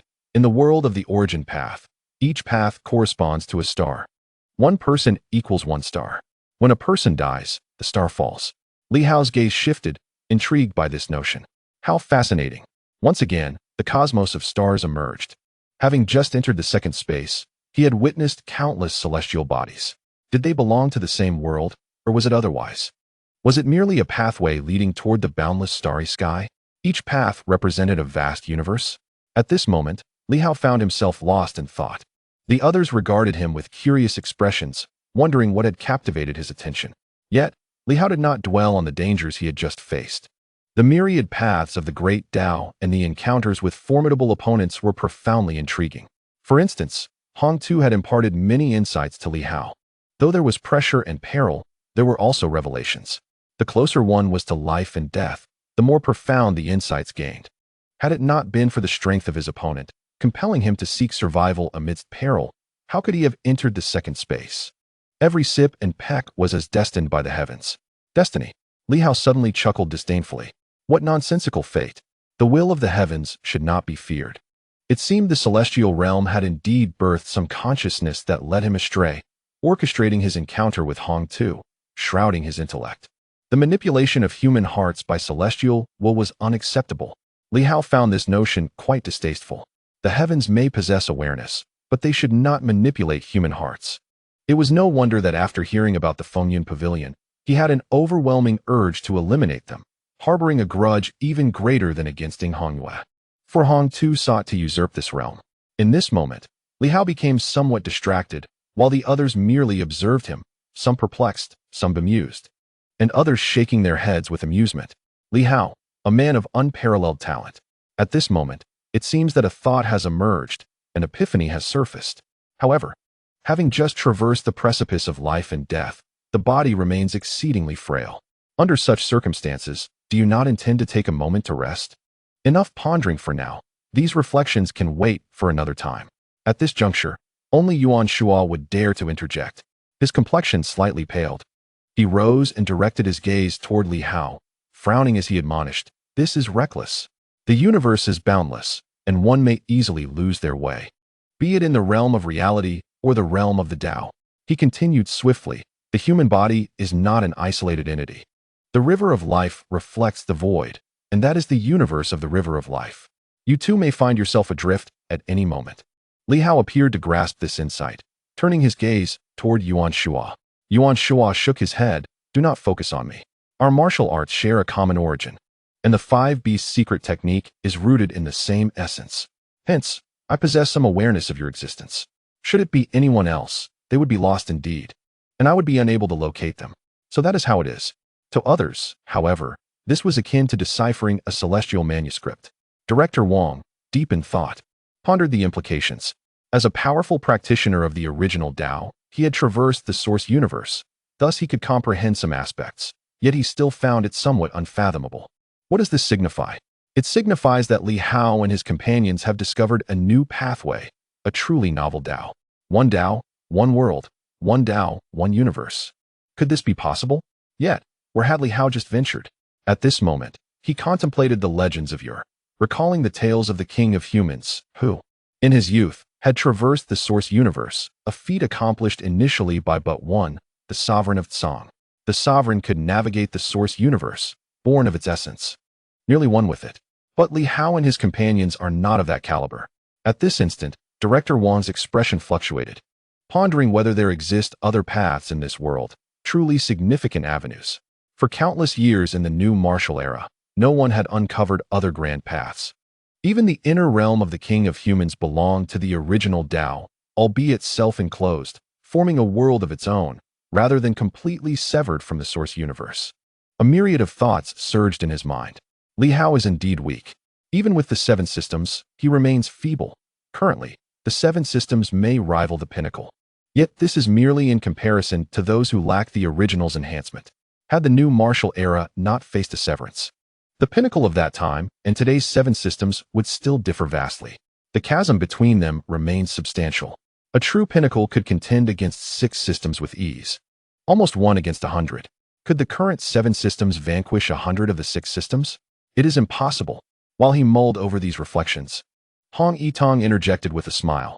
"As long as you are unharmed, that is what matters. By the way, is this mirror what you sought? Your sword appears to be within it." He handed Li Hao a mirror.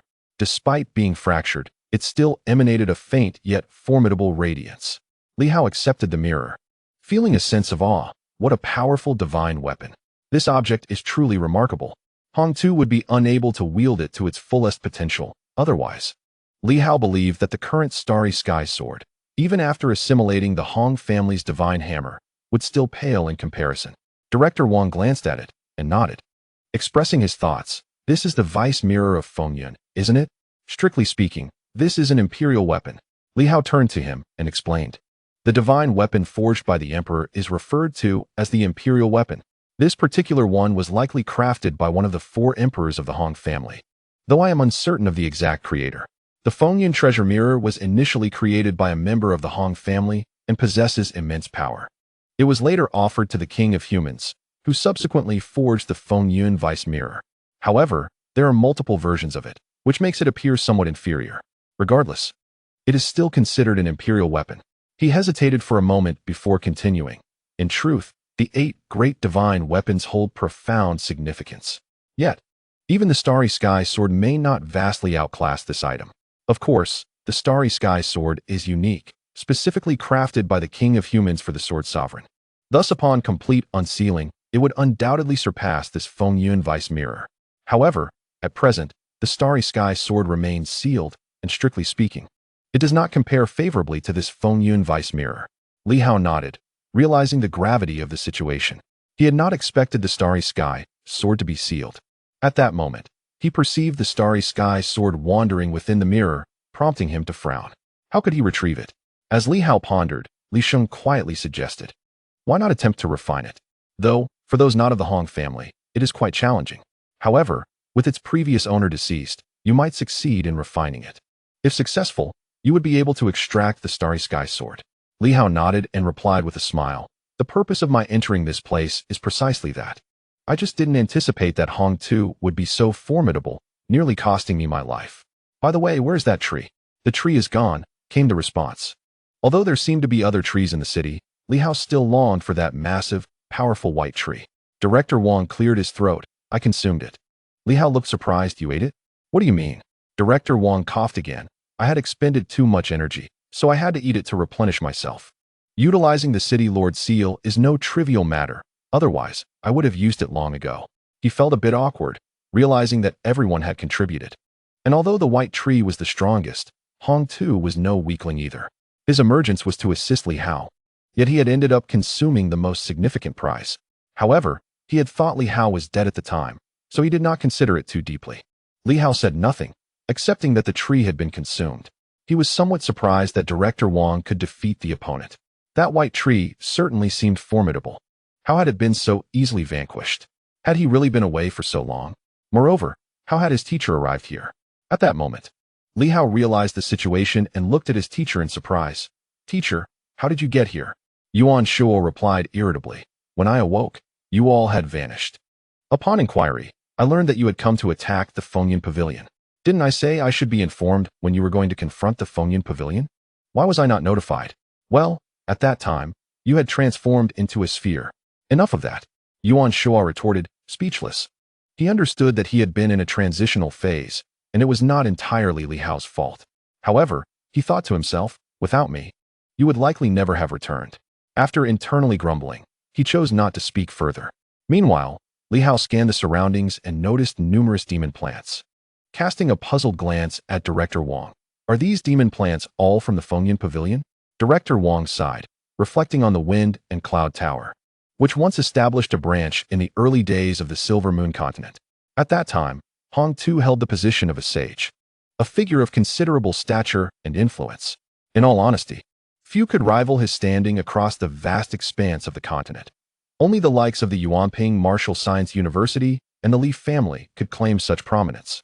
The Wang family, along with others, fell short in comparison. Jiang Ying and Li remained taciturn, yet it was evident that, in terms of individual prowess, the Tianxing Emperor and his ilk were extraordinarily formidable. However, when it came to familial power, the Hong family surpassed even the Jinxing Li family, potentially standing as the foremost clan. While there were indeed families boasting dual emperors, only one could claim the distinction of having four. Eventually, the Wind and Cloud Tower withdrew from the Silver Moon, and I had assumed that Hong Tu had long departed. Director Wang mused, expressing his surprise that not only had this individual remained, but he had also undergone reincarnation. Reincarnation, unlike merely forming a corporeal body, signifies a profound transformation, perhaps akin to an alternative rebirth, embarking on an entirely new existence. Such a process requires immense fortitude, as it involves relinquishing everything to start anew, cultivating from nothingness. Despite retaining fragments of past memories, the experience is inherently different from the previous life. Hong Tu's choice to reincarnate reflects considerable determination, albeit misguided. Perhaps due to his encounter with Li Hao. Had he not crossed paths with Li Hao, he might have stood a chance at becoming the sovereign of a minor world, reaching unprecedented heights, with the outcome of success or failure not deemed foolish. Yet ultimately, he succumbed to Li Hao. Li Hao nodded thoughtfully. Reincarnation. It may well surpass the terrifying nature of the mental resurrection studied at the Lucian Institute. He inquired, how does it compare to mental resurrection? Mental resurrection is comparatively simpler, resulting in merely a decline in power. If all goes well, the changes are not particularly significant. In contrast, reincarnation entails a complete restart from scratch, where even the memories, though present, remain somewhat hazy. Director Wang, well versed in these matters, remarked that many from the new martial world have encountered such experiences. However, he noted that the new martial realm differs, as it accommodates reincarnation, whereas the minor worlds do not support such phenomena, lacking the duality of yin and yang. Li Hao pondered this, nodding in understanding. It appears that the so-called main world these individuals spoke of is far more refined than this realm. Yet, Li Hao remained unfazed. As a descendant of the Li family, he sensed that perhaps these individuals treated him as one of their own from the new martial world, a sentiment he could discern. However, to Li Hao, he was simply a citizen of the Silver Moon. This place was his homeland, where he was born and raised. Indifferent to notions of the new martial or the main world, he fiddled with the mirror, realizing it was his greatest acquisition from this venture, a true treasure. Regrettably, apart from this item, he seemed to have gained nothing else. What a significant loss. He had even failed to procure Hong Tu's storage ring or any other rewards.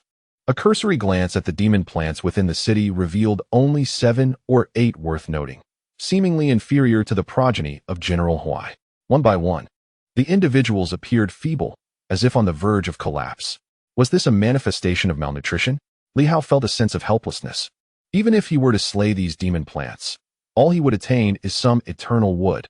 As for the spring of life, he might as well abandon all hope of acquiring even a single drop. At this moment, his physical form was exceedingly weak and in dire need of supplements. He glanced at the others, who seemed to be faring better. The Silver Moon martial artist was formidable, far surpassing those from the 8 factions. While a few of the 7 systems were primarily engaged with puppets, and Director Zhou, though slightly more injured, was rapidly recuperating. The complete annihilation of the Wind and Cloud Pavilion had incurred no significant losses, aside from his own considerable sacrifice, which, in retrospect, could be considered a favorable outcome. I shall first refine this object and then procure the Starry Sky sword. Otherwise, I shall remain uneasy. Li Hao addressed the group. Everyone, please assess the spoils of war. As for these demon plants, he cast a contemplative glance at the demon flora, pondering whether to eradicate them. Director Wang hesitated before speaking. The Wind and Cloud Pavilion is not an outright hostile force. Indeed, the Wind and Cloud Pavilion itself is, as is Hong Tu, and the Bai Shu who struck earlier. However, these demon plants are merely following orders and have not engaged in combat. Despite his earlier inclination to eliminate all the demon plants, he now found himself pleading for their clemency. These demon plants were merely executing the will of the Wind and Cloud Pavilion, which also belonged to the Hong family. Hong Tu aimed to seize the small world, which was the Li family's territory. Their destruction would be inconsequential, as even the Earth sovereign of the Hong family would have no grounds for complaint. Yet, to slay these demon plants would be an unfortunate waste. Li Hao furrowed his brow as he regarded Director Wang. The latter cleared his throat and remarked, I am not commanding you, but merely elucidating the situation. At this moment, he began to understand Li Hao. This individual did not perceive himself as a new martial artist, nor was he one in the conventional sense. Merely, the subconscious of Battle Heaven City regarded him as a member of the Li family, thus categorizing him as a new martial artist. In reality, Li Hao seemed to prefer adhering to his own inclinations. It was a perfectly natural disposition. Director Wang bore no ill will. Such is the nature of prodigies in this era, often believing they can herald a new epoch, regardless of how formidable their predecessors may be. After a moment of contemplation, Li Hao spoke. Let us observe for now. I shall refine the Wind and Cloud Vice Mirror first. He chose not to elaborate further. As a torrent of life essence surged into his body, initiating a rapid restoration process, his consciousness delved into the Wind and Cloud Vice Mirror, encountering significant resistance. Nevertheless, Li Hao persisted, wielding his sword's might to forcibly refine the object, undeterred by the damage it sustained. What stubbornness remained within him? As he refined the object, his mind wandered back to recent events. He had just entered the realm of momentum, traversing into a secondary space. Although it was but a fleeting moment, Li Hao lingered there for a considerable duration. He beheld a sky filled with stars, observed various superpower locks, and sensed the momentum drifting about. Perhaps he was not the sole occupant of this space. It seemed that the human body's secondary space was universal, akin to the primordial universe, a vast cosmos, yet others had failed to enter or discover it. Perhaps all superpower locks resided within this dimension. Otherwise, his teacher would not have been able to guide him out. He also recalled his teacher's prior metamorphosis into a cocoon. Previously, I struggled to comprehend. Yet now I possess a semblance of understanding. The audacious teacher, perhaps having entered this realm ahead of others, is indeed admirable in my eyes. Driven to desperation, he had no choice but to delve into this space. Conversely, Yuan Shuo appears to have entered of his own volition. The teacher's body has undergone a transformation. Thus, the latent energy within the duality of human existence may indeed bolster the physical form. Despite the teacher's proximity, I refrained from inquiring. As Yuan Shuo aptly stated, one should not question everything. Rather, one must engage in action, reflect upon their experiences, and contemplate the resolution of their dilemmas. Only through this process can one attain clarity regarding their desires.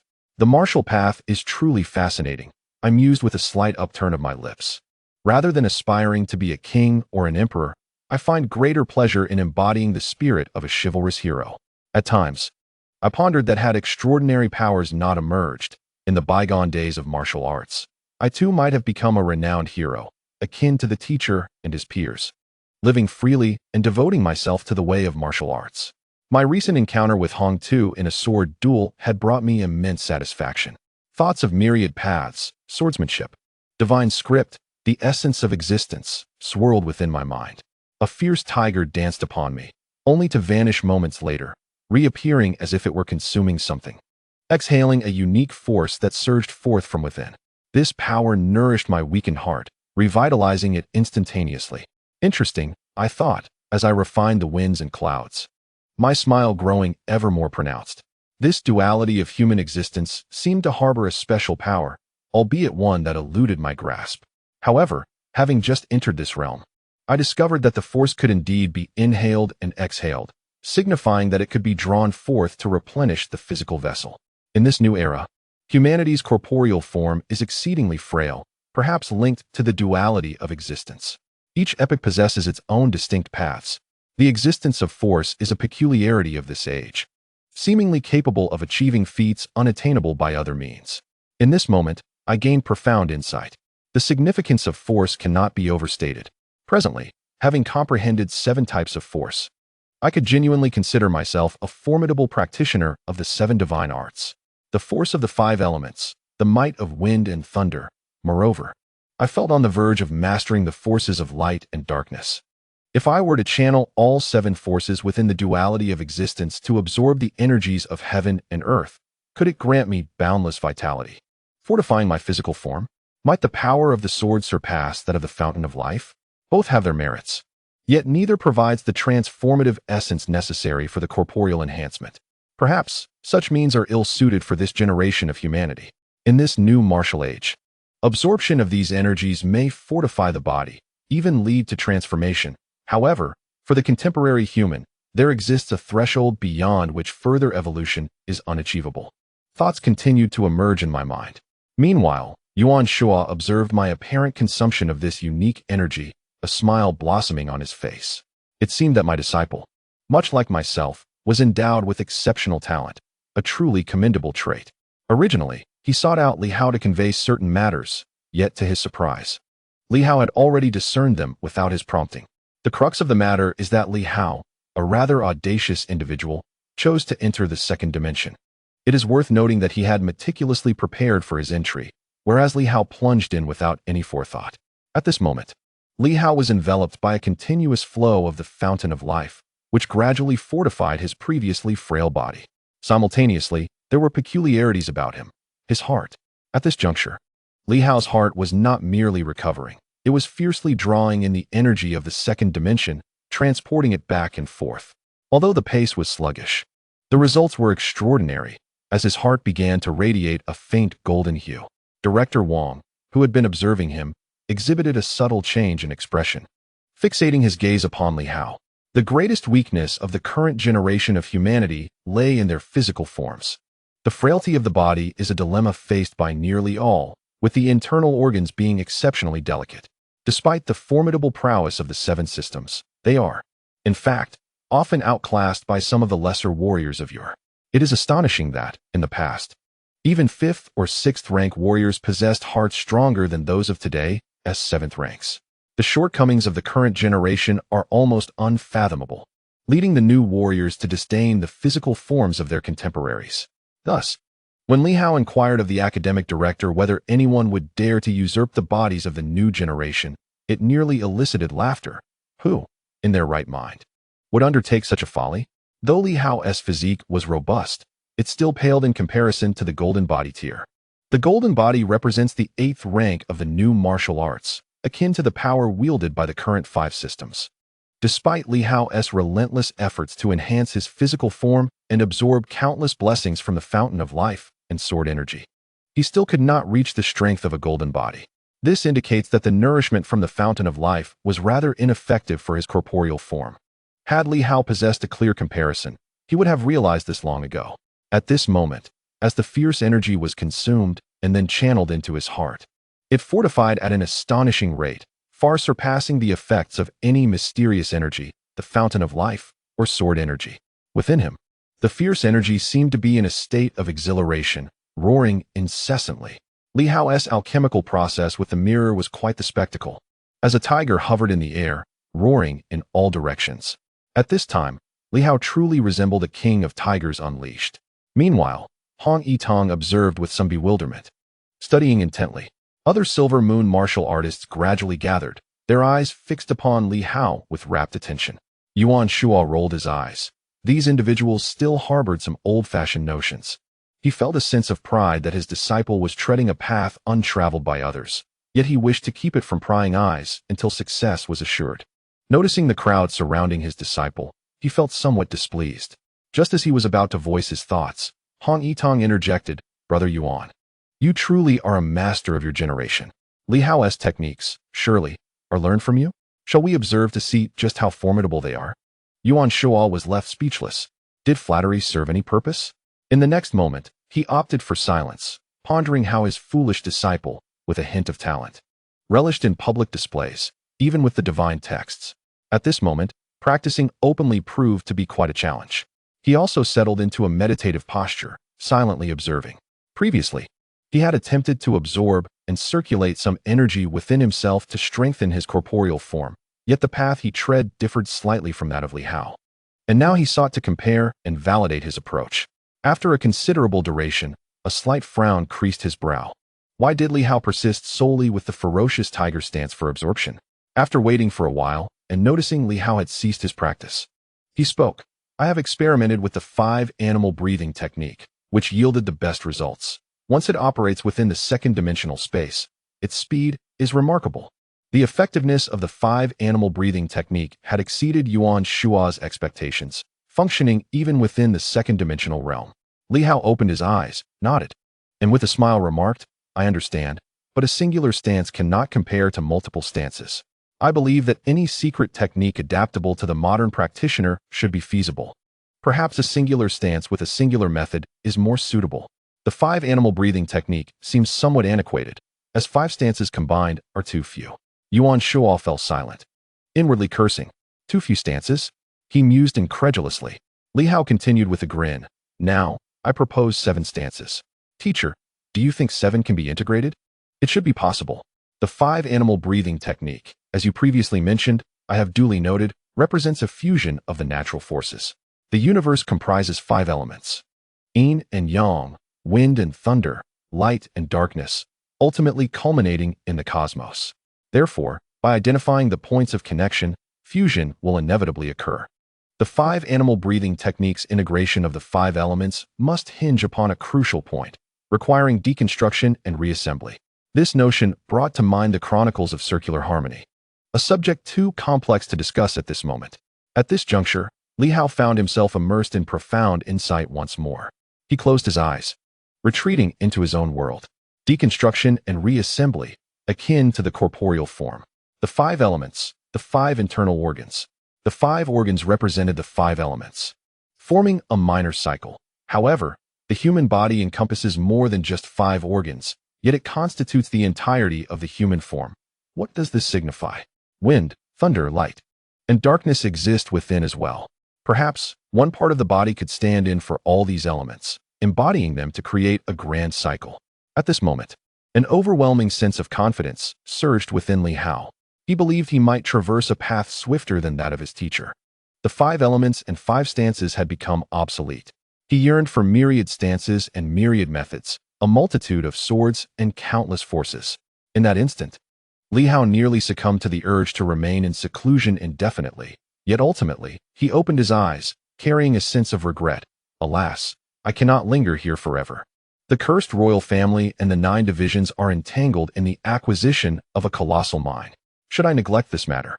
The premature onset of the second resurrection could result in an influx of formidable demonic flora, leading to considerable complications. Those wretched scoundrels always seek to create trouble for me.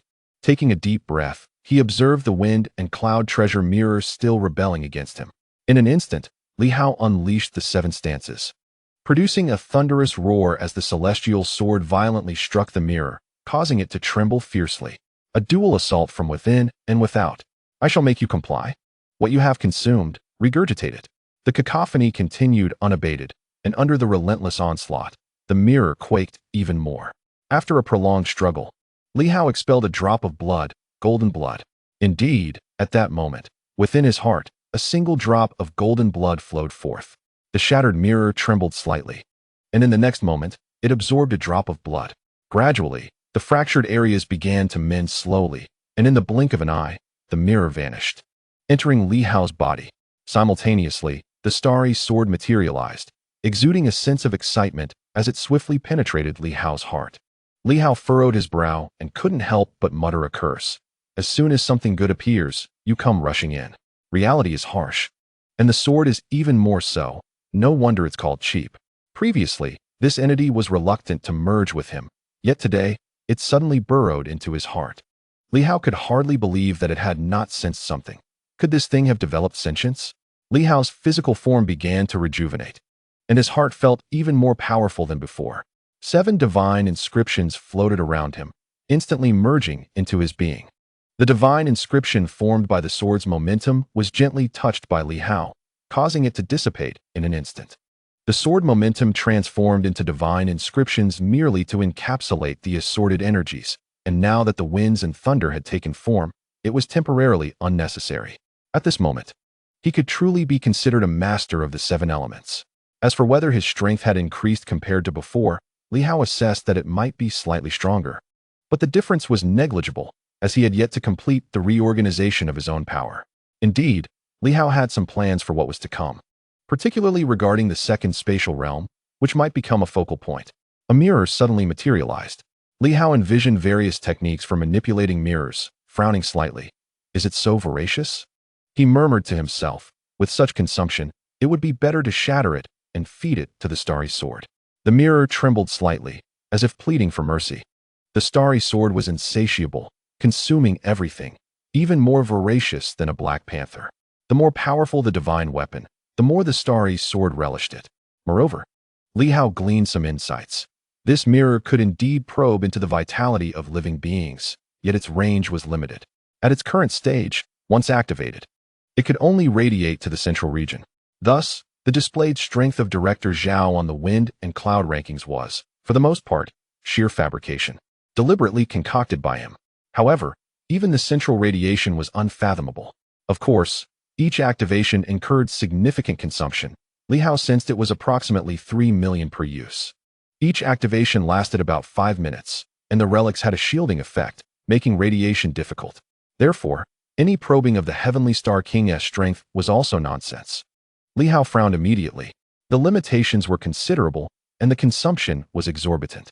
Naturally, the wind and cloud vice mirror would see reduced consumption with the revival of earthly energies, and the range of radiation would also expand.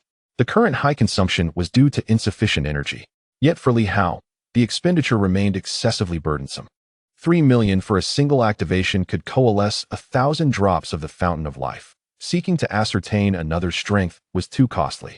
He studied it in detail and could indeed narrow the range. However, even with a reduced scope, the consumption remained substantial. Each activation represented a significant expenditure. Even probing someone in front of him, such as Director Wang, would start at a cost of 500,000. Li Hao rolled his eyes. There was even a base fee. The soldiers and dogs I raised are all costly resources, each one a drain on my finances. Even the 2 puppets I possess require substantial expenditure every time they are deployed. Previously, I had acquired a considerable number of divine energy stones in the City of Superpowers. Otherwise, I would not have been able to sustain these 2 puppets. For this battle, I equipped each puppet with approximately 5 million divine energy stones. While the opposing side's consumption rate is around 100,000 per minute, it is difficult to ascertain how much remains. They consume wealth at an alarming rate. The Black Panther, the Celestial Sword, the Mirror, the puppets, and even the War City and Silver Moon warriors all contribute to this financial strain. With a heavy sigh, I lament my predicament. It is indeed arduous. Despite having conquered the City of Superpowers, and securing tens of millions of divine energy stones. I ponder how long I can sustain such consumption at this rate. Tens of millions. If I do not seize the great mine, can I continue to afford this burden? Additionally, there are my army, various warships, shields, spatial locks, and drilling shuttles. The mere thought of these expenses overwhelms me. Alas, energy is the crux of the matter. The critical issue lies in the insufficiency of energy. The energies of heaven and earth have diminished. Yet, this world inherently contains energy, which once supported numerous powerful beings. Where has all the energy gone? Although it is gradually recovering, the extent of this revival is minimal. This implies that there must be a location in this realm that harbors a vast reservoir of energy. When the heavens transformed, energy vanished in an instant. Where did it go? The Stargate? A flicker of thought crosses my mind. Could it be the Stargate, or has it been consumed by some other force? Countless thoughts swirl in my mind, but I am acutely aware of one thing. Without additional income, relying solely on slaying foes will not suffice. If I do not secure the celestial giant mine, all my resources, weaponry, and revived entities may fall into stagnation. Without a major mine to support me, nothing will be of use. Have you completed the inventory? I inquire of Director Zhou, as he is responsible for this task. Zhou nods. The inventory is complete. The gains are modest. Over 1,000 drops of the Fountain of Life, approximately 5 million divine energy stones, and a considerable number of divine weapons, over 40. All of decent quality. Additionally, there are 8 nearly deceased magical plants. This is the entirety of our haul. Silence engulfs the room. After slaying hundreds of divine beings, including several of the 7 systems and a former great sage, this is all we have to show for it. This yield is even less than what we obtained from the City of Superpowers. The assembled individuals exchange glances, a shared sense of resignation evident among us. This time, in our quest to eradicate the Wind and Cloud Pavilion, everyone has expended considerable resources, with me being the most affected. Yet now, with such meager returns, it seems likely that we have incurred a loss rather than a profit. Except for the mirror, it is probable that everything else has resulted in a deficit.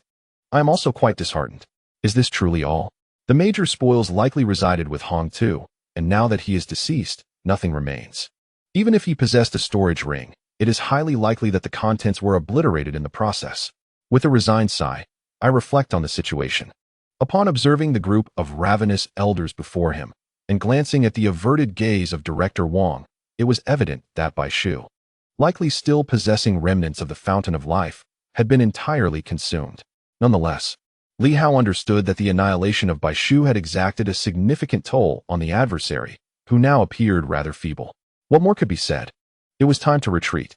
As Li Hao spoke, he cast a glance at the 8 captured demon plants, his brow furrowing slightly. What fate awaited these entities?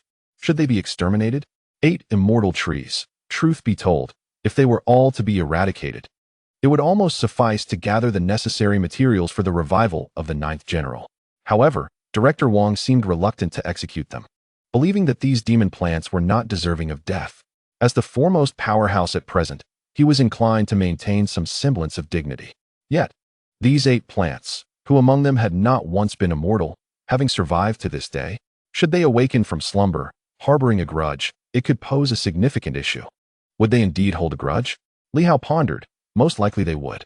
After all, it was said that they belonged to the Hong family, their masters. Whether they would seek vengeance was uncertain. After a moment of silence, Li Hao suddenly declared, "You 8 demon plants have not attacked me, and now approach the brink of slumber. Director Wang has interceded on your behalf. The Hong family must be dealt with. Therefore, surrender 1/3 of your essence, and then, here, you may exist or perish as you will."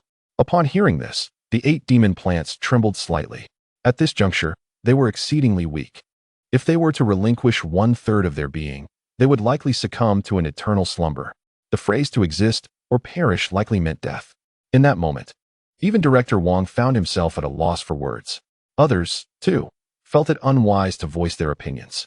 Li Hao could be rather autocratic at times, and no one could dissuade him. However, Yuan Shuo, after a moment of contemplation, suddenly frowned. Why such waste? Moreover, this location has been compromised. We should either eliminate them or take them with us. Otherwise, if they fall into slumber, will that not benefit others? He glanced at Li Hao. Sometimes your reasoning eludes me. If this place had been exposed, once Li Hao and the others departed. Would anyone refrain from acting upon the 8 dormant demon plants? Killing them or taking them back could potentially revive some formidable beings. Yuan Shuo stroked his chin and smiled. Let us take them with us. They could serve as subordinates for the Imperial Guards. The demon plants in the main city already have auxiliary generals. The Imperial Guards would be inclined to align with you immediately, ensuring a place of honor for themselves. With only one Imperial Guard, they hold little standing. These 8 could form an escort team. Moreover, let us not stop at this. We can bring back any others we choose not to slay. Li Hao chuckled, somewhat resigned. Master, the primary issue is a lack of resources. I am aware. But do we not have a grand mine? Yuan Shuo replied cheerfully. Is it not our due to reclaim what is rightfully ours?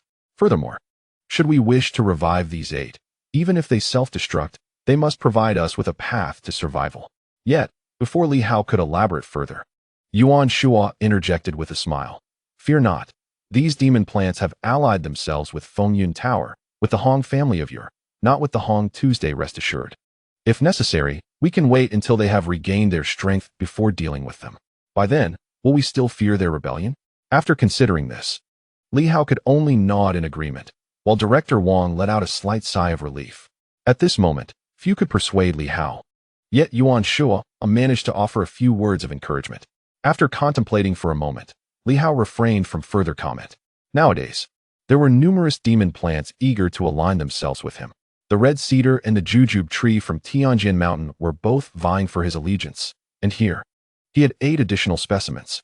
In the blink of an eye, his collection of demon plants was becoming substantial. Although he had brought 5 from Tianxing City, there remained 31 still yearning for sustenance.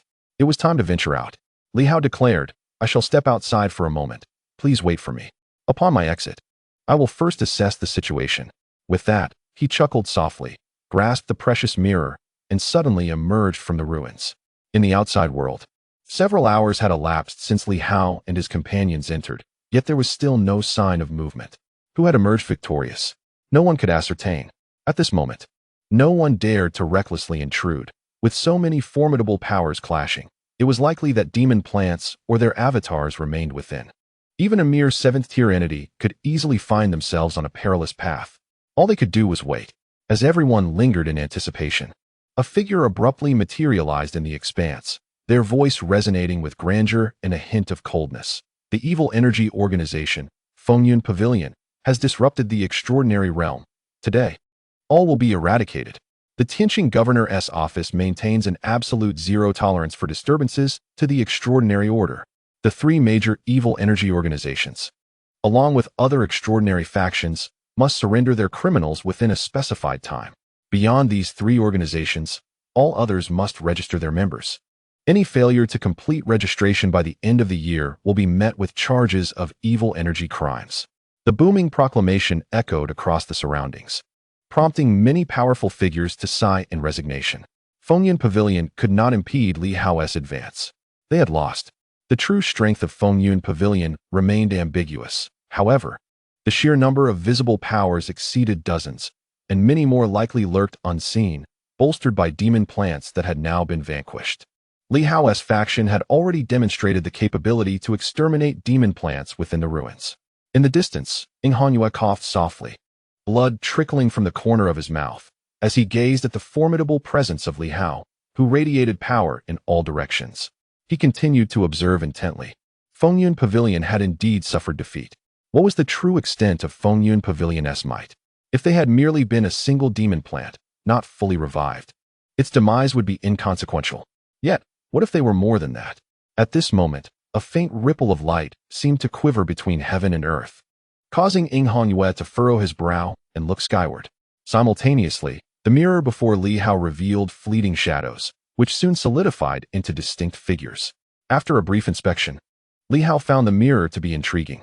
Although its consumption was considerable, its power appeared quite formidable.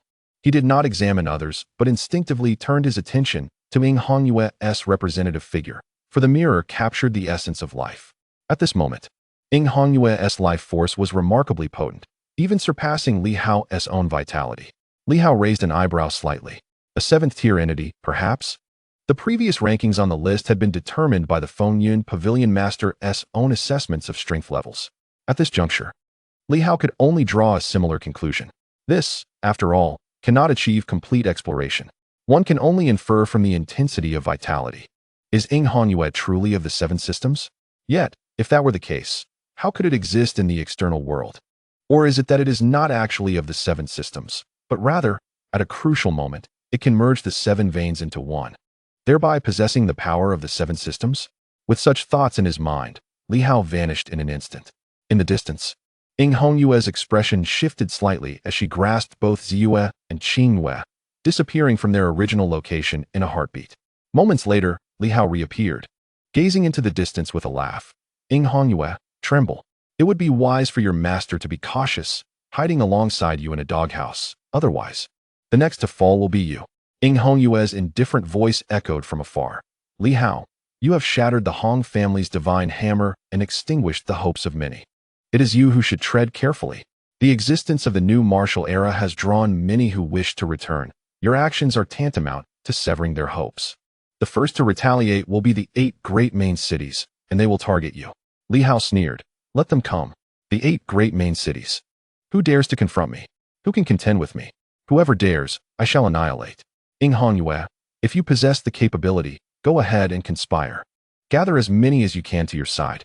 Should they all flock to you, I, Li Hao, would indeed thank you, as it would facilitate my slaughter of them. In the distance, Hongyue did not look back, her expression grave. Li Hao was formidable. Moreover, his audacity had reached unprecedented heights. He seemed utterly unconcerned about which factions the 8 great main cities aligned themselves with.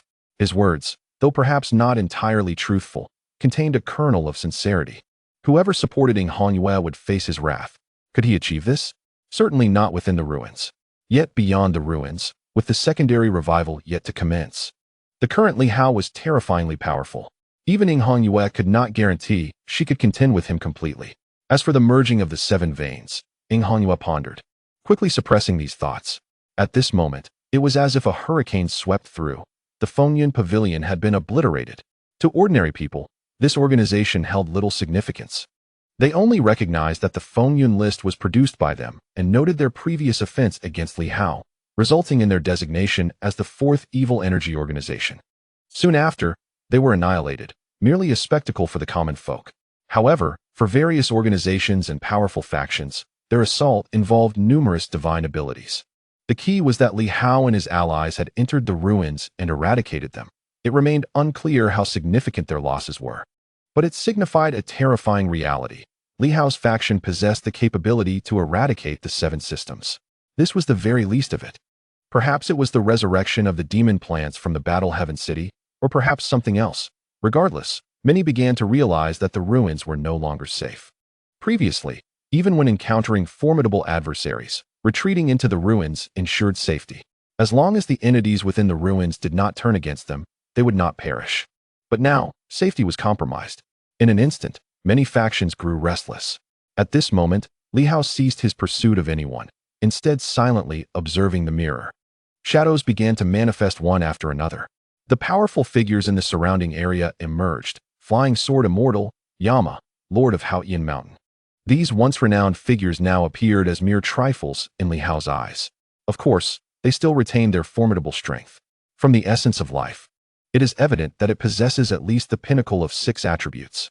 As for the potential to manifest the power of the 7th, that remains uncertain. Yet, even should the 7th be attainable, what of it? Such remarkable treasures are, regrettably, insatiable. Li Hao shook his head slightly. Mere preliminary probing had consumed a staggering 1 million divine energy stones. This is no divine weapon. Rather, it is akin to a glutton. Casting a glance towards the fleeing figure of Hongyue, Li Hao furrowed his brow. He had just sensed her presence, and ordinarily, he would seize the opportunity to pursue. However, it appeared that there were other entities nearby. Even the mirror, when briefly scanning the area, revealed a fleeting blood-red silhouette, which quickly vanished, escaping the encompassing range. The red shadow, Li Hao recognized it as merely a blood puppet. It should not be the true red shadow, yet it could be a similar entity. The life essence it exuded was not particularly strong. The apparition in the mirror was but a momentary flash, yet its speed was astonishing. Disappearing in the blink of an eye. What manner of being is this? Li Hao pondered. Could it be the force behind Hongyue?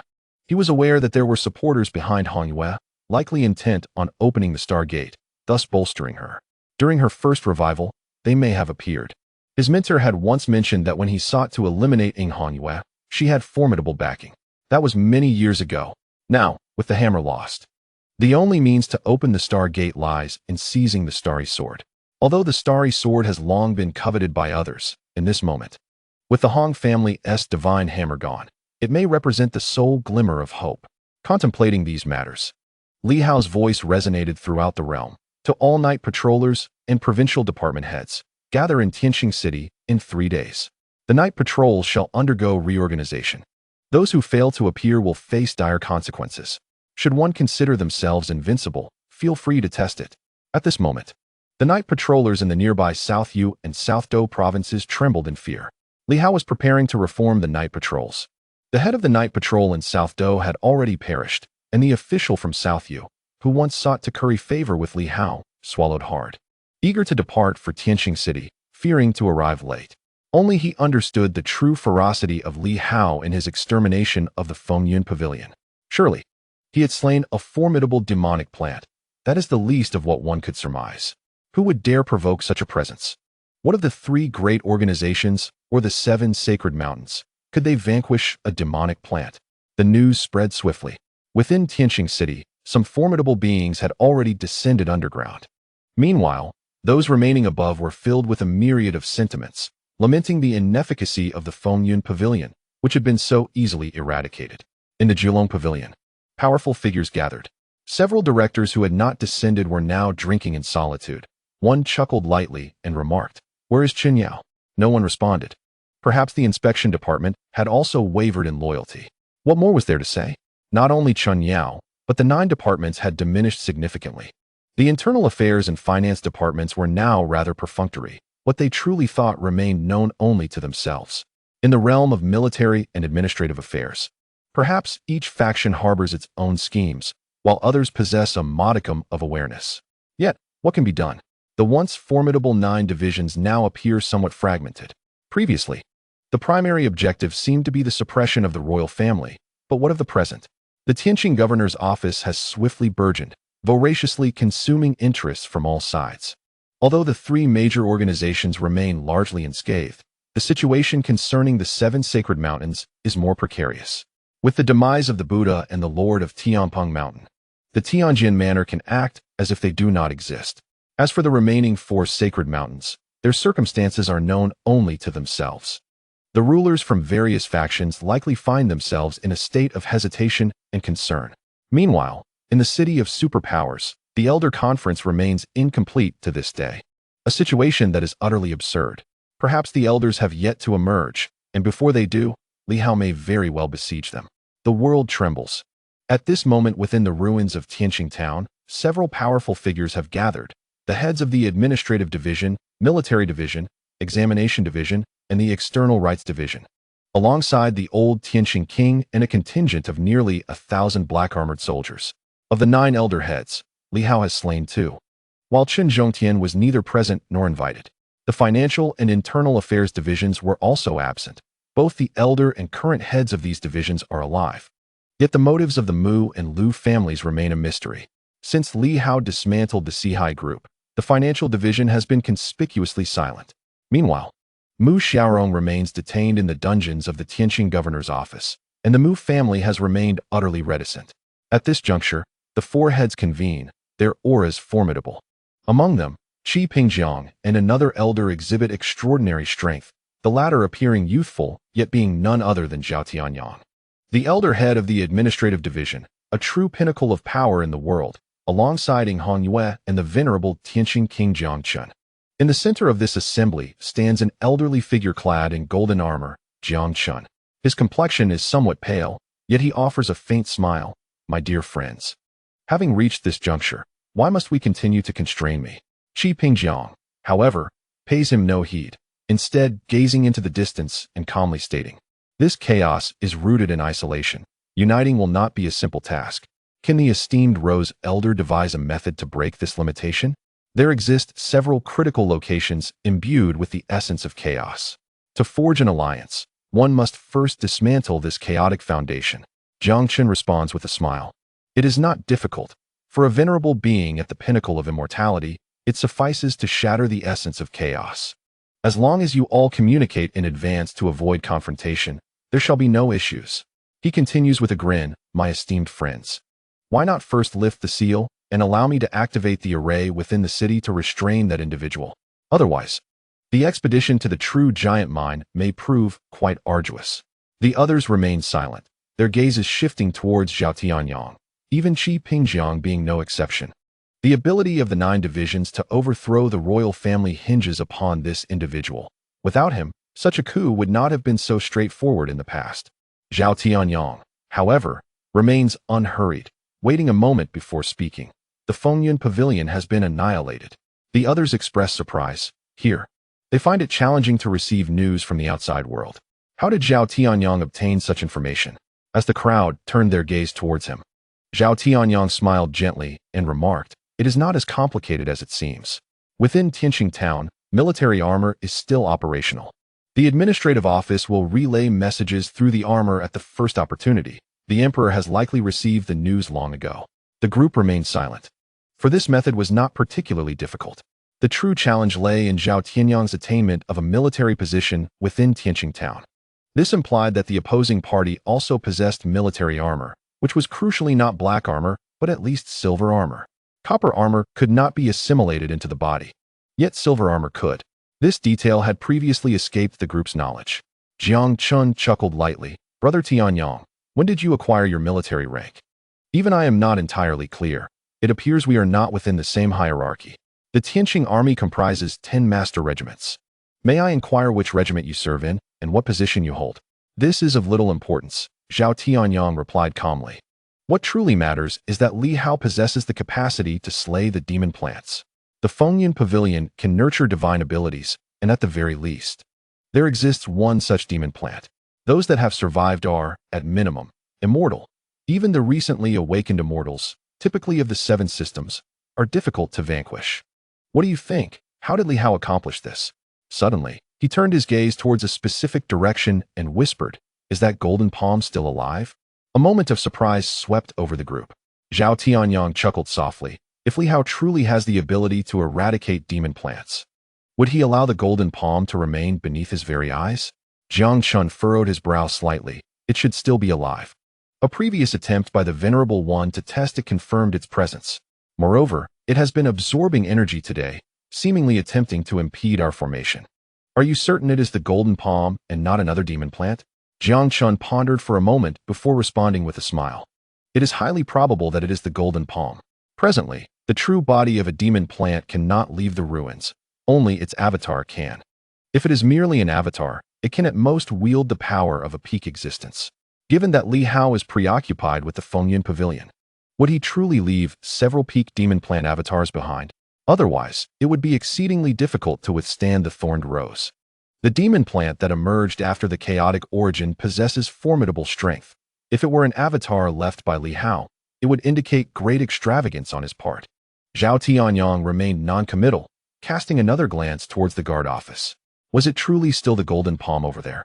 At this moment, no one could ascertain. Separated by the chaotic origin, none dared to recklessly breach it. Otherwise, should they become ensnared within the chaotic origin and subsequently attacked by the golden palm, they would face the risk of demise. As the group conversed, the void trembled. In an instant, several demon plants materialized, almost transforming into human forms.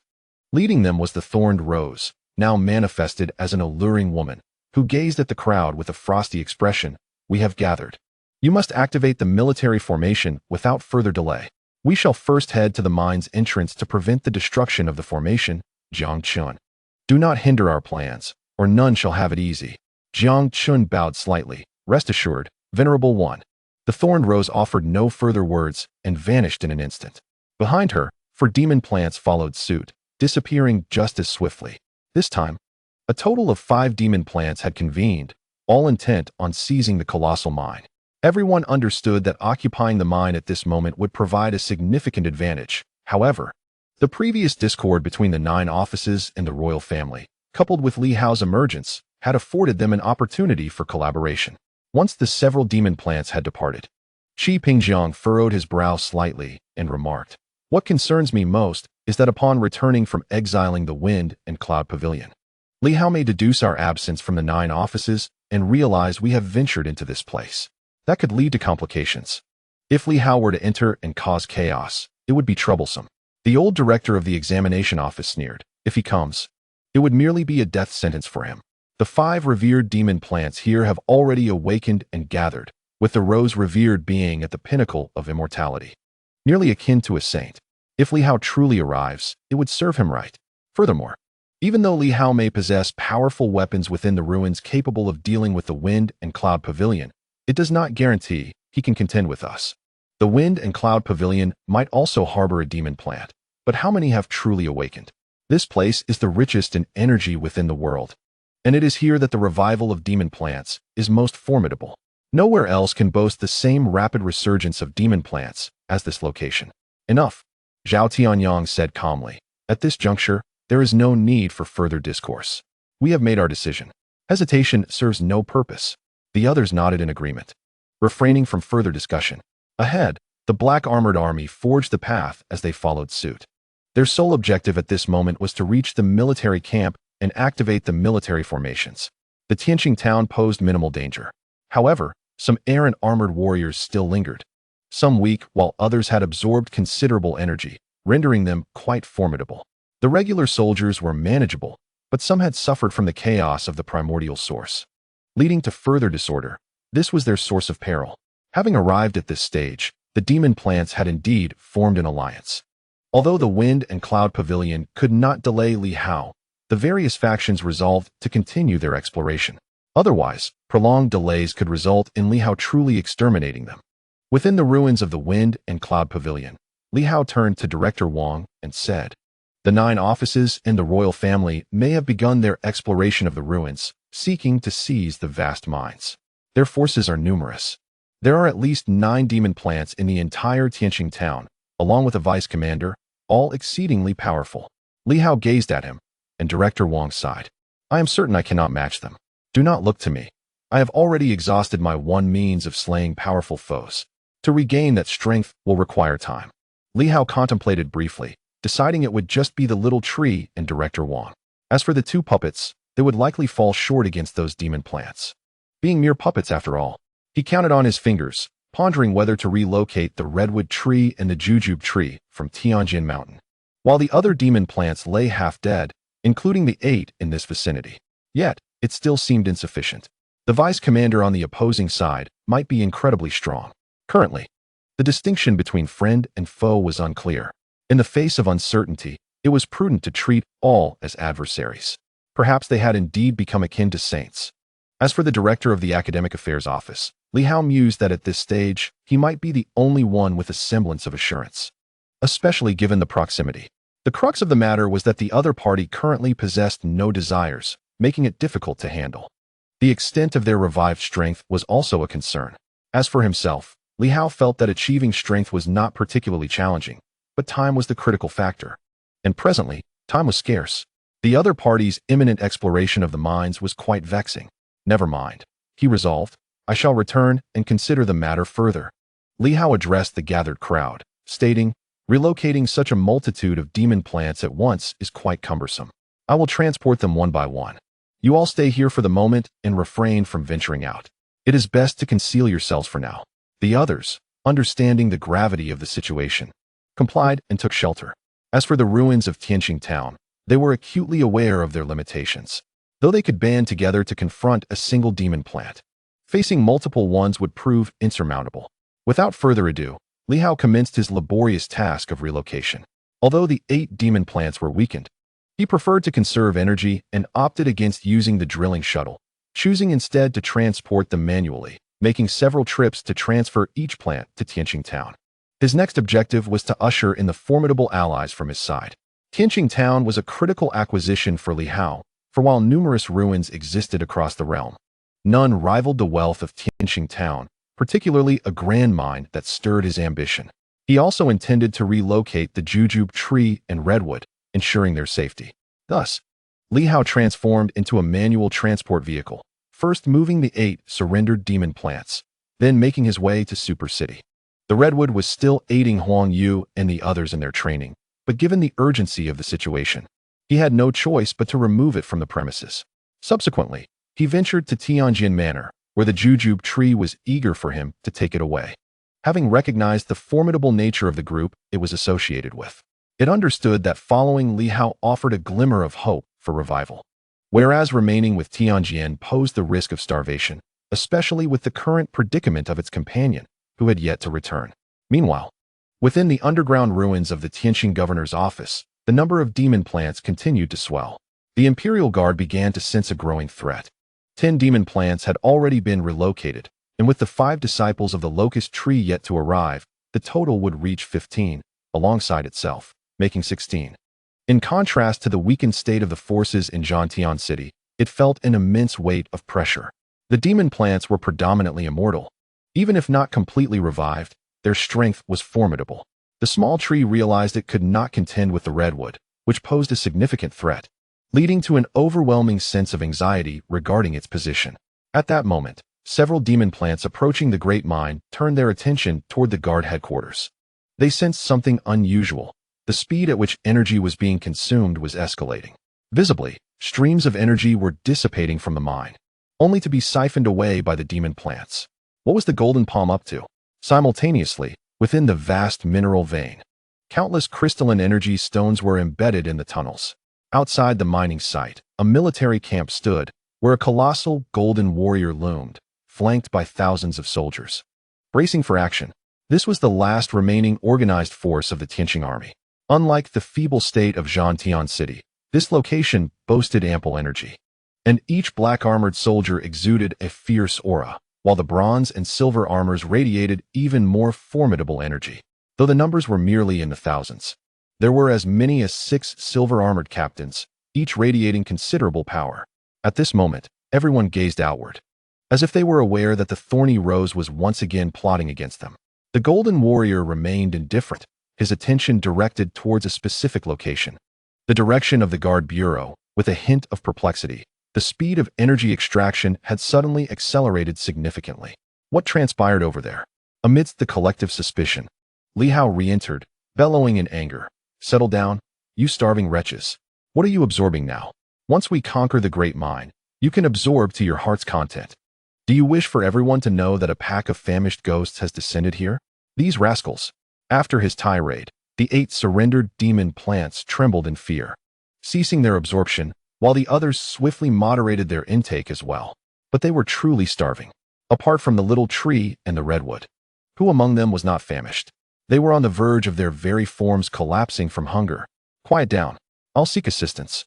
If you cause any more trouble before that, you shall all be punished. Imperial Guard, I entrust these rascals to you. Manage them well. If they disobey, inform me. I would relish seeing who dares to act out. The group of demon plants felt utterly helpless. While other demon plants had become esteemed figures, they had been reduced to mere subservience. Yet, beneath the eaves of a powerful entity, one must bow low. They could not provoke the situation. Having witnessed the Director Wang's measures, who would dare to challenge him? The little tree felt elated. Indeed, being the first to pledge allegiance to Li Hao had its advantages. If only it were a bit stronger, these beings could be integrated into my Imperial Palace Guard. Chapter 285. Seeking Divine Aid. Subscription and monthly vote request. Tomorrow, Saturday. I will post an update in the evening. My recent condition has been poor. Otherwise, I should take a day off to provide an extra chapter. But I can barely hold on now. In the starry commandant's mansion, Li Hao emerged from the ruins, furrowing his brow as he gazed towards the distant royal palace and the 9 offices. Frankly, had it not been for the urgency of the situation, he would have preferred not to confront the 9 offices and the royal family at this moment. The continuous battles had left him utterly exhausted, and there was much he had yet to digest.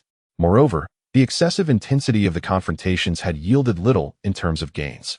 A gradual approach might have proven more beneficial. However, the affairs of the world seldom unfold as one desires. The enemy would not remain stationary, waiting for him to grow stronger. Thus the 9 offices and the royal family swiftly mobilized, leaving Li Hao no time to rest or digest. At this stage, I am utterly incapable of confronting them, Li Hao contemplated. Therefore, he found himself in search of reinforcements. To steadily suppress his adversaries, he might require the assistance of a great sage. Li Hao had never been fond of soliciting help. As for Director Wang, that was not a request, but rather a transaction of mutual benefits, as Li Hao provided resources for War Heaven City. The little tree was in a similar situation. The Silver Moon martial artist had previously offered assistance voluntarily. Now, with Li Hao providing help, they were engaged in a reciprocal relationship. However, seeking out a great sage might necessitate approaching the director of academic affairs. Yet, this particular individual did not owe Li Hao anything. On the contrary, Li Hao still owed a few fines, and this person would never allow Li Hao to assist in any revival efforts. He merely hoped Li Hao would refrain from disturbing him. Initially, Li Hao's impression of this individual had not been particularly favorable. Later, it became evident that the situation was manageable, albeit the character differences between them caused a mutual sense of discomfort. At this moment, standing in the Celestial Star Governor's mansion, Li Hao found himself in a state of hesitation. Luring the two puppets out could be justified as allowing them a breath of fresh air. Yet one of them remained reluctant to emerge. Could he truly compel her to step forth? This posed one question. Secondly, what price would be deemed appropriate? The teachings from the War Heaven City imparted a crucial lesson to Li Hao. An exchange of equivalent value is essential. One cannot gain benefits without a corresponding sacrifice. Director Wang. This was a result of Li Hao's substantial energy and the essence of numerous demon plants. He saw no impropriety in this. However, what of the director of the Academic Affairs Office? She seemed to possess no desires, save for a longing to return home. Yet, Li Hao could not offer her such a promise. Although he relished in painting grand visions for others, a skill taught to him by Director Zhou, he never indulged in promises that were beyond reach. At least in the near term, he only spoke of what he believed was attainable. Even if Li Hao could open the Stargate, would it truly connect to the main world? Could he facilitate their return? A myriad of thoughts swirled in Li Hao's mind, yet he understood that without seeking this particular individual in the Celestial Star Town ruins, substantial gains would be elusive. Regarding War Heaven City, the locust tree also held the status of a sage, yet its true form was immense and distant from this place. Even with Li Hao's mastery over 7 elemental realms, supporting such a being over such a vast distance seemed implausible. Moreover, as the guardian demon plant of War Heaven City, the locust tree might not even be able to traverse, especially considering it nurtured a total of 31 demon plants. Would he attempt to bring them all along? Such an endeavor would surely lead to the collapse of Li Hao's domain. The ancient tortoise, being a source divine weapon, was likely the very core of War Heaven City. Furthermore, Li Hao preferred not to have an entire contingent from War Heaven City involved, not out of distrust, but to avoid unnecessary complications. After all, should they seize the massive mine, would Li Hao be able to refuse if War Heaven City chose to depart? It was prudent to deal with the lesser figures before the noble ones. If conflict arose over the mine, it would be detrimental for all parties involved. Securing Celestial Star Town would require a period of discretion. Otherwise, if embroiled with ancient relics in battle, even a victory would hold little significance for him. Li Hao furrowed his brow. If the 9 sages remained inactive regarding the Celestial Star Town ruins, he might not act immediately either. With countless thoughts racing through his mind, he found himself at a loss. Exhaling softly, Li Hao quickly soared towards the western outskirts, followed closely by the 2 puppets. Meanwhile, on the side of the 9 sages, numerous individuals were observing Li Hao, perplexed by his erratic movements. At that moment, a cold snort reverberated through the heavens and the earth. Daring to be so audacious? Should you dare to spy on me again, I shall eradicate you. The chilling proclamation echoed in all directions. Li Hao hovered in midair, casting a frosty glance toward the palace. With a cold sneer, infused with sword intent, he unleashed a wave of energy that swept outward.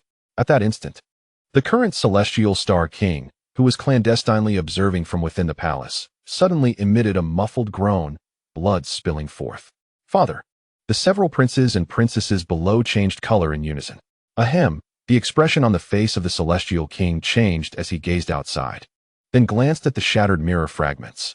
At that moment, the shards suddenly developed numerous cracks, and his complexion turned pale. Li Hao, how strong has this fellow become? Through the fragments, he had attempted to spy, only to be discovered by Li Hao. Not only that, but the other party had even shattered his mirror. How could this be possible?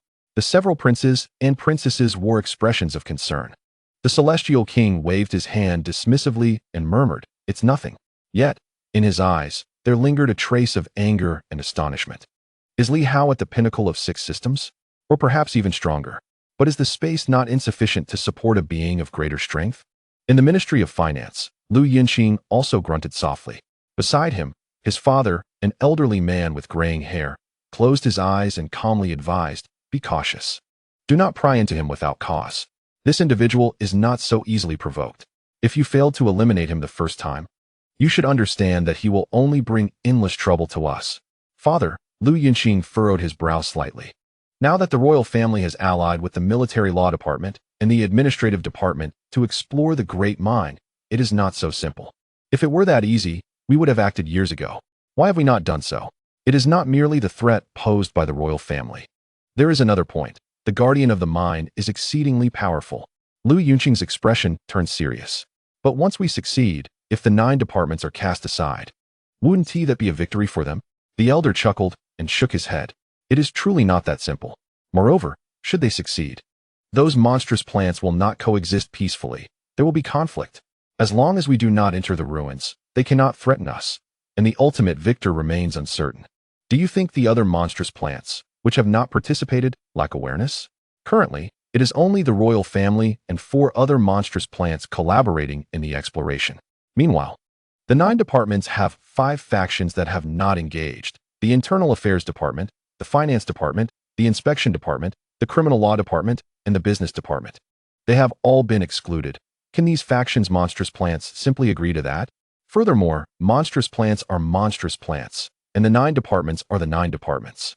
In any case, even if we succeed in seizing the mine, it will be challenging to determine a victor. Lu Yinxing nodded slightly, contemplating for a moment before asking, "Does Li Hao know about this? Does Li Hao know? If he does, will he intervene?"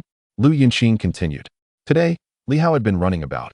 First, he annihilated the wind and cloud pavilion, then returned, constantly on the move, seemingly preoccupied with something.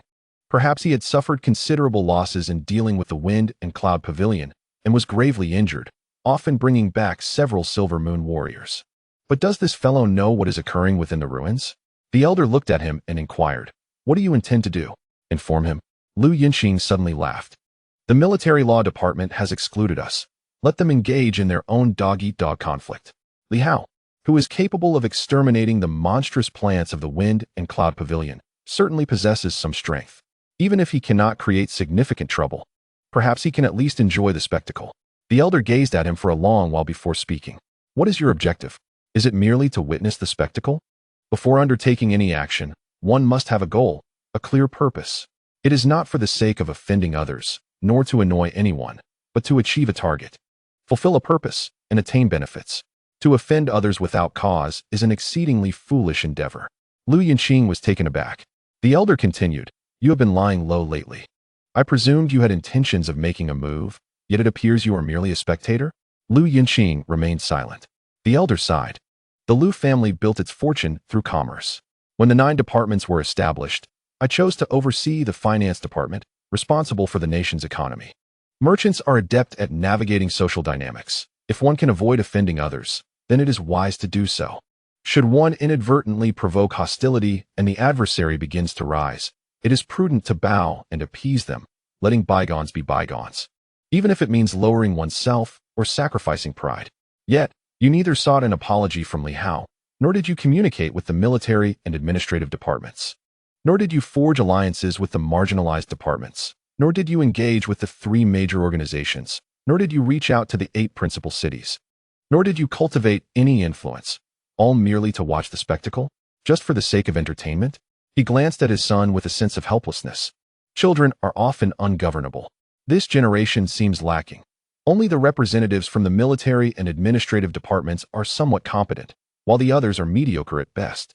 My own son has squandered much time of late, accomplishing nothing. I cannot fathom what outcome he seeks.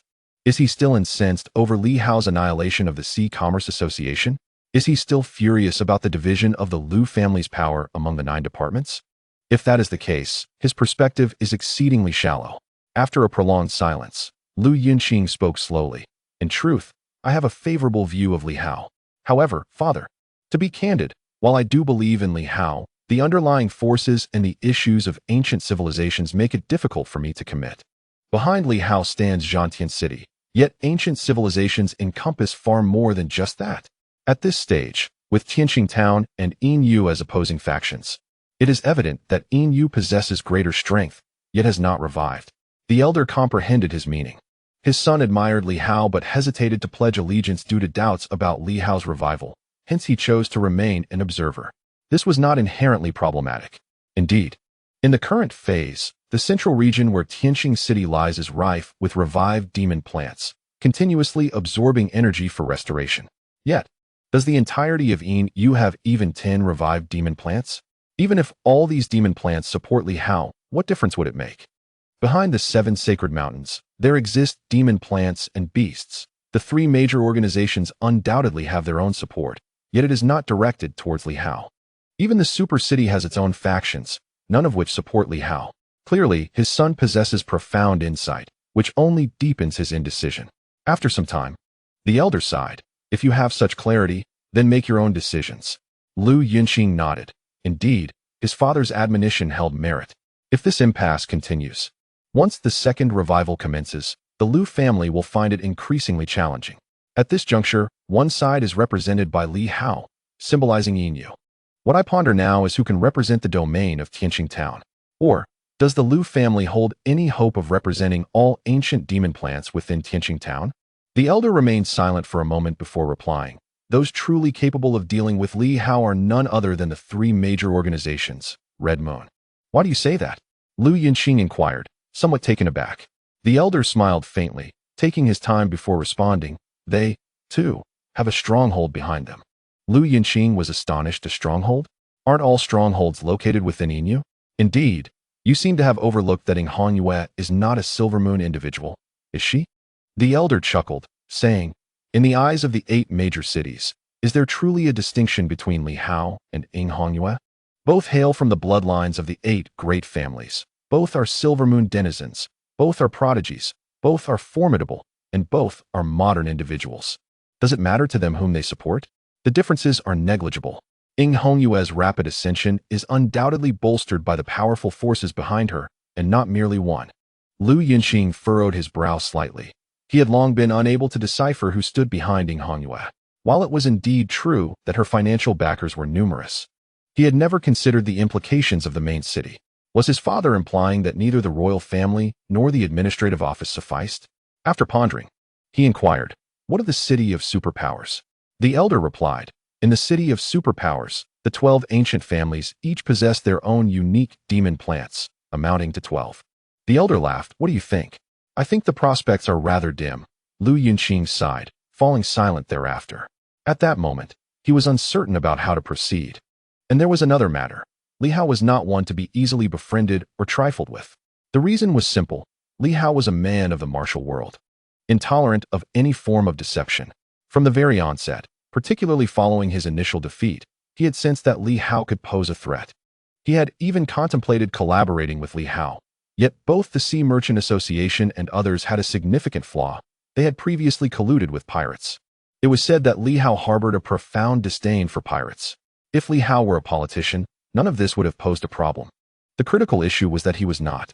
Perhaps from the very beginning, the 2 parties were destined to remain apart, a fact Lu Yinxing understood, as did his father. Which was why his father had mentioned Hong Yitang.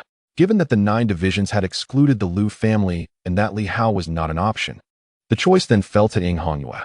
Nevertheless, Lu Yinxing felt that Hong Yitang was overly complex in her thoughts, making her a challenging companion. Even if Hong Yitang were indifferent to everything, the Lu family's choice of her could lead to unfavorable outcomes. Noticing his son's silence, the elder smiled. If you believe this path is unwise, then withdraw. Surrender the financial authority. Relinquish the Lu family's wealth accumulated over the years. Hand over the family's private soldiers, and seek a tranquil place to retire. Perhaps that would ensure a peaceful conclusion. Since ancient times, rulers have always been wary of those who wield military power and authority, while those who control wealth can often be forgiven, even by someone as uncompromising as Li Hao, provided one does not err again. In this tumultuous era, the Lu family had amassed considerable wealth over the years. While it may seem trivial to cultivators, it is undoubtedly a treasure to those with aspirations for the world. He turned to his son. Make your choice wisely. As for the Liu family itself, the situation is precarious. Those who hold wealth often find it difficult to achieve dominance. A careful study of history reveals that, under such circumstances, the wealthiest family, the Liu family, should choose to align with a worthy sovereign. Even if it means sacrificing their riches, achieving a peaceful end would still be a commendable choice. As for himself, he had his own thoughts, but ultimately, it was his son's decision that mattered. Liu Yinqing closed his eyes in silence. At this moment, he found himself in a state of hesitation. He was not alone. At this moment, the Internal Affairs Division was similarly ensnared in uncertainty. Meanwhile, the Inspection Division presented an entirely different scene. Chen Yao gazed at his father, somewhat perplexed. Has Li Hao achieved any results after all his incessant efforts? Is he unaware that an agreement has been reached between the royal family and the administrative office, yet he continues to wander aimlessly? Chen Zhongtian chuckled, seemingly unfazed. Noticing his son's impatience, he finally raised his head and said, "What is the rush? Patience is a virtue. Do not be misled by his youth. He operates with remarkable organization." After a moment of contemplation, he added, "You should not remain idle. Take a trip down south to inspect the various regional inspection offices. Execute those who deserve execution, behead those who warrant it, demote those who should be demoted, and promote those who merit elevation. Be resolute. If this endeavor succeeds, half the realm will bear the surname Li." Chen Yao's expression shifted slightly. "So soon? Just a few days? Half the realm will be Li?" Chen Zhongtian laughed heartily. "Is it too quick? Achieving dominion and grandeur is precisely this swift. Delay only complicates matters. To sweep the world, one must understand that once the winds of change arise, they will rapidly engulf the land. This is the essence of grand aspirations, laughing in the spring breeze overnight." "What nonsense!" Chen Yao inwardly cursed, finding his father's words nonsensical. Observing his son's skepticism, Chen Zhongtian smiled knowingly and remarked, "Rest assured, it will come swiftly. The realm is currently divided into 3 factions. Li Hao and Silver Moon hold one, the 9 offices and the royal family possess another, while the 3 major noble houses and regional overlords constitute the third.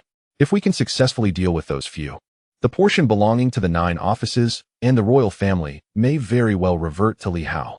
Unifying the realm is merely the beginning. Cleansing the remnants of ancient civilizations, whether through subjugation, annihilation, or exile, is imperative. At that time, conquering the 4 corners of the world will restore Silver Moon to its former glory."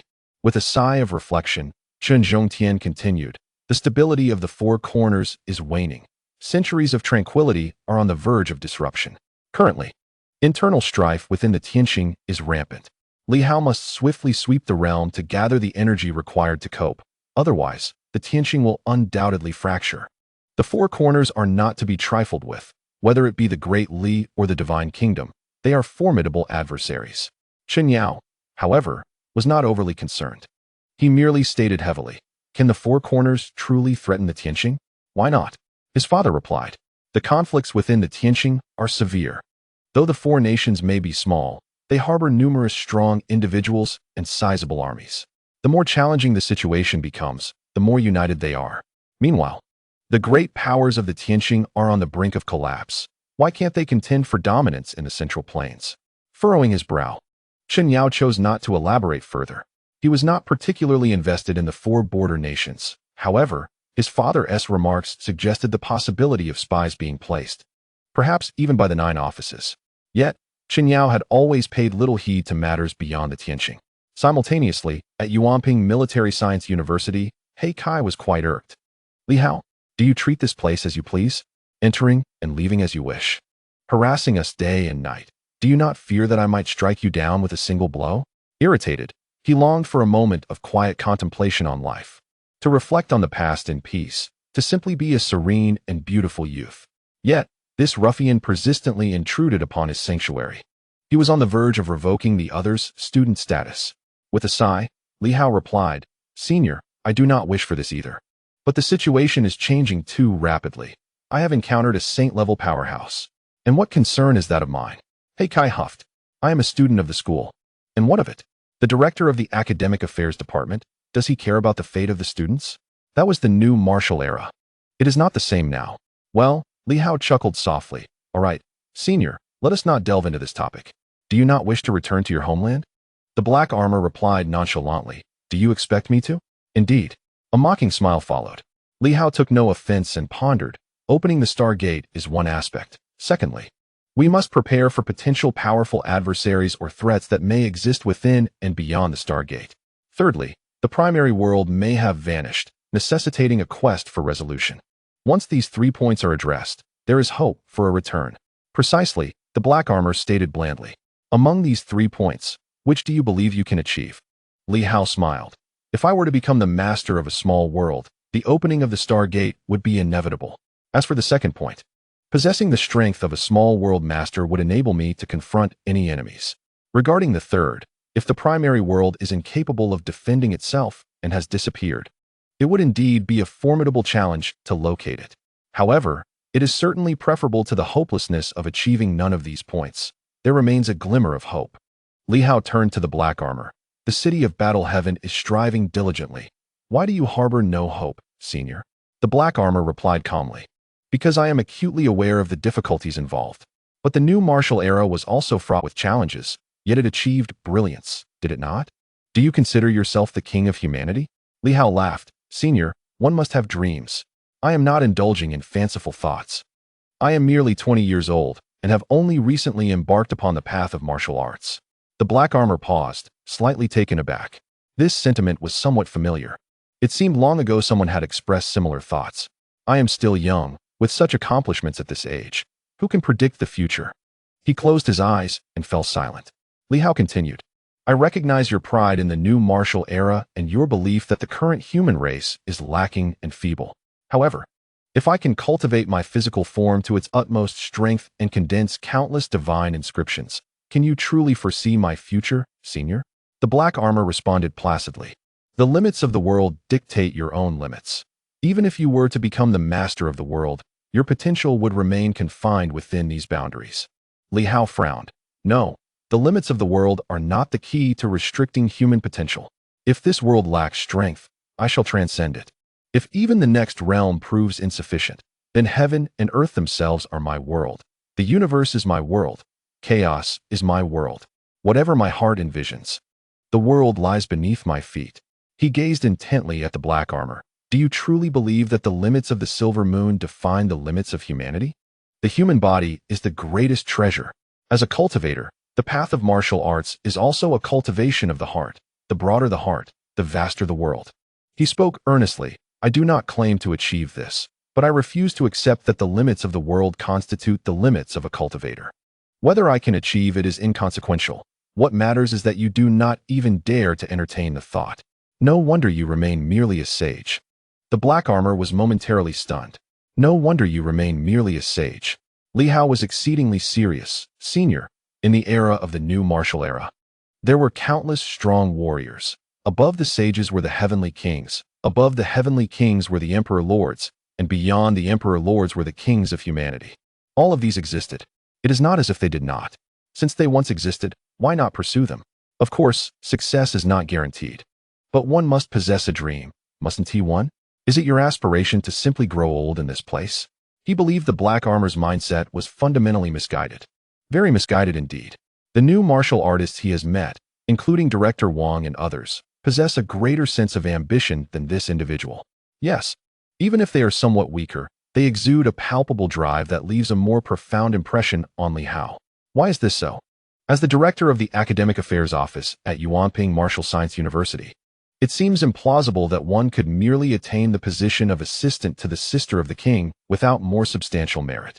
He Kai remained silent, lost in thought for a considerable time, before suddenly stating, "Dreams cannot be consumed as sustenance. Perhaps the new martial artists you have encountered are still a great distance from the true elites, while I stand much closer. When one approaches such heights, one realizes that the lofty peaks are only to be admired from afar. When you truly draw near, despair may ensue. Can you comprehend this?" Li Hao shook his head, perplexed. Why despair? In my early days of weakness, everyone spoke of my teacher as a genius of the martial world, the pinnacle of the silver moon martial arts. Yet, I thought to myself, perhaps this pinnacle could be within my reach. What difference does it make? Li Hao pondered, shaking his head. Some individuals enjoy entangling themselves in trivialities. I do not wish to engage in futile discourse with such people. It is of little significance. Moreover, you were once a sage, and I am merely a novice in the seven systems. To you, I am inconsequential. However, you must recognize that as the director of academic affairs, regardless of your personal desires, what about your students? As a new martial artist, you cannot simply disregard their well-being, can you? Not long ago, I revived the chief of the guard in Tianxing City. Perhaps I could revive your students as well. Though puppets are powerful, surely you possess the means to detach their spiritual essence? With sufficient life springs and indestructible matter, they could be restored. Do you not wish to take action? He gazed at Heikai. I am unconcerned with your thoughts, but as their teacher, will you choose to act or to remain indifferent? Li Hao spoke earnestly. If you choose inaction, then I shall never return to Yuanping Martial Science University. Moreover, I shall extend no favors to the institution. Should the second revival commence, if you wish to venture out to seize benefits for yourself, I shall not interfere. But if you provoke me, chaos shall ensue, and I shall not hesitate to end your life. In my life? Heikai chuckled, amusement mixed with incredulity. You intend to slay me? Li Hao remained composed. I have stated it clearly. It is you who has provoked me. I will soon unify the realm. Silver Moon shall be mine. I care not for your thoughts. When the time comes, I shall be the king of Silver Moon. Should you engage in indiscriminate slaughter and reckless treasure seizing, I will not hesitate to eliminate you. Just you? Heikai scoffed. Indeed, just me. Li Hao affirmed. I have already vanquished Hong Tu, slain by Shu of Fengyan Tower, and seized control of Fengyan Pavilion. I have revived the monstrous plants and the chief of guards of Tianxing City, all accomplished within a mere 6 months.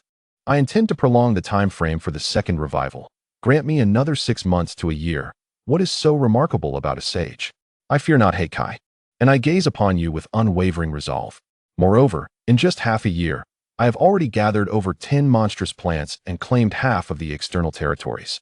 All from scratch. You may inquire with Jiang Yingli and Li Shengzhang. Given me another 6 months, will I not achieve all that I have proclaimed? The enigmatic figure of the black armor remained silent, while the two robotic companions quietly followed, choosing not to speak at this critical juncture. Ultimately, one must heed the wisdom of their mentor. The black armor surveyed the surroundings, noting the presence of numerous puppets. Some were eavesdropping, while others merely observed. Yet none dared to utter a word. Were it not for his role as a teacher, he might have dismissed Li Hao entirely. Indeed, he was still a teacher, and a sardonic smile crossed his lips as he reflected on the hundreds of students he had. With a soft sigh, he turned to Li Hao and inquired, "What is it you wish for me to do?" "Eliminate the enemy." "And who might that enemy be? Perhaps the demonic plants, or the vice commander of Tianxing Town, or even the rebels, I do not know." The black armor's voice deepened as he pondered the mention of the vice commander of Tianxing Town. "Can you guide me out?" "I can attempt it. I previously led an immortal out without issue. Though I have yet to test it with a sage, I have grown stronger since then. So perhaps it is feasible." Suddenly, the black armor chuckled. "Those from Yuanping Wuku University have their services clearly priced. Thus, for a single endeavor on my part, you shall assist in reviving 10 students. What do you think?" Here, there were 400 puppets present. Reviving 10 at a time is not excessive. However, these students vary greatly in strength, from the weakest to the immortal.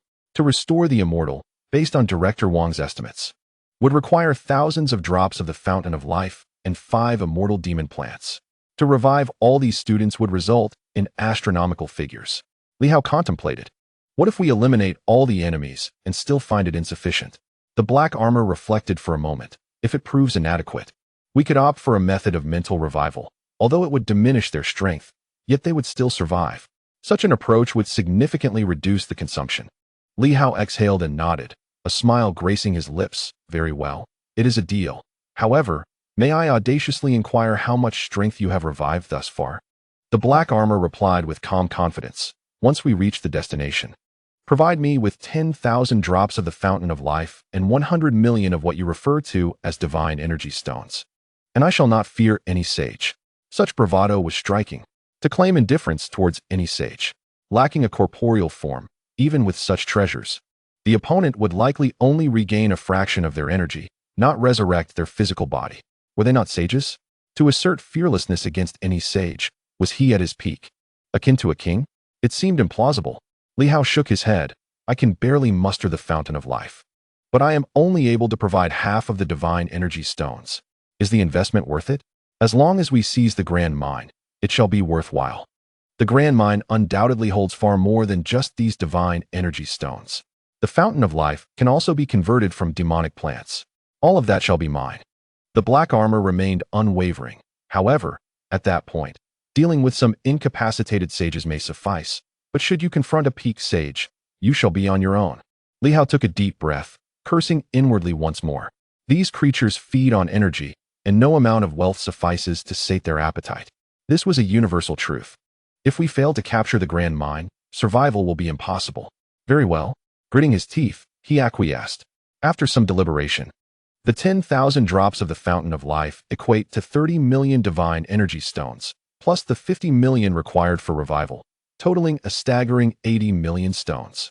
A divine being was summoned to assist, tasked not only with the battle, but also with the resurrection of 10 individuals. Even if they were at the pinnacle of their power, expending 10 million for each revival seemed rather reasonable, totaling a staggering 180 million. Furthermore, should those monstrous plants join the fray, they too would demand their due. Is this truly warfare? It feels more like a lavish expenditure. If 300 million in divine energy stones were not seized, Li Hao pondered, it would be a grievous loss. Then, esteemed elder, let us depart at once. The sooner, the better, lest those ruffians create utter chaos. If the grand mine were to explode, we would lose everything. The black armor hesitated momentarily, but ultimately turned to address the puppets. Stay put, and do not wander. I shall return shortly. He felt a wave of complex emotions wash over him. In truth, he had not intended to venture out. He had considered waiting quietly for death. Yet these students were young and unwilling to resign themselves to fate. Li Hao chuckled. It will be swift, esteemed elder. Let us be on our way. The black armor refrained from further comment, observing as Li Hao unleashed his domain, enveloping him. He merely glanced before stating, "This ability of yours has limited isolation power. It may transport me now, but should I wish to return after partaking in those benefits, that would prove challenging." Li Hao dismissed the concern with a cheerful demeanor. "After a battle, esteemed elder, your energy will be significantly depleted. What is so difficult about that? So, your implication is that once the battle concludes and you are exhausted, you will refuse to replenish my reserves? Is that the crux of your argument?" After contemplating, he found some merit in the reasoning. "Very well. I shall not fret over it." With that, he expanded his domain, and the black armor, noticing that 2 mechanical cats intended to follow, expressed his discontent. "You two remain here. I shall go alone. What purpose do you serve in accompanying me?" Jiang Ingli quickly retorted, "Teacher, we can assist. Li Hao's new method is intriguing, and it would be beneficial for us to observe." Utter nonsense. The black armor cursed inwardly, realizing his companions were restless. He chose not to argue further, and soon, the group exited the ruins. At the moment they stepped outside, a magnificent celestial might descended, causing the space to tremble violently. Li Hao's 7-element domain swiftly enveloped the prevailing force, stabilizing the area. He furrowed his brow in surprise, noting that the state of the black armor seemed even stronger than Director Wang's. During their previous encounter, he had only possessed 5 elements and was accompanied by the true form of the small tree and 5 dormant monstrous plants. The turbulence they experienced then was not nearly as formidable. The black armor gazed skyward and suddenly laughed. "Indeed, a new sky has emerged. The instability of space is one matter. Another is that the heavens do not welcome us. It appears that the cosmos has developed a consciousness, rejecting the new warriors." Reflecting on the adage that each generation of rulers brings forth their subjects, he noted that with the demise of the new martial class, even the heavens turned against them. Li Hao also looked up but discerned nothing amiss. However, he sensed that perhaps this realm had developed a semblance of awareness. With a smile, he remained unconcerned, thinking, "The will of the heavens is but a scattered consciousness. It is best to disregard it." The black armor, somewhat surprised, cast a glance at him, remarking, "The heavens possessing consciousness could actually benefit your generation, granting you some favor." Yet, from Li Hao's tone, it seemed he was not particularly pleased. Li Hao chuckled, expressing, "I do not require the heavens to favor me, nor do I relish being a puppet in the theater of life. Life and death are not dictated by fate, and wealth and honor are not bestowed by the skies. If, in the end, everyone believes that it is destiny that allows me, Li Hao, to succeed, then all my efforts and dedication would be reduced to mere happenstance, negating everything I have achieved. Destiny, you say? Li Hao scoffed. What nonsense. To survive and reach this day, I have poured my heart and soul into my endeavors, and a single declaration of fate would invalidate all of that? How absurd. The figure clad in black armor contemplated for a moment, glancing at Li Hao with renewed interest, and remarked with a smile, "Indeed, destiny signifies little." In the era of new martial arts, destiny was embodied by the heavenly emperor, yet even he met his demise. Ultimately, destiny favored the Qin emperor, but could not withstand the might of the human king. Thus, what you assert is, in fact, accurate. Destiny only serves the weak and cowers before the strong. Li Hao grinned, intrigued. So, there is destiny in the new martial arts as well? Certainly, replied the black-armored figure as they walked. At that time, destiny was vastly more potent than it is now. This is merely a small world, just the nascent stage of destiny. In the new martial era, destiny wielded immense power, ultimately being vanquished. Later, the human king and his comrades supplanted destiny, but they had no desire to become it. Li Hao nodded. The human king possesses great audacity. Since ancient times, emperors have been referred to as sons of heaven. If I were to become the king of Silver Moon, I would demand to be called the master of the Tao. Master of the Tao? Indeed, the sovereign of the great way. What do you think, esteemed elder? The black-armored figure remained silent. You are still but a fledgling, yet your ambition is formidable and your words bold. Li Hao, ever cheerful, maintained his domain as he and the black-armored figure soared towards the Star Governor's mansion. The distance was short. Despite some pressure, his realm remained intact. He wished to intimidate the black-armored figure, but the latter's nonchalant demeanor rendered Li Hao's efforts unamusing. This companion was not entertaining. The ninth master appeared aloof on the surface, yet fervent within, while this one exuded a chilling indifference, embodying a somewhat morose disposition. Frankly, Li Hao found interacting with such individuals to be quite uncomfortable. Within the ruins, the black-armored figure entered. The moment he stepped inside, the others remained unremarkable, and the demon plants exhibited little reaction. However, Director Wang's expression shifted dramatically, internally lamenting. He hurried forward, bowing his head. "Master Uncle." The black-armored figure remained unusually calm, responding coolly, "We are of the same generation. The martial students of the world are akin to one family. I hail from Demon Martial, while you are from Capital Martial. I have never served in Capital Martial, so you may call me senior." "I dare not." Director Wang beamed with forced enthusiasm. "It brings me great joy that Master Uncle is still alive." "Joyful. Yet you did not come to see me." The black-armored figure bluntly exposed his falsehood, stating coolly, "Li Daozong is still alive, is he not?" "Alive. Oh." The black-armored figure nodded slightly. "As long as he lives, that is sufficient, though it is unfortunate that living brings its own burdens." "Li Daozong." Li Hao paused, glancing at Director Wang, who conveyed telepathically, "He is the ninth master." Understanding dawned upon Li Hao. Though he found it peculiar, Li Daozong bears the surname Li and wields a sword.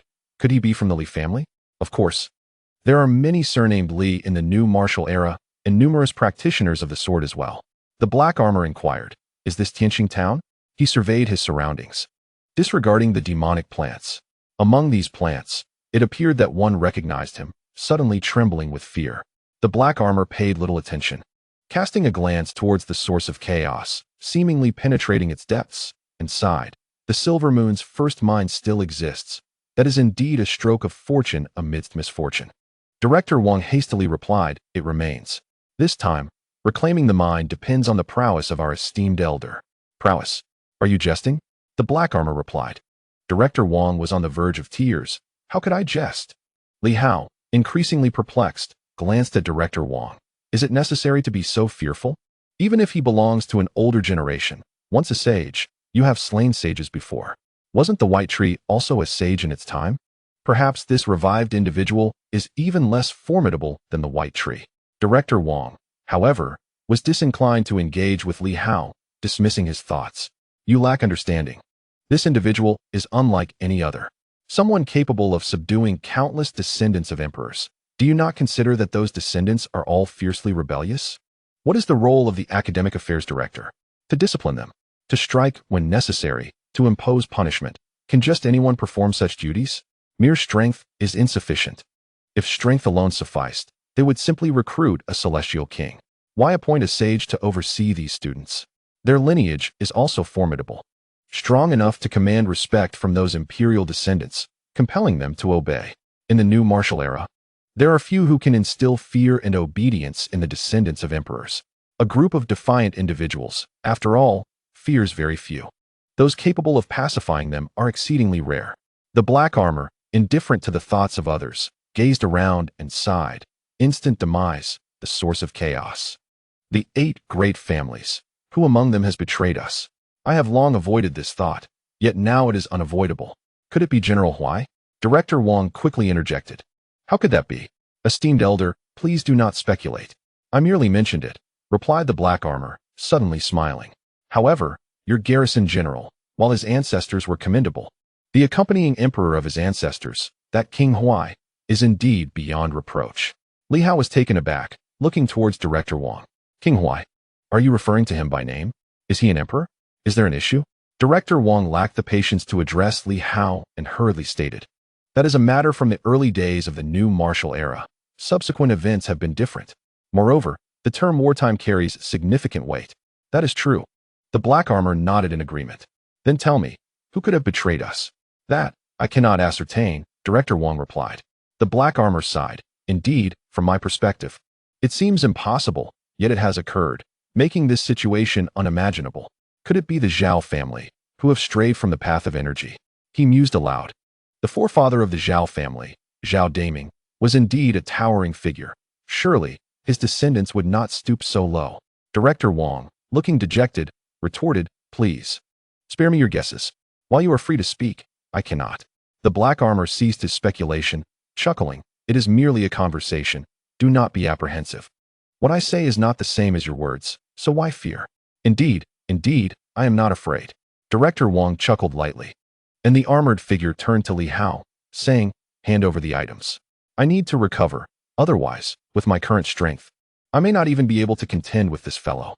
The master uncle was modest, but the armored figure paid him no mind. Director Wang was indifferent as well.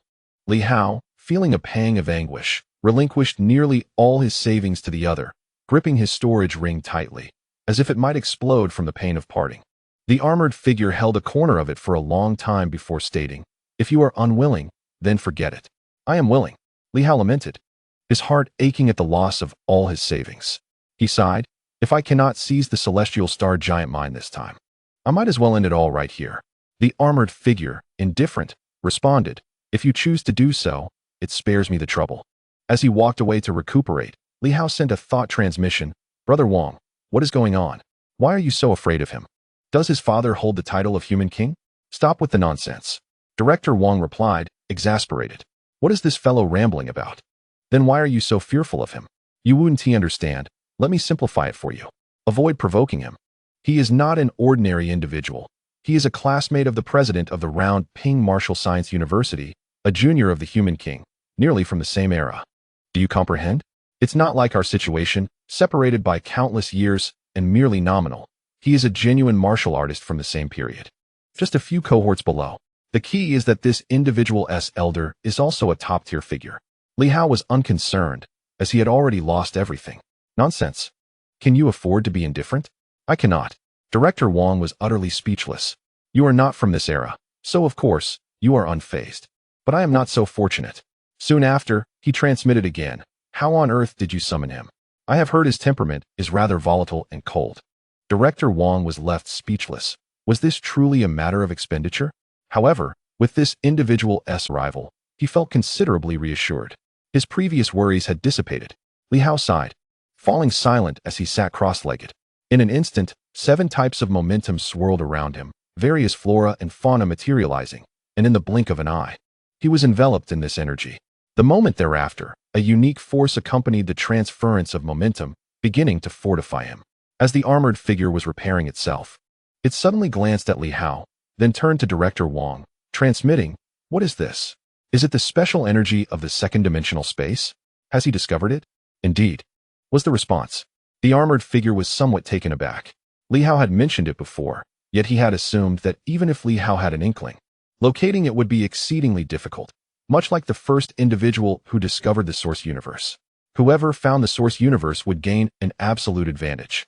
In the new martial era, The first to discover it was likely the Celestial Emperor, who subsequently became the most formidable being in existence. The armored figure's thoughts began to swirl as he looked at Li Hao, feeling slightly unsettled. Previously, Li Hao had not disclosed that he had already discovered the second-dimensional space. Director Wang noticed the armored figure's distraction and secretly chuckled, thinking, "You wanted to be cold. Now you can't maintain your composure, can you?" Just as he was pondering this, he suddenly felt the armored figure's gaze upon him and hurriedly reined in all his thoughts, wondering if this individual was secretly probing his innermost feelings. "I am immortal, beyond your reach." A cold voice clad in black armor echoed in my ears. "I have studied psychology. Should your gaze wander towards me again, I shall instruct you on the virtues of being a good person." Director Wang silently lamented, hastily closing his eyes, sitting cross-legged to commence his cultivation. Being in the presence of such a figure was truly discomforting. Chapter 286. The dominance of Li Hao. Li Hao was not in haste to act. At this moment, subtle energy fluctuations indicated that the formation within the city was awakening. There were no significant disturbances, thus he remained unperturbed. Moreover, several demon plants had yet to make their move, and he had to be wary of their potential interference. At the very least, the demon plants from the inspection division had not engaged in this matter. It seemed that the inspection division, the financial division, and the internal affairs division had not partaken in this endeavor to seize the mines. These latent threats needed to be addressed. As for dealing with them, the excessive energy in the central region was of little concern. Had one not noticed the famished spirits around them? This time, eliminating them posed no difficulty. To speak of nothing else, the 8 demon plants from the Wind and Cloud Tower could consume all the excess energy, as they were nearly starved and had no fear of energy overflow. After a lengthy pause, the ground suddenly trembled. Director Wang's eyes snapped open. The formation had been activated. This was the second array, the military formation. The first was the protective array of the demon plants, which had already been initiated. Now, the second great formation was coming to life, and Li Hao also opened his eyes in an instant.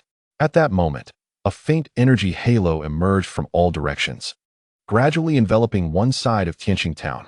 Director Wang quickly remarked, "Once the formation is activated, it isolates heaven and earth." Originally designed to protect the inhabitants of the town, it could shroud the entirety of Tianxing town. However, it is not as robust as in former times. It can only cover a limited area now. The demon plant array possesses no offensive capability, serving solely a protective role. In contrast, the military formation is armed with offensive capabilities. These beings are preparing to besiege the deputy commander while simultaneously thwarting the involvement of other demon plants in this conflict. The Thorned Rose is astutely aware and would certainly be concerned about losing their advantage. The demon plant array was specifically established to safeguard the mine, preventing other demon plants from breaching its confines. Conversely, the military array initiated by Jiang Chun aimed to ensnare the deputy commander. Li Hao raised an eyebrow. "Is the defensive power formidable?" "Quite formidable." Director Wang nodded. "However, that was in the past. The current situation is uncertain. We cannot ascertain how much energy has accumulated within the city. This is one concern. Secondly, the demon plants are not cooperating. Even if the few participating demon plants align, they may not unleash their full potential." At this juncture, he looked towards Li Hao. "But rest assured, we should be able to penetrate within. Our master is here." The black-armored figure remained silent.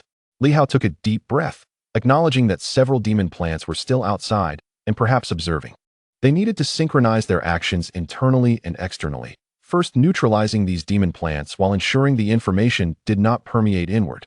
In light of potential contingencies, Li Hao remained exceedingly cautious. At present, the inspection division has confirmed that certain entities have not engaged, yet they may have been observing us all along. Should the opposing side possess military-grade armor, it would facilitate communication within the city, thereby exposing our presence. Thus, we must act with swift and decisive force to eliminate these adversaries. Li Hao spoke solemnly. It is inadvisable to directly subdue the 9 divisions from the outside. Doing so could easily incite turmoil across the realm. He pondered for a moment before promptly stating, "Please hold for a moment while I ascertain which of the demonic plants remain stationed. Additionally, I must step out to attend to some matters." "Now, right now?" Li Hao affirmed. "They will not achieve success so quickly. If it were that simple, they would not have waited until now. Taking advantage of their current activation of the array, they have inadvertently trapped themselves. I shall take action to ensure minimal disturbance. At this point, Li Hao turned to the figure in black armor. Senior, the chaotic essence here needs to be disrupted by you. Please proceed towards the direction of the Inspection Division's demonic plants, while Director Wang heads towards the Internal Affairs Division's demonic plants. He then addressed the remaining demonic plants. Contemplating, you shall remain here, awaiting my instructions. I will first ascertain the locations of each demonic plant and identify which ones are actually stationed. If the opponents have departed, the chaotic essence may have already been disrupted, but it is prudent to confirm first. He swiftly organized the plan, and the gathered individuals and demonic plants remained silent. This time, it was Li Hao who invited them to participate, having paid a price for their involvement. Thus, they would follow his directives, and should any mishap occur, it would rest solely on Li Hao's shoulders. Li Hao quickly exited the relic. The armor communication was activated. Moments later, figures began to rapidly converge from the void. Powerful individuals gathering swiftly, including Yao Si, who oversees the Night Watch. This sudden action stirred the city, raising questions about the intentions behind it. The Tianxing governor's office had just eradicated the Fengyun Pavilion. What could they be planning now? At that instant, Li Hao's voice resonated through the heavens, and large screens materialized throughout Tianxing City, displaying his imposing figure. With a stern expression, he declared, according to intelligence reports, members from 3 major organizations have infiltrated Tianxing City, seeking to overthrow the dynasty. The Tianxing governor's office bears an unassailable responsibility. Effective immediately, the city shall be sealed. All superhumans within must promptly report to the central square for registration. The Tianxing Demon Hunting Corps, Night Watch, and various governor's offices are to mobilize entirely, searching for any superhumans who fail to register. The 8 divisions, the royal family, the king's residence, and the noble districts shall all receive visits from the Night Watch for personal registration. No one is to obstruct this process. Any act of resistance shall be deemed treason. I urge all parties to cooperate in completing the extraordinary registration of Tianxing City. Any concealed individuals will be prosecuted as traitors. As his voice echoed, the surroundings trembled. How audacious! At that moment, even the Tianxing king could no longer remain composed, utterly enraged. Who granted him the audacity? That scoundrel Li Hao. Who gave him the courage to seal the city and scrutinize the numbers of superhumans? This was an intolerable affront to numerous individuals and factions, including the royal family. Had Li Hao lost his senses? Or did he deliberately act in this manner, aware that multiple powerful individuals had entered the relic, intending to provoke them into revealing themselves, while simultaneously confirming whether those individuals truly entered the relic? In an instant, a multitude of thoughts surged within the mind of King Tianxing. At that moment, several princes and princesses hastily arrived, with one of them exclaiming in anger upon entering, "Father, has Li Hao truly taken it upon himself to act as the emperor? The Tianxing governor's office is merely that of a governor. What authority does he possess to search the imperial palace?" The indignation among the princes and princesses was palpable. This was nothing short of provocation. Simultaneously, an overwhelming aura of power erupted from all directions. The voice of Yao Si echoed throughout the area. "Night patrolmen, mobilize immediately. Seal all entrances. Any intruders shall face death, without mercy." Not only that, but in the next moment, another voice arose. "The Inspection Bureau will collaborate with the Tianxing governor's office to maintain order within the city. No one is permitted to incite chaos." Upon hearing this, King Tianxing's expression shifted dramatically, and in an instant, he roared like a lion. "Nonsense. The Inspection Bureau. How dare they involve themselves? By speaking out now?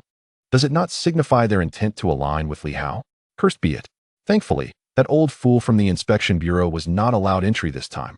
Otherwise, we would have faced grave troubles. Damn it. Father, silence. At this moment, King Tianxing, in a fit of rage, interrupted his children. He sensed the atmosphere around him, his expression changing rapidly. In that fleeting moment, at least 7 or 8 formidable presences surfaced near the palace. Silver Moon experts. He swiftly exited the grand hall of the palace, and beyond the palace walls, Nanquan floated in the air, accompanied by the 2 top-tier experts, Difu Jian and Tianjian, along with over 1,000 demon-hunting soldiers. With a complex expression, Nanquan raised his voice and declared, "The Tianxing governor's office is in pursuit of malevolent superhumans to safeguard the Tianxing dynasty. The thieves may have taken refuge within the palace. Thus, I request the permission of King Tianxing to allow the demon-hunting forces to enter the palace and conduct a thorough investigation of the extraordinary beings. To prevent any harm to King Tianxing, Nanquan bellowed. All that we do is for the dynasty, for the royal family.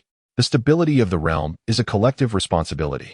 Today, he, have committed an offense, and on the morrow, I shall present myself to atone for it. I implore King Tianxing to open the main gates of the palace and order all extraordinary beings within to gather in the square outside Tianxing Hall for registration. Before King Tianxing could respond, someone shouted in fury, Nanquan, do you intend to rebel? A figure emerged, brimming with indignation. For years, the 9 offices have refrained from intruding into the palace, yet today, Nanquan dares to bring people to breach its sanctity. This was an act deserving of death. Nanshuan's expression remained stoic. The law is such, and all must abide by it. Moreover, all our actions are for the Tianxing dynasty, for the royal family, for the realm. If even the Tianxing royal family does not adhere to the law, how can we expect others to comply? With a grand gesture, a luminous screen appeared behind him, and he calmly stated, Prince Ming, the entire populace of Tianxing City is observing us. If the royal family does not uphold the law, how can we expect compliance from other families? He Yong acts for the greater good. If thieves infiltrate the palace and harm King Tianxing, how shall we answer to the world? 2 of the royal family's 9 princes have already fallen, leaving 7 remaining. At this moment, the countenance of Prince Ming appeared grim. Nanquan had even initiated a live broadcast across the city. Furthermore, when did Tianxing City become inundated with so many screens? They were everywhere. At this moment, the city was awash with a multitude of luminous screens, a convergence of formidable forces from various quarters. The military law division was present, with Yuan Shua himself leading, accompanied by numerous demon hunters and a contingent of night watchers. Yuan Shua cast a cold glance at a middle-aged man within the military law division, demanding, open the military law division and assist the Tianxing governor's office in their investigation. Qi Dinghai, Chief Qi, as a soldier, you ought to fulfill your military duties. Do you believe that by placing my disciple in front, I would retreat? If you provoke me, be prepared to face the consequences. Yuan Xingwu remained silent, his head bowed, unable to meet his mentor's gaze. Qi Dinghai sighed, rising into the air, questioning the necessity of such a situation. In response, Yuan Shua's aura surged dramatically as he admonished. What will the military law division do now? Revolt? Do not think that even in Qi Pingjiang's absence, he would not dare to challenge your authority. Qi Dinghai observed him quietly, and after a lengthy pause, he smiled faintly. Very well, conduct your investigation. The military law division has nothing to fear. But this indeed has gone too far. Snorting in disdain, Yuan Shua dismissed him with a wave of his hand, declaring, all extraordinary beings shall converge within the military law division. Should any extraordinary individuals fail to arrive within 15 minutes, they shall be punished. Qi Dinghai remained silent as the gates of the military law division swung open, allowing waves of night watchers to enter. Some were exhilarated, while others felt apprehensive. The rapid unfolding of events was astonishing. The Tianxing governor's office was set to conduct a thorough investigation of the royal family of the 9 divisions, which seemed utterly preposterous. Yet, as members of this operation, the night watchers were filled with an overwhelming sense of excitement. When had they ever had the audacity to enter the military law division so openly and conduct searches for the extraordinary? In the financial division, Director Zhou presided calmly, urging, Director Liu, I trust you will cooperate fully. This is merely a matter of registration without ulterior motives. Liu Yinxing smiled and nodded. Of course, I will ensure cooperation. Rest assured, Director Zhou, the financial division has no objections. That is reassuring, Director Zhou replied with a smile. The Liu family, having emerged from commerce, understood the value of diplomacy and would not take unnecessary risks. Though both the old and new directors were present in the financial division, for him, the situation was relatively manageable. In the internal affairs division, the old and new directors were also present. Leading the delegation were the formidable Yao Si and Ho Xiaoqing, who maintained a calm demeanor as they permitted the opposing side to enter without obstruction, though a hint of distraction lingered in their expressions. The assessment division, the business division, and the ritual division were also involved, with only the current head of the business division still alive, Qian Wanhao's son wearing a stern expression, representing the northern fist. Nearby, the assessment division was under the command of Ba Dao, while further afield, the ritual division was led by the bright sword.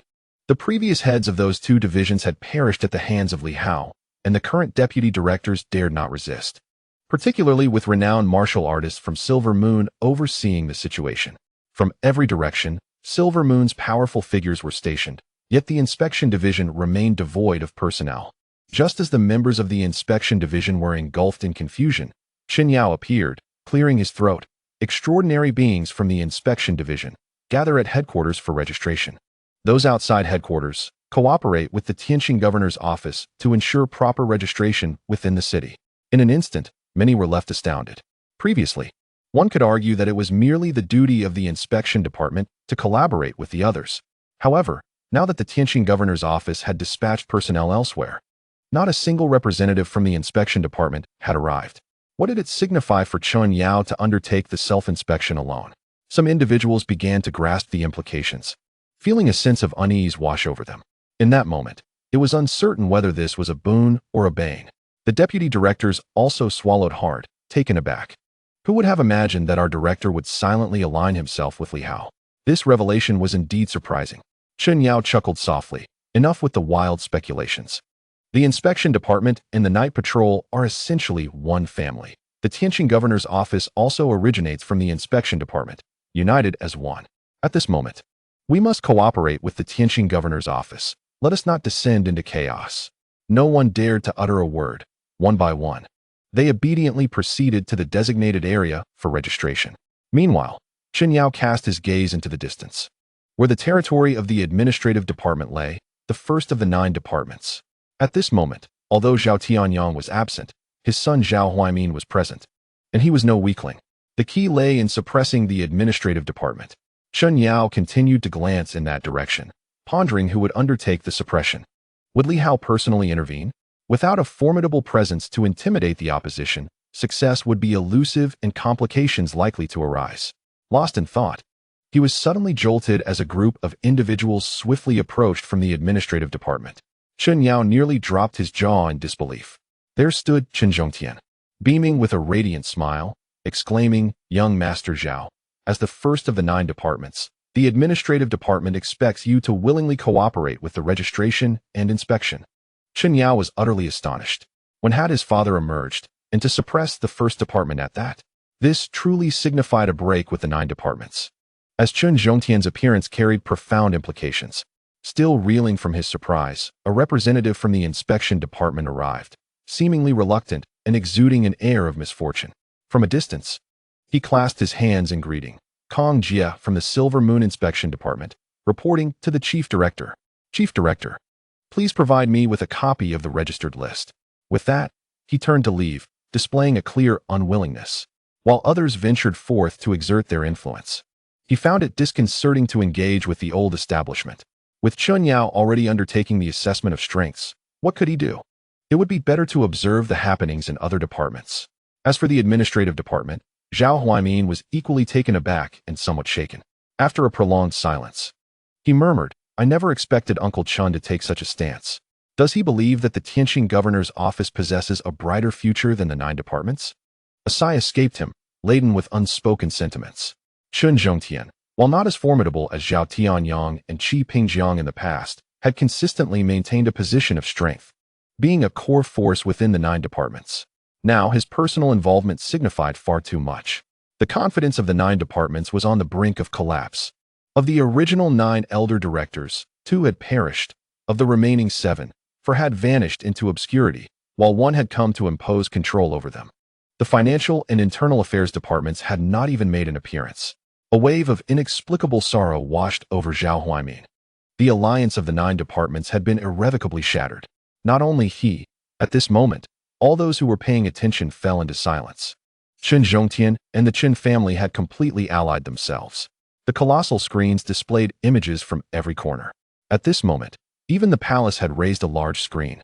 The Tianxing king gazed upward, silent and contemplative. The internal strife within the juicy of Chen Zhongtian was inconsequential, a matter that would have amused him in the past. Yet now, the third-ranked Sun Jianxi had quietly pledged allegiance to Li Hao. The implications of this were profound. In the palace, the 3 Silver Moon powerhouses, Tianjian, Dijian, and Nanquan, stood guard. The Tianxing king looked towards Di Fujian, whose aura was overwhelmingly powerful, leaving him somewhat alarmed. Was this the power of the six systems? The progress was astonishing. Tianjin was equally formidable. Since when had the Tianxing governor's office acquired the strength to dominate the four corners? Despite the other offices having few strong individuals, perhaps only one or two, this was still a remarkably terrifying situation. The Silver Moon martial artists following Li Hao had grown immensely powerful. At this moment, several royal residences within the city also had strong figures stationed. The six elder Silver Moon martial artists, including the likes of Li Hao, were dispersing to various locations, exerting their formidable auras, pulsating with vitality and unmatched strength, creating an atmosphere that was bewildering. Given that they were still martial artists, why was their aura so potent? The next moment, a figure appeared on the luminous screen, speaking calmly, commencing an immediate census. All individuals must register, including power level, affiliated superpower system, associated factions, age, and identity. Any forger discovered will face immediate imprisonment, with further consequences to follow. During the registration period, no extraordinary individuals may leave the premises. The city gates will be sealed. Should any extraordinary beings attempt to flee, do not pursue. Simply record their aura.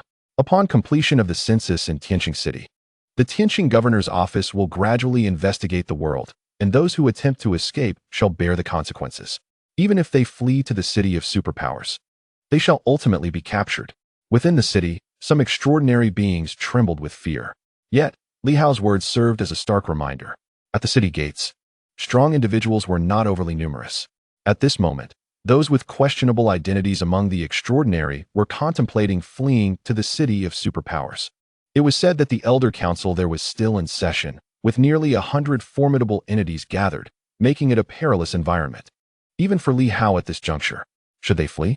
Spies from the three major organizations and various factions were filled with trepidation, all thinking of a hasty escape. For at this time, a multitude of night patrols had begun to mobilize, nearly every individual equipped with a superpower detector. Remaining any longer could indeed result in capture or death. Presently, the royal family and the Juicy seemed unprepared to resist. Thus, opposing Li Hao now would be tantamount to courting death. The lack of resistance from these individuals was, on one hand, due to the absence of top-tier powerhouses, and on the other hand, a reluctance to create unnecessary complications at this juncture. To them, Li Hao appeared to be intentionally provoking them, perhaps even hoping they would summon those powerful figures back. Otherwise, what could be achieved by simply accounting for the extraordinary? What significance lay in understanding the strengths of all factions? The more Li Hao acted in this manner, the less likely they were to summon the powerful back. At least for now, Li Hao lacked the audacity to engage in direct conflict with all parties, merely resorting to intimidation. Within the royal palace, the Star King took a deep breath and spoke in a low voice. Cooperate with their investigation. Father, elder brother. Below, a group of formidable beings felt immense frustration and fury. The Star King regarded them coldly, stating, "Heaven intends to bring about their demise. It must first drive them to madness." Today's Li Hao is exceedingly arrogant. Does he believe that by annihilating the Wind and Cloud Pavilion, he can reign supreme over the world? Presently, all parties are merely refraining from resistance. If a true confrontation were to occur, Li Hao would gain no advantage whatsoever. Indeed, the strength of the Silver Moon warriors has somewhat exceeded their expectations. At that moment, Li Hao quickly gathered intelligence from various factions. The heads of the Military Law Division, Administrative Division, Examination Division, and External Affairs Division were all absent, indicating that these four factions had ventured to the ruins, likely accompanied by the demon plants. The remaining factions presumably still retained their demon plants. Thus, only the Internal Affairs, Finance, Inspection, and Commerce divisions had their demon plants remaining in the Star Governor's mansion. Li Hao collected the intelligence and once again communicated through his armor. Monitor all individuals. No extraordinary beings are to approach the entrance of the ruins. Even if it means tearing apart our relations, we must not fear anything. He initiated the first step by sealing off both ground and underground communication channels. Due to insufficient personnel, he even enlisted the Inspection Division to assist in suppressing all sides. With only 4 demon plants remaining, the situation was manageable. Director Wong would confront one, the Black Armor would handle another, the Red Cedar would face a third. and the remaining demon plant could be dealt with by the little tree joining forces with several weaker demon plants, supported by 2 puppets. Once these 4 were successfully eliminated, the 8 demon plants that had allied with the Wind and Cloud Pavilion would be positioned to maintain order, employing a 2-to-1 strategy. Henceforth, any faction that attempted to descend would meet their demise. The inspection division could be forewarned to prevent them from sending personnel to their deaths. Isolating internal and external communications was paramount. As for the other divisions, as long as the entrance was blocked and those above could not descend while the below lacked demon plants, there would be no issues. Turning to the Jade Rakshasa beside him, Li Hao instructed, "Go to the ruins and convey my orders. Await my command. Do not act unless it is a decisive strike. Swiftly eliminate the 4 demon plants, and do not create excessive noise. The 8 demon plants of the Wind and Cloud Pavilion must be prepared to continuously absorb energy, ensuring that our internal personnel remain unaware of any anomalies." Understood. The chief steward, filled with excitement, noted how utterly domineering Li Hao was today. As he commanded the Star Governor's mansion to seal off Star City, an unimaginable feat, however, it must be acknowledged that the Star Governor's mansion currently boasted countless powerful figures.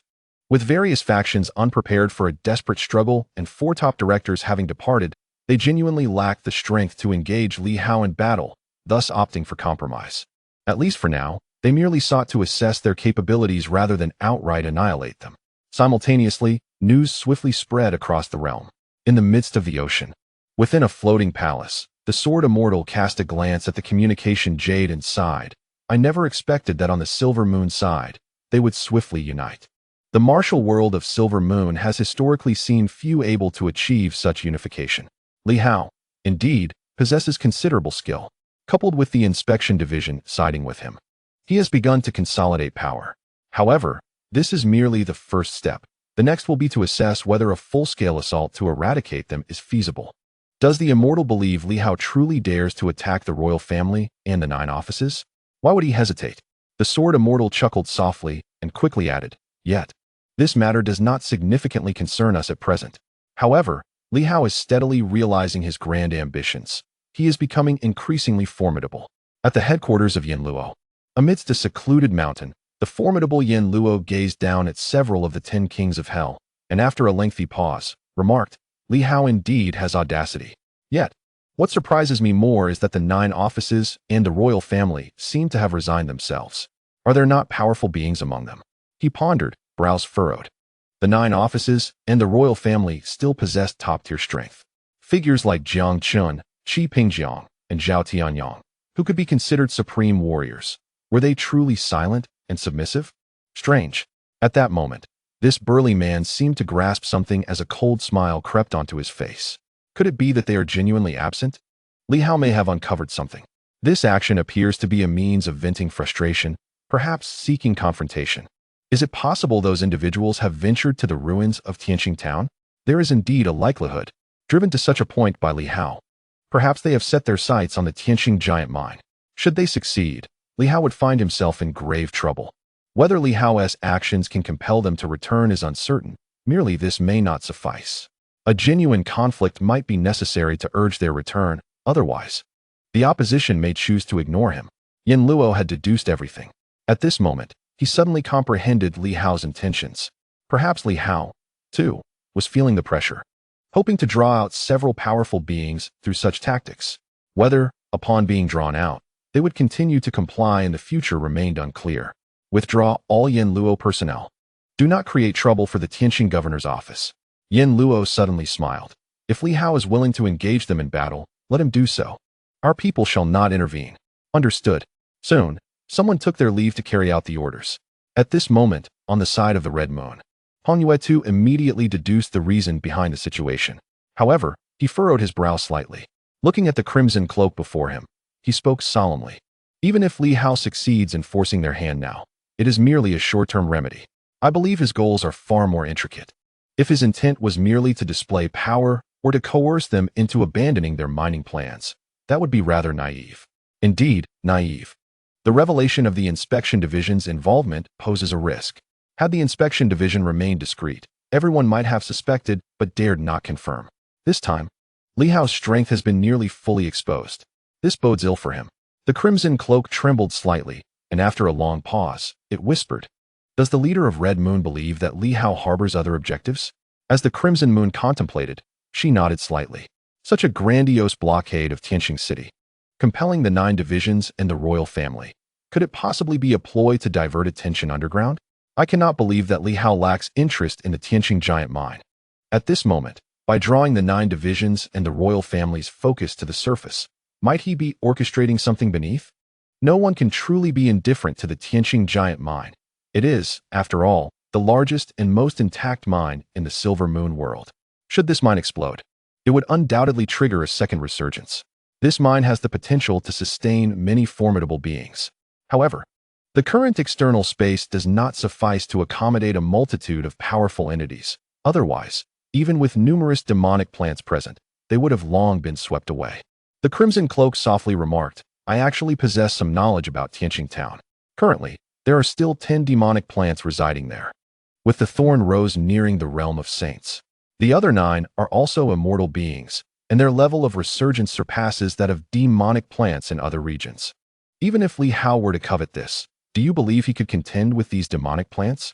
Moreover, the reason these plants have yet to seize the Tianxing giant mine is due to the guards stationed there, one of whom is the former vice commander of Tianxing Town, now a being on the cusp of sainthood, if not having already crossed into that realm. To deal with them, Li Hao would require at least 2 saints." The Crimson Cloak chuckled, 2 saints, and they must be those who can enter from the outside. Otherwise, there is no hope at all. Of course, one cannot discount the possibility of Li Hao allying with one faction to confront the other, but the disparity in their strengths is not significant. Otherwise, the outcome would have been determined long ago. I do not believe Li Hao can achieve much. In the city of Battle Sky, saints are present, as they are in the 8 major cities. The crux of the issue lies not merely in whether resurgence has occurred, but in the fact that the opposing side cannot exit. With this constraint, no matter how many schemes Li Hao concocts, his ambitions toward the giant mine are utterly futile. The Crimson Cloak continued, "At this stage, the most pressing consideration is whether a second resurgence may occur prematurely. The Thorn Rose may indeed take action against that vice commander. If both sides become truly bloodthirsty and the giant mine is destroyed, resulting in an explosion and the onset of energy resurgence, that is when we must contemplate how to seize the initiative." Li Hao's actions merely affirm this reality. As for whether Li Hao can gain any advantage, the Crimson Cloak deemed it impossible. Where could he procure 2 saints? Even if he could, reaching Tianxing Town would be increasingly difficult for the more powerful one becomes. Hongyue furrowed her brow slightly. Is there truly no means to relocate a saint to Tianxing Town? She remained somewhat uneasy. It was not without reason. Li Hao had become ever more challenging to fathom. Since he shattered the Hong family's divine hammer, she recognized that he had spiraled out of control. No longer the individual she could easily manipulate. None. The Crimson Cloak shook her head decisively. Moreover, the stronger one is, the harder it becomes. Unless someone ascends to sainthood in this era, it appears that the current Silver Moon may have its own celestial will, which would instead target the powerful of the new martial era. Those who are stronger will be more fiercely pursued. If we say that the pinnacle can utilize some formidable artifacts to protect oneself, they might barely emerge but cannot fully exert their strength. Should a saint appear, it would undoubtedly provoke the shattering of space and even the arrival of celestial will to execute a direct purge. Celestial will, indeed? As the Crimson Moon pondered, she murmured, "Do you think Li Hao has been favored by fate?" The red-cloaked figure remained silent for a moment before responding. "It is difficult to say. Perhaps your hopes are merely projections of your desires. Yet, is it not true that your 7 veins have yet to unify?" With a grave expression, the red cloak continued. "At this juncture, with Li Hao growing ever stronger, if the issue of your 7 veins remains unresolved, it could spell trouble." The Crimson Moon shook her head, asserting, "No. It was once you who impeded me. Now, I realize the hindrance lies not with you, but rather with the tumult within my 7 veins, which have become restless and uncooperative as Li Hao's power escalates." The leader of the Crimson Moon misunderstood, insisting that they had never obstructed her. She smiled silently, aware of the truth. At this moment, her thoughts turned to Li Hao's perspective. If the sole intent was to hinder the various factions from exploring the Celestial Star Town, such a maneuver would be laughably naive. If today proves futile, then perhaps tomorrow. If tomorrow fails, then the day after. Li Hao, unless he chooses to engage in battle now, renders all his subtle maneuvers mere jest. Thus, it is certain that Li Hao is undoubtedly eyeing the great mine. However, as the Red Cloak has articulated, if he lacks the strength to seize the Celestial Star Mine, he must resort to an alliance with another faction. The Thorned Rose faction is out of the question. It can only be with the vice commander of Celestial Star Town. Contemplating this, she suddenly exclaimed, "Do you think Li Hao may have forged an alliance with the vice commander of Celestial Star Town? His actions could merely be a ploy to distract the Thorned Rose faction, uniting forces to address these demonic plants. This seems the most plausible scenario." Yet the Red Cloak chuckled softly, after a long pause, and remarked, "That will not occur, rest assured. Even if Li Hao possesses the gift of eloquence and manages to deceive the other party, the outcome will not favor him." The Crimson Moon's eyes flickered with curiosity. Why not? She sensed a hint of understanding dawning within her. Perhaps the vice commander and this Red Cloak share some connection. The Red Cloak smiled knowingly. "You will learn in due time. There is no need to fret about such matters now. For the present, I hope you can swiftly reach an accord with the First Division, allowing the Crimson Moon's people to establish a foothold and control one of the 10 entrances. Otherwise, Celestial Star Town will be utterly severed from the outside world. Is it necessary to contact one of the powerful beings within?" The Crimson Moon inquired, raising an eyebrow. "That shouldn't be too difficult, should it?" "There remains a degree of difficulty," the Red Cloak replied with a smile. The Crimson Moon quickly assessed the situation. Contacting the demonic plants was feasible, as they were situated at the entrance. However, reaching the vice commander of the Great Mine would indeed pose a challenge due to the need to traverse the territory guarded by the demonic plants. Thus, it seems the Red Cloak wishes to establish communication with the vice commander, coupled with the previous dialogue. The Crimson Moon could now almost ascertain that these two might indeed be allies. The Silver Moon region, home to the largest vein of ore, has been preserved and remains intact, linked to this group, is it not? The recent resurgence and all subsequent awakenings are orchestrated by this assembly, are they not? They did not merely revive by chance. But why have they failed to secure an entrance? Was it due to an unforeseen complication, or some other reason? Thoughts emerged one by one within his mind. Perhaps among the demon plants, there were those who once belonged to them, only to later betray their kin or encounter unforeseen circumstances. Was it possible that even one of the 9 divisions had been supported by them? Contemplating this, he refrained from further inquiries, yet a sense of unease lingered. Could Li Hao so easily become a pawn for others? In Tianxing town, within the mining region, a luminous aura enveloped the area, emanating formidable defensive capabilities capable of repelling even the most elite immortals. Even a sage would require some time to breach it. Beyond this radiant barrier, a shroud of darkness enveloped the surroundings, the very essence of chaos. Yet now, in certain areas, the black mist had begun to dissipate, while in others, it remained. At this moment, beyond the veil of black mist, a figure clad in black armor gazed intently into the obscurity, where a demon plant was voraciously absorbing energy. The mist trembled, as if yearning to break free, yet without the assistance of the Thorned Rose, it remained perilously trapped. A glimmer of golden light flickered in the eyes of the armored figure, as if it had perceived something. The demon plant within was uttering curses. "Cursed Thorned Rose, you wretched fiend, seeking to monopolize the vast mine along with those other scoundrels. Foolish beings, our 9 have chosen not to cooperate. In the end, we shall merely serve as a wedding garment for that individual, granting him an undeserved advantage. Is that Thorned Rose so easily trifled with? Foolishness." This was a demon plant that had been unable to participate, its fury palpable. The 9 demon plants had once united against the Thorned Rose, yet now, several had betrayed their previous alliance. Such treachery was utterly contemptible. After hurling insults at the Thorned Rose, it began to direct its ire at others, that detestable Chen Zhongtian. "A worthless wretch, why did the Thorned Rose reach an accord with those scoundrels instead of you? Surely, it must be your incompetence that has driven a wedge between you and the other families of the 9 divisions.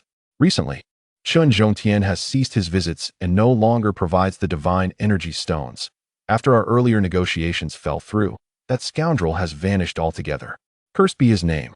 Without my support, would you have made it this far? And yet you dare to haggle." After a tirade of curses, a sudden awareness seemed to dawn upon it, and it gazed across the mist, a pang of unease washing over it. What had transpired? Meanwhile, Director Wang materialized, surveying the black mist with a sense of contemplation. I hope not too many have revived. Otherwise, it will be quite difficult to eliminate them. Should they all awaken, they would be immortals, and thus, not so easily vanquished. Of course, not easy does not equate to impossible. As a powerful being of the human race in the main city, I shall not be cowed by these wild demons. Though I may be the guardian demon plant of Tianxing from years past, with a scattered legacy, facing 3 of such immortals poses no challenge for me. Simultaneously, the red cedar admonished the nearby jujube tree. You better behave yourself. Let us cooperate harmoniously, understood?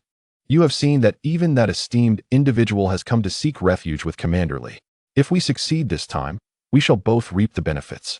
But should we fail, you know the consequences. The jujube tree, undeterred, responded with a wave of its spiritual energy, scoffing, you need not warn me. Besides, it has always been you who targets me. If you have the courage, direct your ire towards the Imperial Guards. Target you? The red cedar silently cursed. What did your doppelganger do back then? Do you not possess any self-awareness? Before I had the chance to refuse, you already attempted to deceive me, insisting that Li Hao should bring forth your true self to vanquish the demon plants, portraying me as the malevolent one. You sought to mislead me. Should I not retaliate against you? As for the Imperial Guards, they are irrelevant. It is not merely that Li Hao single-handedly supported the leader of the demon plants. Crucially, the opponent is aware of the Imperial Palace's projection. Furthermore, the status of the palace guards is exceedingly high. Who would dare to offend them? Did you not observe how Director Wang dismissed them with indifference, while treating that Imperial Guard with utmost respect? Even though the new marshal has perished, we are all remnants of it, and must still adhere to the hierarchy of status. The Imperial Guards hold a higher position, as a mere communication tower guardian. My standing is indeed less than that of this little jujube tree, which is perfectly reasonable. Of course, Fengyan Tower once held a prestigious status, but that is no longer the case. Currently, the opponent is a captive, their position even lower than that of the jujube tree. Such is the stark reality. The red cedar pondered, increasingly finding the jujube tree irksome. This time, collaborating with the opponent, we must eliminate a demon plant. Meanwhile, the Imperial Guard, accompanied by 2 puppets and 8 weakened demon plants, is set to confront the last one. As it stands, our side possesses the weakest strength, and I cannot guarantee success. A failure would indeed spell trouble. While lost in thought, a figure materialized, startling the red cedar. Li Hao had arrived in person. At this moment, Li Hao had indeed come himself. He was not entirely at ease with the situation here. While the jujube tree was fortified by a corner of the Imperial Palace and bolstered by several demon plants, providing some hope against one adversary, the red cedar was cunning and self-preserving, while the jujube tree was not particularly formidable and somewhat feeble. Given such strength, whether we could subdue one was uncertain. Should any mishap occur, it would expose our capabilities and intentions. At that moment, everything outside had been settled for the time being. Li Hao's personal arrival, accompanied by the Black Panther, was a testament to his hope for the smooth execution of the plan. The Black Panther, harnessing the power of its bloodline, was formidable in its own right. This territory was governed by the Ministry of Internal Affairs. Drawing upon intelligence provided by Chun Zhongtian, Li Hao swiftly identified their destination. A former energy management department in Tianxing Town, one of the core institutions. The guarding demon plant here was a sunflower, seemingly possessing the strength of an early immortal in years past. The Ministry of Internal Affairs had supplied the opponent with divine energy stones, yet it was uncertain how much they had recovered. Moreover, it was unclear whether the ministry had stationed numerous powerful beings within the ruins. Thoughts raced through Li Hao's mind. He took a deep breath, glancing at the black mist, and then at the Black Panther. Soon, you shall devour this black mist. Then we shall strike together, decisively, and without mercy. The 2 demon plants immediately responded with solemnity. After a brief pause, a fragmentary battle armor emerged, swiftly relaying messages. Director Wang and the black armor are both fine. I have also provided the jujube tree with the black armor to serve as a means of communication, ensuring they receive the news. In the next moment, a message transmitted through Li Hao's battle armor. Attack. Boom. As the news broke, a distant roar erupted, and a barrier shattered in the vicinity of the black armor. In that instant, Li Hao and his companions sprang into action. The Black Panther transformed in a flash, revealing a magnificent golden canine that lunged toward the swirling black mist. Who dares?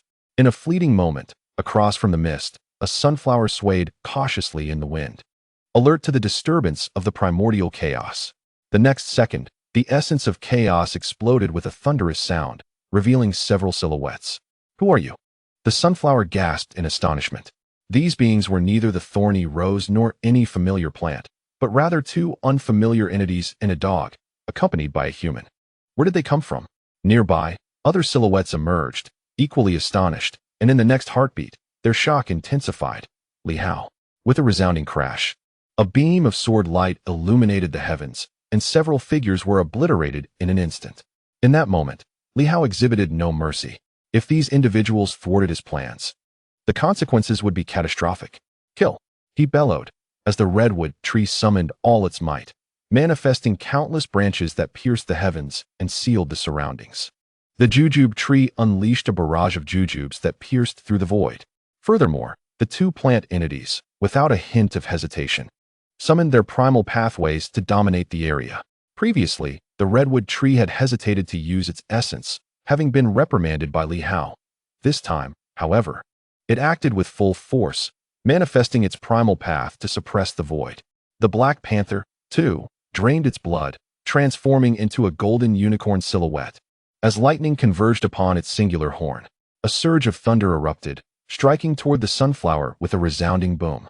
The sunflower was taken aback, realizing that the opponents had come prepared for a desperate fight, employing their primal pathways, a tactic that, while not particularly useful in this era, indicated a determination to sever its own path and essence, signaling a fight to the death. In its shock, the sunflower immediately fought back. Despite the unexpectedness and overwhelming nature of the situation, survival took precedence over all else. "Wind, come!" a low voice commanded, and a tempest swept through the heavens. As thunder erupted instantaneously, the five-element prison materialized, enveloping the adversaries within its confines. The sunflower unleashed a flurry of sunflower seeds, striking against the five-element domain. Yet the realm quivered without shattering. The sunflower felt an instantaneous severance from the cosmos. Boom! Li Hao's starry sword emerged, slicing downward, while a mirror materialized simultaneously. The sunflower suddenly felt disoriented, perceiving nothing but the myriad sword shadows surrounding it. In the clash of titans, such fleeting disorientation could prove fatal. The redwood tree, in a state of urgency, unleashed countless branches in all directions. Moreover, it even transformed into human form, delivering a powerful punch toward the opponent. Unwilling to allow Li Hao to underestimate its worth. Previously, it had believed Li Hao needed its support, but with the arrival of Director Wang, it felt its significance diminishing. With the emergence of the black armor, it sensed its own insignificance. In this moment, it could only cling to the strongest, lest it be eliminated. Boom! As the formidable beings joined forces, the thunderous wrath of the Black Panther descended instantly. With a crack, the golden leaves shattered, revealing a charred hue. The sunflower emitted a cry of despair as it was struck by a sword, a scar appearing on its stem, and a crimson line materialized along its main stalk. Blood cascading downwards. The red cedar, with a forceful punch, ensnared its opponent, and another strike echoed sharply, revealing a heart-like object on the branch. The red cedar rejoiced, declaring this victory as its own. This was the heart of life, a gamble that had indeed paid off. Just as it prepared to shatter the heart, a jujube tree suddenly emerged, unleashing primordial energy that caused indestructible matter to explode. A surge of sword intent erupted from the jujube tree. With a sharp crack, the heart of life crumbled. Furious, the red cedar shouted in outrage, "You little wretch, how dare you steal my glory?" Yet, it had no time to dwell on this betrayal. The primordial path surged wildly. In the void, the sunflower's primordial path also manifested. Filled with despair and unwillingness, it roared, "Why do you kill me?" Having just engaged, its true form shattered, and the heart of life was destroyed. At this moment, it was consumed by both fury and hopelessness. It had thought the thorn rose had come to rescue it. It longed to roar, to inform the nearby plant beings that perhaps salvation was on the way. But in the next instant, it was taken aback. In the distance, a shadowy figure materialized, the primordial path vibrating violently. A fist descended silently, crashing down with a muffled thud, shattering the path in an instant. It was dead, far swifter than the demise of the sunflower, which stood in stunned silence. Meanwhile, The figure clad in black armor had shattered the opponent's primordial path with a single strike. Glancing over at Li Hao's location, despite the distance, it seemed to perceive the unfolding events. Noting that the sunflower was reduced to mere shadows of its former self, it lost interest and vanished from sight. It had another mission. As the mightiest entity in the area, after slaying the plant beings, it intended to swiftly eradicate all humans in the vicinity of the departing plant entities. The military law and administrative departments may have individuals operating beneath the surface. Although the upper echelons had been isolated by Li Hao's subordinates, making it difficult for these individuals to escape, Li Hao resolved to annihilate them nonetheless. As for Li Hao, he paid no heed to the events transpiring elsewhere. The strength of the black-clad figure swiftly eliminated the adversary, which was to be expected.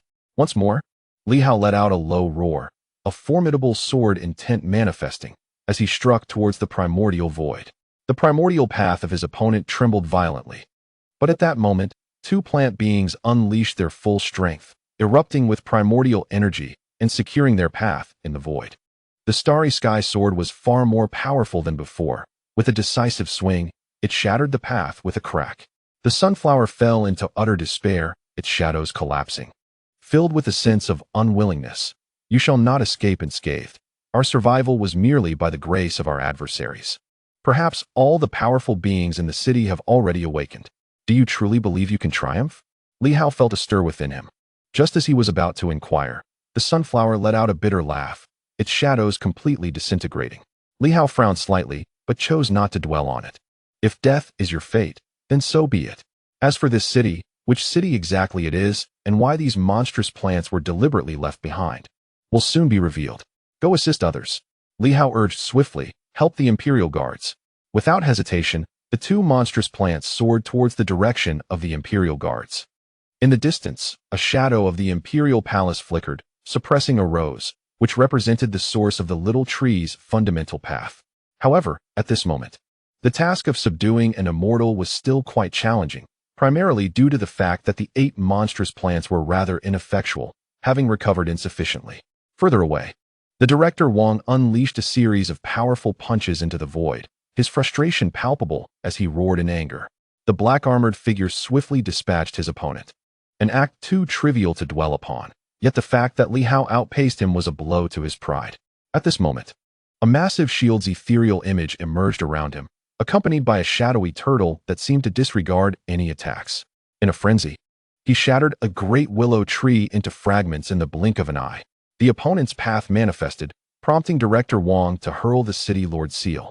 Although it lacked the power to slay a great sage, its appearance still managed to leave the opponent's path in tatters.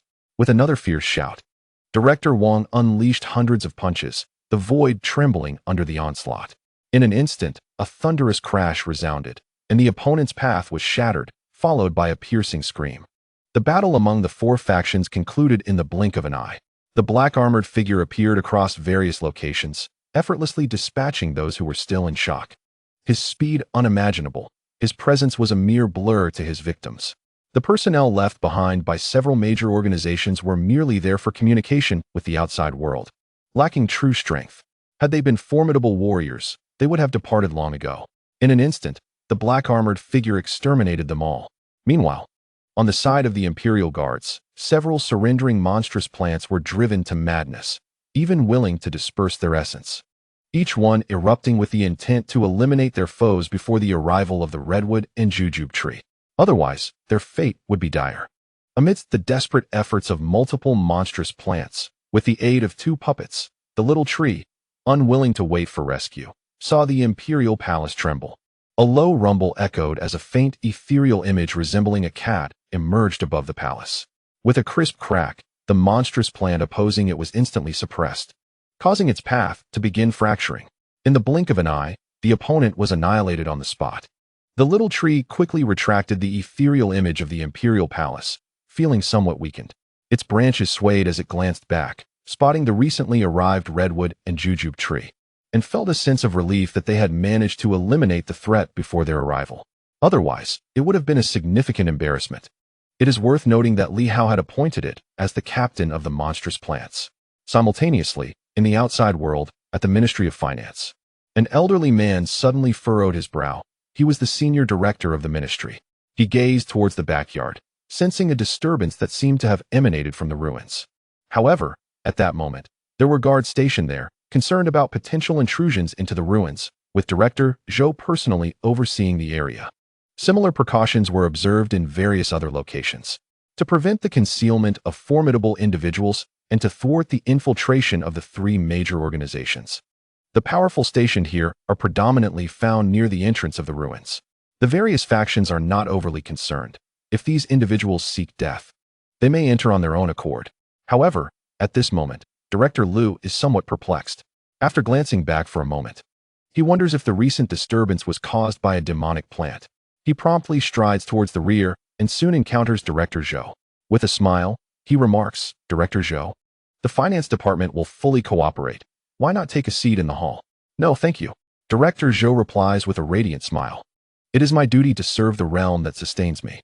The Tianxing governor's office is determined to thoroughly investigate all corners. I cannot afford to neglect my responsibilities. I shall remain here for a while. After saying this, he adds with a grin, "Rest assured, Director Liu, I have no intention of recklessly entering your ruins. That would indeed be courting death, wouldn't it?" "That was not my intention." Director Liu chuckles, choosing not to elaborate further, though a sense of unease lingers in his heart. Could anything truly go awry? Similar scenes transpire within the Inspection Department, the Commerce Department, and the Internal Affairs Department. In the Inspection Department, Chen Yao casts a glance toward the rear ruins, disinterested. He speculates that perhaps that individual has met his end. Who cares? After all, that person has dug his own grave. In the Commerce Department, with the former director deceased, the current director remains oblivious to any unusual occurrences, merely finding the old man from the Northern Fist in the backyard rather bothersome, incessantly reciting his own rules. Quite annoying. In the Internal Affairs Department, Yao Si and Ho Xiaoqing stand guard, while the former director glances toward the backyard with a slight frown. Yao Si is present, while Ho Xiaoqing is in the hall enjoying tea with them. The current director, Mu Hai, notices his father looking back and smiles. "Minister Ho, may I ask? My daughter has committed no grave offense. When will the Tianxing governor's office release her?" He adds with significant intent, "I am an old man blessed with a daughter, and my father adores this granddaughter.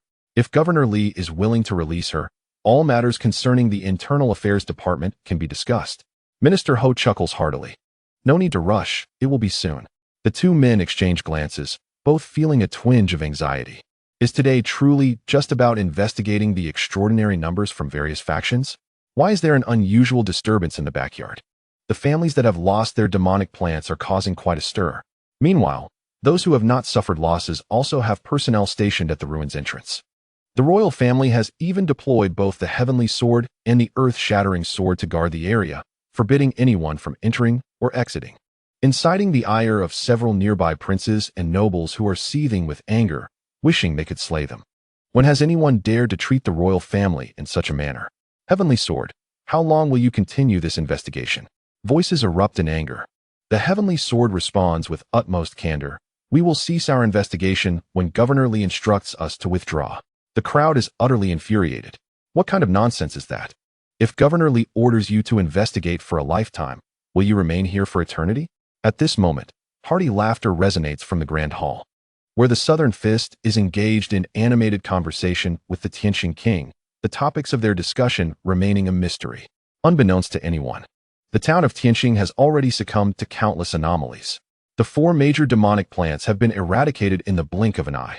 Chapter 287, Trust, Seeking Subscriptions and Monthly Votes. Within the ruins of Tianxing Town, the crowd swiftly congregated, yet the 8 formidable demon plants did not approach.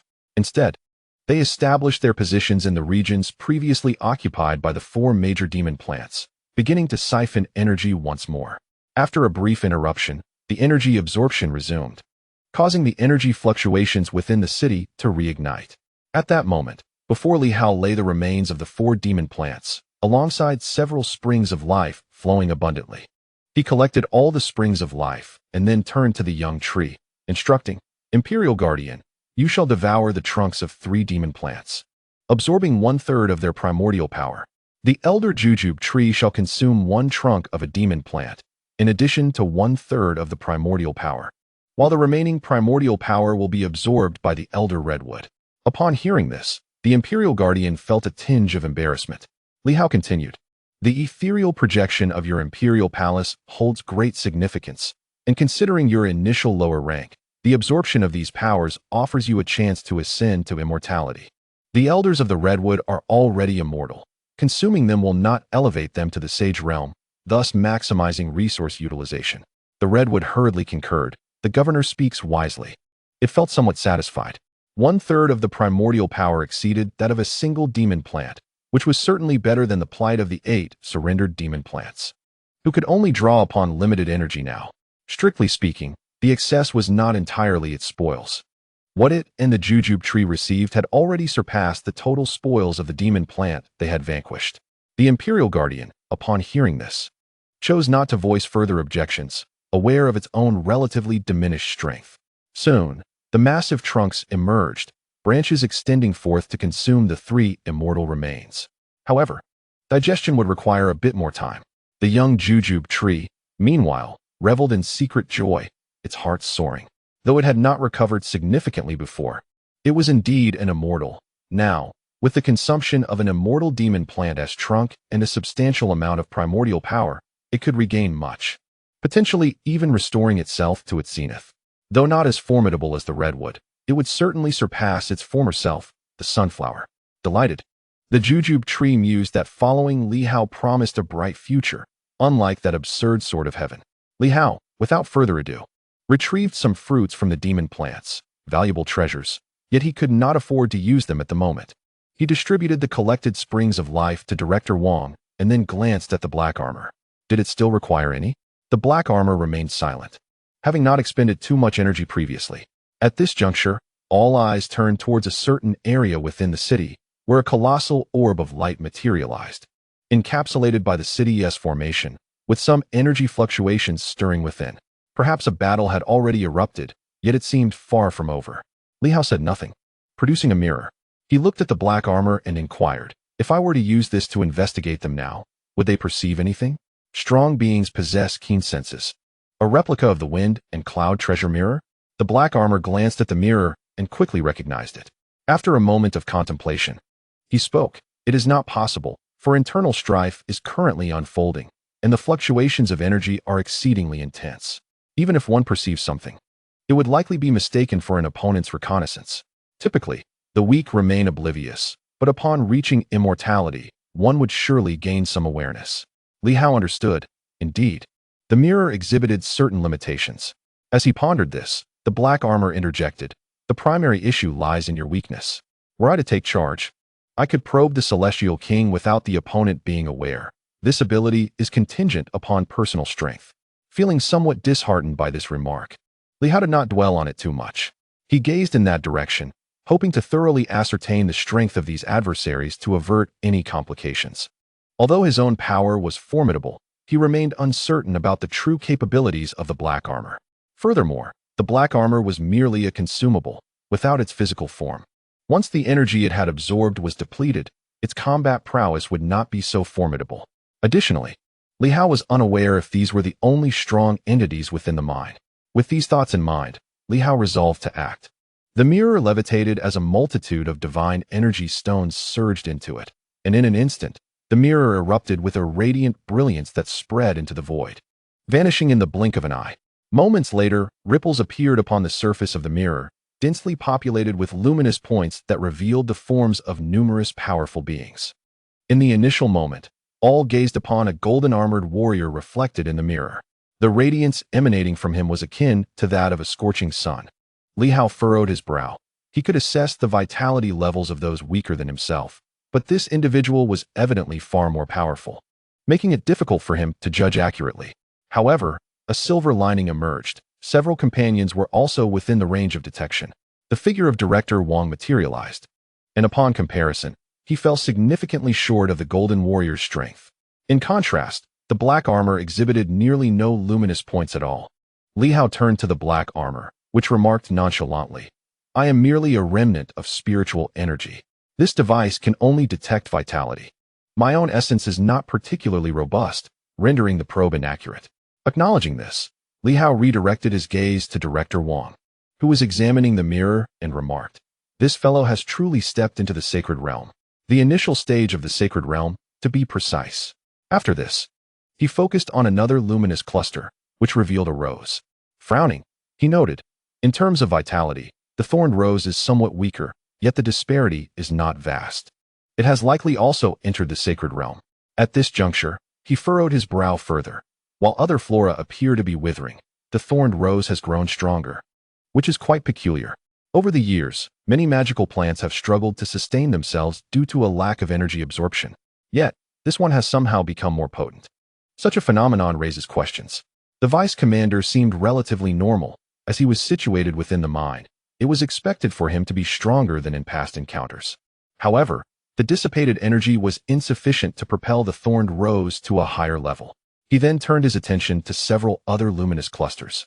Continuing, there are 4 more magical plants. 2 of them are nearing the pinnacle of immortality, while the other 2 are comparable to those recently slain. Casting a glance at the remaining luminous clusters, he raised an eyebrow slightly. The mine's guardian forces harbor even more powerful beings. Among the 6 silver-armored captains, 5 are nearing immortality, and 1 is outright immortal. It appears they are all still alive. With this revelation, he furrowed his brow once more. 6 silver-armored warriors and 1 gold-armored warrior still breathe. Indeed, they are alive, embodying both corporeal form and spiritual essence. Nourished by the mineral veins, they have become even more formidable than in their prime, with 1 immortal-level silver armor present, alongside 5 near-immortal powerhouses. In contrast, the copper-armored and black-armored figures flicker like ephemeral shadows, devoid of any vital essence, signifying that their corporeal forms have truly perished. In the past, they had not reached the pinnacle, and through the years, they have been unable to ascend to that level. Even with the continual nurturing of energy, it cannot sustain existence for tens of thousands of years. In the next moment, several silhouettes materialized. Li Hao recognized one of them, Qi Pingjiang. At this moment, Qi Pingjiang, from the perspective of vitality, surprisingly matched Li Hao's own. The others were similarly robust, with only the 2 elder directors, Cao Gong and Li Yc, exhibiting significantly diminished life force. Were Qi Pingjiang, Zhao Tianyang, and Jiang Chun all wielders of the 7 systems? Li Hao glanced over, somewhat astonished. Yet, he quickly found solace. For Qi Pingjiang's casual strike previously already demonstrated peak power across 6 systems. However, a slight frown creased Li Hao's brow. Did their entry into the 7 systems imply they had no intention of venturing outside? The black armor remarked coolly, the modern human race of the 7 systems is likely capable of surviving beyond these confines now. The stability of the world has improved considerably of late. They have likely sensed this, and it is worth thanking you for your part in it. Li Hao's heart stirred slightly. Are you suggesting this is due to the divine script? Perhaps, the black armor replied calmly. The will of the heavens has also perceived it. A new world avenue is taking shape. Although merely in its infancy, some restrictions have been loosened, coupled with a certain favoritism towards the modern human race. Thus, their entry into the so-called 7 systems should pose little challenge. Li Hao nodded. The mirror continued to absorb energy, revealing a procession of powerful figures. 2 saints, 5 immortals, 8 peak beings of the 7 systems, alongside numerous black and copper-armored warriors, as well as the 2 directors and many formidable members of the black-armored army. Such power, if unleashed, would be formidable indeed. Li Hao assessed the strength, preparing to stow away the mirror when it suddenly trembled, a fleeting red shadow flickering into view before vanishing, causing the mirror to quake as if met with a counterforce, dimming instantly. Li Hao's expression shifted. The black armor also turned its gaze towards the distance and solemnly declared, "Put away the mirror. Something is amiss with the mineral vein.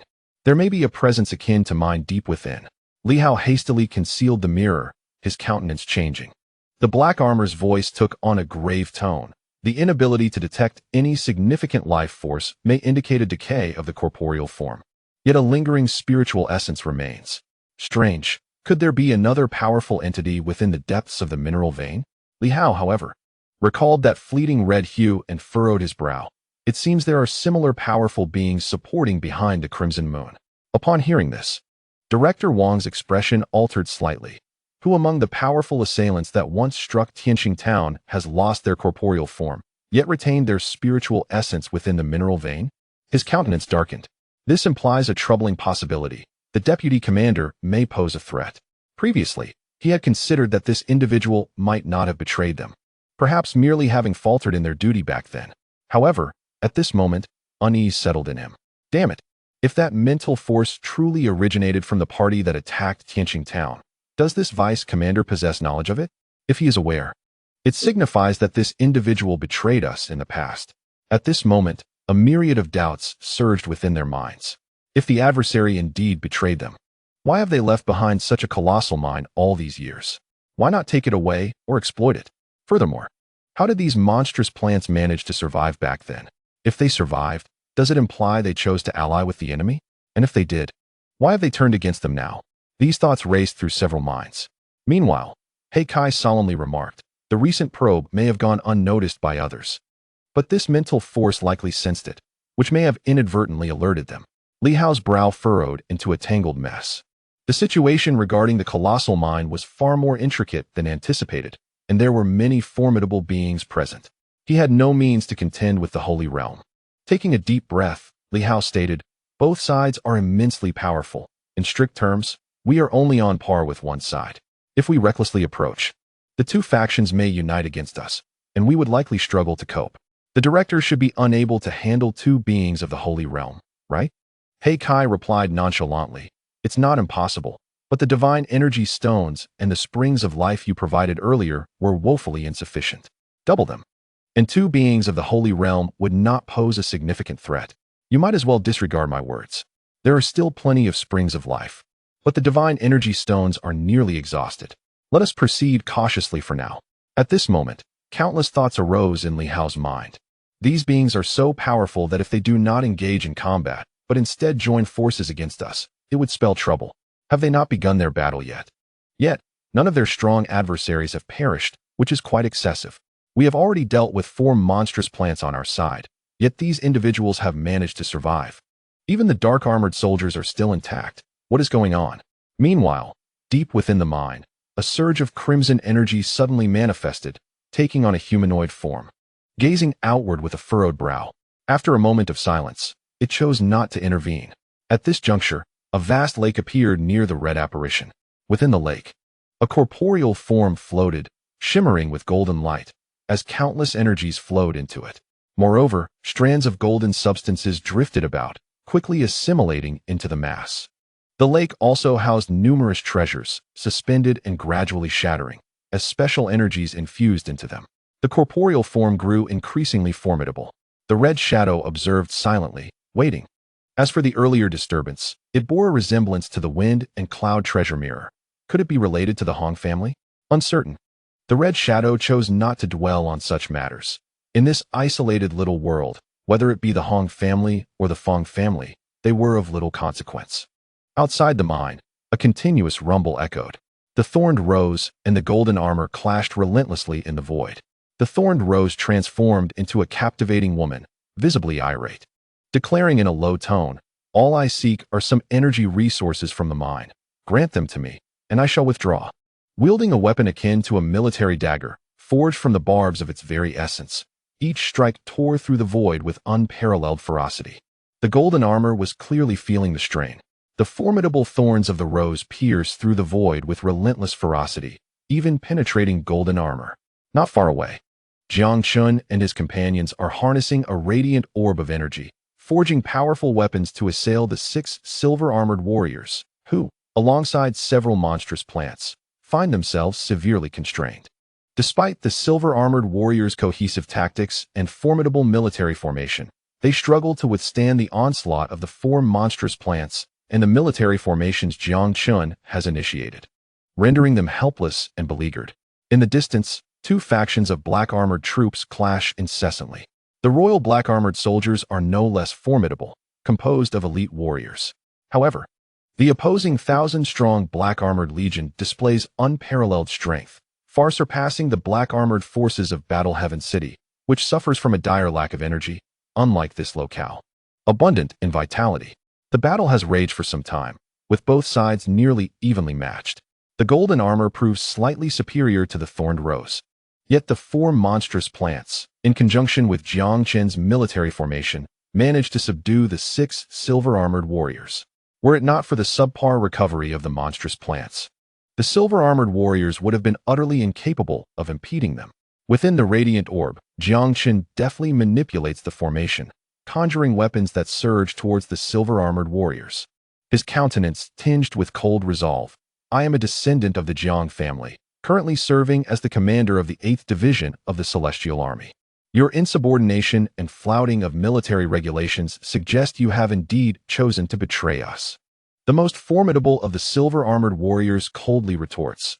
A descendant of the commander would not ally with monstrous plants to seize the mines.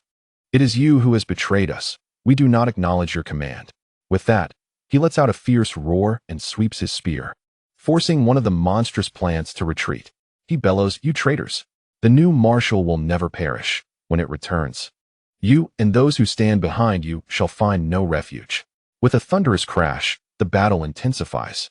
Jiang Qin sways slightly, turning to Qi Pingjiang and the others. He speaks in a low tone. "Unleash my full power. At this moment, do you still intend to restrict me?"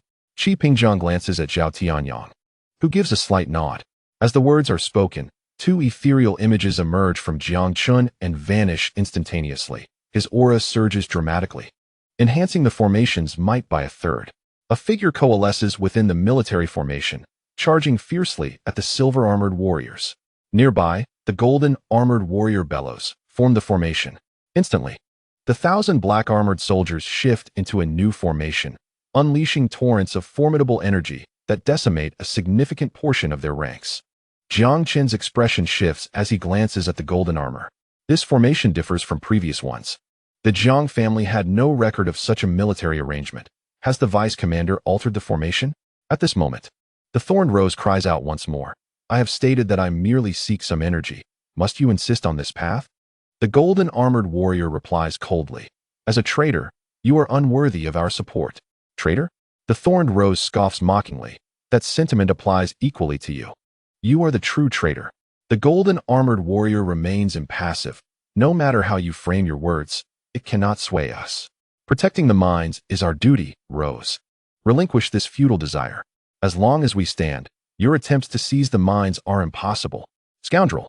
The Thorned Rose was filled with fury, her rage intensifying as a formidable power surged forth. She bellowed, "You foolish beings, Sun Xin is the true traitor. You serve him blindly.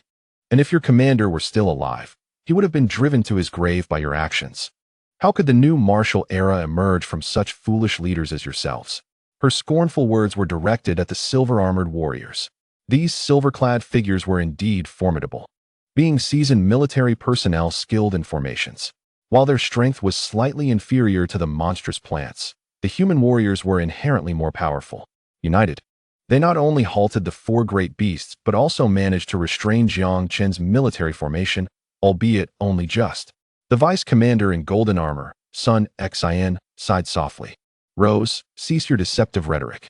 These are my brothers forged through years of life and death. As soldiers, it is our sacred duty to defend the mines, even at the cost of our lives. We trust one another. You are utterly repugnant." The Thorned Rose vanished in an instant, unleashing countless sharp thorns towards the golden armor, creating a thunderous cacophony. With gritted teeth, she roared, "To this day, you remain insufferably hypocritical. Let me make this clear. As long as I draw breath, none shall enter this realm. They have tried in the past, but they all met their demise at my hands. In the age of new martial, I serve the human race as a servant. In this new era, I shall no longer submit.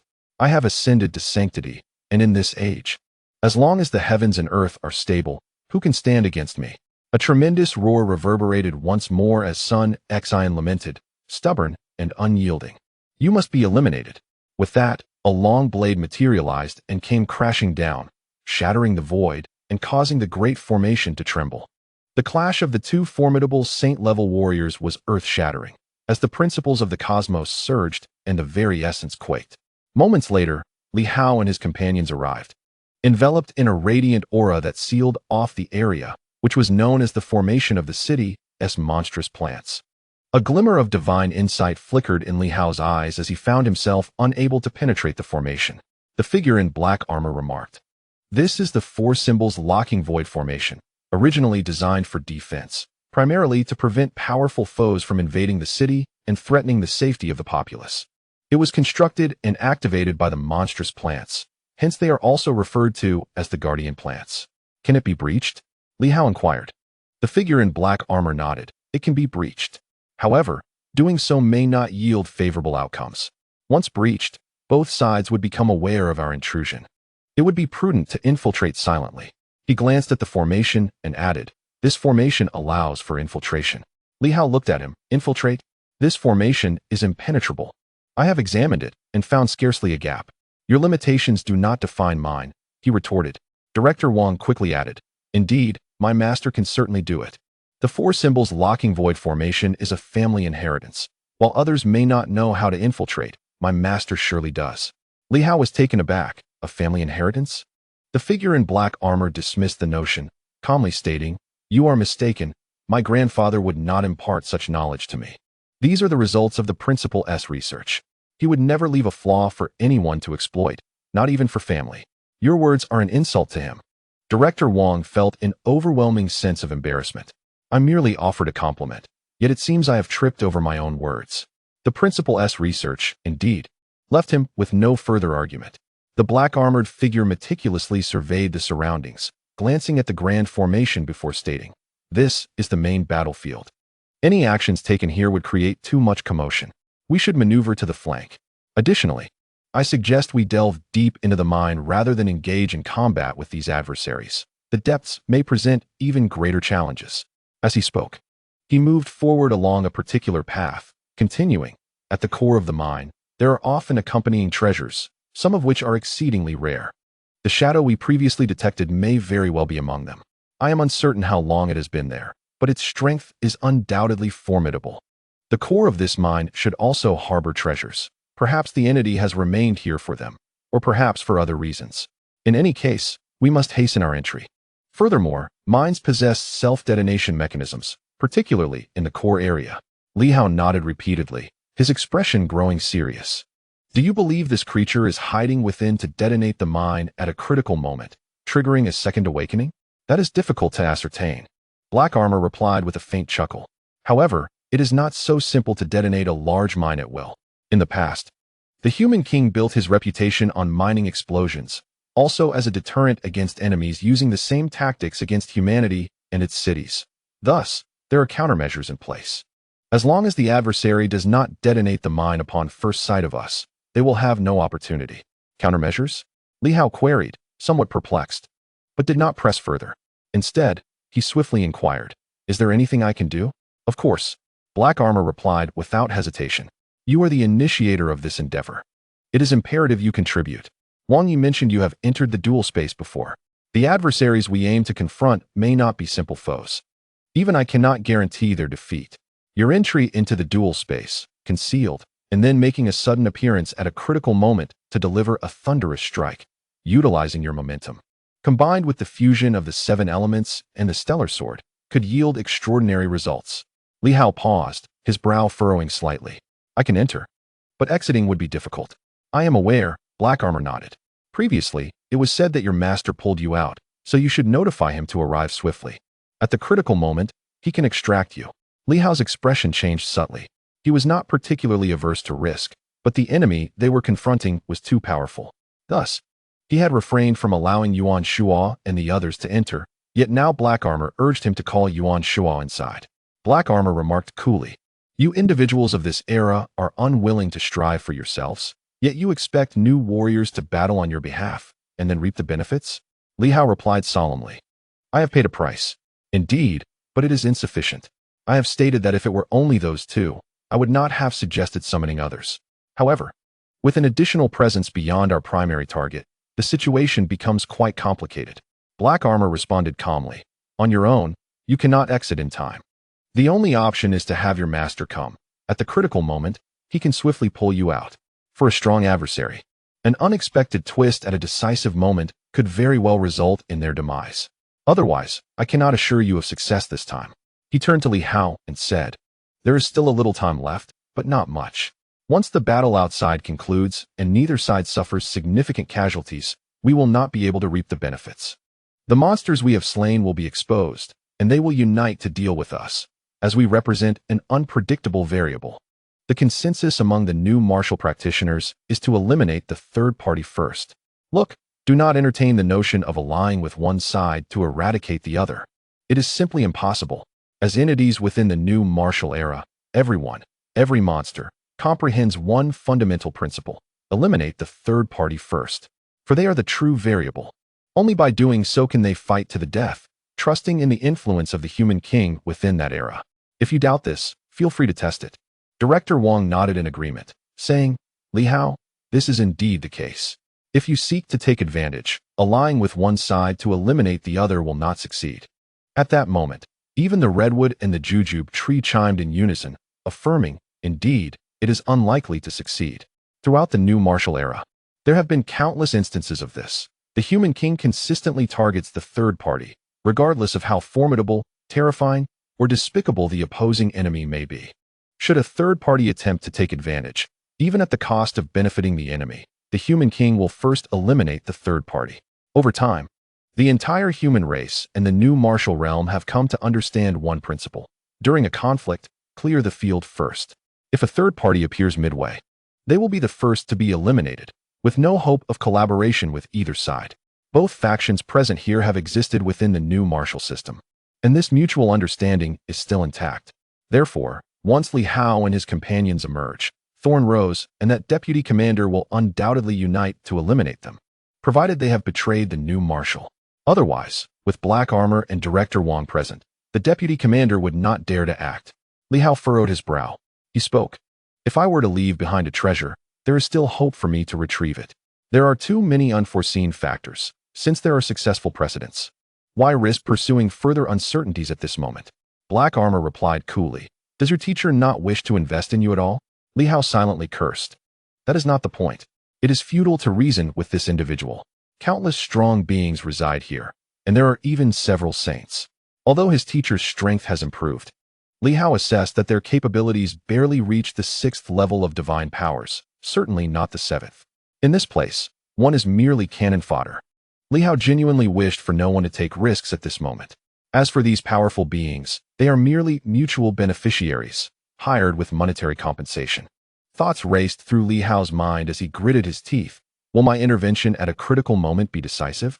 You must judge for yourself, Black Armor replied indifferently. An enemy emerging from the depths of the unknown, wielding a formidable starry sword and possessing peak power, at least in this era, does not exhibit the vast disparity between the absolute peak and the immortal or saintly realms as one might imagine. The most significant disparity lies in physical strength. However, the opponent possesses only mental power, thus posing an extremely substantial threat to you. Your might possesses the capability to directly injure and shatter the very essence. Distinguishing this era from the past, in bygone days, only the essence of the strongest could be destroyed, yet your power transcends such limitations.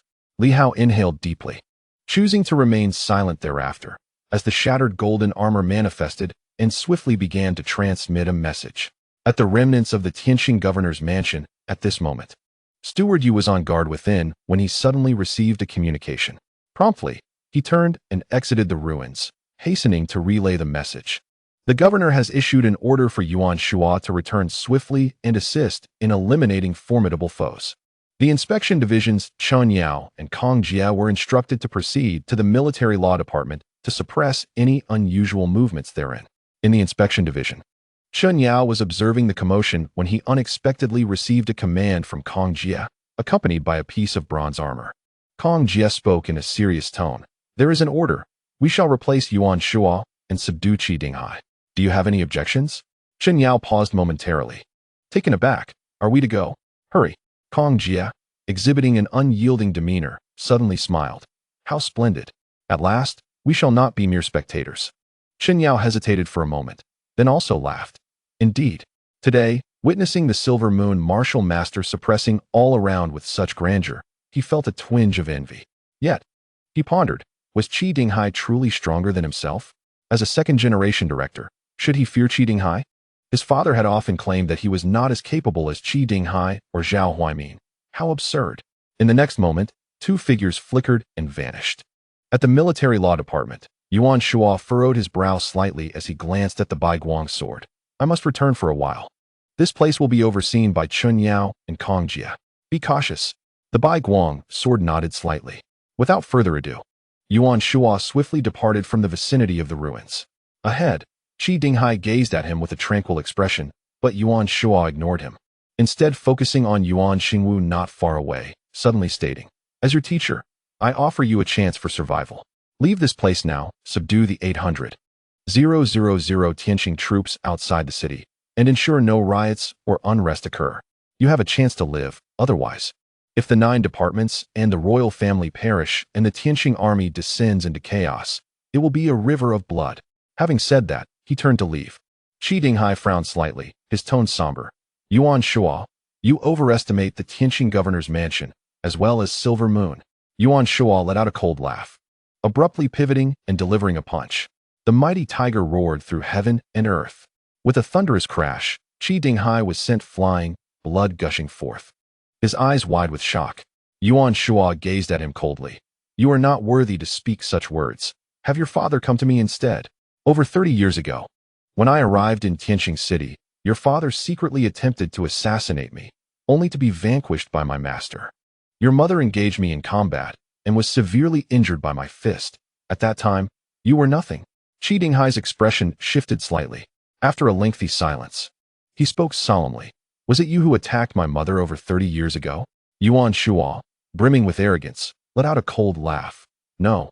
It was your Qi family that struck against me, only to be defeated. Disinclined to engage with those in the military, I came to Tianxing solely in search of enlightenment, possessing no interest in your trivial affairs. Had it not been for Zhao Tianyang's subsequent appearance, I would have sought retribution against your Qi family on that very day." With a cold laugh, I remarked, "Had it not been for your forebears wielding their power to intimidate me, the martial world of Tianxing would have long been swept clean by my hand. How could you, the likes of you, have dared to act so arrogantly?" With that, I ceased to pay further attention, as Kong Jie and Chun Yao had already arrived. Yuan Shuo, unabashed, declared, "Should this person make any sudden movements, eliminate him immediately. I have long harbored disdain for these individuals." With that, he soared into the air, departing swiftly. Chen Yao, feeling somewhat awkward, scratched his nose, thinking the words implied my involvement as well. He chuckled, his modest stature casting a glance at the recently risen Qi Dinghai, his smile radiant. "Brother Dinghai, do not take offense. This individual is overly arrogant.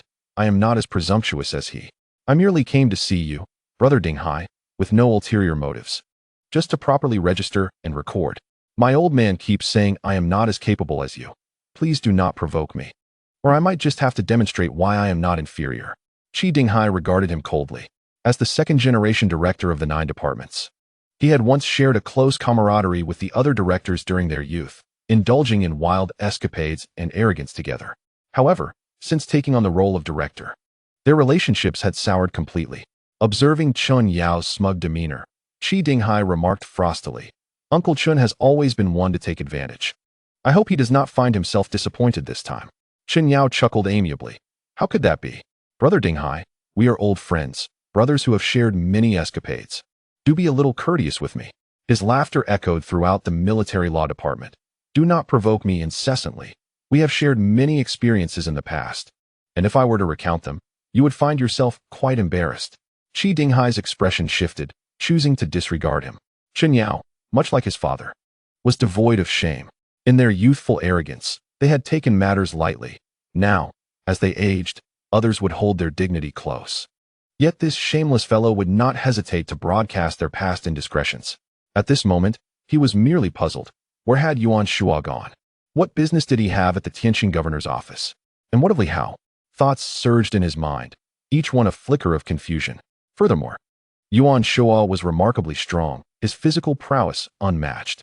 Indeed, he sensed that the opponent had decisively overpowered him with a single punch, a strength far surpassing that of an ordinary martial artist.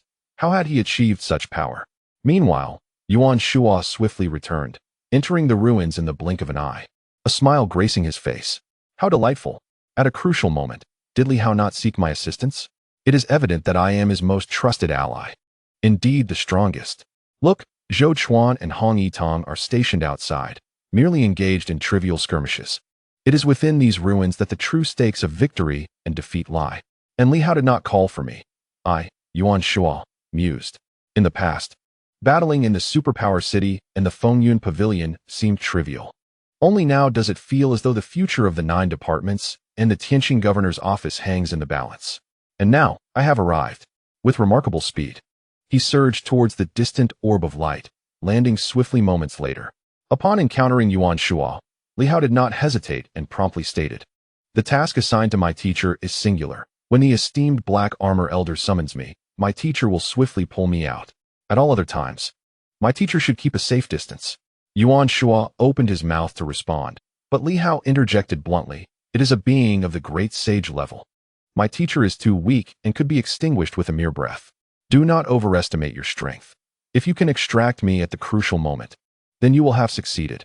Cursing inwardly, Yuan Shuo felt his earlier enthusiasm deflate. "Is this all there is?" he muttered silently, frustration brewing within him. He composed his expression and replied coldly, "Very well. That answer is indeed straightforward. I had not overlooked the existence of a great sage." Meanwhile, Black Armor, having awaited Yuan Shuo, smiled knowingly. Though he had never met Yuan Shuo before, he remarked with a certain depth, "Fate does not favor a single individual. To harmonize 5 forces and command the great forces of the universe, this has evidently been in the works for some time, perhaps even predating Li Hao. The Lord of the World is not exclusively Li Hao's destiny." Yuan Shuo cast a sidelong glance at him, baring his teeth in a smile. "Elder's flattery is misplaced. I am undoubtedly superior to my apprentice. However, the title of World Lord means little to me. I prefer to let my actions speak. If anyone dares to challenge me, I shall defeat them with a single blow, regardless of whether they are friend or foe. Some say I, Yuan Shuo, am a lone wolf. No heavens can contain me." Black Armor was taken aback and chose not to pursue the conversation further. A lone wolf? Perhaps. Such individuals possess an enigmatic allure. He recalled another individual, solitary, selfish, audacious, arrogant, and ruthless, much like the Emperor Qin of the new martial era. For a fleeting moment, he felt slightly disoriented. Without further ado, he waved his hand, causing the solid ground to swiftly dissolve, revealing a radiant circle. He executed a series of hand gestures, and the edges of the formation began to meld away. Enter. As a formidable being, the ability to create tunnels is an essential skill. A powerful entity unable to tunnel is not truly powerful. This statement from Black Armor was inconsistent with his usual persona. Li Hao was momentarily taken aback, while Director Wang enthusiastically nodded in agreement. Absolutely. A powerful being who cannot tunnel is not a worthy one. In the past, the supreme figures of Jingwu specifically sought to learn tunneling from the demon marshal and the king of men, dedicating years to mastering it. They later promoted tunneling techniques in Jingwu, focusing on the excavation of mineral veins, an esteemed skill among many emperors. Li Hao remained bewildered, pondering. Who said that a powerful being must possess the ability to tunnel? To his surprise, his master was fervently nodding in agreement, seemingly endorsing the notion. When he caught Li Hao's gaze, he transmitted telepathically, "There is truth in this. He is correct. Those who can tunnel are indeed the true strong." "Oh, now I recall. Master, you are the greatest tomb raider of this era. How could you not be proficient?" Li Hao found himself in a state of amused disbelief and chose not to elaborate further. "All right, you are both right." As he plunged into the ground, Li Hao inhaled deeply, conjuring the image of a fierce tiger. He swiftly melded into the essence of the tiger and glanced at his teacher, who nodded and transmitted. "Take the Starry Sky Sword. I have a stone knife. We will pave the way with the stone knife and guide you back with the 5 forces." Only through absolute trust could one venture into such an unknown realm so unprepared. Yuan Shuo also inhaled deeply, expelling a mouthful of blood, which shimmered golden as it imprinted upon Li Hao. "Go forth." Li Hao said little more and swiftly vanished from the spot. The figure in black armor cast a glance, his eyes shimmering. Was it a dual space? The grand cosmos of this era? Truly remarkable.